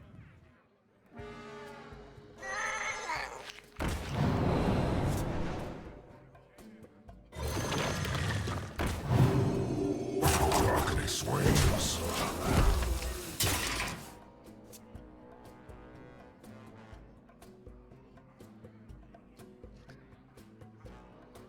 Well... Is it time? Do you want to say it, or should I? I mean, speaking honestly, there is just rolling Fireball Counterspell this turn. There is, yeah. He gets to push 9. And reflect. I'd feel a lot better about rolling Fireball Frostbolt this turn.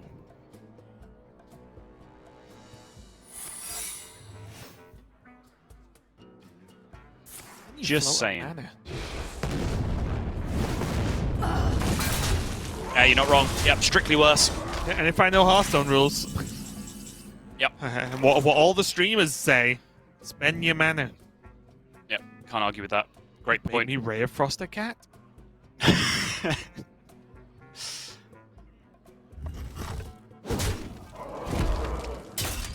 Still, though, it's got to be scary for IDU here, knowing that Casey just has a million resources and half of them cost 0, it feels like at this point. Yeah. So IDU, although it has some backup with this counter spell with the board, Casey is fully equipped.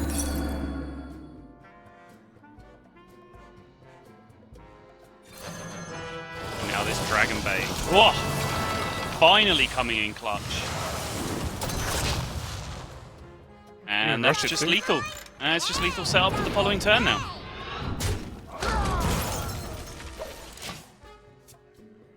Well, you want to say? And how do you knows, right? Or okay, he doesn't know. He knows there's one there is Kronks. a cheap Kronks in the deck, and I don't know. I don't think it's unlikely he would die from 10 health with that many cards drawn from Casey. There must be a way. There is a way, Adgar. He knows the Kronks is there, so he's dead to Shadow Step. He is dead to Eviscerate if Casey runs it. Let's take a quick look. He does not. Okay, well that changes things. Fellow seeker of truth. Greetings, fellow secret of truth. Here is a box. All things considered, it does seem like a pretty decent box turn. Okay. Now that's a really...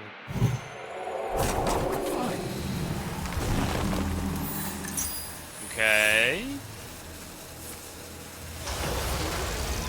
That's nothing. Still nothing. The whole thing was kind of nothing, right? Okay, cool. He died. Oh, yeah. He procs to the counter spell last turn, right? That's Vaporize. Yeah, and he can, even if it was, he can play around it, as he just did. Yep, the nature of Kronks being already reduced means that with the Shadow Step number 2, he can be safe and play around an emergency counter spell anyway. RDU, a bit of a sigh. Honestly, his box just did not do enough there. There needed to be something in terms of heal, or some way to block out this Kronks turn. Casey evens up the series 2-2, and RDU, for me, in that game, felt like he just never got off the back foot there. Even though he had a bit of a board, it just felt like Casey at one point was pressure board, and then at another point just ended up just drawing his deck almost, getting that 4 Evoke Galakron off, which was huge. Yeah, and even though Casey had a really slow start as well, he really just did nothing for the first few turns. It's not like he was pressuring from an early point. His pressure did come in kind of that mid-game spike that you were talking about. But there's a couple of key turns there, I think, like, you know, dumping all of his invokes onto the Doomsayer, for example. The Casey, as you were saying, did allow him to be able to turbo that Galakron as fast as possible. And the Kronks, Shadow Step Kronks play is actually super smart because he felt like he had to go fast in that position. So he both drew his Galakron and then retained his Kronks in hand for the burst damage finisher, which is what ended up sealing the game for him. So yeah, nicely done.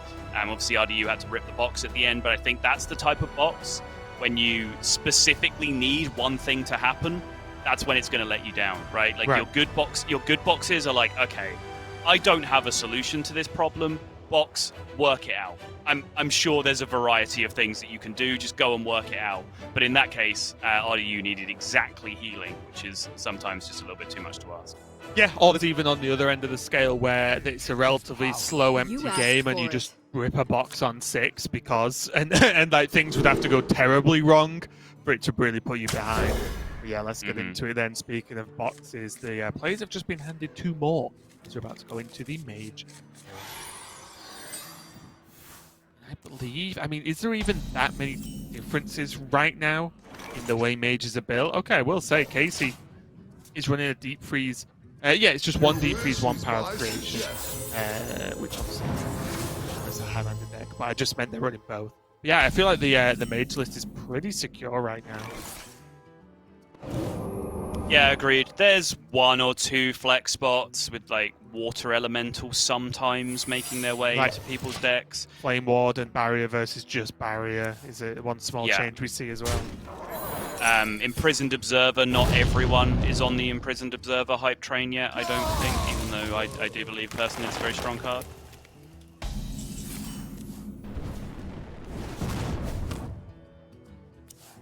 And it almost as if the players have done this a million times.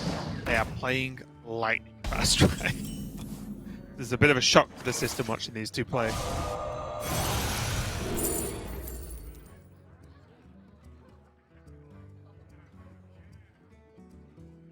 It's all kind of trash, isn't it? Kills an elemental. Yeah, it's fair. Easy way to look at it, although not the best secret in the world. If he'd picked a card and just dealt 4 to the elemental, you're probably okay with it. Now Coin Reno is available for Casey, which means he can just stop this mana saver getting value.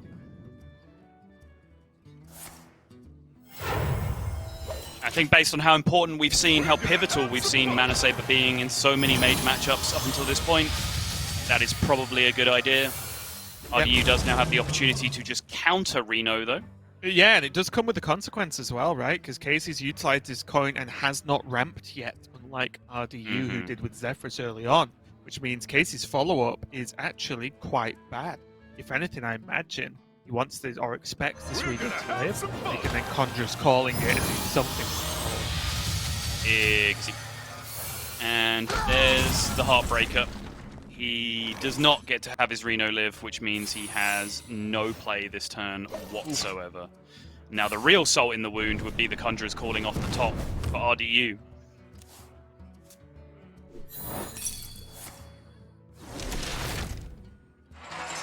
Sorry, the way RDU attacked with that Reno and then his mouse seemed to pick up Alex, it's like he thought it was still a mana saver and he was going to be able to play the 9-drop. It's just kind of weird looking. Winds of the south, come to my aid!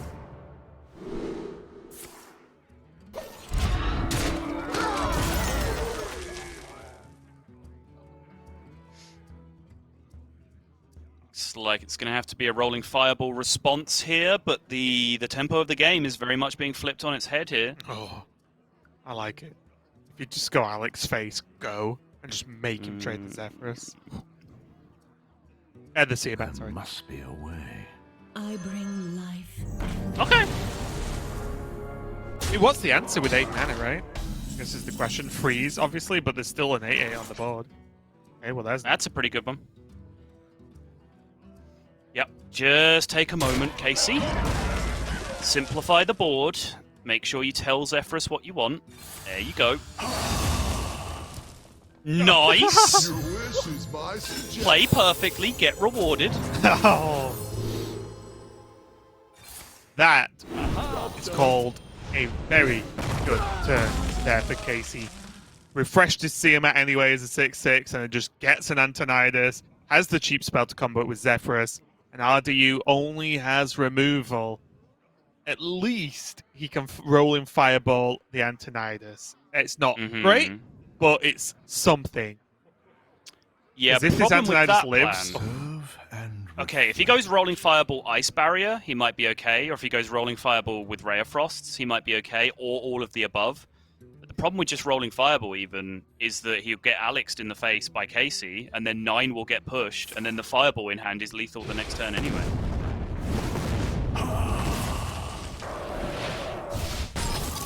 See, I think this is very responsible just to take more of that damage off the board here. In fact, all of said damage. Well, you see what that cost Radu, right? That basically most of his resources. He's got a few pieces of removal and some stall left. But look at Radu's face, so annoyed, and then he draws the box. He's like, "Okay, game on." Pretty good start. Time to find out if Radu's arms are long enough to box with God.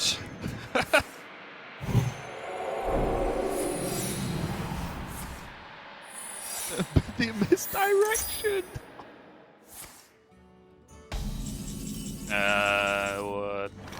quite a lot of nothing. Oh!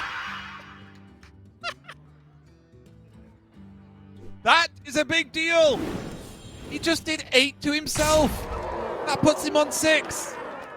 I'm just saying numbers. 12. Casey, the only responsible thing is to respond with your own box. Oh no!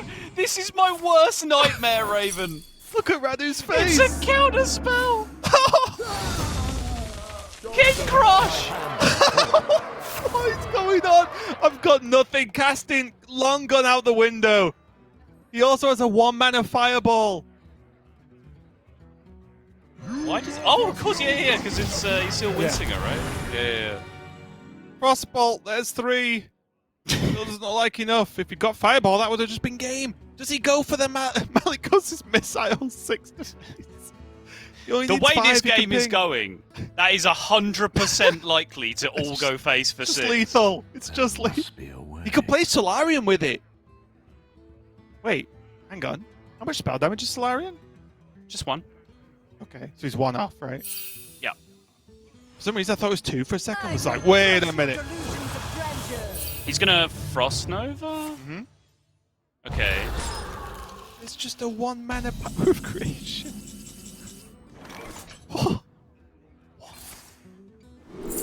Are we flying? No. Cartoon Defender! I thought we got rid of Pocket Galaxy, but now we have the other Galaxy, which is spells for 1 mana instead.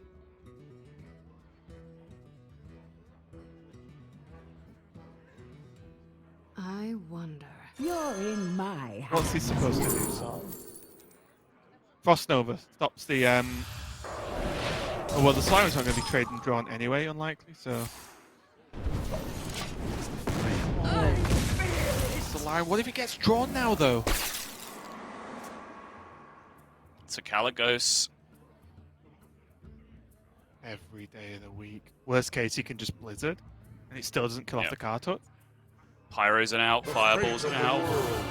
Like you said, if he whiffs, then it's just a Blizzard. Hex's Blast. Hex's Blast. That'll do it. Whoo! Radu! What a game of Hearthstone to end this series on. Absolutely incredible. Sigh of relief there from RDU, because not only was he leading this series 2-0, but Casey fought back to make it 2-2, and then this game was just absolutely mind-bending to end the series on. Wow. You don't need any more of us. Just stay on Radu's face right there for a few more seconds. That says everything that we need to cover in this post-match wrap-up. Mage. That's about it. That's the line. Yeah, so because I do have to do my job. Congratulations to Radu. Joke's on you, idiot. I do feel bad for Casey because of the way that the end of that game, but honestly, they both chose to bring Mage to a certain extent. This is what you get, right?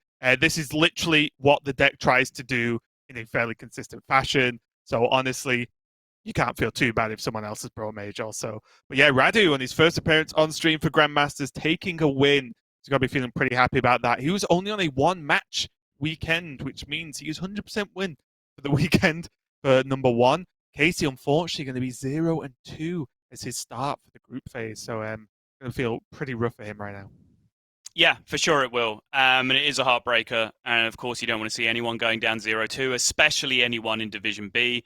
Anyone that goes off to that 0-2 start is immediately going to probably be in a pretty bad headspace moving forward, staring down that prospect of relegation. So that is a super big deal for both of these players, I imagine, the result of that series, even though we're so early, just for the context of the rest of Casey's season and for Radu to get off to a very strong start there. And again, I want to reiterate that maybe a couple of question marks here and there, but, the same amount that I have with just about any player that's playing on stream so far. So, in terms of my challenge at the end of week 1 of come on, Radu, let's see where you're at with Constructed. Yeah, good job. Passed with flying colours. Yeah, looking pretty solid throughout that series, and we'll see him more next week, of course, when he'll be playing more than 1 match. But now that we are just going to go to a break. Just a reminder, though, we do have 2 more matches left in the European region. We have Boston versus Viper, and we have Hunterace versus Falcan as well coming up after this break. So we'll be back in just a short while. Get ready for match number 4. Hi everyone, I'm back again with another episode of Mull It Over, a Hearthstone review show where we break down key early game plays by the Grandmasters, starting from the mulligan. In case anyone missed week 3 of GM, we had a one-time unique format where players had to bring all 10 classes, and then ban 6 from their opponents. In short, the good decks were ineligible, and the off-meta decks got their day in the sun, most notably Paladin and Shaman. Now both of these classes saw 2 archetypes be brought by many players. For Shaman, Totem and Evolved Galakrond, and for Paladin, Murloc and Highlander. What all 4 decks have in common is that they rely on their early minions to stick in order to get a big payoff, which is characteristic of aggro decks. So today's episode is all about how to approach early turns in aggro matchups. In case you're not familiar with the term, aggro is short for aggressive, and it basically means your deck runs mostly cheap, efficient minions and tries to win the game fast.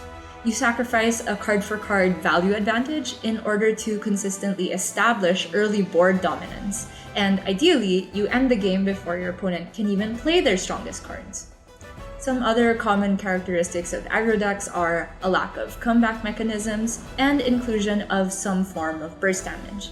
But of course, we're reviewing GM, so enough about the basics. There were tons of high-level plays made throughout matches this weekend, and I want to talk about 2 important concepts to remember when playing aggro matchups. The first one is preemptive minion damage. In Hearthstone, it's easy to miss the importance of damaging a minion that you can't immediately remove. Because your opponent can decide how the damaged minion trades on their turn, it often feels better to just direct your damage to the face. But making these types of trades in the early game can actually be crucial. Let's take a look at Bunny Hopper's Shaman versus Boston's Hunter here. On turn 2, Bunny trades his Blazing Battle Mage into the Dwarven Sharpshooter, leaving both minions at 1 health. He also has a Novice Engineer developed on board, so instead of going face, what this means is that the Sharpshooter is unable to get a clean 2 health minion kill with the Hunter hero power, and if it trades against anything left on board, it will also die off. Had Bunny gone face, Boston simply could have pinged the Battle Mage and then traded his Sharpshooter into the 1/1 and pulled ahead on board. This could have been punished by something like Desert Spear, coined out by Boston, but of course it's better to play around what you can see your opponent can do versus what might be in their hand. Later, Boston commits the extra hero power damage onto the Battle Mage anyway, and Bunny has board initiative on the following turn. In this other game, Nalgidon uses his Rocket Og Merchant to ping Monsanto's Sharpshooter down to 2 health, so that it also can't get a value trade on board. And he's later rewarded by Monsanto using his own minions and a Desert Spear charge to clear the board. The second concept is timing minion threats. Generally, aggro decks like to go first, so that they can be the first to develop onto the board, given that they run many 1-drops. But when you're going second as aggro, a common question is whether to use the coin immediately. On turn 1, should you coin out 2 1-drops, coin out a 2-drop, or save it altogether? This is on a case-to-case basis, of course, but generally you should make your board as hard to remove for the opponent as possible, while also considering your own follow-up turns. Let's look at how some GMs time their minion threats to get a better idea of that mindset. In Zoo vs Totem Shaman, Dawn takes a different approach by coining the Blazing Battle Mage he kept alongside a Guardian Og Merchant. He creates a sticky 2/1 and another 2/1 in response to Blitzchung's Battle Mage.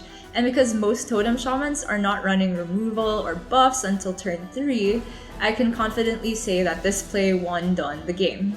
Blitzchung could hardly come back from the spot because that's just the nature of Totem Shaman. As an aside, in episode 1 I said that Zoo is mostly looking for Scrap Imp and Hand of Gul'dan in the mulligan, but keeping this hand here for Dawn makes a lot of sense in aggro mirrors, and you can see that Dawn's play is exactly why. Another example is in Bunny Hopper's Paladin game versus Swids' Galakrond Evolved Shaman.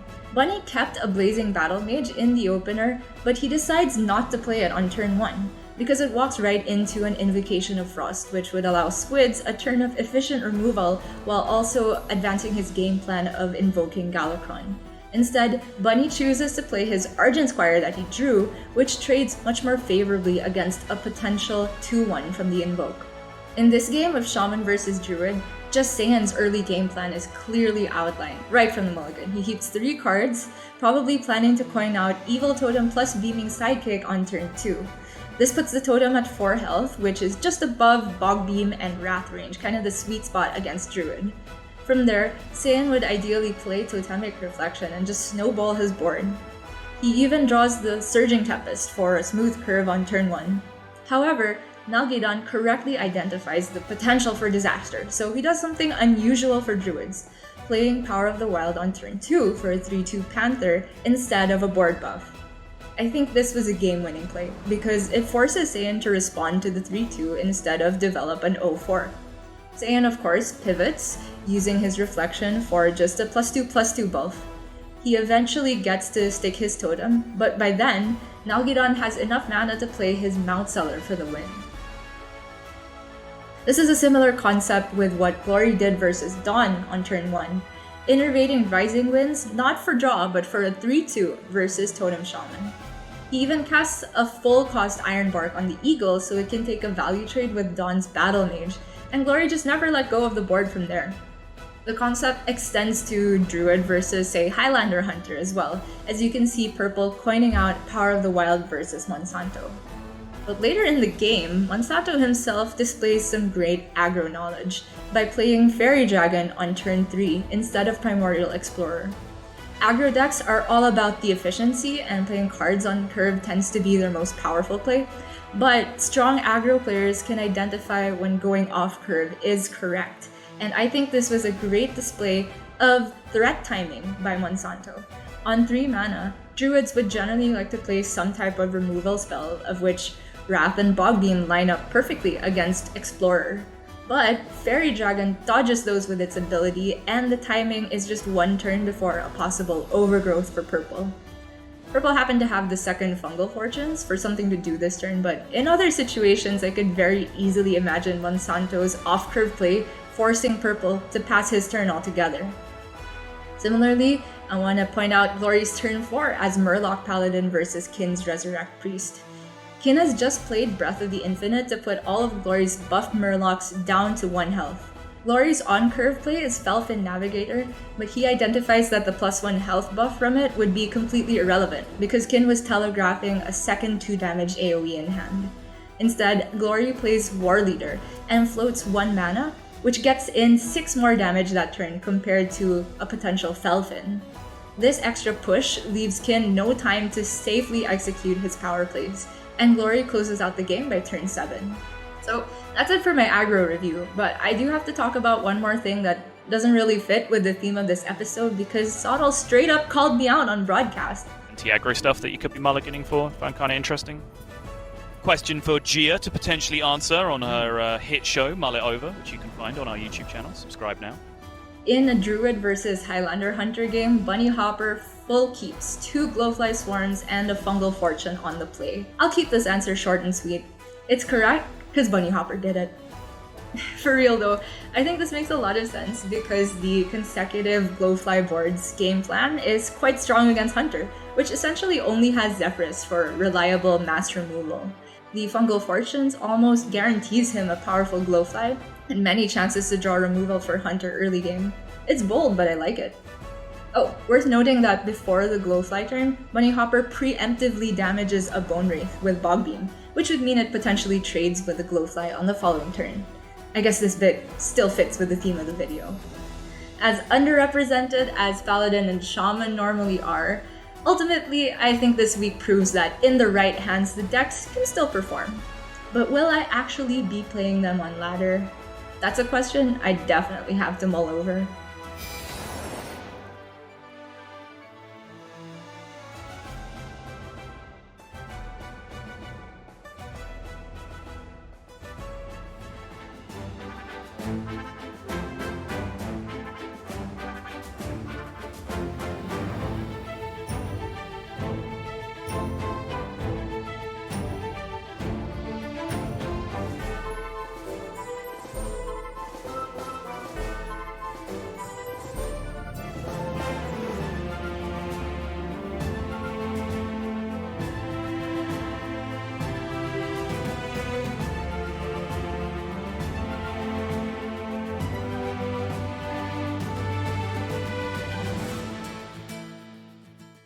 We are back and ready to continue the day here in the European Hearthstone Grandmasters. We've got 2 more matches for you before we move on to Americas a little bit later on with TJ and Frodan. So plenty more Hearthstone to come if you're going to get comfortable all day with you Sunday and just watch some top-level Hearthstone. So I'm excited to carry on the day here. And we do have Boston versus Viper coming up as our match number 4. And these two have already clashed a few times, even directly and indirectly, whilst fighting for those spots in Division A a little bit early last week.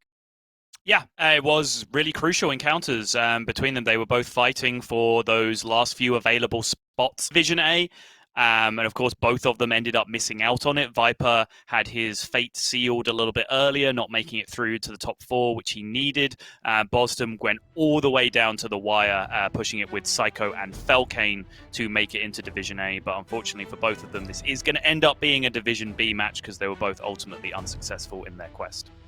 Yeah, funnily enough, Boston beat Viper to make sure Viper didn't get there as well. So maybe a bit of a grudge match coming up here. Boston looks like he's going to be on this Galakron Rogue for his first game. Just a note as well, both players banning Demon Hunter, I think, in the bans there. But also, Boston is the one of 2 players, Psycho being the other one, who brought Galakron Priest to this weekend's Zottle, which, honestly, the more I see of it, the more I'm becoming a fan of it just not only as a deck, but as a bring to the weekend. Yeah, I was expecting to see a little bit more of it, to be honest. The one thing that was holding me back when I was sort of trying to theorize a lineup for this tournament was if you bring Galakron Priest, I personally don't think it's that strong against Demon Hunter. I know that's a point of contention with some people, but it's a hill I'm willing to die on. And so it kind of left me with a ban Demon Hunter lineup when I was trying to do that instead. And like I want a ban Warrior, right? Like I just do. It's too good. I want a ban Warrior lineup. So maybe that was one of the things that forced it out potentially. But I'm sure we'll have plenty of time to get into Priest later on because we are dealing with a little bit more Highlander Mage, it looks like, coming out from Viper here early on. Yeah, but we're just maybe going to see more of what we just saw in the previous series. A lot of mage games, or at least there's some crazy mage games that is going to be going up against that rogue. And again, I think Highlander Mage, as I said, what's interesting for me is I believe it is deck number 4 this week, but does it make the cut when you're messing, when I think a lot of the players are going to mess about a little bit more with the lineups next week? By that I mean, I believe Rogue is going to take quite a large hit in the popularity. Something else has to pick that up. And the problem is, if you look at something I would expect, i.e., are a lot of players going to pick up Hunter? Then do you actually want to bring Mage? It starts to get really weird, right, when you have those like 2 4th deck spots to fill instead of the usual one. Let the games begin. Yeah, no, it makes a lot of sense. I think things could shift a lot based on, you know, an upswing in Hunters or even an upswing in Zoos even, because although it feels like we've seen a lot of it, I believe there's only 6 total in Europe. So, you know, that can still end up being a higher percentage of Warlocks overall, which can then swing things even more if people choose to bank on the success of Zoo, or just, you know, could go the other way. And if Zoo gets eliminated from the format completely, what does that mean?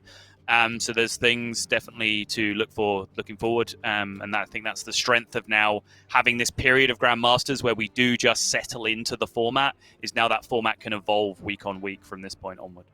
Exactly, very exciting going forward, but very exciting getting to game number 1 here. Boston on the top on the Rogue, Viper on this Reno Mage, and honestly, look at the Viper's hand already. Not only the Solarian, just ready and locked and loaded, ready to go, but the Dragoncaster plus choice now of the big payoff spells, or 2 of the big payoff spells for that, if by that point Viper can get hold of the Dragon in hand.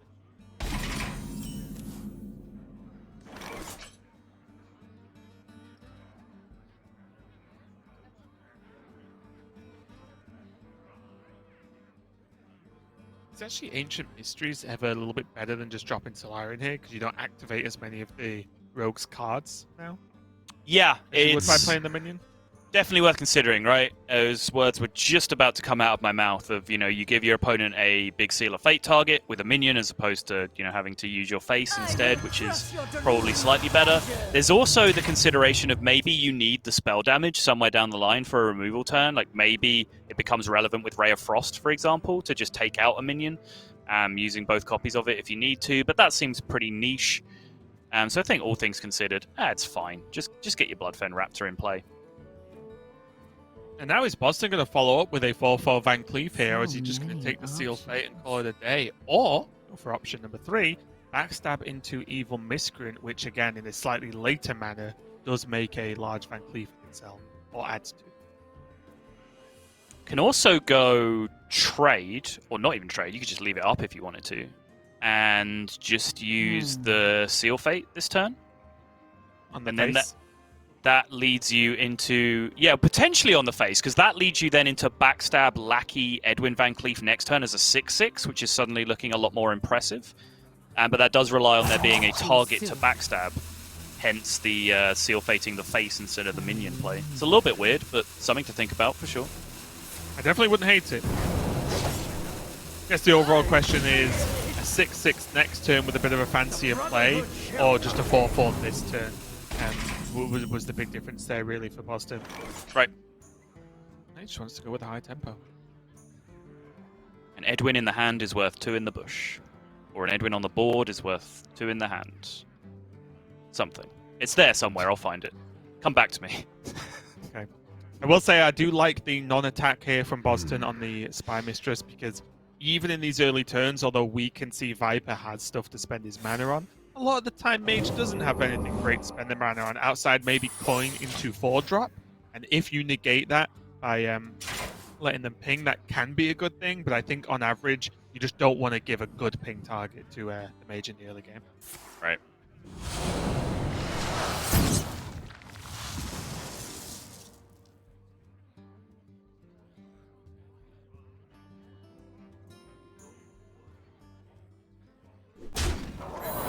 Viper is running the Flame Ward and Ice Barrier list, of course. So Boston fully aware of what that secret could mean. Again, speaking of ping turns, the Van Cleef is now very pingable. Indeed. Good sequencing from Boston, though, to find out there if it was Flame Ward. Normally, you're kind of hard-coded to attack with your biggest minion, because sort of that's the first thing you figure out about Flame Ward, since the attack goes through, unlike Explosive Trap, get the most damage through. But in that case, since the Edwin doesn't die, it's actually correct to maximize damage to attack with the smaller one first. We'll see if Viper's going to plan for the long game with the Pyroblast pick, or whether he's going to go for a much more realistic Spellbender. Oh, this is just lethal. You just draw Mana Saber next turn, you ramp up to Alex, and then you just, Pyroblast him in the face, Dragoncaster next turn Pyroblast. you just coin Dragoncaster on 5 into Pyroblast face, just assert that dominance right now.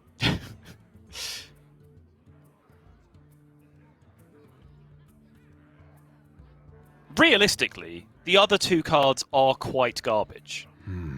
Yeah, like, jokes aside.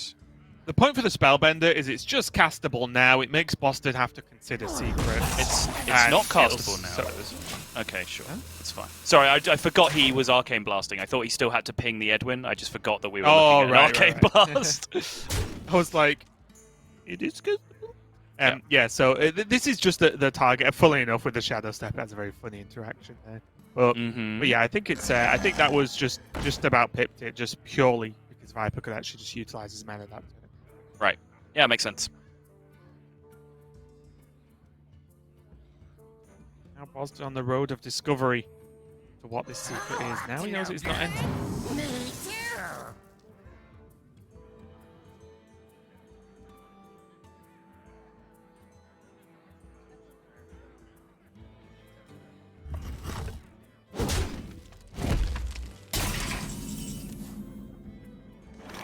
Slowly learning, piece by piece. No Ice Barrier, no Mirror Entity.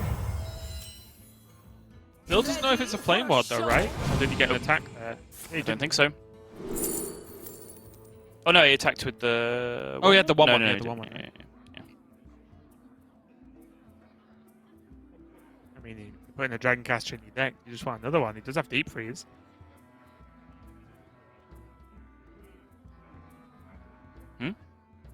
Oh wait, no, it's This is power of creation. Too many created by Subtle. My mind's going crazy after that last series. It's fine. That's what we had the break for. You were supposed to just reset, re-establish a bit of sanity, and we can come 5 back. minutes is enough time to reset from that last game of Hearthstone. Then... Yeah, probably not. Probably not. I haven't heard that particular caster mistake in a long time, though. It was honestly because This battle cry off Power of Creation is really cool. It was honestly, I was looking at the deck list when the card was played, I swear. And because I can't see on my viewer that the Dragoncast was actually on board, I just myself. So, yep, I suck. Flick, though, really nice response to the Power of Creation, right? And whether that was Power of Creation or Deep Freeze, the outcome is the same. Flick is just good in these circumstances. Yep, just a good card. Solarian Prime draw nice and early for Viper, though. Should at least give him some hope moving forward. It's just this turn that needs dealing with, and I think really the big decision is Ray of Frost or no Ray of Frost. Or precisely how many Ray of Frost to cast this turn, more precisely, I guess. I think, yeah, I'll probably go with 0, and I'll tell you why. Oh, please do. So normally, if I was just a general game of Hearthstone, I would like to just Ray of Frost the Flick, and then maybe either trade the Miscreant, or, you feeling it, just push face, play the Bone Wraith, seems good. The issue I have is Solarian Prime thinks Conjurer's Calling is a aggressive spell you want to target enemies with. If it targets the Flick with a Conjurer's Calling, well, suddenly Solarian Prime isn't as one-sided as you really rely on it being. So that is why I personally would have got rid of the Flick away from this board if Viper is set on the Solarian next turn. He's back in the game, ladies and gentlemen. That's a great point. Love it. I see it happen scarily often, and again, maybe that's just me remembering every time it happens more than the other spells, but it's just a funny interaction because it is targetable. It's deemed like an aggressive and not a friendly spell. Yeah.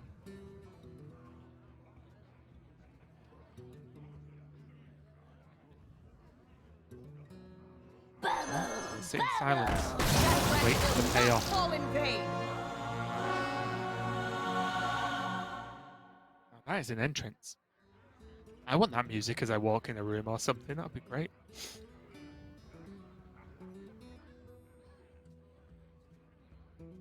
So the real play, if Boston's a true Hearthstone gamer, is to Shadow Step that Liadrin. I knew you were going to bring that up. It's sick. You can praise Galakron and Shadow Step. Problem is this Spellbender, right? So yeah, he needs praise Galakron first. I also don't think it's a particularly real play, but there we go. It's just free cards. I have become one with the boy. All right, let's dance.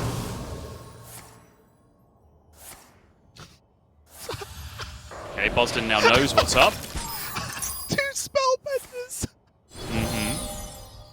Viper just cannot believe it. The worst Solarian I have ever seen. Wait, was that multiple Spellbender? Oh, that was 2 it went Spellbenders. Spellbender, and then the quest. Okay, that's pretty great. Oh, of all the secrets, it cast the same one, and you're like, okay, well, fine. And then it does it again. He just played a War Golem that turn. That's essentially what happened. Oh, that is bad. Okay, here's a question for you, Sal. Yeah. Do you like the Shadow Step more post-trade now because the Liadrin live? Is that more reasonable for you or not? What are you trading it into? I'll just whack the Bone Wraith. The Bone Wraith? It's still a 4/6. Like, I just want my 4/6 in play. You could just replay it this turn and have Shadow Step and Praise Galakron back. I guess. It's only a 5-drop, isn't it? After the Shadow Step. From nothing but power. Oh, another Shadow Step. We get Shiv as well.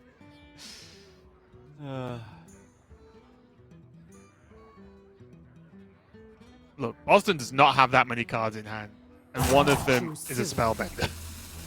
Yep. So I think Shiv is probably the go-to here.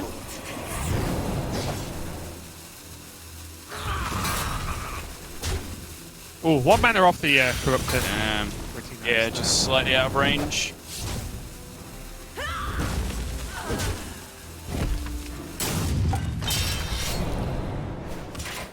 Did we get through everything, Boston? Okay, not sure if he decided he wanted the Spellbender on the board or not. He certainly picked it up as the rope was burning. Don't know whether that was a conscious decision or a rope decision. We'll give him the benefit of the doubt for now. You get one of those a day. That's it. I think it would make sense to hold on to it here.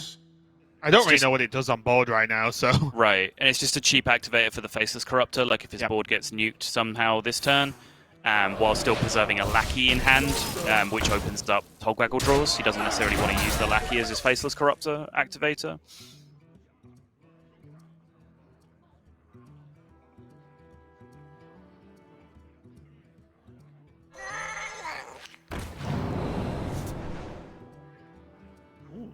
Not bad going into turn 10 with not a lot of cards to work with.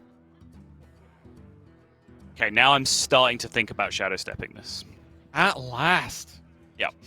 It's starting to pain me, Sottle, that it's still alive. It's bothering me. I'll give Boston a call. I'll be like, look, Boston. Come on. It's a funny place. How about a new life? How about a new life?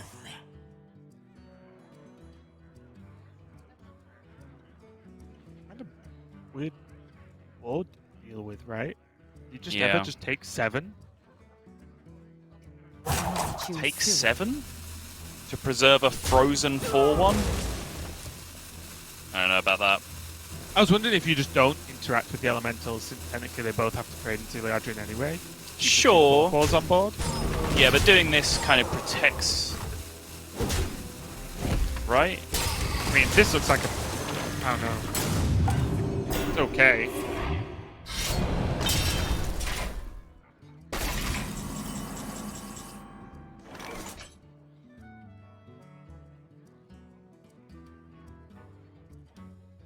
I wonder if Ray of Frost and Doomsayer is good enough here. With pink, obviously. Yeah, looks pretty solid. I don't think the Alex achieves much on this board, does it? It just dies. Mm-hmm. And it means with Viper not really committing too much to this board, it makes this arena much more appetizing, even if Doomsayer doesn't go off. So, Boston expends resources to deal with this Doomsayer. Great! Then the Reno just gets better. Or does it? The Boomers still follow up. Suddenly, this Shadow Step might have better uses. No, we'll never agree with that. Oh, there's just no value in the hand, though. Like, there's a Colossus of the Moon. Like, is that really a play? There's Praise Galakrons. He wants it.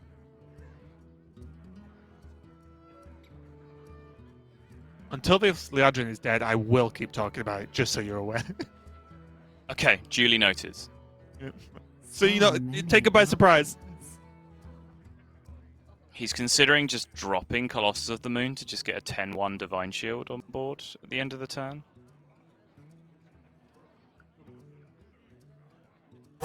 Too soon.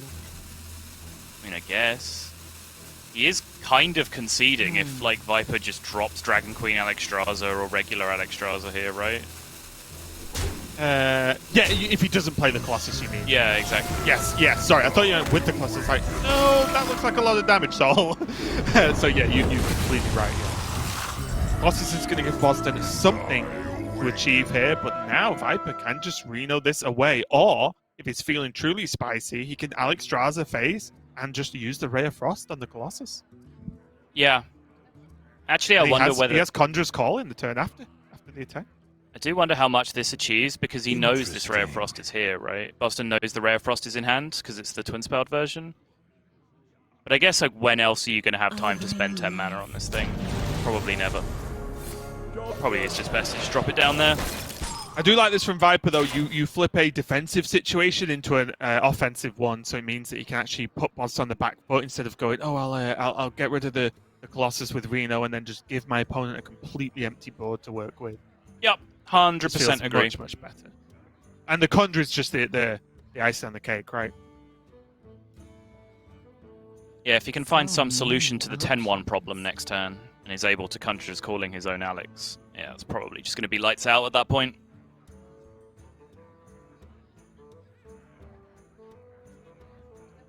I actually wonder, with the limited resources Boston seemingly has access to, based on Viper's knowledge, if he could ever even just pick and trade the Alex and be okay with it. You know what I mean? And just say, okay, I have Reno, I have Box, I have Conjurers for another minion if I draw one soon. Yeah. But I think Boston very clearly does not have much, right? Because even... Sorry, Rush Lackey, illegal. Actually illegal. Oh wait, that is actually... Shadow Step, Colossus of the Moon, Rush Lackey. Not as cool as the Adrian, but cool enough. No, see, this is way cooler because it also has the benefit of actually being good. Nope. Truly cool things are actually not good. Ah, is that where I've been going wrong all these years? Yeah, lesson to learn, a young apprentice. Okay. The fact that Reno is there to cut it all away does lessen some of the hype as well. So there you go. Probably the best one. Okay, not the best draw he could have got, but based on the fact that Boston could just double 5-drop here, one of which is Boom Pistol, is actually a really solid top deck, if not the best. Reno does take the wheel at this point. Easiest box of my life.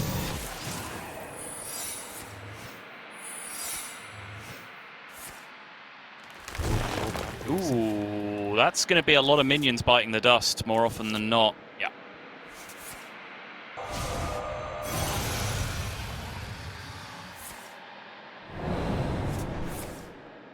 Oh! Now Grand Slam! The best card in the game! Order. Yes! The Arcane shot the 5-1. Oh, Raven. Yeah, Shadow of Raven, Death! can It's this the turn best get day ever! any more exciting for you? I'm a Viper fan now because that happened and the Adrian was not Shadow. Incredible. Incredible. Not much you can do versus a box that strong. Devoted Maniac, I'll say unlikely to get the job done, even with 2 Kobold Lackeys, and he is just facing down Lethal, especially because he doesn't know what these secrets are, and bamboozle. All the best things in the game happening right now. Yeah, and they're just 4-drops, so yeah, good luck with that. Oh, Baron Geddon though. Okay.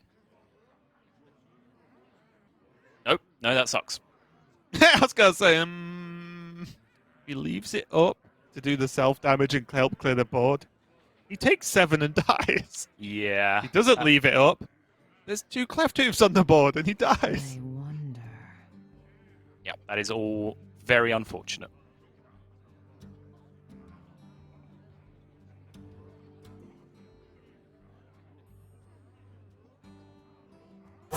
Too soon.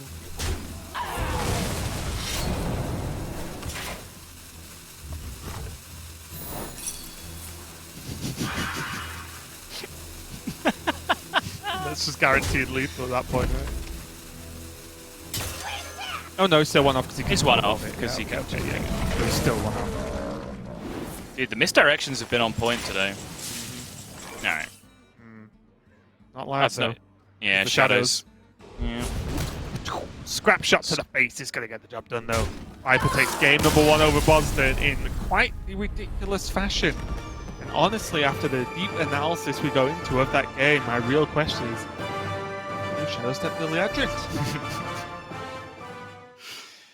I don't genuinely. I don't think it makes a difference. I think there was turns to do it where it was actively bad because you're just reducing your board size.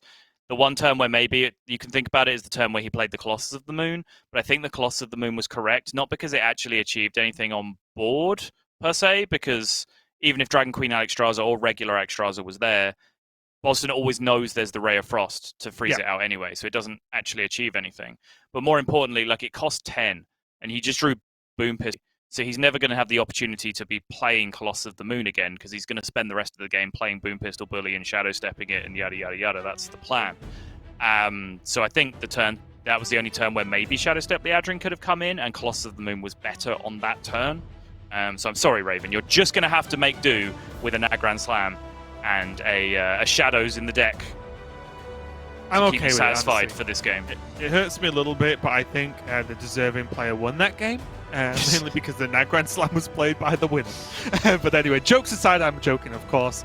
Boston looks like he's going to be moving over to his Warrior going into this game, and another player who's holding out on Terran Gorf being subtle, and the egg package as well. So there's I feel like the newer evolutions of this deck, although there is the Grommash Hellscream in there, are really going to these eggs and the Terran as the first cuts as the deck needs space to continue to evolve.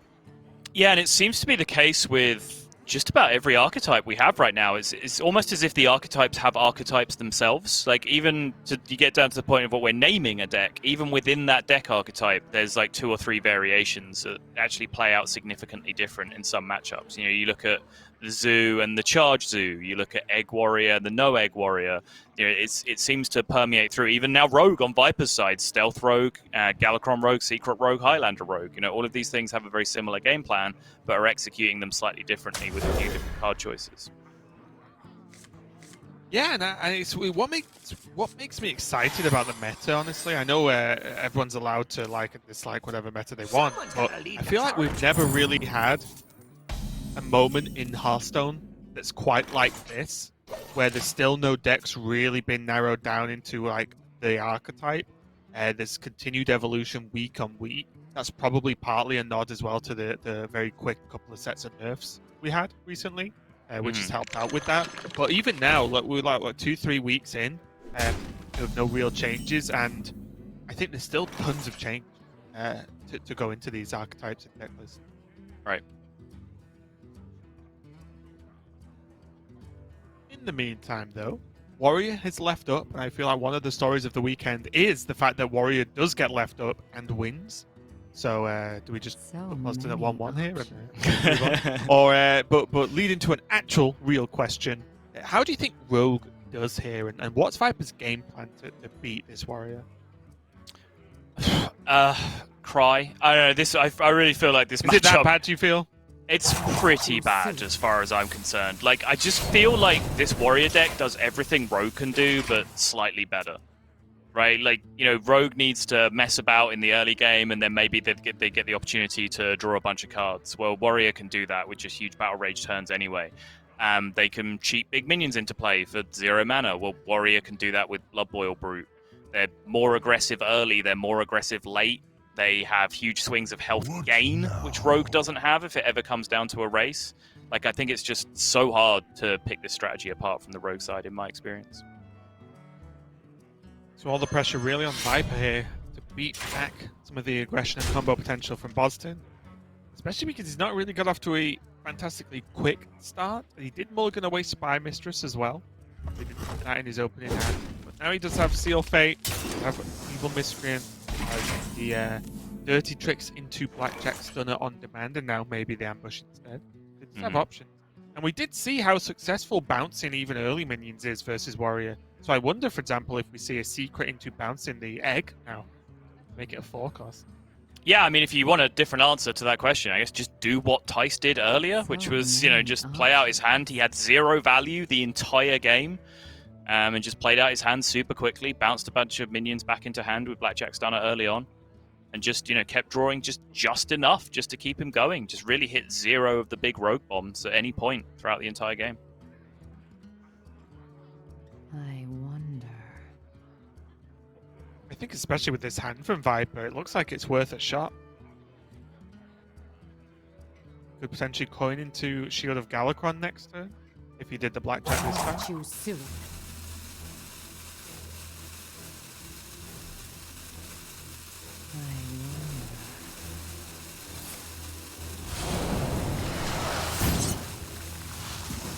I'm gonna Seal Fate this instead.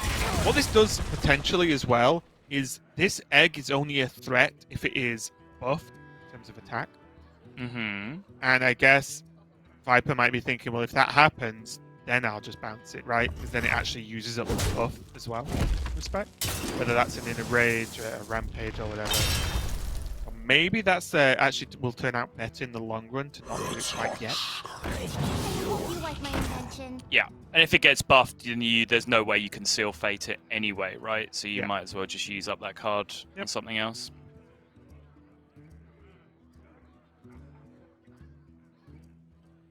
Very weak outcome from the Faceless Lackey here from Boston, and his hand is a little bit stuck right now. Again, he's on that Evolve Lackey life, which is generally not where you want to be in this deck unless you're going to use it on exactly Blood Boil Brute. Because apart from that, generally you have a lot of minions that you've buffed with Rampage, so they're overstatted, or are specifically being played because they are that exact minion, like Risky Skipper, Armor Smith, so on. Like, it's kind of rare that you want to evolve minions in this deck a lot of the time. It's normally just other lackeys, isn't it? Right? Like, Yep. It's just, oh, I've got this Faceless Lackey on board. Whatever, let's make it a 2-drop. Yep. In the meantime, though, Viper can go for even more value here by comboing this Evil Miscreant. The only thing you just have to consider is his hand is getting a little bit full. And although that's never a horrible problem to have, he's all the cards, a lot of the time, he has generate things as well. So there's only really the secrets and the stunner that actually stay used up, if that makes sense. Choose soon. And the coin. Oh, up to no good. Me too. Nothing but power. And I can see in the approach to this matchup, actually, secrets as a whole just really being used to proc stunners on command, and the effect of the actual secret being the secondary bonus. Still confuses me so much the way some players play. Like that turn, Viper took what, 80% of his turn just deciding he was going to play Miscreant, and then he played Miscreant. And lackeys generally give you a lot of options. So he then had like 10 seconds to decide which lackeys he wanted to play, and then which spells he wanted to discover off his spell lackeys. Right. Like, what? Why do people choose to ration out their decisions like that? It's so lopsided. Bugs me. Yeah, I mean, I'm surprised you don't just absolutely love watching me play Sol, because I just, as soon as my turn starts, those green cards get played. Yeah, you give the exact same amount of weight of thought to all of your decisions, which is 0. Exactly. Yep. Is it playable? Does it look like it could deal damage to face? Okay, lock it in, go. End turn. I do take your point seriously, though, because there's not only the branching paths of what lackeys you get, and that you've got to trade it off versus, okay, not only if this is obviously a Ethereal like it's another Discover, but do I want to rush this turn? Do I want to deal damage? What do I want to buff health-wise? Right, it is just option after option.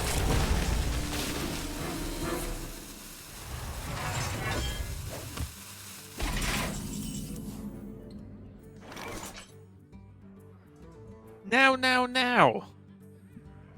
I think this may be the turn that the stunner gets absolutely insane work done. Agreed.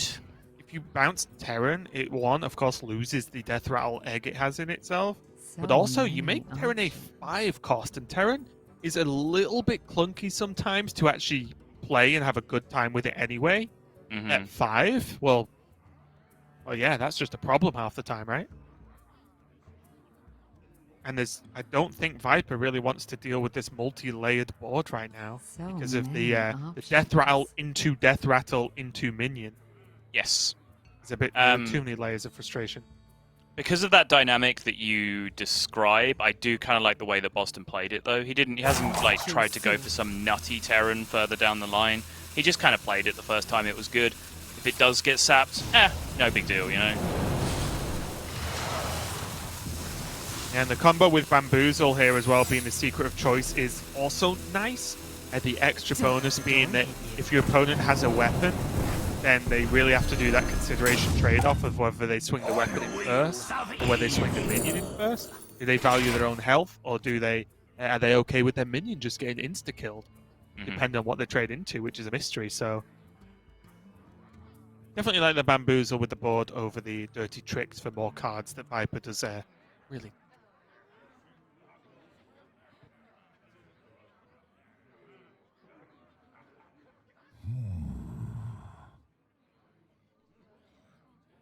Yeah, Boston's hand is just kind of stalled out a little bit now. Just double Skipper, but not really the minions that he needs to pop off with, and nor any great payoff. Get a Blood Boil Brute down in reasonable fashion, but still. It's not looking ideal when he has this secret mess to deal with first. The threat of ambush, the threat of dirty tricks. That's a pretty good outcome, though. Yeah, for a 6 drop, definitely. Not only because of its low attack, but its low health means it's very killable. If it was a 3-6, then even though, yeah, it doesn't do tons of damage, which is what you first look at when the bamboozle happens, it's also like it's a minion that sticks around. Whereas in this case now, the big problem that Vipe has is this is a pretty threatening board. And even if he can do some damage to it, if he doesn't kill this Blood Boil, Boston does have that Witchy Lackey to maybe cash in on it if Viper puts it low as a 2-turn setup. Yep. And this is kind of illustrating my point at the start about the matchup, is it feels like Viper's just been comfortably in control this entire matchup. Would you agree with that? Like, up until this point, it seemed like it was Viper's game? I think that's fair, yeah. And then just one turn, Boston just played some cards, and now look at this mess. Like, suddenly, how do you deal with this even as Rogue?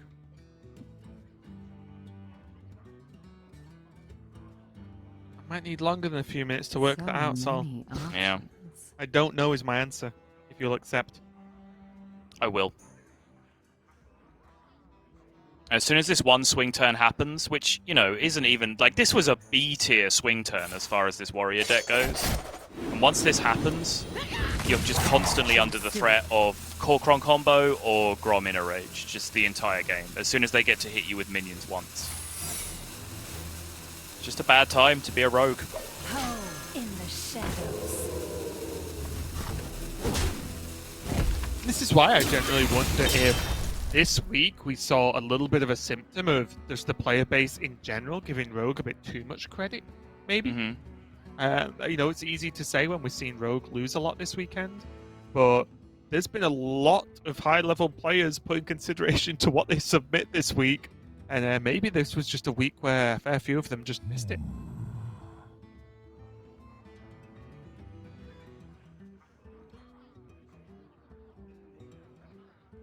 Now, is this ever, in a weird way, a decent Terran? You can egg, go face, and then Terran. I just want my brute.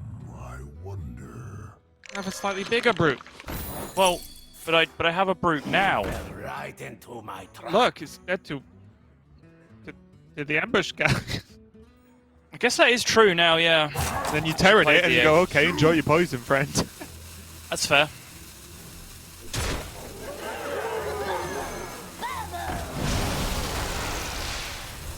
Mega Wind Fury. Does he have to rampage this armor? It's going to rampage and trade. Okay. Yeah, I think so. No. Wait, was that face? He just went face. Oh, yeah, it's because he just needs one more turn, right? He gets to turn 9 and then just risks the rampage. Is that, I'm guessing, the immediate plan for Boston? Yeah, no, that also seems very valid. I think you could argue that both ways, of just protecting a 6/6 on the board. Rogue can't really deal with it. I guess they can just have exactly flick there, which messes with your plan if you don't go face. So yeah, on balance, face, probably the right plan. Who really cares about this 2-3?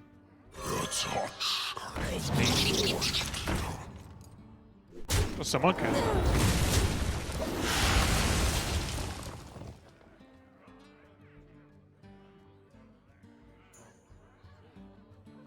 Guess this is the issue, though, isn't it?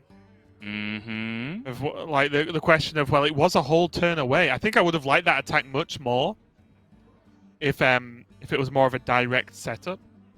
Yeah. Still, Taunt would still have been a problem. And the hand is now just a little bit stuck.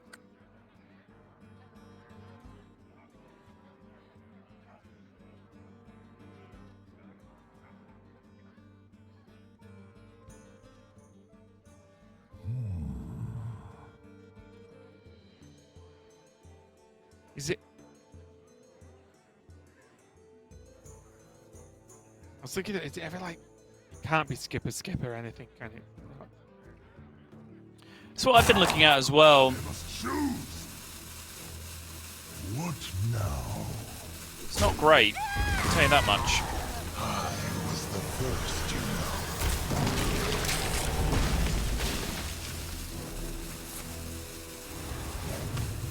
This looks just like the best line. The problem with that turn is that every card in your hand gets better later. So obviously, if you don't Terran there, you have the opportunity to have like a skipper, Terran, Bloodsworn, Mercenary kind of turn, where you just duplicate your Terran and have an enormous board.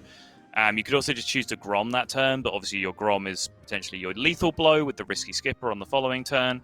Bloodsworn Mercenary, same deal. You can just about use it there, but it seems to get better later on. So I think all things considered, just forget about all the complicated stuff and focus on the simple stuff, which is how do you set up lethal? I think the best way to set up lethal is what Boston did, which is just put a bunch of damage into play that can trade with the taunt, and then risky skipper and Grom is the last point of AoE that he needs to clear out the shield of Galakron and go face. Yeah, and in respect to Viper, probably considering that, yes, he is dead to many, many things here, does he just go for this evasive Draconid and say that's got to be it? Got to be enough? Because everything else in his hand does not have taunt. Agreed. Can't heal, no Galakron there. Even say I'll take 5 armor and some card draw. Do you think it's a fairly straightforward Draconid here?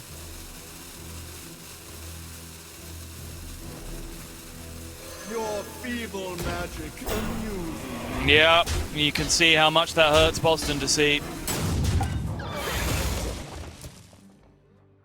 Boston now can get popping with this Bloodsworn Mercenary, though, even if he does not have lethal on this turn, which he does not. Let's go big Terran plays. Mm-hmm.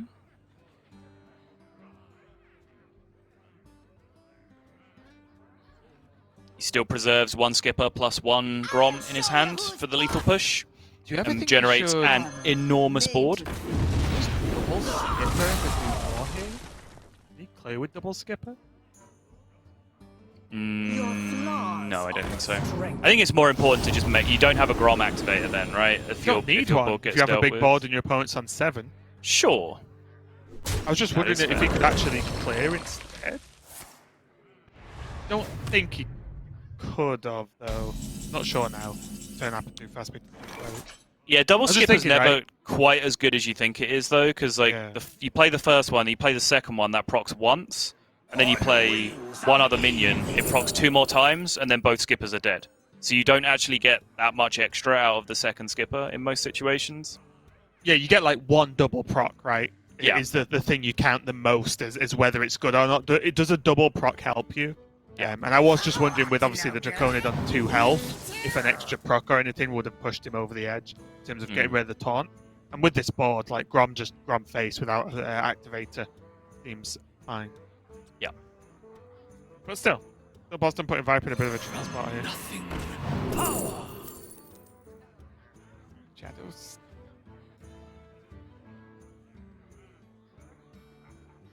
Candle Breath is cheaper. Not sure what you can draw. Makes sense. We're just gonna go fishing. Oh, gonna go for the Titan package.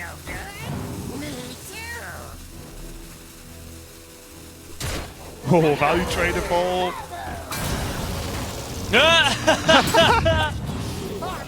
Well, that's just funny. Yep, and without even needing the skipper in the end. That is just going to be lethal there for Boston, and as is just going to be like the ongoing theme. Warrior plays a game, Warrior wins a game. Boston going to take it and even this series up to a 1-1 score between these 2 players. Bit of a close one there. I feel like Viper just never really had a swing turn to get going. He didn't hit that rogue Galakron. He didn't get Togwaggle to go for the wand. None of that happened, right? It was always for the whole game, no matter how late it was. Viper just going, I need to just about survive. I need to just about survive. And he was close, but the setup eventually got there with that Grom. So it just amused me to hear a bit of a close one where like Boston ended that game with like 58 health and a massive board that still had death rattles on it. Like I understand what you're saying for sure, but I think it looks deceptively close, and it really wasn't overall. Right. Boston did all of that without battle rage essentially as well in that matchup. Even. It's true.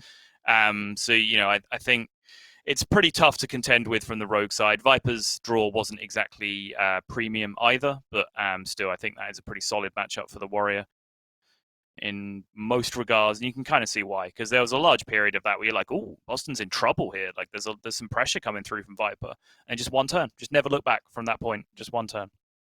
Yeah, and again, I feel like this weekend has really just drilled on the power of just how good Grom is in the deck right now, because it allows you to make game plans like that. So imagine if Boston didn't, if no one was playing Grom, Boston was like, okay, I can burst him if I draw Corcoran, Bloodsworn, Inner Rage, you know, and so it's just not really going to happen most of the time, especially as you mentioned, no Battle Rage is that game, so yeah, it does open up just some very straightforward setups for lethal, but it's all.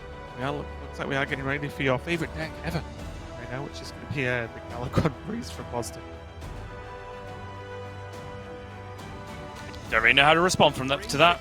It kind of is and it isn't. I do actually enjoy playing this deck. The more I've practiced it and tried to understand what it's really capable of. And certainly though, this matchup I do find particularly fascinating. I think Viper, who is a real student of the game, I'll be interested to see what his approach to this matchup was. Because if you didn't see APAC before us today, there was a really, really interesting game with Shaxy, where he set out in a way where it looked like he was going to be successful in playing a ultimate late game outvalue fatigue the priest kind of game plan, which up until that moment I didn't really think was possible in my experience from both sides. But we didn't actually quite get to see whether he was going to be able to realize that game plan or not, if it actually did go all the way to fatigue. So I do think the question is still a little bit up in the air. Yeah, we get to see how it plays out now. I know the players we talk about, as you mentioned, the wand. Okay, well, sure. The wand with the Morozond combos as well. So yeah, I'm with you. I know Viper approaches Rogue and approaches Hearthstone in very much his own way, and maybe that's going to be a huge benefit to him in a matchup like this. Mm-hmm. All right, let's not give Priest a Shadow Step. That seems like a bad starting point.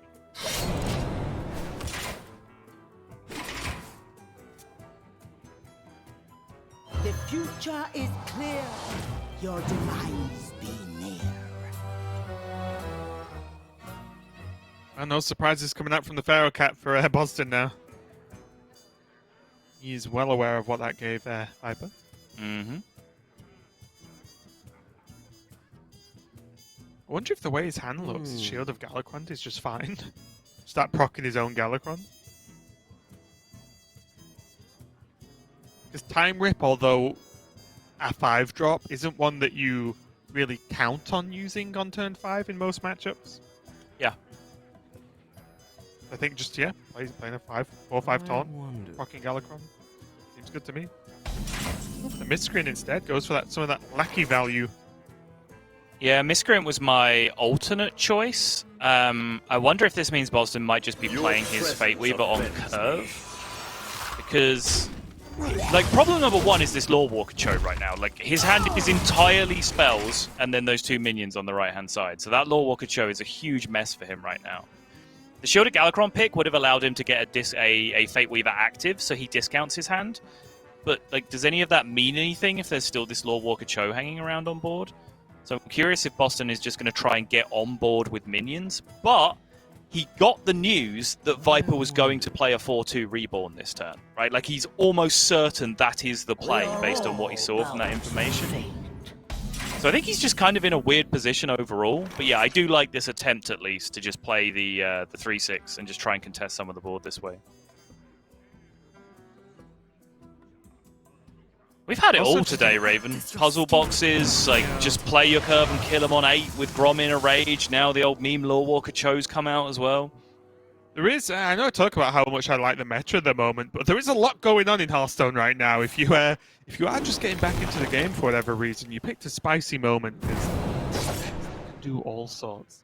I did wonder here when one player was just going to decide it's fine to have spells, because even then, I was wondering, is coin just fine to give to your opponent? Because they end up just giving it you back most of the time anyway. And who benefits more from the coin? Because if you take an evil Miscreant, you could have coined out the Miscreant there.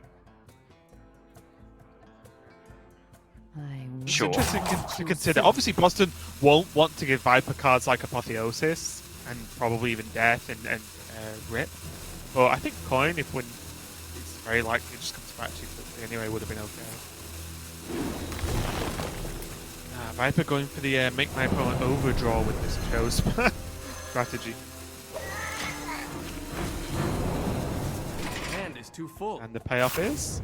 Nice. Very, very nice indeed. I do actually like this plan, now that I think about it from Viper. Because it kind of goes to what you were just saying, with the, like, you know, if I give him spells, he kind of has to give them back to me. You know, Viper will quite happily take back his backstab and his shadow step in this position, and any other spells that Boston might need to hand dump here to be able to make space. I actually really like this plan from Viper, because the key puts point Boston is in a really awkward spot. It keeps seeming unlikely that Cho even dies, right? Because what cards does Priest have to kill Cho without minions sticking? Yeah, time Not rip. that many, honestly. Yeah, but that's what I mean, right? But then great, you get a time rip, and they spend a whole turn killing a Cho. Yep. Great. Right. Now Boston just has to give him a card back, right? But then he knows if he gives him... Should Boston have actually played a minion and overdraw again? Played him, what, just tempoed Miscreant as a 1/4? But the problem now is any spell he gives Viper, Viper's just going to give it him back and he just overdraws. You know what I mean? It's like maybe that was worth the Miscreant. Oh, Yeah. I don't know. Game's weird. I mean, if he gives him backstab, he can't give backstab back without backstabbing his own Cho, which then I don't think Viper would want to do that, because suddenly then it's like Breath of the Infinite and stuff can clear, right? Yeah, but he knows Viper has minions, right? Yeah. He knows he's got lackeys. He knows he's got a Miscreant, which he can proc without casting a spell, probably. Well, yeah, because he's got lackey. Mm-hmm. But I'm just saying, for the purpose of Viper giving the spell back to fill up Boston's hand and overdraw another card, backstab isn't something that Viper was likely to cast that turn. Right, but I guess my point is, it's always castable if Viper ever wants him to overdraw, because he has throwaway minions like lackeys he can just backstab, right? Yeah, no, that is true, and he might still end up backstabbing a lackey at the end. That's of what I turn. mean, right? He can. Yeah. It's not like backstab ruins his plans. He just goes, Yeah. there you go, out the back. And that's what I was saying. It sucks, but maybe Boston had to just play an evil Miscreant. Now he's just overdrawing again. This game's dumb. At least now he can play the 2-drop. But he is also just dying. Because with all this havoc, Boston's not actually playing the game. Yep. I wonder. This has been too much today, Sol. It's been a pretty weird one.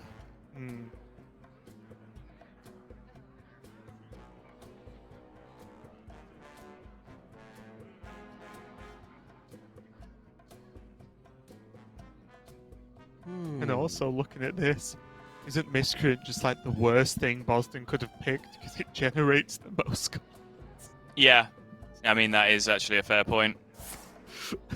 I'm not really having a go at Boston by any means. It's just like,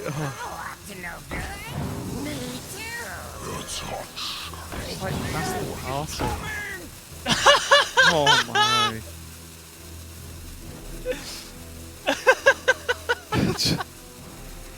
Count your blessings. Buff the Doomsayer, you want this Cho to finally die. Oh.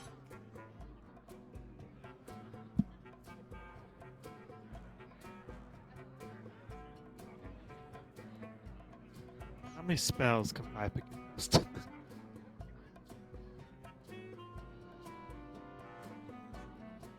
I do think, so coming back to semi-serious mode right now, Viper needs to right at this point decide whether he wants to try and go for some kind of super aggressive lethal push, or whether he wants to try and play a slower, slightly longer He's game. just gonna keep Just doing it. He's just doing it.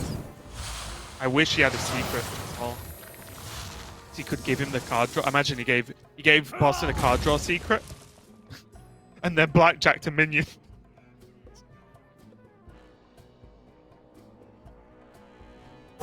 Choose soon. Yep, backstab, no surprise. That puts Boston back up at 10. Oh, I absolutely love this game of Hearthstone right now. And the evolve is always going to be good. Well, most of the time, because, yep, that was a very low value evolve minion, the one beforehand. always forget the name of the gnome. The thing before, Stowaway. Yeah. That's it, yeah. Man, it's too full. That would have been nice for the armored goon, wouldn't it? It sure would. My only slight concern now is that he's feeding him like Seal of Fates. It's not just backstabs anymore. Like Seal of Fate is Seal Fate is a pretty good card for Boston's deck. Say that, Sol, but all Viper's really doing is setting up lethal by giving himself more Seal Fate so he can proc his Galakron and kill him with Claw. Yeah, I guess that's true. I guess it's just an awkward card to dump as well because it adds a lackey to your hand. Yeah. Or it adds in, or I guess a priest minion in the case of Boston, which is even more awkward to dump. This backstab has done unlimited amount of damage this game, hasn't it? If you imagine this is just one backstab being passed around. Yeah. It's probably done like 10 plus damage right now. There's Apotheosis though. Uh-huh.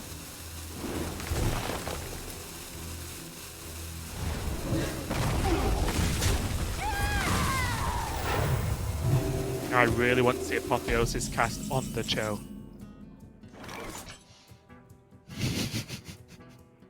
Battle Cho.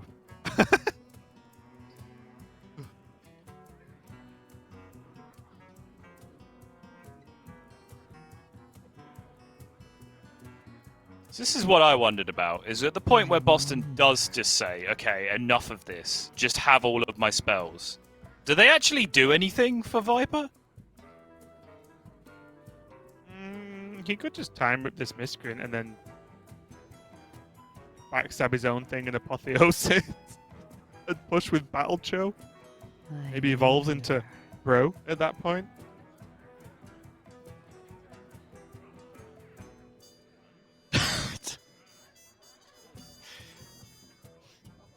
So if Viper's going to go silly and keep with this burn plan, he would need to cast 3 spells. There's one. He's going to Apotheosis he's gonna Shadow kill of Death, the Miscreant. Okay. Alright, I love, however, this is the really important part of the turn. There is now 1 attack, or 2 attack, on this Lore Walker Cho. Which is important because now Viper has control of when exactly he wants this Lore Walker Cho to die. And Boston has to respect that with any minions that he plays. Because if he just feeds Viper a bunch of high-quality spells, Viper can then choose to just kill off his own Lore Walker Cho into a minion that gets played, and then just never get them back. Free cast. Yep. And also, can we just get a Galakron check? Because believe it or not, I've lost track of a few things in this game. Yeah, so this is the next point I was coming to. Also, Viper is fully invoked. He's on 5 right now, so he's fully invoked. So I think Boston is also aware of that, and that's why we saw kind of like the counter mill play from Boston on the previous turn, where he threw a bunch of spells into Viper's hand. Because Boston knows if Viper's hand is full of garbage, he can't Galakron, because he's just going to burn like 4 cards off the top of his deck. New tricks. I'm not going to lie, I clutched my chair a little bit more then as I see a Faceless Manipulator played in this matchup. Faceless Manipulator, Faceless Lackey. I was like, what are we playing with now? Doomsday, another Cho? I mean, screw it. Just Shadow Step the Grizzled Wizard. And just replay it, just be a rogue. It's fun. I mean, that's just where we are. It's just where we are this game. Finally! He blinks! He loses the game of Cho Chicken.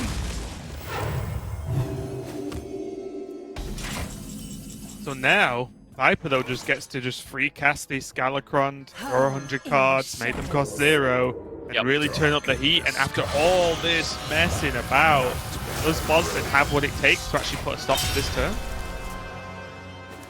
Ooh, there's Dirty Tricks. Oh!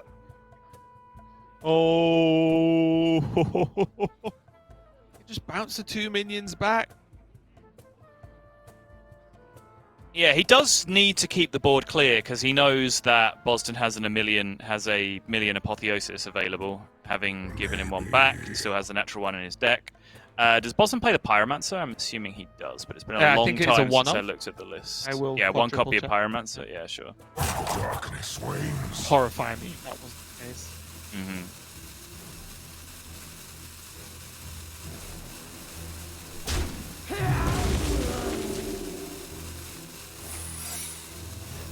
Funnily enough, this Aeon Reaver from Boston is going to be a huge answer to rank lead. It is. It's also a ton of mana to spend, though, when your opponent's already smacking you in the face with a 5-2 claw, and there's a 4-2 stealth minion in play as well. Yeah. On the Kronks! Oh, Kronks down.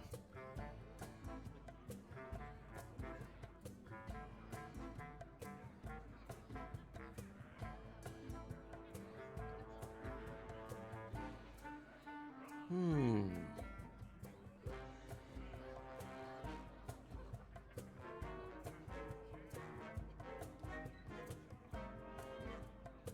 going to go on a limb and say Boston has not enjoyed this game of Hearthstone very much. Oh, honestly, Boston's probably not enjoyed this series of Hearthstone. Alright. Mass Resurrect. 10 quid who can tell me what Mass Resurrection does right now, because I have no idea. Doesn't summon show. So there you go, I told you what it did. Okay. It's just some lackeys and a Fate Weaver, Madame Lazul, Evil Miscreant? Question mark? Your future is Now, Sol, just in case this game wasn't spicy enough. Yeah. And and Bamboozle time. Mm-hmm.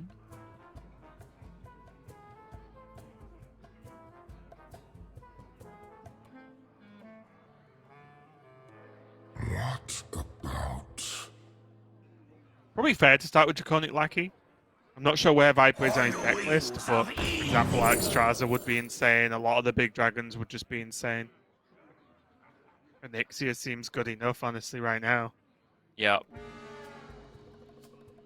Does still have a Togwaggle available, so there's an outside chance that some stupid Malagos nonsense does happen with the new 0 mana cards that come out, but yeah, overall, Onyxia just seems far more solid. Yep, and although he could Blackjack Stunner, it might be a bit oh wait, he's... I wonder if Blackjack Stunner is actually really good here, right? If you play Onyxia, you have to hit the 4/4 with your weapon, right? But you could have stunned first. He doesn't... Oh, you want to play ambush and the stunner? Yeah, sure. Because although, yes, there is the replayability to kill Onyxia, you have effectively 6 damage on board plus the weapon for 11. And obviously it wouldn't have been direct lethal, but if your opponent's spending 8 mana to kill just the 8/8, maybe that's worth. Maybe this is more consistently an out because it guarantees the 8/8 doesn't 100% die. Yeah, that's but just, the problem, just a consideration, that's all. Just a thought that sometimes your opponent spending a lot of mana is still good enough. Yeah. I think as long as you hit the 4/4 here, then I'd like this play. Again, if you don't hit the 4/4, you know your 8/8 100% dies because you know your opponent has a backstab and apotheosis in their hand because you gave them to them. So that's 8/8 dead and Boston heals for 6 for the sake of you just going face for 5. It's just not good. Yep, the key thing for Viper here is just 100% knowing the apotheosis is available, which means Viper will never want to let Boston have a minion hit. There is only really Pyromancer, which is the key recovery. Is that just another Aeon Reaver? Yep.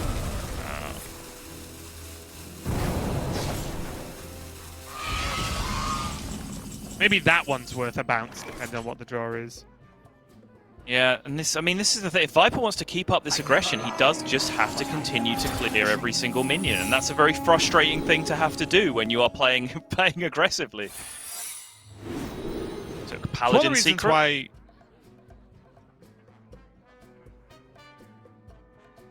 Probably counter, right? But it's one of the reasons why I keep sort of latching onto the stunner, is that it costs 0 mana and 1 board space. Yeah. To bounce, as opposed to damage. to deal with a minion. And I think especially now, Viper's not presenting too many big minions that are really going to get punished by the second replay of Aeon Reaver, which means I really like it. But he also has, like I say, this is a long-term problem. He has to continue to remove minions every turn, and Blackjack Stunner is a universal solution to that problem. Don't let the door hit. Whereas, Seal of Fate, swinging his dagger into a minion, all of those other things that he can use are more situational. So maybe he should get all those used first before using the stunner. I think he's planning on finishing this game quicker than that's a problem though.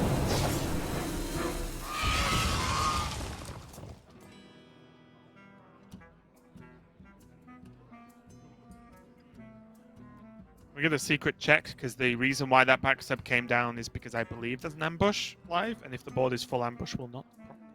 Yeah, there's also a Dirty Tricks live, which would be overdraw territory if there was still that many cards in hand. So there's Dirty Tricks, Counterspell, Ambush, Eye for an Eye, and Redemption. So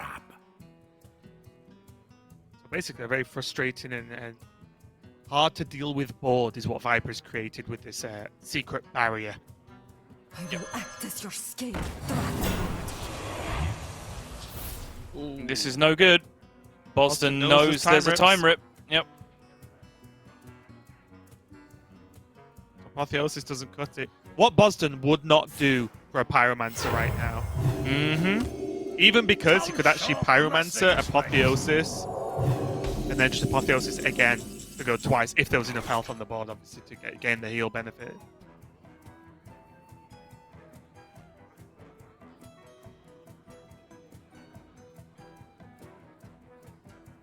It's 8 base.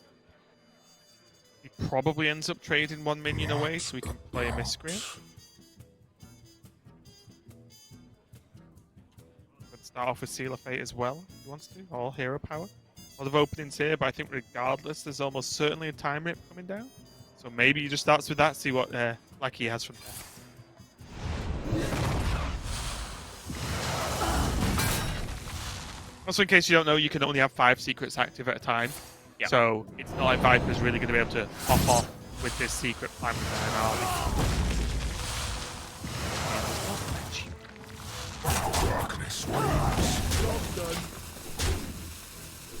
Again, has to respect every single minion. And yeah, it's the Pyro draw, isn't it? It's just what it comes down to. Yep, didn't look like it. It was not it. That is another Mind Flare Kaj.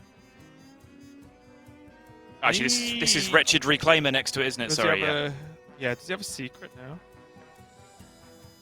Just because he could have, like, Mind Flayed the Hanar, then Wretched Reclaimer, and then Secret Chain. Nice! The Lackey out! I love it! I love it. No. Alright. Not going to be good enough. What a game that was. And Lore Walker Cho has a lot to answer for in that game specifically. But Viper, yeah, I think that's, instead of a look of exhilaration at winning a game of Hearthstone in this tournament, that was a look of relief going, glad that one's over, because that was about to boil my brain. Crazy series so far between these two players. Yeah, it was. I honestly don't remember the last time I was as confused during a game of Hearthstone as I was during that one. Not pretty good handle on what's going on, but the different lines there, like, who is the Cho good for, who is the Cho bad for, whose spells benefit more for each player when both players are playing Galakron and you're passing invoke spells back and forth.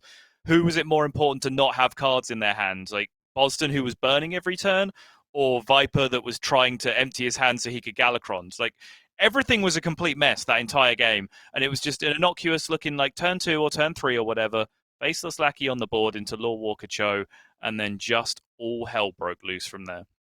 I will say, from what was obviously a crazy game of Hearthstone, right? I think Viper piloted that very well. He was giving Boston the horrible, awkward turns, giving the backstabs back and forth, even just realizing that that's something he could consider, never mind even do, is good. But the fact he executed it in a fairly stable fashion really just led him to winning that game. Unfortunately for Boston, he couldn't quite get hold of any sort of free turns to make a big difference. Viper didn't let him stick the minion. I do think Viper really did just really take a hold of that weird situation and made it work for him, which is why he won the game.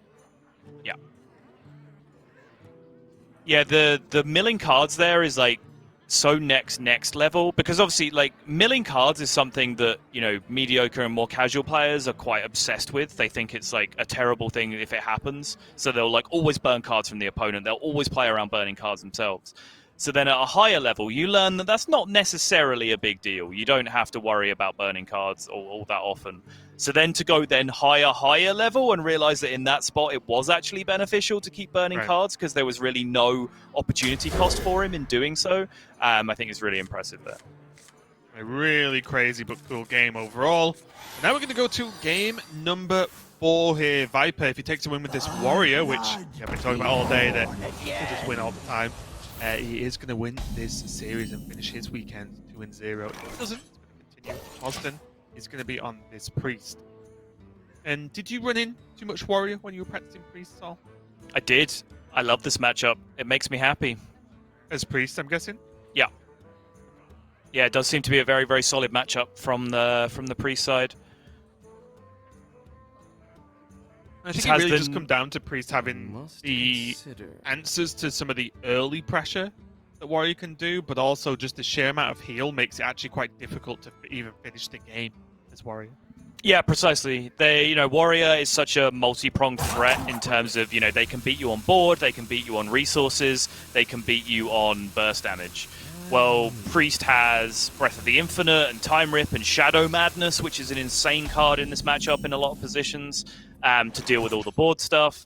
They have infinite resource generation to deal with the resource problem, and they have infinite healing to deal with the healing problem. So they just kind of have all of those bases checked, and it does seem to be a pretty strong matchup for the Priest. It's important, though, to know that Warrior is not the best deck in the game for just no reason, right? Even in its tougher matchups, I feel like it's got a solid chance. Job's done. Sanko, at least he's going to be able to kill off this Alutemu boat. Start getting those goals.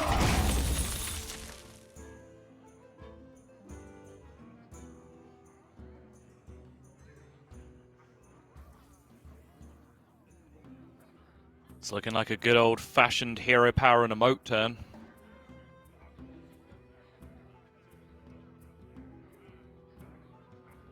And I do mean hero power. Yeah, you do mean actually playing it. Boston is pretty fairly considering playing Mind Flayer.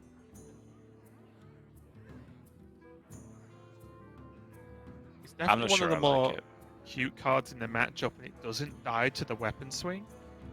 He could just have a 110 inside that thing next turn if Viper plays on curve. Yeah. But I think it is fair to just consider with the state he's in right now. Sure. I think the outcome is to not do it, but... So Boston chose not to heal his opponent that turn, which is actually a real, genuine decision point. I think, led to mostly because he has a weapon equipped, so he's capable of injuring himself quite quickly again. Generally, the spots you should look out for healing the Warrior back to full health is when they're at 28 or 29, but they've already stacked some armor up on top of that. Then it gets very difficult for them to injure themselves again. So you should look out for spots to heal them back up to 30, just because it reduces the power of Battle Rage. For example, now with an Armor Smith, you could think about it. Mm-hmm. It's one of the weird things about Fate Weaver in this deck, isn't it? It doesn't often actually go off, for me at least when I've played, because it's not like you heavily invoke before turn 4 regularly. But for me, it's just a good enough minion to just play as a 3-6. And it has side benefits, of course, of like proccing their Breath of the Infinite. I think I'd be willing to play off curve here if I was Boston, though. I think the Fate Weaver will get value because you do have the double invoke in hand already, and just Armor Smith is a pretty solid target to get inside this Mind Flayer. Boston disagrees though. He's just playing his biggest minion, spending his mana. Hard to argue. Yeah, and like I said, that the health is such a nice selling point in this matchup as well, specifically. Just having a 6 health thing on the board makes it difficult to be killed off in a reasonable fashion. Now he can get the Blood Bowl Brute in the Mind Flayer. Certainly is a big boy. Shadow Madness actually- plus Shadow Word Death would have been a pretty effective clear here, but yeah, nothing doing. Go on, what were you going to say? There's actually nothing that Warrior can do to deal with Mind Flayer, right? A lot of the time when Mind Flayer comes down, can I silence it? Can I bounce it, freeze it, stop it, change it, polymorph it, whatever? Warrior's like, nope, just gonna be there. Just gonna drop out whatever minions eating up. Just go with the time rip though. And again, I can actually respect this as well, mainly because one of the successes I've had versus Priest is when you just go too fast. You just beat him down, right? Yeah, And it makes sense. They don't have the mana available. They've got the cards, but not necessarily the mana available to stop you, which means that maybe leaving the Blood Bowl Brute up for the value play of using the Mind Flayer. Boston was probably scared at just getting absolutely destroyed in the next couple of turns. Yeah. It's also worth noting that my most of my knowledge is a couple of days out of date now, which really does kind of feel like a century right now, the way that little micro evolutions in the metagame are happening. And the more popular, the increasing popularity of like the Grom and so on in the list might actually make this a stronger matchup for the Warrior overall, because they do have that more consistent late game push with the deck. Yeah, and it's not as if Priest really runs too many taunts to just keep putting little speed bumps in the way of the Grom finishers. A lot of it is just playing with what you get discovered if it goes to that kind of late game. But not even that, right? We've seen multiple times over the past couple of days where Grom just gets there around turn 8 or 9, which honestly for Priest is not really the late game. The late game, we're talking more towards the fatigue end of the game than we are just max mana. I must consider. Yeah, even just out of curiosity, I just looked up legend data for a list with Grom in it, and it's still reporting 42% against Galakron Priest, so yeah, it still seems pretty miserable. Move quickly.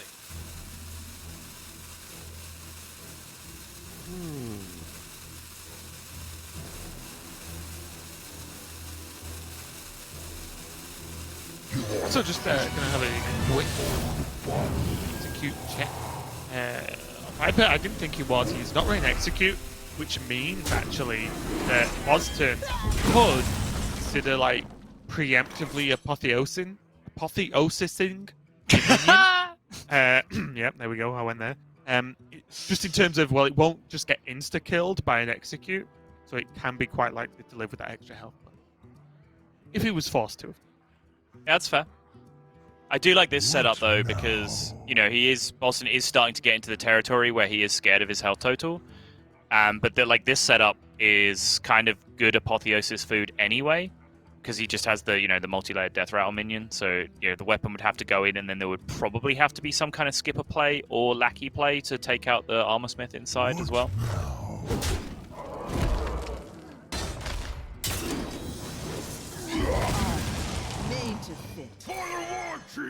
See Viper just saying, I ain't leaving you with a minion on board. A lot of respect there for the Mind Flayer and the Armor Smith, of course.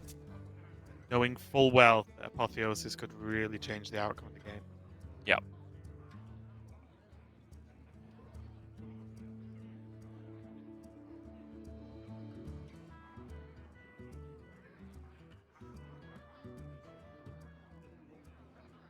I will act as your scale dragon.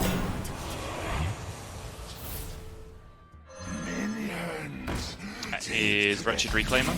Just saying that out loud for myself more than anyone else, because I always get that mixed up with Mind Flayer Kaj.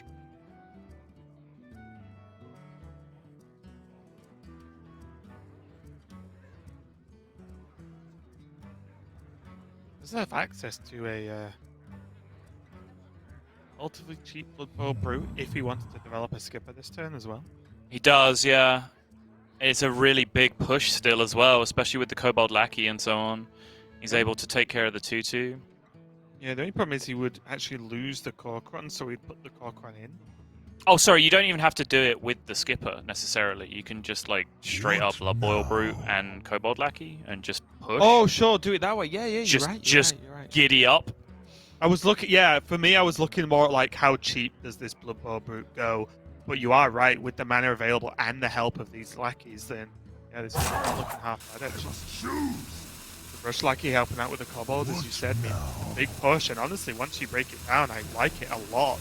I feel like against Priest, you do not want the game to go on for a while. So the scary thing, and I think a big reason why you saw Viper A use his first Blood Boil Brute super early, and B, I think if you watched his mouse movements, you could see him very heavily consider playing the second one on the very next turn after the first one got time ripped, is because the Blood Boil Brute is about the best card in your deck for Murazons to deal with. So you don't necessarily want to be playing them in the late game. So that's the kind of scary thing about this turn, right? Is that you're playing it directly into your opponent's Murazon turn. But there is this kind of obnoxious 2-3 taunt in the way to deal with that. So if he wants to play Murazon, or Boston wants to play Murazon, there's still just 11 damage coming through the other way. Corsair Cash in hand, draws a weapon, lethal for 14.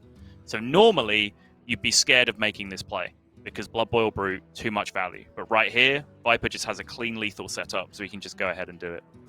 Yeah, and important to note if you're not too familiar with Murazon, as it's been around for quite a while, but not really seen much play until now, outside of Alex Straz's, of course. It does not create the battle cry effects. The only effects it mimics are like live effects like Rush on this Blood Boil Brute. So the Blood Boil Brute created from Murazon would have Rush. Lackeys would just be a 1-1 on the board and that's it. So yeah, the taunt is a guaranteed blocker, right, for the Blood Boil, as you pointed out.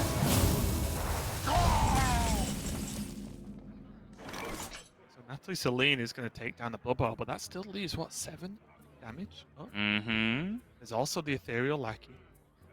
And suddenly, this turn, Viper's much less scared of a Murazon, because, okay, Lackey, fine. There's Rampage, 10. Rampage is 10. Corsair Cash into the second live wire lance is 13. 40. And that is all of his mana. Oh yeah, you're right. You can evaluate. But there's an 8-9 in play. They play Apotheosis.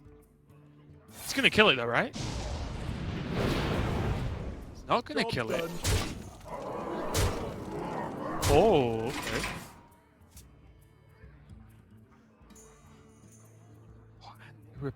Penance.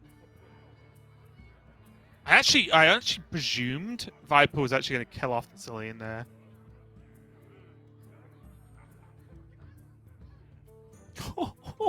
He's just one off. Boston can gain like 50 this turn. He does have Grom top deck for Risky Skipper as well. He can push 10 from hand potentially. Or with the swing of the weapon. Maybe he just thinks he can beat an Apotheosis. The future is clear. Your demise be near. Is Skipper better or Smith? Armor Smith, right? Yeah. You play the long call because you just penance down the Korkron. Yeah, he doesn't have the minions to play to make Skipper good, so yeah, that makes sense. Choose quickly.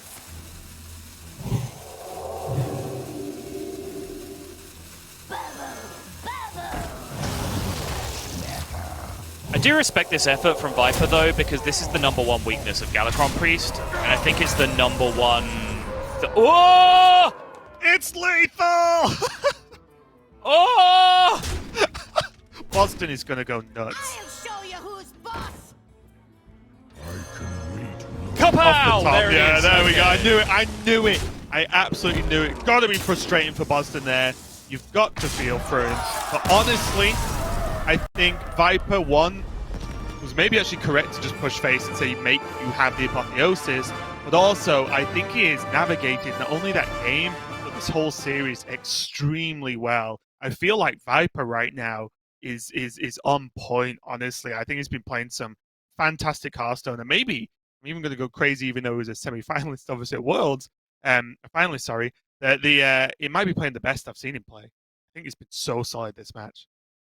Get out of here, Raven. No, I really love the way that he played that. Yeah, the point that I was making before I gradually lost my mind at the Grom top deck was that Priest's biggest weakness is that they draw 0 cards. And I think they actually do have a slightly inflated win rate right now by the fact that people give them credit for being able to do everything because they can do everything. But they can only do about 1/3 of those things per game because that's how many cards they draw by the time that you can actually all in them with a much more aggressive deck like Viper was doing.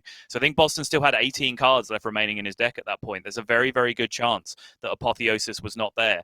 Trading into that, Natalie Celine, and leaving your opponent at 14 and giving up the majority of your board to do so, that was just miserable. That didn't really feel like living to Viper. So I think pushing all in there was absolutely the play. I think, you can argue he got rewarded for it with the Grom top deck after, as brutal as that will feel for Boston. Yeah, one thing to note as well is very easy with just the small sample size we've seen of that series, but we saw a couple of games of Priest, and we kept talking about Pyromancer.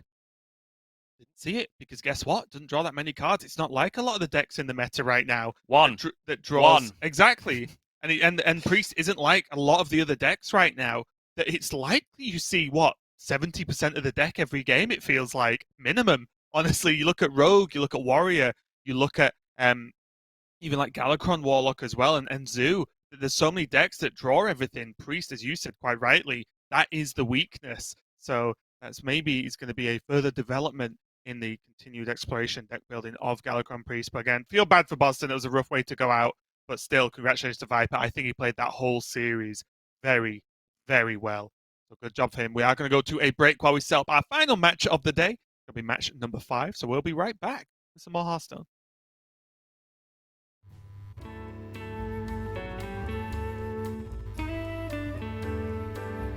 Oh, favorite smell. 私はパッと思いつかないんですけど、自宅の匂いとかですかね。なんか落ち着く感じがだいぶ好きです。The smell of some bacons, because I really like them. I always have them when I have breakfast in America. 好きな匂いは和室で過ごしてきたことが多かったので、畳の匂いです。好きな匂いは猫の匂いです。我觉得我比较喜欢的味道，我觉得是我自己。라벤더 향? 디퓨저로 그거 많이 써요. Fruit? Like orange? 我还蛮喜欢闻自己的。What does it smell like?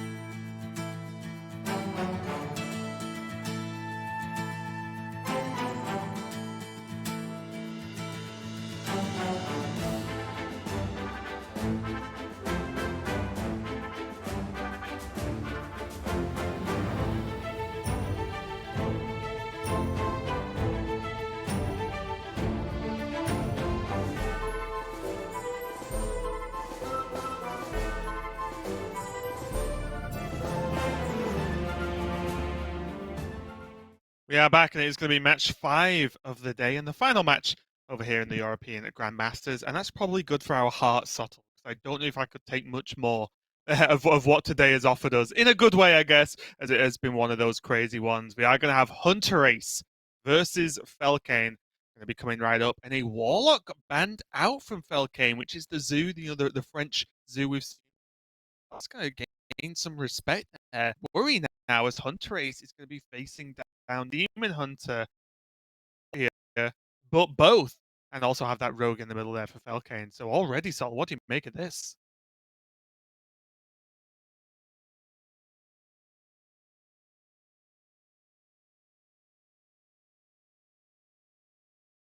Damn it. It's been so long since I did that. I've been so good, so well behaved. I'm sorry, I was muted. So I was saying, it's been so long. Sorry, what was I saying? Frodan, yes. Shout out to Frodan. I think you said. Yes, exactly. Frodan, the greatest person in the world. He was talking about this on the Americas broadcast, where he said he'd been talking to Hunterace, and Hunterace had floated the idea with him of maybe people are respecting Warrior too much and they should be banning out different things. Maybe Warlock is the ban. All these kind of things. And I was listening to Frodan tell this story, like, yeah, cool story. I'm sure that's totally going to happen. And then here we are, down the line. Hunterace shows up, and he is leaving up Warrior and Demon Hunter and banning Warlock. Not that I am one to question Hunterace and his infinite knowledge of the game, Subtle, but can I get a win rate check for Warrior, please, this weekend? Like 78%. Yeah. After some research, I'm feeling fairly safe in saying I think this could be wrong. Okay. I think leaving Warrior up is very, very scary indeed, and leaving it up to ban Zoo, I think they might not work out so well. And my main point comes from the Warlock from Hunterace, actually. I guess my question is the Warlock from Hunterace better versus Warrior and versus Zoo? Is that the question that Hunterace is answering here with this ban? I don't really know. I'm honestly caught off guard by it.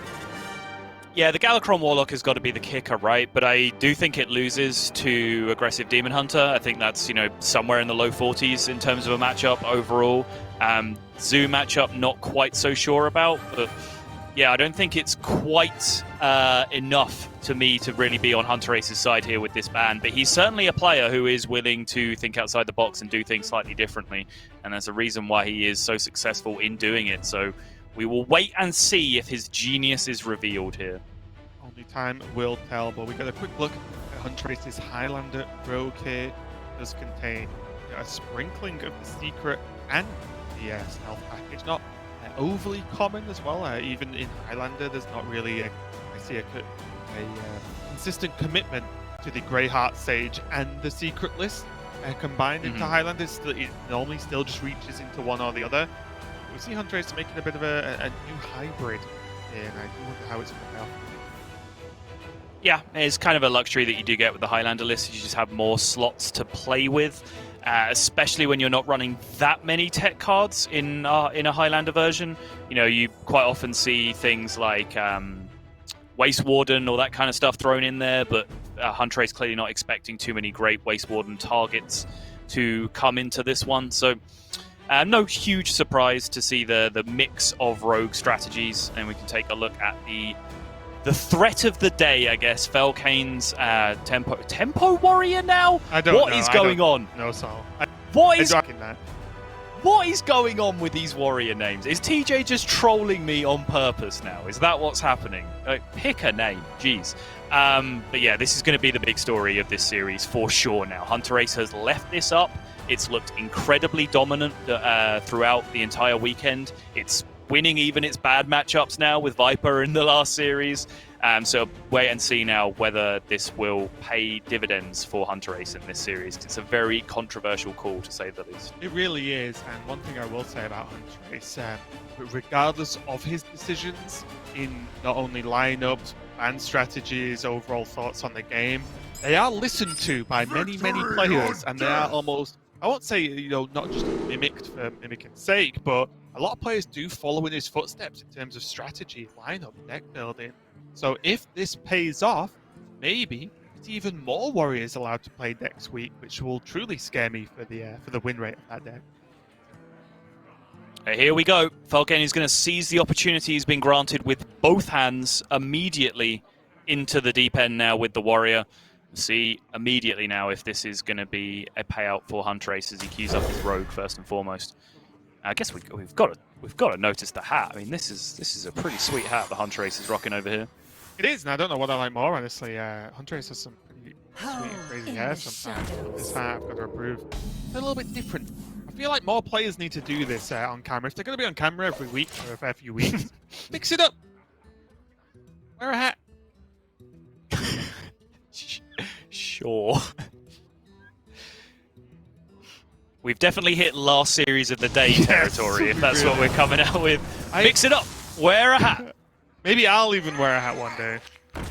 Whoa. I'm kind of awkward with a headset on, I'll be honest. Would you go hat over headset or headset over hat? Headset over hat. Okay. Hat over headset would just be horrible. I've done headset over hat before because it's logical. The other way around is just silly. I don't know. I feel like Hunterace would be a hat over headset kind of guy. He's just a maverick. He lives on the edge. He leaves up warrior. Makes his own rules. I feel like you're not Doesn't a hat live by person, your though, rules. Saul. Am I wrong? I'm not. My head's massive. Hats don't fit me. I think I've Genuinely never seen you like. wear a hat. No, if I just get like a standard like off-the-shelf snapback or whatever, like it barely fits on my head on like the widest possible setting, as my head's just massive. Custom-made hat. Yeah. Like a special shop to go to. Where all the mannequins just have giant, like, Martian type heads. I wonder. Oh, this is just insulting now.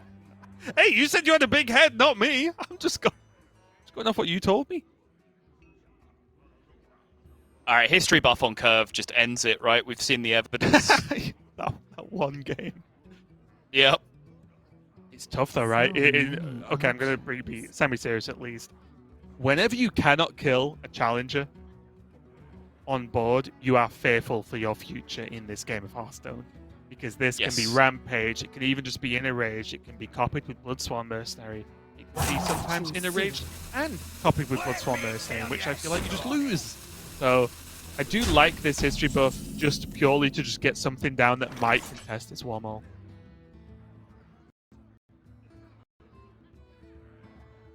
Falcan knows it. He knows history buff ends the game. That's the face of a man. That is a face of a man, as far as I'm aware. That was a weird... Yeah, you're right. That was a really weird place to end that... I'm sorry. That man has a face! You want the actual series of the explanation? day is definitely kicking in more for you than it is for me right now.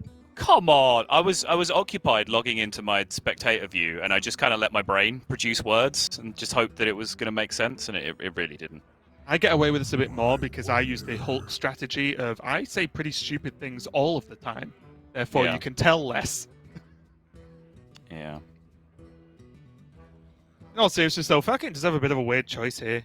He could just play a second Warmall and kill off the Pharaoh Cat. He does have the follow-up of a Bomb Wrangler with risking gift in the following turn. But instead, he's also seen History Buff just get the job done, so I guess he's respecting that back.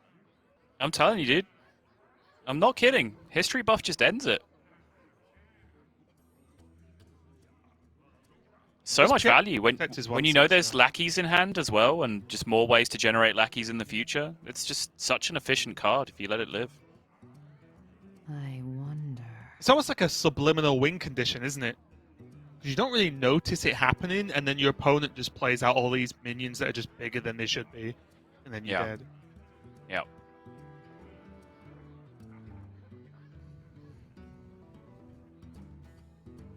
Not looking great, but maybe Ambush is Hunterace's best chance of taking down this Warmall. You have to just load it up and hope it lives through the turn.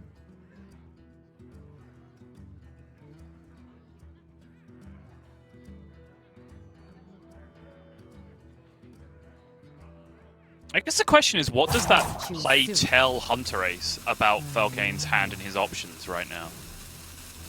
If he essentially threw away one of his premium cards to deal with history buff. So what does that mean he doesn't have in terms of answers? It's weird, right? Because normally when you heavily protect a card like that, you're expecting buffs, copies, during its rampages. Yeah. But also, those would have been good on that turn a lot of the time too. Yeah. It's just a weird question. Again, Caster Vision, but it would say that there's just a build-up into something stronger, that Falcan does not want that 3/4 farm in the minions he wants to play. Maybe, such as Bomb Wrangler, right? Because you couldn't play Bomb Wrangler into that board without an Inner Rage, for example, because the history buff just kills it, which is obviously terrible. So maybe there's a reasonable read on a Bomb Wrangler. Maybe he's defending a Korkron, which can be used a little bit later on for much more value than killing a history buff. So, It's definitely a tough one. Zephyrus Goblin Lackey here is actually pretty strong, just in terms of the turn on board. Problem is the Zephyrus outcome itself, like the choices, aren't going to be particularly strong here. Would it? Is Ooze just fun? Your wish is my suggestion. A lot of Maybe. Ooze with this board, right? I would imagine so, yeah. Yeah, I think this is a reasonable outcome. If the trick is to kill the challenger, then Yeah. I like it. also use the Ooze instead of the Zephyrus and Shadow Step. Yep. No, that all makes a ton of sense. I like it. Now though, Falcan does have his Risky Skipper, Bomb Wrangler, and Kobold. Got one extra. You fell right into my trap. Oh, the Kobold as well to guarantee the kill on the poison. Yeah. I do. This is one of my favorite voice line interactions in the game, where you Risky Skipper into an ambush that's played, and then the ambush guy comes out and says, "Haha, you fell right into my trap," and then you just blow him up immediately. Yeah, the Risky Skipper's like, did I? Whose trap was it really, buddy? Yeah, it's like the heist episode of Rick and Morty. When they're just like, yeah, but then I prepared for this way. And it just keeps going forever and ever. I wonder. Imagine Rick and Morty references in 2020. Come on. The only time I've ever made one. They Get shot down straight away. Wow. Yep.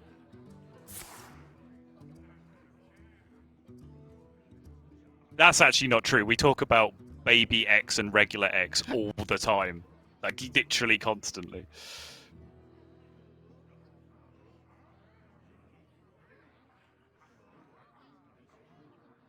Ugh.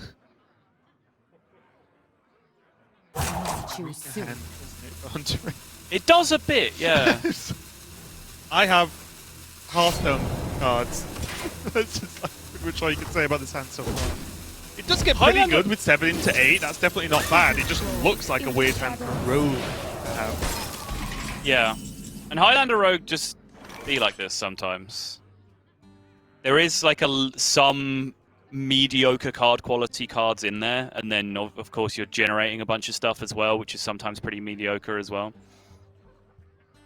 I wonder if this is ever actually Rampage on the Risky Skipper. Go face, and then you can just play the bomb along with the Inner Rage. Maybe that's just too little. What's happening? It sounded like you were just suggesting cards at random. What does that play accomplish? You probably kill off the 4/3. You could guarantee it, obviously. And it just puts a very awkward minion on the board in the form of the Risky Skipper, and the Bomb Wrangler is still a 2/2. Okay. But yeah, I mean, I like that plan a lot more if you're just trading the bombs into the Frozen Shadow Weaver. I don't see the merit in going face with the bombs in that position. That was a speaking word before my brain really thought about it. Fair enough. But this was the outcome I was really aiming for, right? Yeah. Oh, Vendetta. Tyrion Vendetta activator. Beautiful. Is that both skippers down? Or just one? It's just one. Both. Yeah. And is this actually just worth a is it ever just flick with Vendetta? I do like flicking Risky Skippers. Maybe you could even hold the Vendetta for next turn. The Vendetta, then Tyrion. Yeah, I don't think... If you are using the flick on the Risky Skipper, I don't think there's a good Vendetta target this turn. Blood Bloodthorn Mercenary on the bomb wrangler. Is that ever scary enough? I don't think so. If he's not going to flick that, I imagine we are going to see the Rat Golem. Yeah, I think those are the two lines.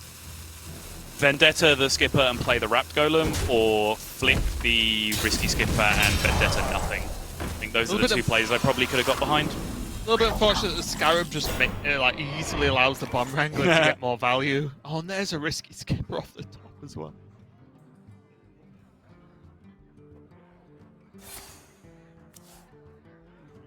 So now even at worst, Risky Skipper injured Olvear is just an actually fine turn. Yeah. Hold it. Opens up more damage to face. Exactly. Developing the Ankar here seems more important. Thins out his deck by another pretty useless Pirate at this point. Gets him closer to Korkrons and Grommash to be able to end the game. And now Falcan's going to get the news. Put your Wins in town.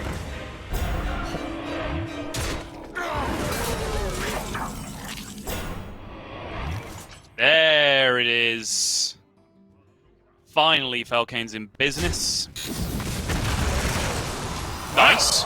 All right. Look at it. I just love it. Falcan's like, Just the big nods there from just that insane bomb. That's good.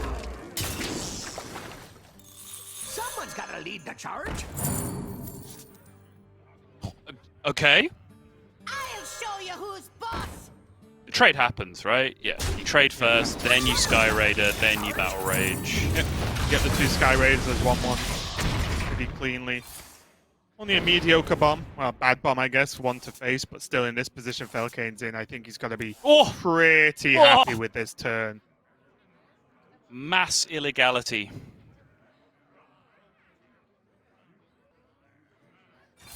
Alright, that'll do. That's my turn. Over to you.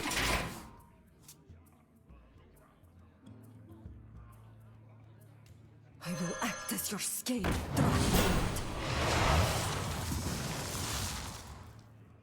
Who in their right mind hides loot? Double time and double pay. Hunterace trying his best here to counter pressure. But the 5 damage breaks through the taunt that's on board at the moment, which means that Korkron in a Rage Bloodsworn Mercenary will just end it. And as the French like to say, le lethal. Okay, gonna win. Yes. Okay, gonna win.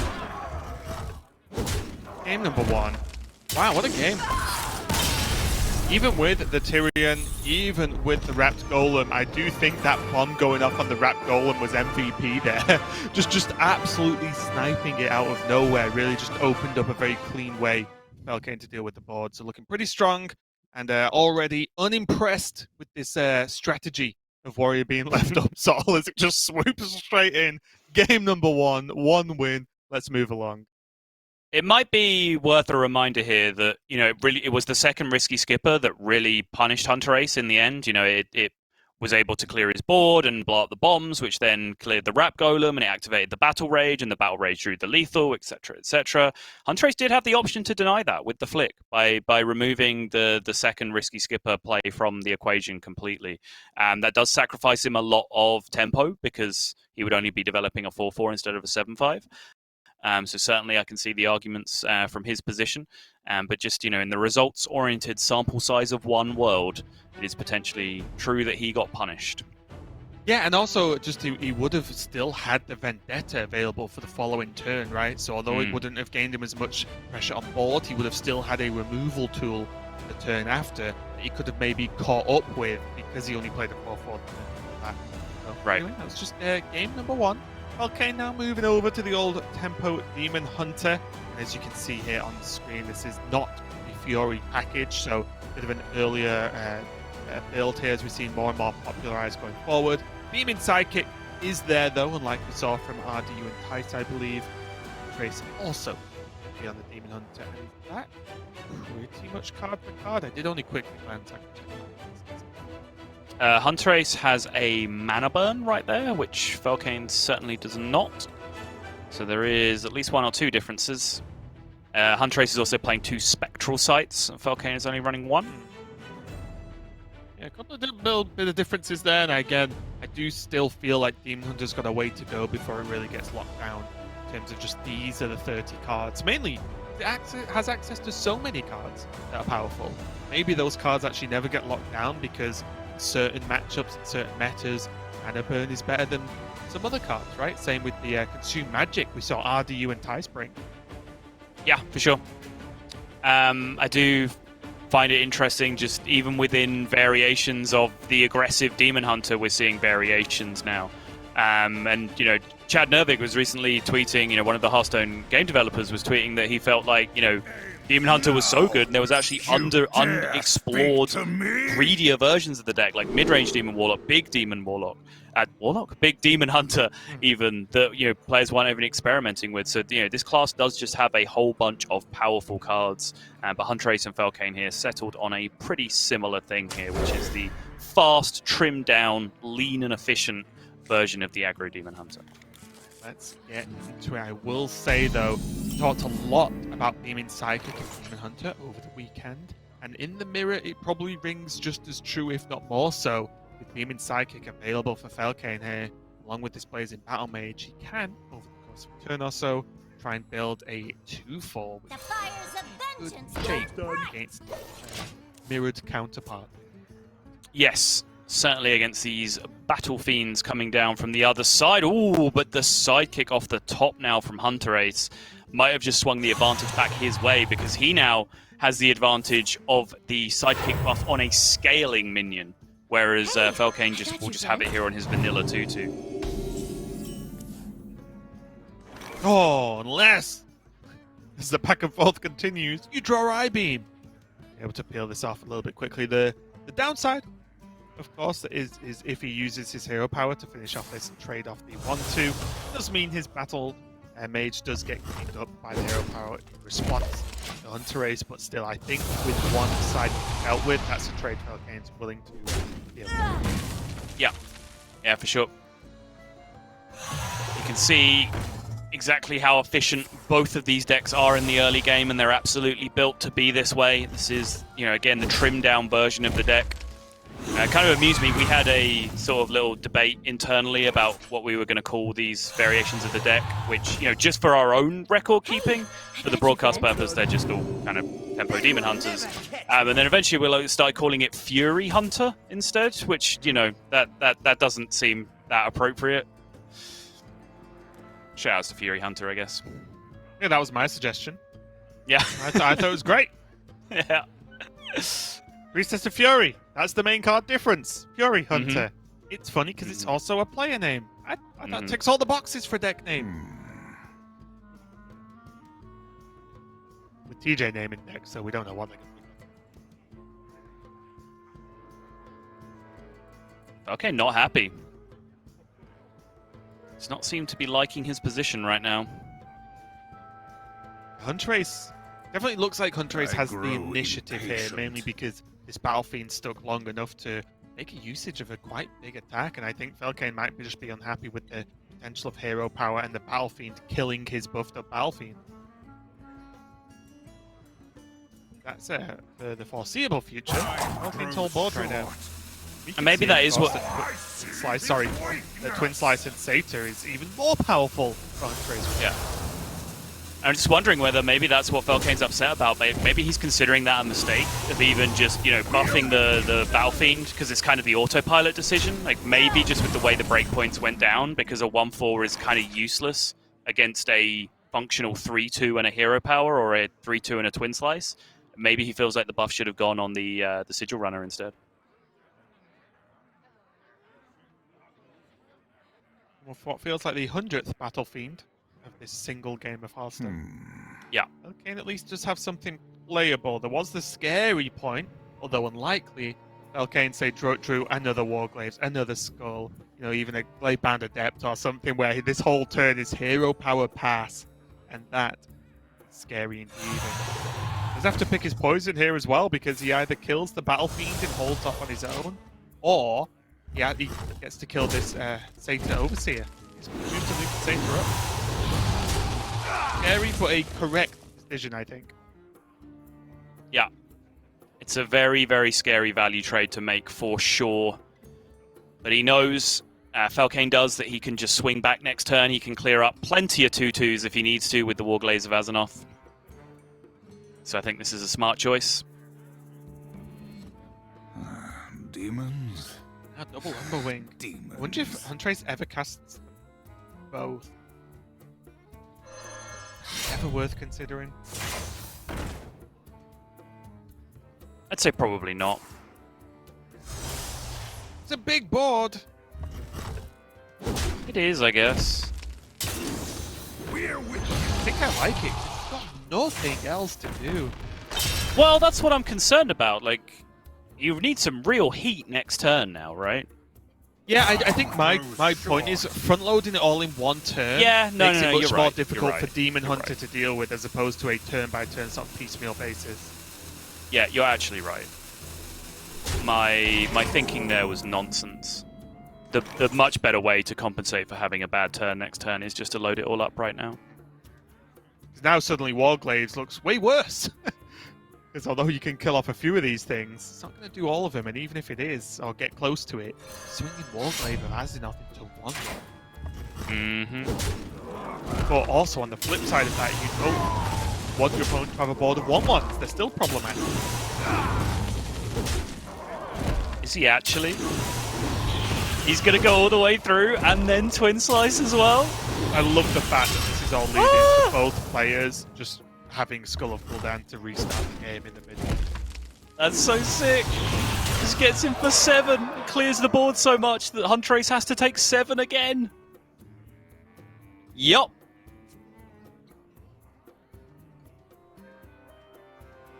And in this kind of tit-for-tat play, Falcan gets to Skull first, which is a huge deal. It's enormous, yeah. As It's long as he just a gets turn playables. Yeah, he needs to get playables off his Skull, though, and that's just basically what this whole deck is tuned to do.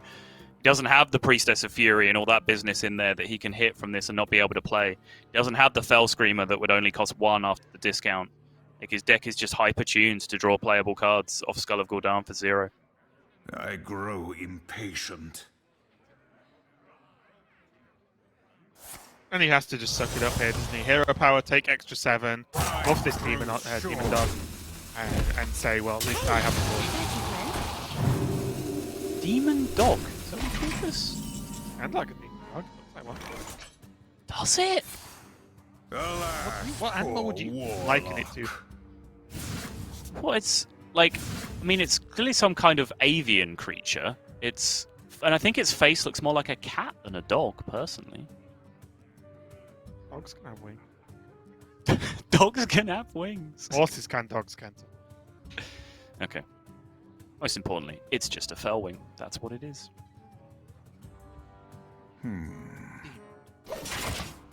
Chaos Strike, although a playable, not quite good enough, but I will say Falcan has a very good turn next turn. Metamorphosis, Chaos Strike, Gravebound Adept Hero. Is lethal a good Hearthstone turn, Raven? Yeah. Oh. And what does Hunterace even need off the Dream Skull here? I'm gonna check his list. Oh, and there's the question mark I keep talking about. No I-beams for Hunterace. And without I-beams, game's just we can see the game's just over, right? Yep. That's how he can. That's how he can make room for Consume Magic, Second Spectral Sight, all of that stuff that he's playing. He's cutting out those I-beams. And this is one of the key differences when we look at Demon Hunter builds, even within the tempo variants, is that I-beams, although cuttable in many matchups, make the world of difference in the mirror match if one player has them and one does not. Right. Yeah, close effort gets there. the good news. Yep, close effort there from Hunterace, putting them all the way down to 5, but Falcan has maybe the most powerful 7-mana turn I've seen for a very long time, with effectively unlimited damage. He's going to take game number 2 with the Demon Hunter. Going 2-0 up versus Hunterace. He's not looking too happy right now. Still must be feeling good for Falcan. And now, Demon Hunter played and won. Warrior played and won. He two most banned classes that have been left up have been played and have won. There is only one more left for Falcan in this series if he wants to take this one. Yeah, and Hunterace right on the cusp now of a 0-2 start to Grandmasters Season 3, essentially. And the round robin stage, at least, definitely would not have been most people's prediction at this point, but it was in sometimes just a little part of the story last year as well, where he was a slow starter in places, an underperformer in places. Obviously, he ended up casting the global finals with me instead of actually performing in them through a very strange turn of events in the long run. But still, don't hurt me like this, Sol. what are you gonna do? Visas be visaing, Raven. What do you want from me? That old saying. Yeah. Falcan does have his rogue left to take a win with his Highlander rogue. So again, both these players actually favor Highlander rogue, it seems, overall. So Hunterace is bringing it, right? I'm not making that up. Yes, he is. Hunterace has it, yeah. Yes. Yeah. So interesting again, just we see not only the mixed bag of rogue, but what will be nice and very interesting for me, at least, at the end of this weekend, Sottle, is which rogue did the least bad, I guess, is the outcome for the win rates. As rogue is suffering this weekend, but it will be good with a very, 2, 3 archetypes, maybe? Maybe we could push to 4, but probably really just 3 with Secret, Stealth, and then Highlander, I think, is a fair 3-way split. Just to see which has performed the best and worst overall. But both these players favouring that Highlander. But for now, Falcan's going to be on that, whereas Hunterace is going to kick it off with his Demon Hunter.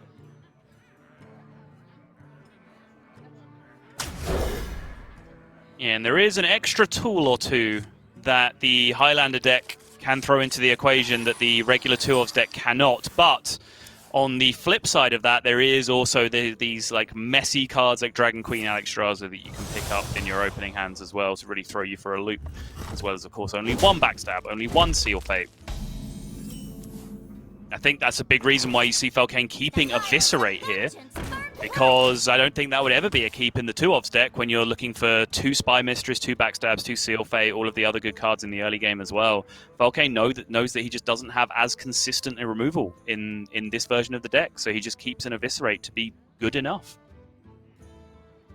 Yeah, and I just had a note here from Mr. Statsman Lorinda himself, in that up until we started today in Europe, inclusive of APAC, though I believe that Galakrond, let's have a look, Secret variant is 36% win rate, Stealth 33% win rate, and Highlander 45%.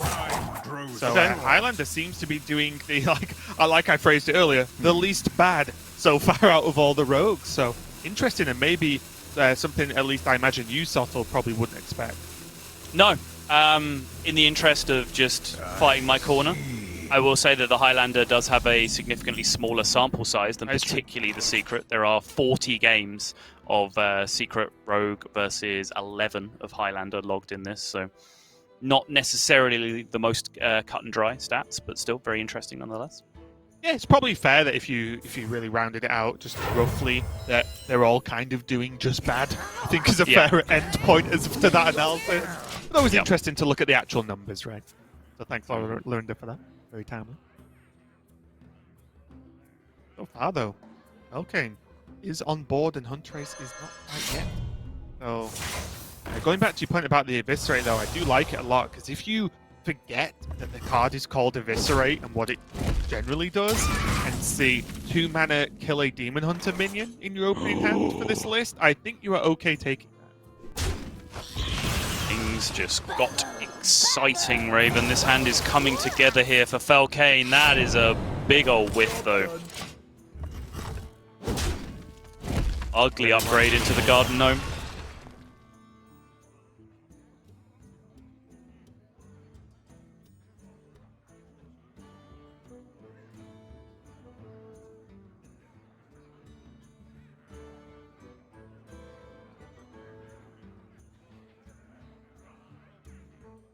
Still, 28 health. I grow impatient. On board. Not much for Hunterace to do, is there, right now? Yeah, seems about right. Weird though, right? Because that seemed more like a play for something to do than particularly locking out anything strong from Falcan. Yeah, agreed. Because really, you're looking for that turn 6 mana burn, right? Maybe even turn 7 with Galakrond. Yeah, that's fair. I guess turn 7 more consistently because of the whole like men on board like Togwaggle and Lackey from him. Yeah. I think Hunterace just has to be extremely scared of falling too far behind on board here, and I think he appreciates if he doesn't fall too far behind, he can actually start using these 5-cost cards to catch up. Ooh. Just, you know, one by one, piece by piece. Blade-bound Adept or Warglaves can pick this board apart, whereas if he'd have let Falcan develop a 4-drop or 5-drop or something in that position, or I guess 4-drop since 4 mana, that's how that works, then he would have been a much more difficult position. Interestingly enough, although this is starting to look much better for Hunterace than it was in the earlier game, there's still an issue of Highlander Rogue specifically gets so much stronger as the game goes on than it does in any early part of the game. That makes sense. Mainly because you're working towards big turns like Alexstrasza. Zephyrus with more mana available is just stronger and more flexible, obviously, than it is with less mana available. So there is a point where, although Hunterace seems to be fighting back and does have access to a good amount of damage, Falcan is also just creeping towards some of these power turns. Falcan just said, okay, I take 6 this turn. To develop the Mana Saber. Demons? That's a pretty big call. It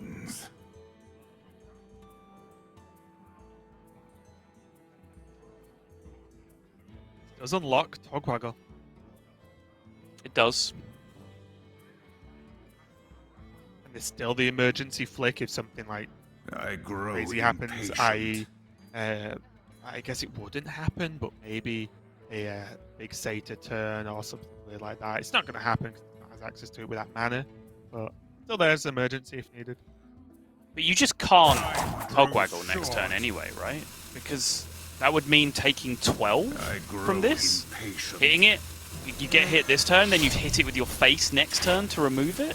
I guess more likely it's just opening up a bigger Van Cleave. Sure. Now we can 1-drop, 3-drop, 3-drop. Now you can 1-drop, 1-drop, 2-drop, 3-drop. Yeah. 1-drop, 1-drop, 1-drop, 1-drop, 1-drop, 1-drop. Nope. Is that too many? It was, yeah. I did lose count. Oh, I don't know how many you actually said. He just doesn't have that many 1-drops. Like... Oh no, but could if he had them? Right. Yeah, I have no idea how many you actually said. I'm just going to say it was exactly correct. Spot on. Nailed it. Now suddenly, Mr. Van Cleef on board as an 8-8, and Demon Hunter can achieve quite a lot, Subtle, but they're going to be able to achieve enough. Both players roughly the same health.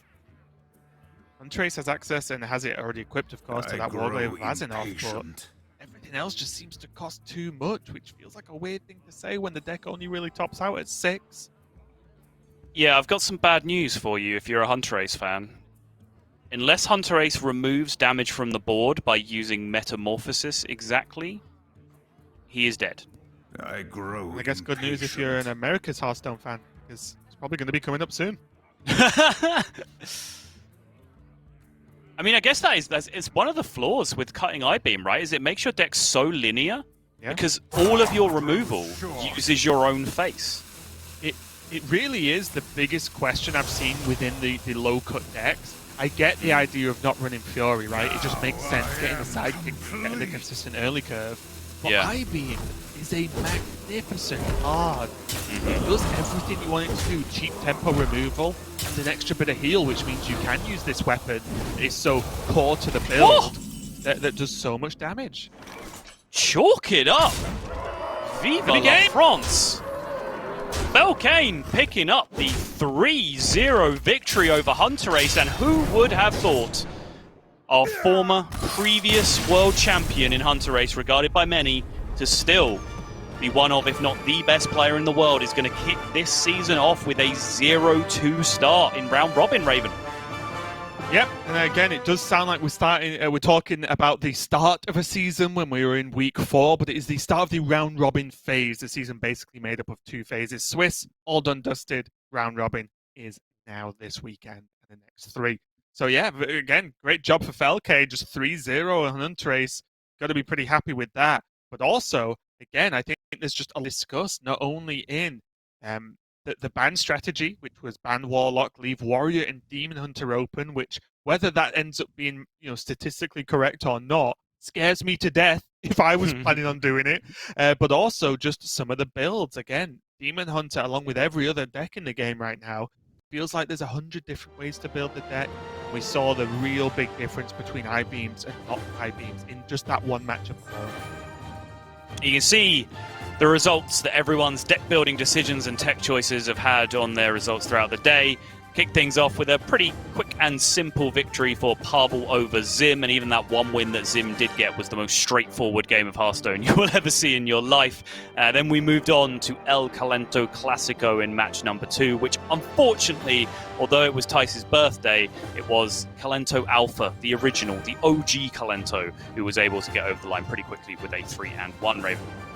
Yep, and then RDU taking down KC in a very scary and crazy series overall. So again, there's a few highlight matches so far that have happened today across both regions that you should check out if you missed. But that is definitely one of them, especially the ending there. And then Boston versus Viper, we had that crazy priest game in which Viper, I think, in this series played amazingly well.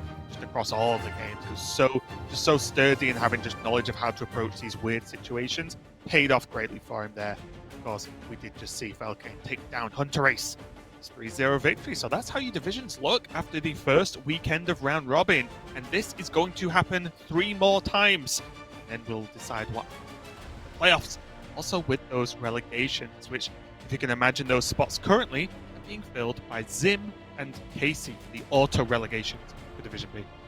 Yeah, those 2 players off to a really horrible start, and they are going to need to change their fortunes very, very quickly. But on the other hand, Viper, rewarded by his fantastic play, as Raven keeps talking about. He's sitting pretty at the top of Division B, and sitting at the top of Division B is markedly similar to sitting at the top of Division A. It does affect your seed going into the playoff bracket, but the eventual reward is the same. It's a trip to the playoffs, and eventually a trip, hopefully, to the World Championship from there. So Viper and Ball Control, as well as the players immediately below them, are looking in prime position, but it is only 1 week. But still, 1 week in this truncated round robin format, even though we've had kind of a longer format overall, that's a quarter of the games that you're going to play. If you've potentially more so if you had a 2-week, a 2-game week, just the way things break down. So it is a huge chunk of developing where your final standing is going to be. It really is, and just a note as well, I think this week, in terms of heading into next weekend, that all the players have the work cut out for them, because I don't think anyone has really come close to just figuring it out. We saw Rogue suffer greatly over the course of this weekend, and Rogue was brought by pretty much everyone. So there's question mark there, and once something like that happens, it has the domino effect across everything. If you don't bring Rogue, what do you bring? And then if everyone's going to do that, what's the actual bring to beat that strategy? It's never going to end, I don't think, and we're not going to solve it until maybe the very end of this season for this meta. So many ways to build the decks, so many decks to consider to bring anyway, but that is going to be it for us for the day. So thanks a lot for watching. European Grandmasters will be back next week, but for now we're going to pass it over to our lovely American hosts, Frodan and TJ, as they bring you the America's Grandmasters. So stay tuned for that. But from Sol and myself, have a good night. We'll see you next week.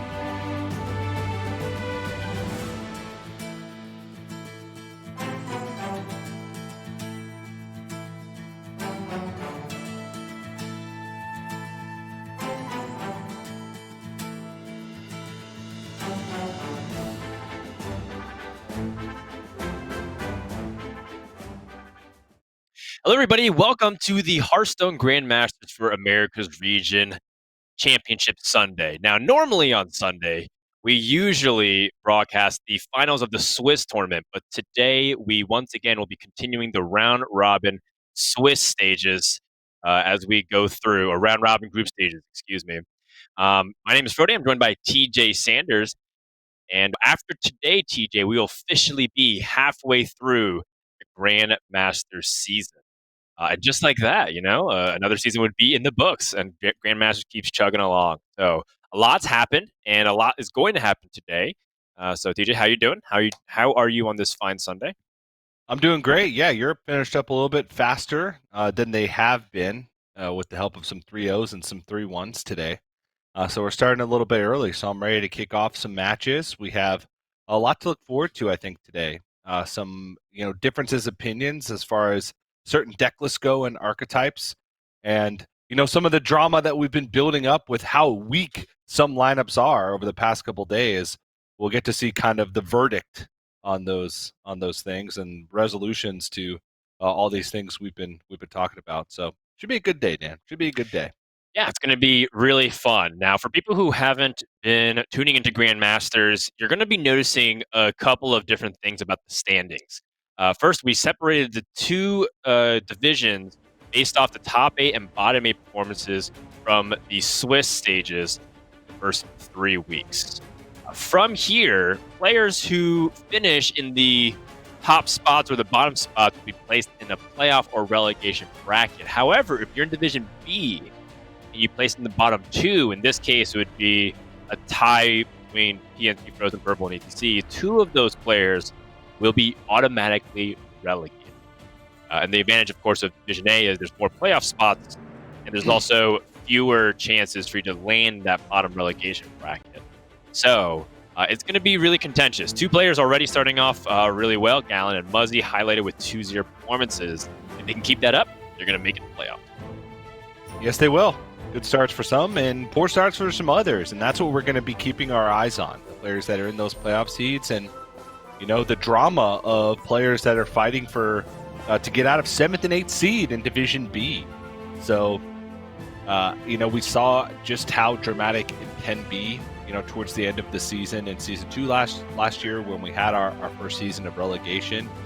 It started to hit a lot of players, and even the players that didn't get relegated kind of got a slap in the face saying, wow, like that seems devastating. I don't want that to happen to me, and I'm going to kick it up a notch going into 2020 to make sure that I can stay in Grandmasters for the long term. But yeah, it's also, now that we've placed players in divisions, we've been talking about this, but you do want to get seeded up as high as possible too. Division B, those playoff seeds are actually play-ins. They still have to fight their way through more matches in playoffs. And then the higher up you get seeded in the relegation bracket, the more matches you can lose before you get relegated. For example, relegation bracket seed 4, you lose, you're out. You lose 1 match, you're out. Whereas relegation bracket seed 1, you have to lose 3 matches before you're out. And we'll talk about that more once we get closer to it. But looking at that bracket, basically just win as much as you can and get seeded as high as you can. Even if you're out of the playoff running, even if you're out of whatever running, just make sure you win as many matches as possible. Just win. That's the strategy it's always been, and that's the strategy that'll keep you safe from relegation this entire season. Today's matches will feature a couple of intense matches back and forth. We have Monsanto and Bloodyface, 2 of America's most consistent players, but look no further than the second match, Saint Eddie, 2 players who have dominated Americas for years, and only one of them can walk away the winner. Meanwhile, some newcomers, Papa Jason, will have his first crack at the round robin stages. In fact, the first time we'll see Papa Jason on broadcast all season, considering that he performed rather poorly during the Swiss tournament stage. Yeah, it's Papa Jason is still a big question mark for me, just because he was in the group of America's players being promoted to Grandmasters that didn't have a lot of earnings compared to the other regions, right? Papa Jason got in with just like the 4-digit earnings, which, if you look at Europe and even Asia Pacific, you had players winning the events, or players, have multiple top 4s or top 8s.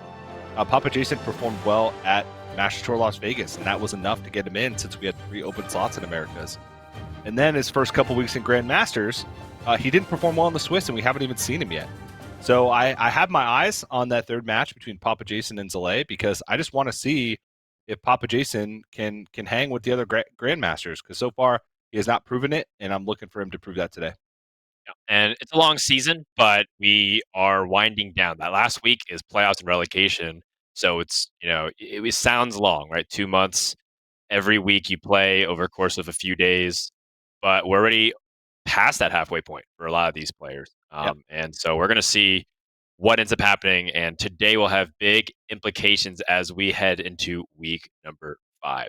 In the meantime, we'll be playing Conquest this week.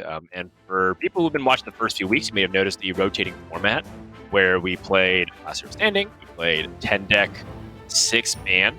And we're going to go back to Conquest, at least for a week, and see how things go, but I believe we're going to be playing Conquest throughout the entire round robin stages, and we'll see how the meta continues to evolve, and I'm sure there's some spicy stuff always being planned. We never know what content's being released, but last expansion, right, there was a Galakrond's Awakening mid-set expansion that kind of threw a bunch of those Masters tours into a loop with those week-to-week releases. So we'll see how the meta continues to evolve, if there's anything cool being planned right now. Conquest works, of course, through the 4 decks being brought and 1 being banned for each match. And the name of the game is to just win with each of your deck 1 time. You have freedom to choose between game to game, win to lose. Yeah, and what we're seeing is players able to kind of target the weak links in lineups, because in Conquest, your lineup is only as strong as your weakest link, since you have to win with every deck. And so we're seeing some very specific deck struggle, and I think notably Galakrond Rogue, which you can see Galakrond Rogue was brought by 75% of the field, and even if you throw Highlander Rogue in there, which has performed better than the normal Galakrond variant, it's almost 100% of players ended up bringing Rogue. And it just seems like it can't win consistently in almost every series that we see it. And I think that's the story going into today. Can Rogue kind of turn things around, or is this just a metagame where Rogue is just not good anymore? Or at the very least, the Galakrond 2 of Rogue is not good anymore. The other thing that I wanted to point out and talk about is the Zoo Warlock. We've seen the Charged Zoo Warlock that was brought by many players in Americas, and even a couple players that we'll see today, not win a game. It has not won a game out of 5 games so far being seen on stream this week. And it just seems like for the metagame that we find ourselves in Americas, there's decks are not slow enough for the Charged Zoo, which takes a little bit more ramp up time to get wins. And I'm pretty sure we've yet to see a Wolf Rider go face in Americas as well. It's been a trade rider for the past 2 days. And so two questions for me going today: can Wolf Rider finally shine? And can the Charged Zoo actually get a win in Grandmasters, at least in the Americas region? And, time will tell, Dan. Time will tell. Yeah, time will tell. And, the storylines will just kind of write themselves, because some of these players really need to step it up, both in terms of their results and also just their general performance. We've been seeing some sloppy plays. But at the same time, we've also seen some pretty creative and really genius plays at the same time. I guess, so to speak, you never really know what to expect when it comes to Hearthstone and Grandmasters. With that, let's go ahead and show you a couple of those decks that we want to spotlight. TJ did mention Zoo Warlock being a contentious bring, at least the variations that you have. So today's T-Mobile deck spotlight will be this Zoo Warlock played by Bloodyface. Now, Bloodyface has one of the purest Zoo Warlocks that you will ever see. It is 2 of everything. There are no legendaries or 1-ofs. It is just one solid column on the left. No extra cards. What do you think about that, TJ? Well, the one card, again, that I have my eyes on today is the Wolf Rider. Bloodyface not playing the full Charged Zoo, but is playing Wolf Riders. And out of all the Zoo decks I've tested over the past couple days, and over the past 4 or 5 days, actually, since the player submitted decks on Wednesday, this is the version, and I'm sorry, Bloodyface, if you come back and watch this segment, I apologize. This is the one I like the least. So it just seems like it's that kind of a halfway point. And if you're going to go for chargers to counter certain matchups, you might as well go all in because you're trying to capitalize on slow matchups where you have time to build up this charge damage. And if you're not going for that strategy, then you might as well just play more efficient early game minions to be able to control the state of the board than Wolf Rider. The one thing that I will point out is that in matchups like Rogue, for instance, this can act as sort of this, Leroy-esque finisher if you can buff it up from your hand, and because Rogue usually can stabilize at some point in the game if they don't immediately grab early tempo and you need that extra burst damage. But in practice, it was just losing to everything, and or at least the decks that are being brought by the majority of the field this weekend. And I still, like I said, I've said it twice, maybe even 3 times over the past couple of days. I'm willing to be proven wrong. My stance on this is not set in stone. It just hasn't impressed me, and I'm not sold on it. Okay. But that's why I wanted to spotlight it today. That's why, our producer wanted to spotlight it today, because I think this is the deck that a lot of players' success will hinge on. Papa Jason also has a variant of Charge Zoo in his lineup, as well as ETC. So those are, players that we're going to watch very closely today to see if they can find wins with this deck.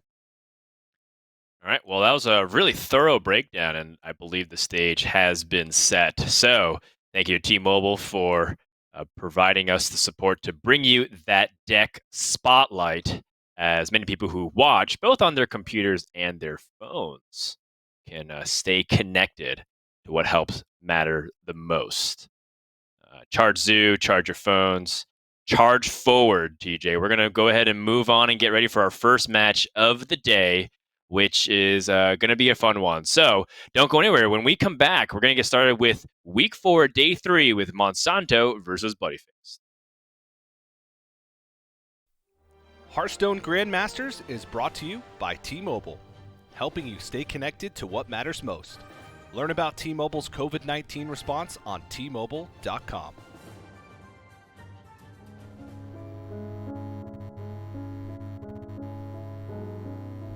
What is my greatest fear?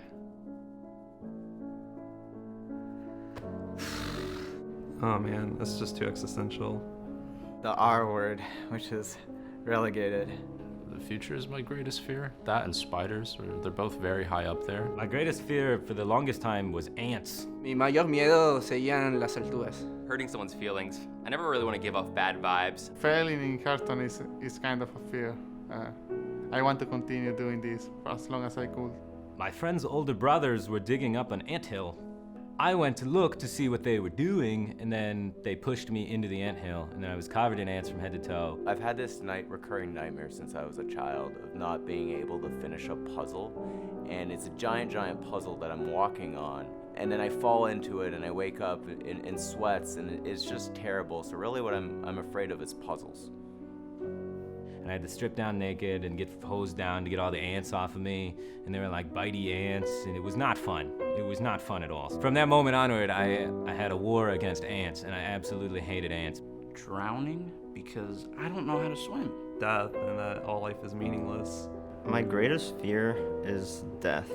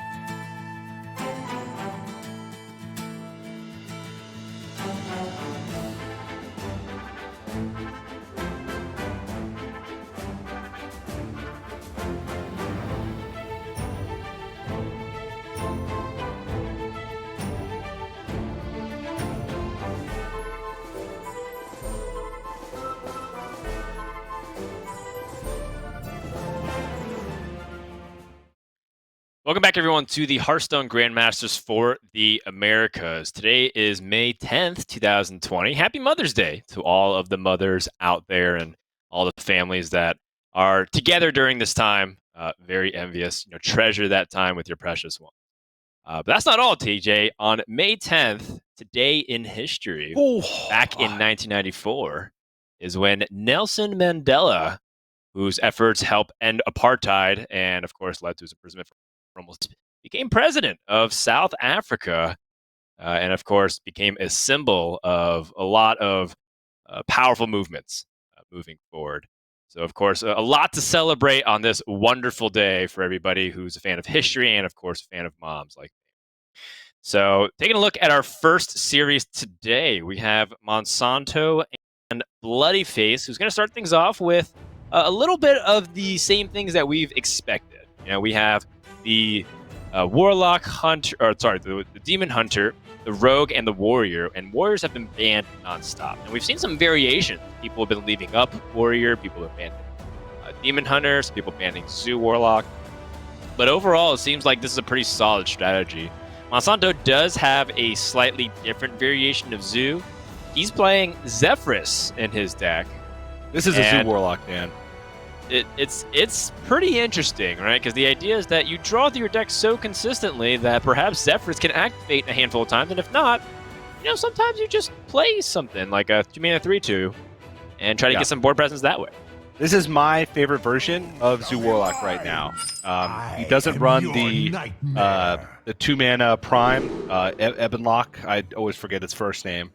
And the Zephyrus inclusion is, I think, just really good. We're seeing a lot of the European players do it, notably like the French players that have brought Zoo, like Zim and Falcan, who have been having success with it for a long time. I think they're kind of at the forefront of the Zoo metagame. And this has been my favorite Zoo deck so far. I've talked a lot of smack about Zoo over the past couple days, specifically the ones that run charge minions. But this one from Monsanto, I think, is the sweet spot for the current metagame. And that doesn't mean that it's guaranteed win. These two decks, Bloody Face and Monsanto, run very similar lists, almost card for card the same, except for a couple inclusions, like 2 Wolf Riders for Bloody Face, 2 Shield Bearers for Bloody Face, no Eggs, no Evil Genius. But I think that this deck gives you the most consistency from Monsanto, whereas you have things to do in the early game that isn't just hard dig for Scrap Imp and hope that gets you there. You can do a standard Zoo strategy with Serpent Egg and with Evil Genius, and then look for Scrap Imp turns later.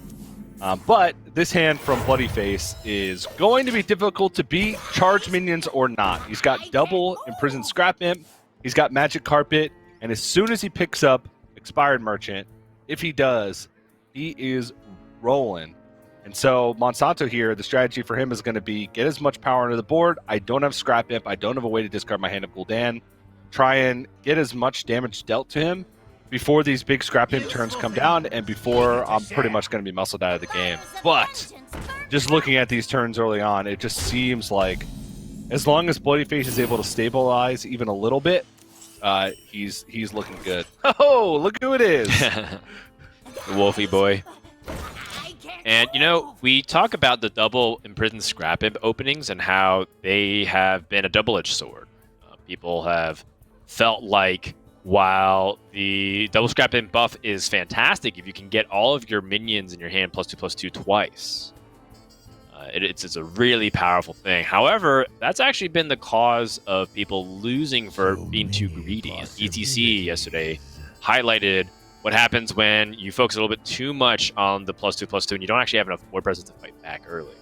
That being said, is it a little bit ironic to me, TJ, that the double Scrap in play perhaps is best used against Zoo itself, because they do take a little bit of time to get built up. When you compare it to Hunter, who's just so fast onto the board, it's tough to try and fight back when you're trying to life tap and take damage to Flame in.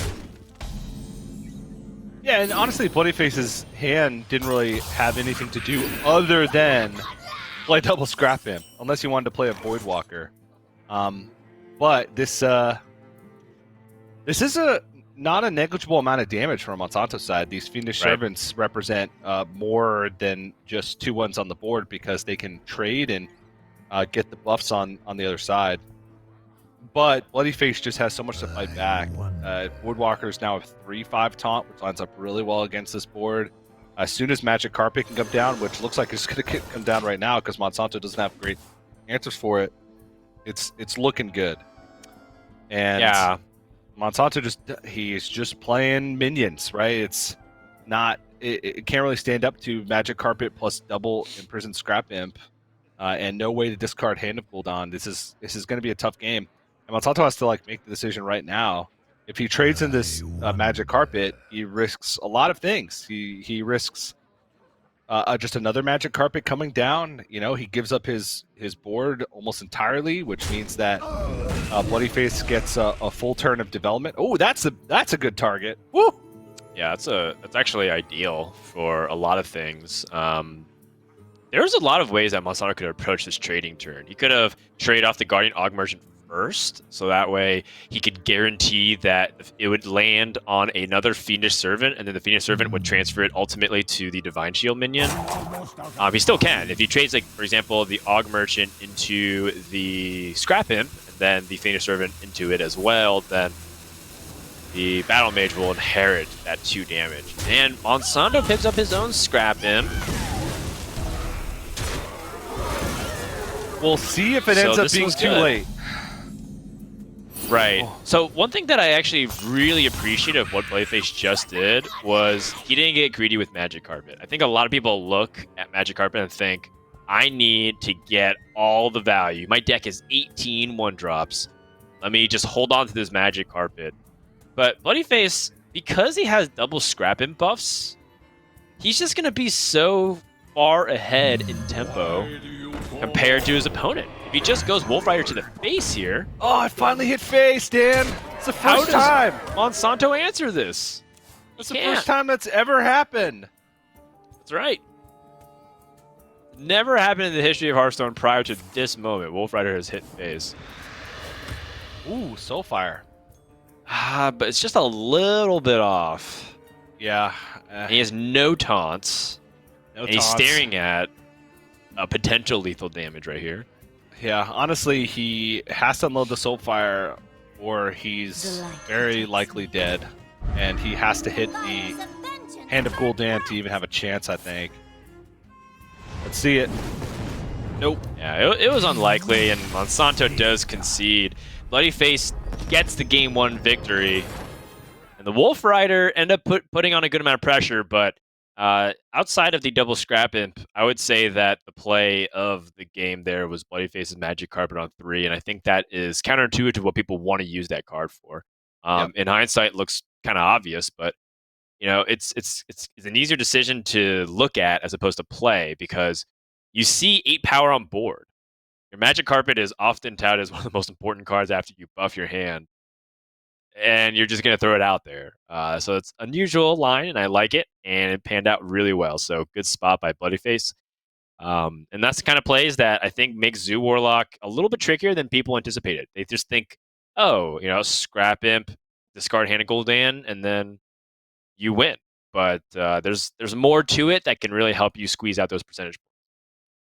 Yeah, and he realized that if Monsanto trades this whole board into the Magic Carpet, he just gets to play a 5/7 forward walker on the next turn, which no matter what he drew from that point, it didn't really matter because he had a 5/7/5 on board. So Monsanto, even if he discards Hand of Gul'dan there, unless he hits a lot of taunt minions from the draw, he's still probably going to lose that game. And Zoo Mirror, no matter if you're playing charge minions or not, it just sometimes it does come down to those things. It's hard to play a Zoo hand, just a normal Zoo hand without the Imprisoned Scrap Imp versus one that does have Imprisoned Scrap Imp because you just don't get onto the board quick enough with your minions to come back, especially since you lack the significant comeback mechanics, with the only exception being Magic Carpet. So Bloodyface takes a big win with Zoo. Because, like I said, that deck has been struggling, and we'll get to see game number 2 here. Bloodyface on the Demon Hunter, and Monsanto going to be playing the Rogue. Monsanto is playing a Secret Galakron Rogue, the normal Galakron, not the Highlander version. And Bloodyface, as you can see from the opening hands here, has the Raging Fell Screamer Priestess of Fury curve. So he has them both in hand, and against Rogue, you very often have time to get that down. I wonder if this is just going to be maybe not a 4 keep from him. Okay, he's going to throw him away. He's going to value the early tempo more. Yeah, I think early tempo is just becoming super duper important for Rogue. And, you know, this is like the 7th time today after watching Grandmasters for a while. Today in particular seems to be emphasizing Pharaoh Cat into a 2 drop. And I feel like when this happens, Rogue's win rate skyrockets. I have to imagine that this might be one of the best possible starts for Rogue. Specifically, Pharaoh Cat into like a sturdy Reborn 2-drop like Shotbot. How do you answer that if you're the Demon Hunter? It's like playing... I mean, people compare Shotbot a lot to the shielded mini-bot back from the day. And in this situation, it feels very similar. Yeah, it is. Kind of has the almost a Divine Shield effect. And now Bloodyface already is behind. It's only turn 2. Now he does have... He threw away Raging Fell Screamer Priestess of Fury, but then in his mulligan got back the Fell Screamer, and then on his second draw gets the Priestess of Fury. So he has access to that regardless. Yeah, he also could go for Raging Fell Screamer into Tempo 8 Satyr Overseer, but I have to imagine Priestess of Fury is in the forefront of his mind considering how powerful that card is. Yeah. But Monsanto is going to get the board here pretty convincingly. Yeah, and Dirty Tricks picked up with Bloodyface being on the coin and has not used it yet. So the Praise Galakron trade over and then set up Dirty Tricks actually makes that Bloodyface does not want to use his coin, but he's playing a tempo deck, so it's hard to hold on to that for a while or she's going to fall behind. So the Dirty Tricks, I think, is actually a surprisingly good pickup here for what it can do in the current situation of the game. It's very likely to get him 2 draws in the near future, and his deck is kind of, or his hand is kind of fizzling out with plays to make on the following turns. Yeah, and I think Monsanto really weighing how he wants to approach this Battlefiend. He could trade the Shotbot and have maximum power on the board, but he's a little bit flimsy to several things. You know, his opponent could pick the board off very easily with one attack hits through the hero power or through things like a Twin Slice. In this scenario, Bloodyface testing for secrets, first seeing no ambush. Yeah. Now the follow-up test could be the Twin Slices to test for dirty secrets. But it's also a little bit tenuous, right? Because what if this was also a bamboozle? Would you be committed to going for the second slice? So Bloodyface is thinking about those possibilities, but now that he sees the secrets have been activated, I think in his mind, he might as well just commit to the second slice here. Yep. He knows the Satyr Overseer is going to die, but he's got the curve to follow this up. He's got Raging Fell Screamer and that into Priestess of Fury. So... well, the Draconic Lackey could pick up a cheap dragon to play. There's not that many available to Rogue. Rogue is one of the classes that did not inherit a cheap dragon. So many options. On their side. It was primarily given to the classes of which the League of Explorers were able to grace their presence upon for Descent of Dragons. In this case, Rogue... I mean, they do have cards like Waxadread, but not going to do much.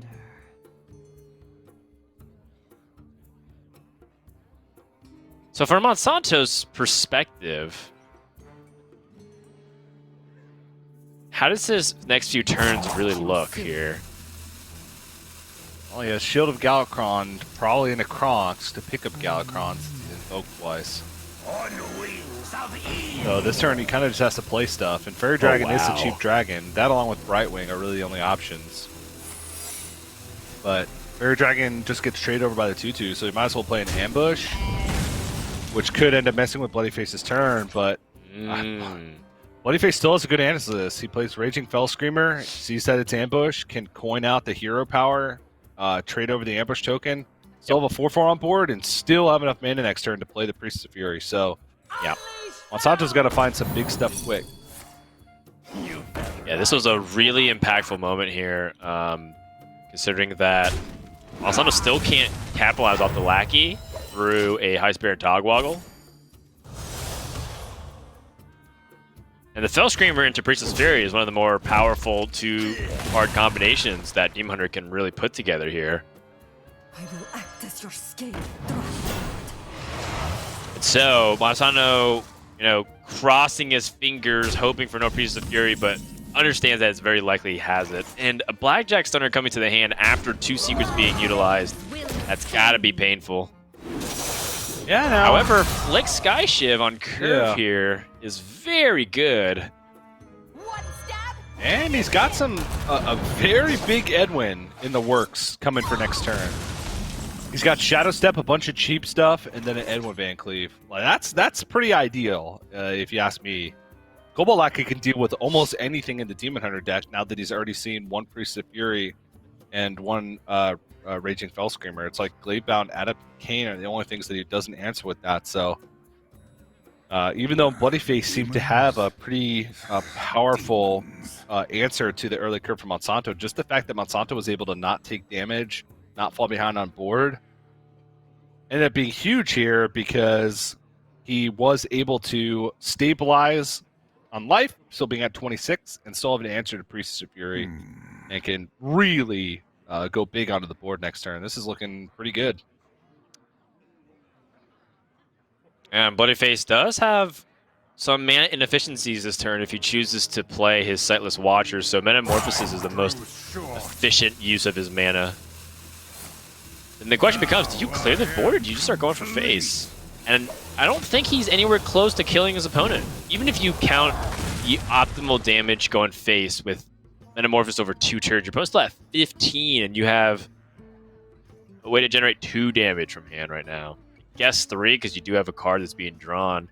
And that's not going to be enough. So Bloodyface has to be conservative until he's able to find cards like Skull of Gul'dan or Spectrosight to pull him back in. Oh yeah, time to giddy up.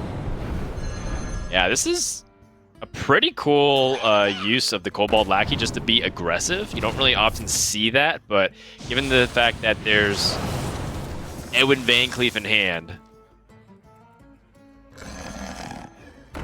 this is going to be a big daddy. 12-12?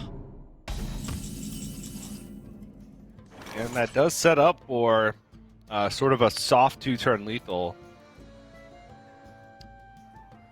Yeah, Bloodyface does have Altruist to counter these 2 smaller minions, and then can Sightless Watcher to prepare for the next turn, and also has Eye Beam available for 1 mana at that point. What must be done? That being said,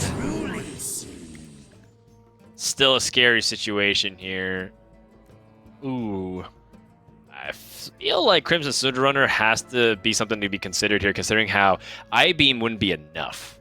Well, if you choose Eye Beam, that's really the only chance you have to answer Edwin, because you're dealing the 3 damage to it right now, so you can Metamorphosis Eye Beam next turn to kill it.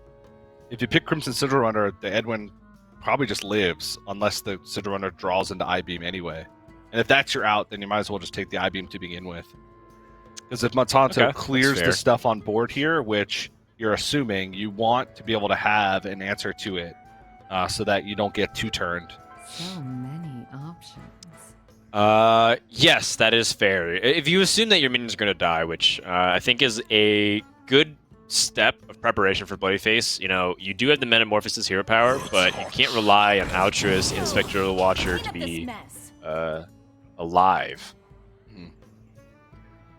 And I misspoke earlier. There is no Spectral Sight in Bloodyface's deck, so his outs really do just become his one of Skull of Gul'dan in his Demon Hunter deck for card draw resources. Otherwise, he's just going to be playing 1 and 2 mana cards for the rest of the game.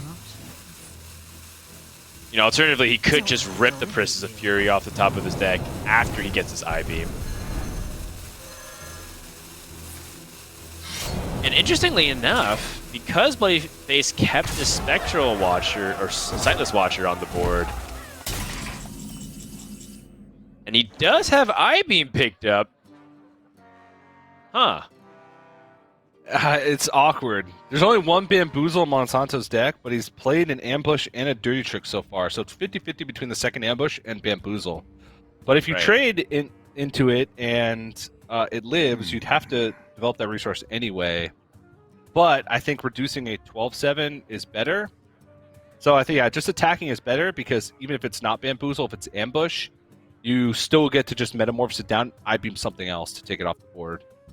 So it seems like first point of action for Bloodyface. I mean, I would have said it would have been attack into... He's not playing a mini this turn anyway. Okay. Oh, yep. Oh, boy.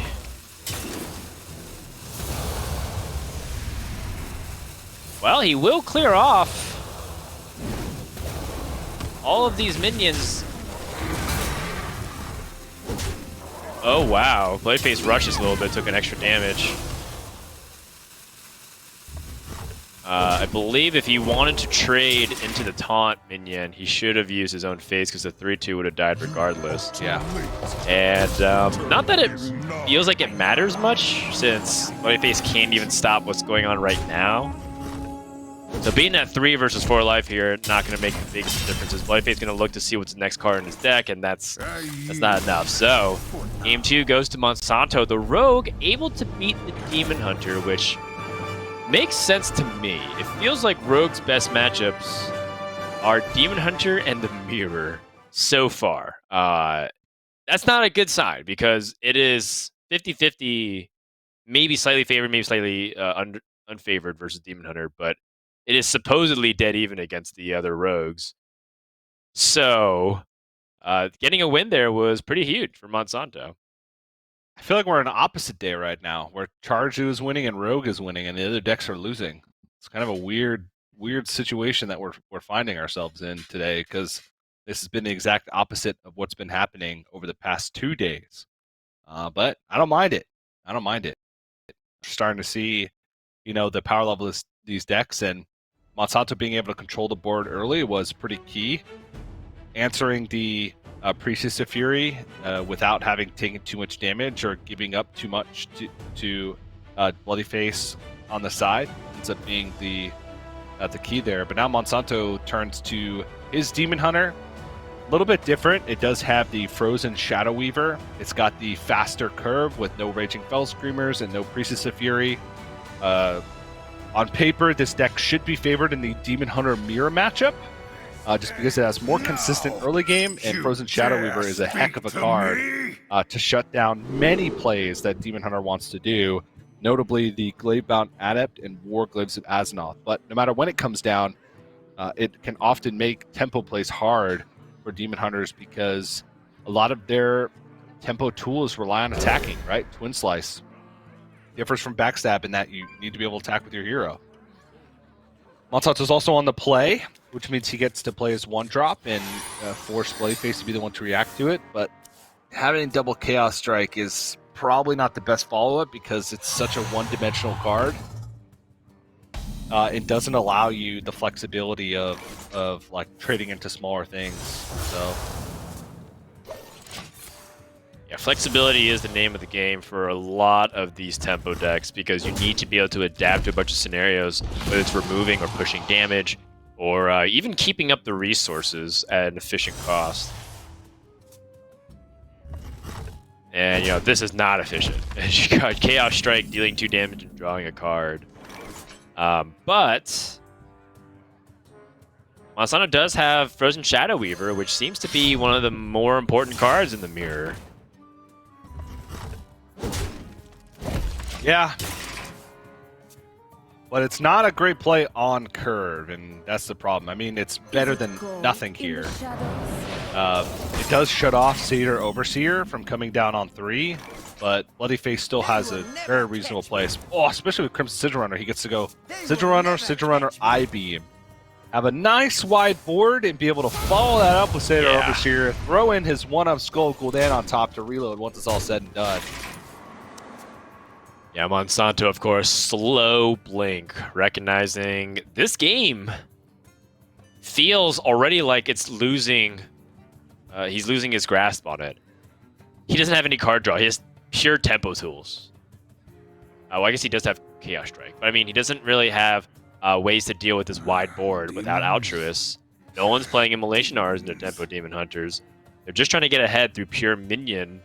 And Monsanto doesn't have a way to answer everything without giving up other things in other categories. So in this case, if you want to go for Satyr Overseer they just drew, Hero powering down a Crimson Sigil Runner will just kind of leave him to be traded onto the board.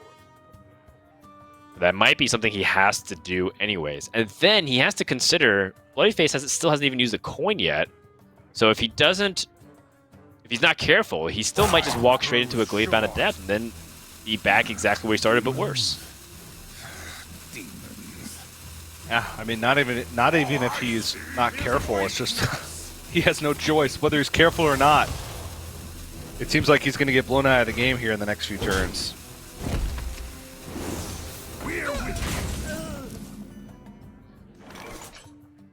Oh, wow. The prophecy, TJ. Oh, Aging that's Fell good. Screamer into Satyr Overseer. That's good. I see his weakness. Bloodyface can use that second slice just to get the efficient kill, and that way he can keep an extra minion on board.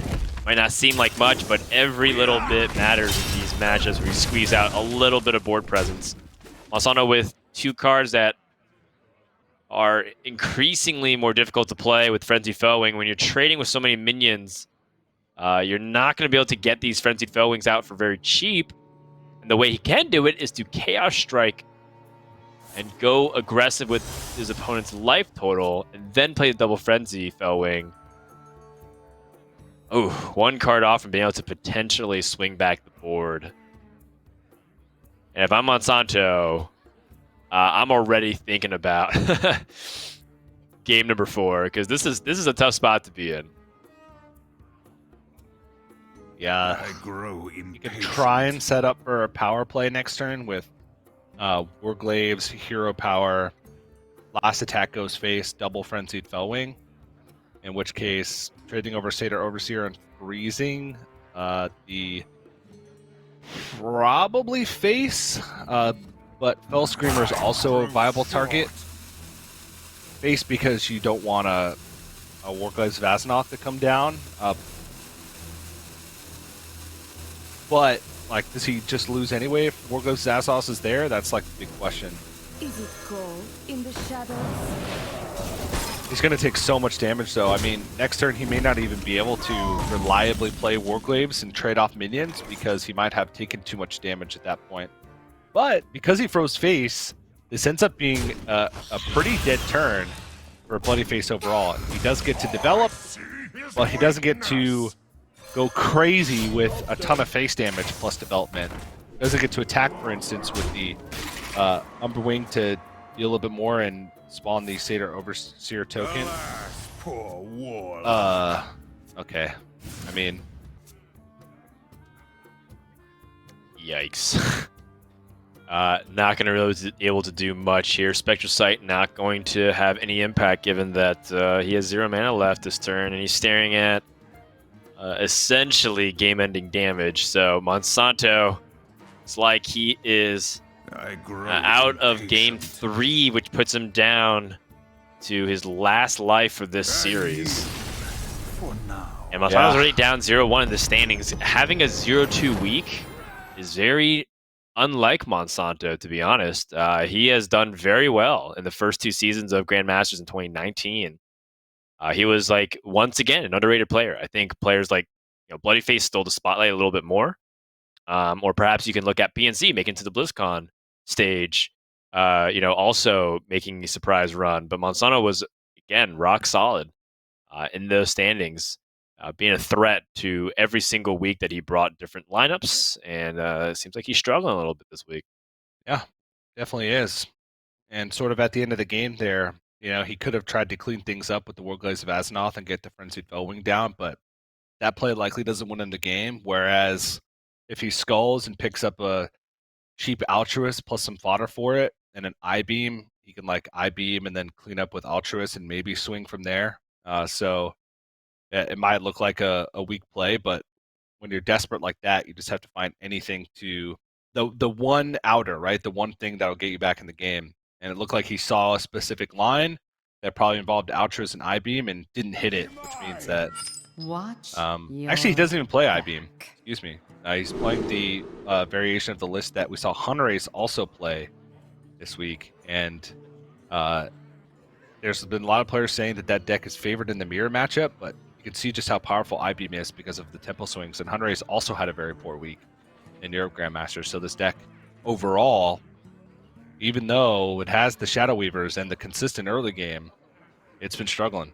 And he's going to switch to the Zoo Warlock now to try and put another win on the board, bring this to a game number 5, and Bloodyface is going to be playing the Rogue. Yeah, it's tough. These are some quick matchups that's been going through our first series here. And Monsanto, it felt like the games that he did lose, there wasn't much that he could do to stop it because he's playing a tempo-based matchup and he fell behind really early. Bloodyface had the double Scrap Imp in the Zoo Mirror. You're not going to beat that when you draw your first Scrap Imp really late, and Bloodyface has the ammo to back it up.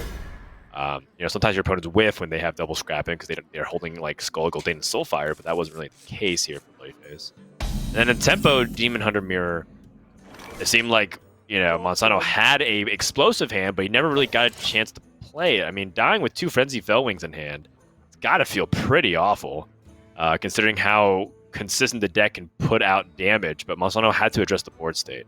So if we go into Rogue versus Zoo, and once more we're introduced with Zoo with a little bit too slow of a start, and Rogue able to get those tempo tools out, we might see a repeat of it. However, this is looking already better for Monsanto than it did for him the previous games. He has a curve.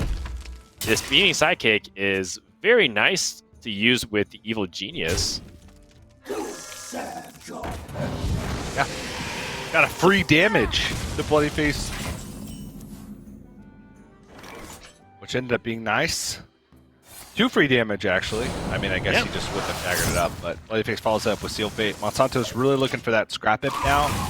Most likely just going to play the Nightshade Matron here since he needs to start getting the ball rolling. There is the opportunity, though, going into turn 4. If he suspects a weak turn from Bloodyface, he can go for sort of a Zoo hand with Battle Mage, Voidwalker plus Fiendish Servant, but it just seems like he needs Magic Carpet or Scrap Imp to really get this hand rolling. So, yeah, I like this play a lot. Ooh, finds the Scrap Imp. And the Zephyrus. Bloodyface going to try and look for an opportunity to respond with a spell discovered. There's not as many spells for Rogue to utilize off of to be able to answer this. But, Sap, I'm looking at Sap being one of them. I'm looking at Secrets potentially being another.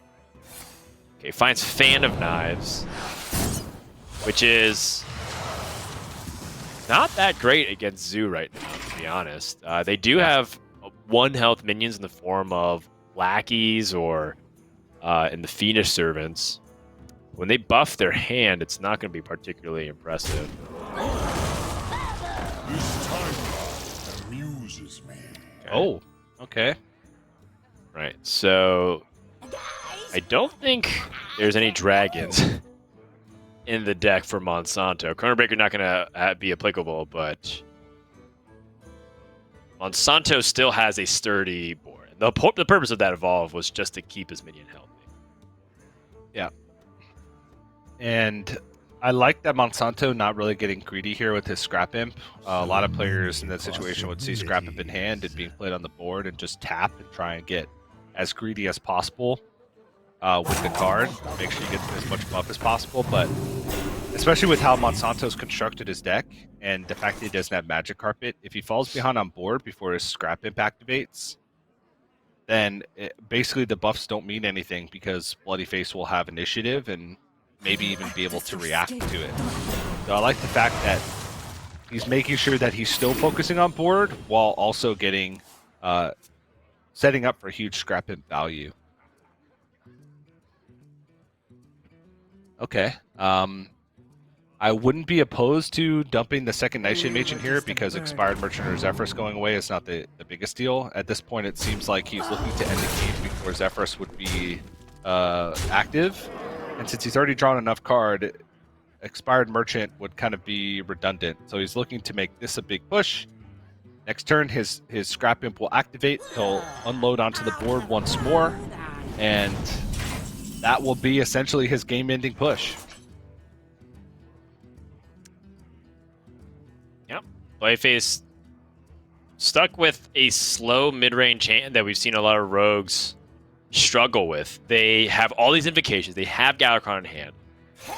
Biggest problem is that Bloody-Face has a bunch of combo tools. You know, he's got Blackjack starters with those secrets. He's got Heistbear and Togwalker with no Lackey on. Yeah. Well, it is a fully invoked Galakrond now, right on curve. So it's something. It's just he'll need to find tools to fight back, and unless it's exactly Kronk's picked up from Galakrond, he doesn't really have things that will help him fight back. He won't be able to play Secret plus Blackjack Stunner. Basis Corruptor might be able to do something, but that's if Monsanto doesn't trade down the board. He needs a lot of help from the Galakrond next turn, but he has set it up so that he's getting fully invoked on turn 7. Right. Kronk's would be huge, and he would have 20 cards left in deck, assuming he doesn't pick it up. Right. So it'd basically be a 1 in 5, a 20% outer to make sure that he clears the board. And Monsanto knows the Galakrond is fully invoked. He knows that Bloody-Face has been playing towards that. But honestly, there's not really a way that he can play around it. Everything that he has is just lower than 5 health. It's a Hail Mary attempt for Bloody-Face, but there's reasonable chances he can at least answer some of this. Yeah. You mentioned Kronk's. Flick could be a possibility, especially if he commits the second Voidwalker. And I think it's wise for that reason. I think Monsanto rather reduce the chances of that happening. That's actually a good draw for Bloody-Face to not draw the Praise Galakrond here, but he is going to overdraw 1 card. That's another thing we have to kind of talk about, is that his hand size is a little bit too big. Yep, so he has 3 opportunities here. Flick. I have too many cards. That's actually really good. He can face his Corruptor and Flick to take a good chunk of power off the board. Right. Flick on the Voidwalker also has surprising amount of impact here, but Bloody-Face probably going to target... Actually, what would you target with this Flick? An interesting question to think about. The highest health thing, Chrono Breaker, or whatever gets buffed by the Fiendish Servant. Right. Like, what if instead you target the Scrap Imp? At this point, I don't think Bloody-Face has time to go for something like that. He just wants to take as much power off board. Yeah, it's true. That 5 health is annoying. 2 full turns, and he's either won the game at that point or lost the game at that point. Right. And that's if Scrap Imp is even in the next couple draws. And Bloody-Face needs to hold on to this ambush because he's going to Blackjack Stunner twice. That was a big turn, and Monsanto doesn't have the game-ending damage. He's got 8, and his opponent's at 16. So he's still a ways away, and the tempo's about to start swinging pretty dramatically towards the rogue side, because Monsanto, if he gets his minions returned to hand by the Blackjack Stunner, that's really efficient removal for Bloody-Face, while he has 6 other mana crystals to develop behind it. Yeah. Not to mention that I believe he's used most of the buffs, if not all of it, for the Scrap Imp. So many possibilities. He has the Expired Merchant left. I think, it's 4-3. Why do you So this is effectively Monsanto's all in. He does have ways to reload, but it's gonna be harder. Yeah. And he has taken quite a bit of damage as well. Though Right. Bloodyface will be on trade duty for some time here. He'll have to make sure that he trades enough off the board so that Soulfire isn't an out for Monsanto. We might even be looking at some type of double Soulfire play for Monsanto that would be an out. Yeah. Which is a scary situation to be in if you're the Zoo Warlock, because it oftentimes doesn't line up super well. He has expensive fodder in his deck, or in his hand, to be able to have things to maybe discard the second one, but he also is very limited on turns. Because Bloodyface is going to load up the board quite extensively here and have the 5 damage weapon. Backstab. That is huge. Again, that allows him to take off just a little bit more power on the board. And now the Fan of Knives is a full clear. And now Monsanto, I don't think he was optimistic on being able to stick much, but that Titanic Lackey. Jeez. Now Monsanto needs to draw Skull Gul'dan. Does not get it. Taps.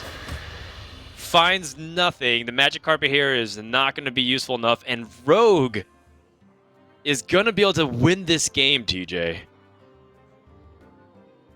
Monsanto does have desperation plays. Yeah, he does have desperation plays, but it feels very likely that Bloodyface is going to be able to find something next turn.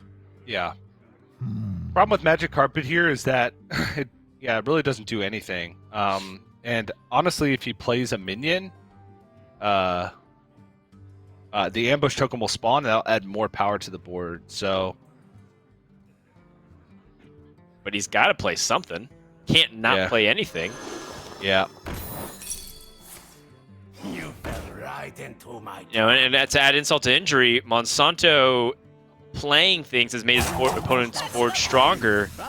And also, his minions that cost 1 have been increased, so he can't even capitalize on the Magic Carpet.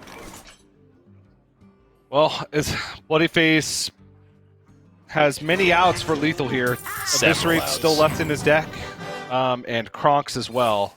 So...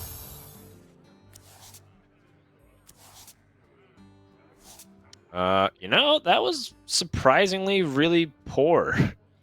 Okay, so if Bloodyface trades into some of these, he's going to leave a tap open for Monsanto. So technically there is an out for lethal. It has to be Soulfire off the top into tap Soulfire.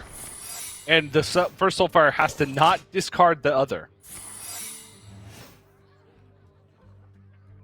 It would be quite the runner. Another opportunity is... Well, he does have the Expired Merchant to handle Gul'dan. But that's going to do it. Bloodyface wins 3-1 and starts off his Grandmasters first week of the round robin stage with a 2-0 record. And Monsanto, heart goes out to him. He kind of tweeted the other day that he's been prepping excessively. He actually puts 2 full work weeks worth of hours. He says he prepped 80 hours going into this first weekend, and that stings, Try your hardest and you don't succeed. That happens in Grandmasters. But at the same time, gotta say that the Rogue looked a lot better today in some of those tempo-based matchups. But at the same time, if you're able to generate things like Backstab and Fan of Knives and help it be the board swinging tempo that you need, that's a recipe for success for a lot of Rogue decks. Yeah, Monsanto got a feel for him. Honestly, I liked his decks overall better. Just in the current America's metagame as a whole, I felt like his decks were better positioned, and they've shown to be having more success in the region over the past few days. And I would have considered him a favorite going into the series because of those things, but sometimes it just doesn't line up that way. And Bloodyface, obviously something's working because he went 2-0 this week. So, yeah, what do I know, I guess? Well, I know that the next series is going to look somewhat similar. We have Saiyan versus Eddie. Now, taking a look at Eddie's lineup, or rather Saiyan's lineup first here. He is playing that Tempo Demon Hunter, but it's different in the sense that we have Highlander Rogue now being played here versus the Secret Galakron Rogue from Eddie. And the second thing is that Saiyan's playing Galakron Warlock instead of Zoo. So it's similar classes, but the archetypes, they are varying from player to player. And Galakron Warlock, again, has not been performing too well. I saw, again, more matches over in Europe, and I still wasn't super impressed by it. However, Saiyan did end up narrowly losing the first time he showed up this weekend, just by a hair, and it always feels like, is it because the Warlock got a little bit unfortunate, or perhaps it's the deck itself? Always hard to see. But one thing's for sure, neither player are going to allow Warrior through. And I think last time we were talking about how there were players that were going to leave Warrior open. Looks like Saiyan, instead of banning another class, this time he is going to ban Warrior. Yeah, I think players' perception of the Warrior deck has changed a little bit, and it feels like it's essentially coming down to one card. In the past, you could play decks like Priest or Galakron Warlock, or decks that can have a lot of early game removal and outvalue, and you'd feel confident against the Warrior. But with Grom Hellscreen and the reach that provides, the consistent reach, right? A 2-card thing, not a 3-card combo like Korokon Elite Inner Rage plus Bloodsworn Mercenary. It makes it so that once you stabilize, you're still at the threat of dying. And so I think that, players coming this weekend that were like, I'm not going to ban Warrior because I feel like my strategy can beat Warrior pretty consistently. But over all of the regions, any player that hasn't banned Warrior, it seems like even the decks that are supposed to beat it are falling to it because of the inclusion of Grom Hellscream and the additional reach that is provided to them because of it. So maybe Saiyan's realizing that. It's kind of like the Grom in the deck really didn't show up until, this week.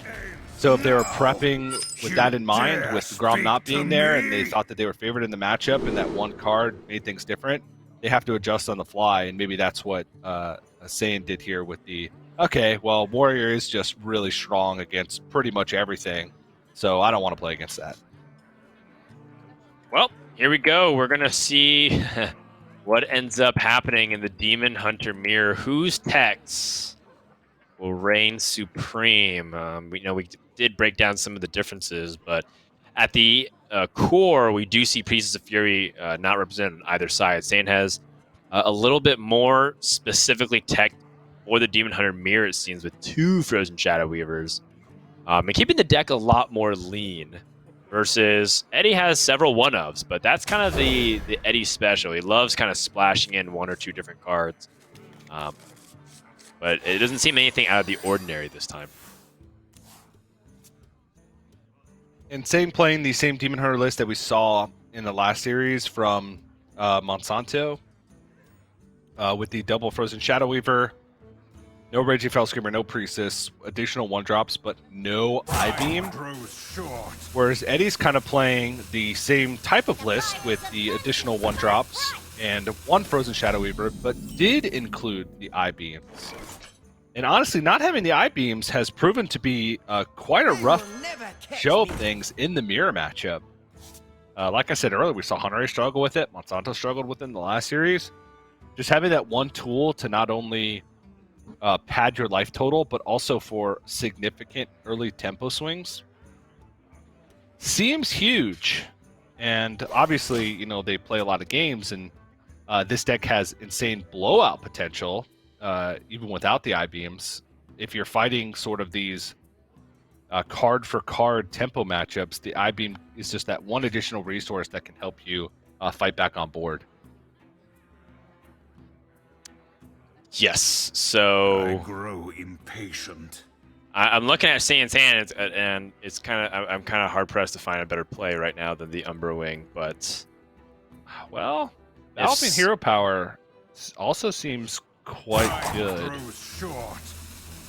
Just because next turn you have options. If your opponent plays a 2 health thing, you can Umberwing hero power. If your opponent plays a 1 health thing, you can Sightless Watcher hero power. Okay. I'm sold. Yeah, and you know what? This puts comparable power anyways onto the board because you're putting it in 2/2, so yeah, I like it.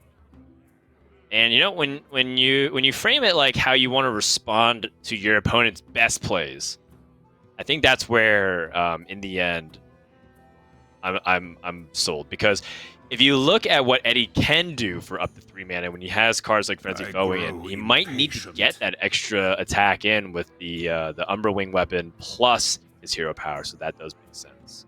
Also, the Battle Fiend will grow in power, so if your opponent plays a 3 health minion, unless it's like specifically Frozen Shadow Weaver onto the opponent's hero, the Battle Fiend should be able to respond to most things. That's like the most potential power. Yes. Not to mention that if it goes unanswered, it might just run away with the game. Yep. So I like that. I like that. And it makes sense too because you know, these snowball cards, Brazen Zealot, Battle Fiend, Mana Worm, from back in the day, you just want to get it out earlier because that's when they have the highest impact.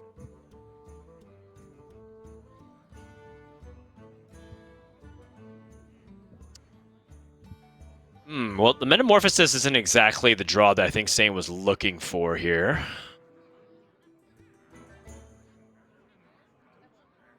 And it seems like developing proactively onto the board is really important. Saiyan does have a turn 4 play through Kane's Sun Fury. I think Sightless Watcher trying to map out what he wants to draw out next is less important when you have one of the ideal plays for turn 4. But there are better cards than Kane. You know, when you have the ability to plan out really efficient turns, there's opportunities for you to get cheap cards from the Demon Hunter to squeeze out even more efficient play. Kane is one of the best turn 4 plays. Time grows short.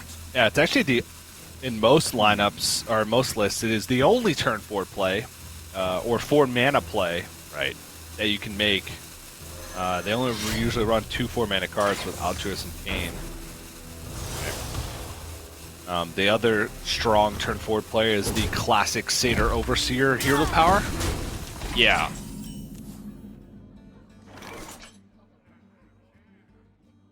This makes sense to me. Plus, it keeps the weapon swing available for the following turn. All really important, relevant stuff. And as we have seen several times just through even today, when you watch some of the other Demon Hunter mirrors in the different regions, Demons? the slightest difference in the board setup could have major implications on how the rest of the game pans out. It might look, you know, very straightforward, but not having a single 1/1 or a single point of damage can oftentimes snowball things. So players are taking their time. Eddie picks up the Umberwing himself, which is also a very good pickup considering that he would be ahead on board ever so slightly. Benefit too is that it's kind of what you were talking about, TJ. You get the hero power as well. Time grows short. Yeah.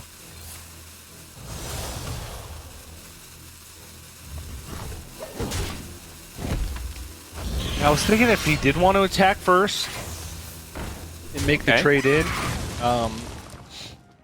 This is like a flexibility play. Because he doesn't have another weapon in his hand. And he knows that he'll probably want to attack next turn. And he's likely going to draw as well with either Spectral Sight or Chaos Strike. By attacking second, but like taking a little bit more damage on his Crimson Sigil Runner, he opens up the ability to attack next turn with his Umberwing, and then also attack if he were to pick up a Glaive-bound Adept on 5. So even though he takes more damage on his minions now and may give up a slight amount of tempo because of it, it does allow him more powerful options for turn 5 if he were to pick up the Glaive-bound Adept.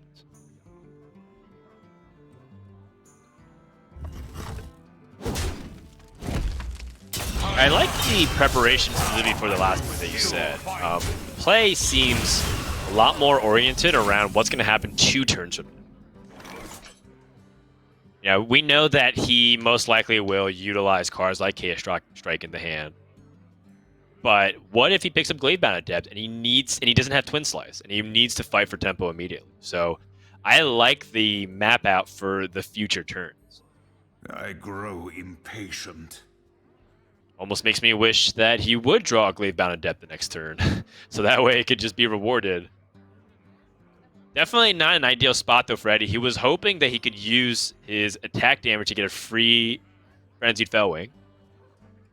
But this Cane does take precedence in the priorities for things to do. You have to kill this Cane off. Or if you do leave it up, you have to make sure you're prepared for the repercussions of leaving it alive. Time grows short. Saiyan seems perplexed by the Chaos Strike.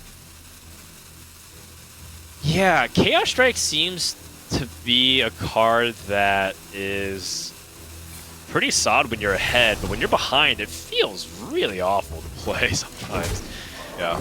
Because when you're ahead, what you get to do is keep your card draw resource up while leveraging your health to kill off minions. Yeah. So that's great. When you're behind, you feel like you're just wasting your mana crystals because you don't need resources. You need to find a way to get back on board quickly. Ooh.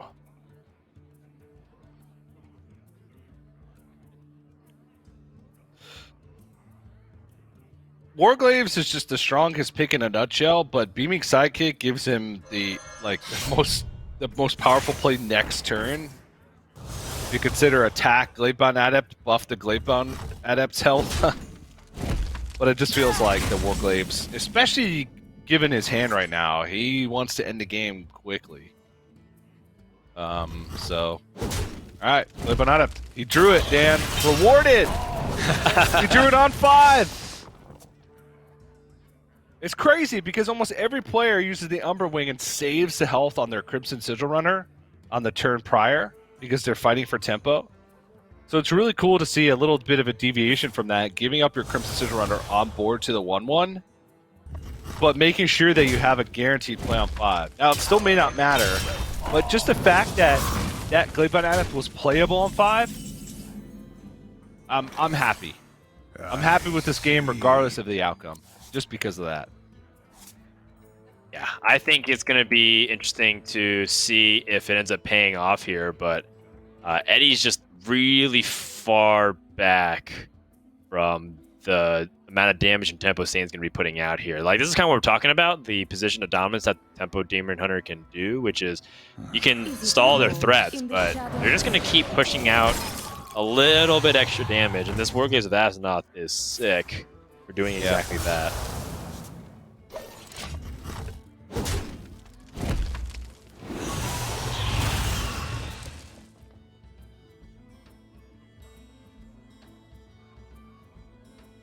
All right, Skull of Gul'dan. Does that change anything here, TJ? Nah, it's a huge bait. Well, the thing is, he can still Skull after all of it. Like, let's say he plays Wargaze of Azzinoth and Metamorphosis, and he still hasn't found a way to kill, which I would already find kind of ridiculous in itself. He still could use Skull of Gul'dan after all of that and be cooking. I think Saiyans just pretty much weighing the decision point between Warglaze versus Metamorphosis, and I don't think it's that close. I think you really want to make sure this board doesn't get out of control, and by doing this, you shut off the possibility of your opponent racing. Yep, and Metamorphosis looks like it's going to be a pretty efficient closer for this game. Second Frenzied Fellwing. I mean, what other option do you have? Not much. Nope. Just play them both. That'll do it. Yeah, in this matchup, like you said, you know, these Frenzied Fellwings are supposed to help the mirror matchup, and yet they are always a little bit too late. Like clockwork. And the non-Frenzied Fellwing deck list, once more, prevails. Is it an outlier? Potentially. But, I mean, at the same time, we can start to identify trends. The Frenzied Fellwing is not winning the Demon Hunter mirrors today, TJ. Well, it's kind of also a little bit backwards also because Saiyan is playing the no I-beam list. So the no I-beam list has actually been losing the mirror more often than the no Frenzied Fellwing list has been losing the mirror. So it's kind of weird. It's just a weird dynamic. The matchup rarely comes down to, at least at what it feels, it rarely comes down to these tech decisions that you make in the deck, and mostly comes down to who can get early tempo, which everybody uses the same cards essentially to get the early tempo. But some players play beaming sidekick, some players play I-beam, some players play both. And it's just a matter of one, preference, and two, what works best for you in testing. And sometimes both of those things can not lie to you, but can seem different in actual matches as opposed to what it felt like in testing. Because we're just seeing a one-game sample size, whereas they're seeing a 30, 50, 100 sample size when they're testing. So it's really hard to say which one is actually favorite when everything comes down to it, honestly. Sure. I'm just pointing out the facts of what's happened, TJ. You can draw the conclusion.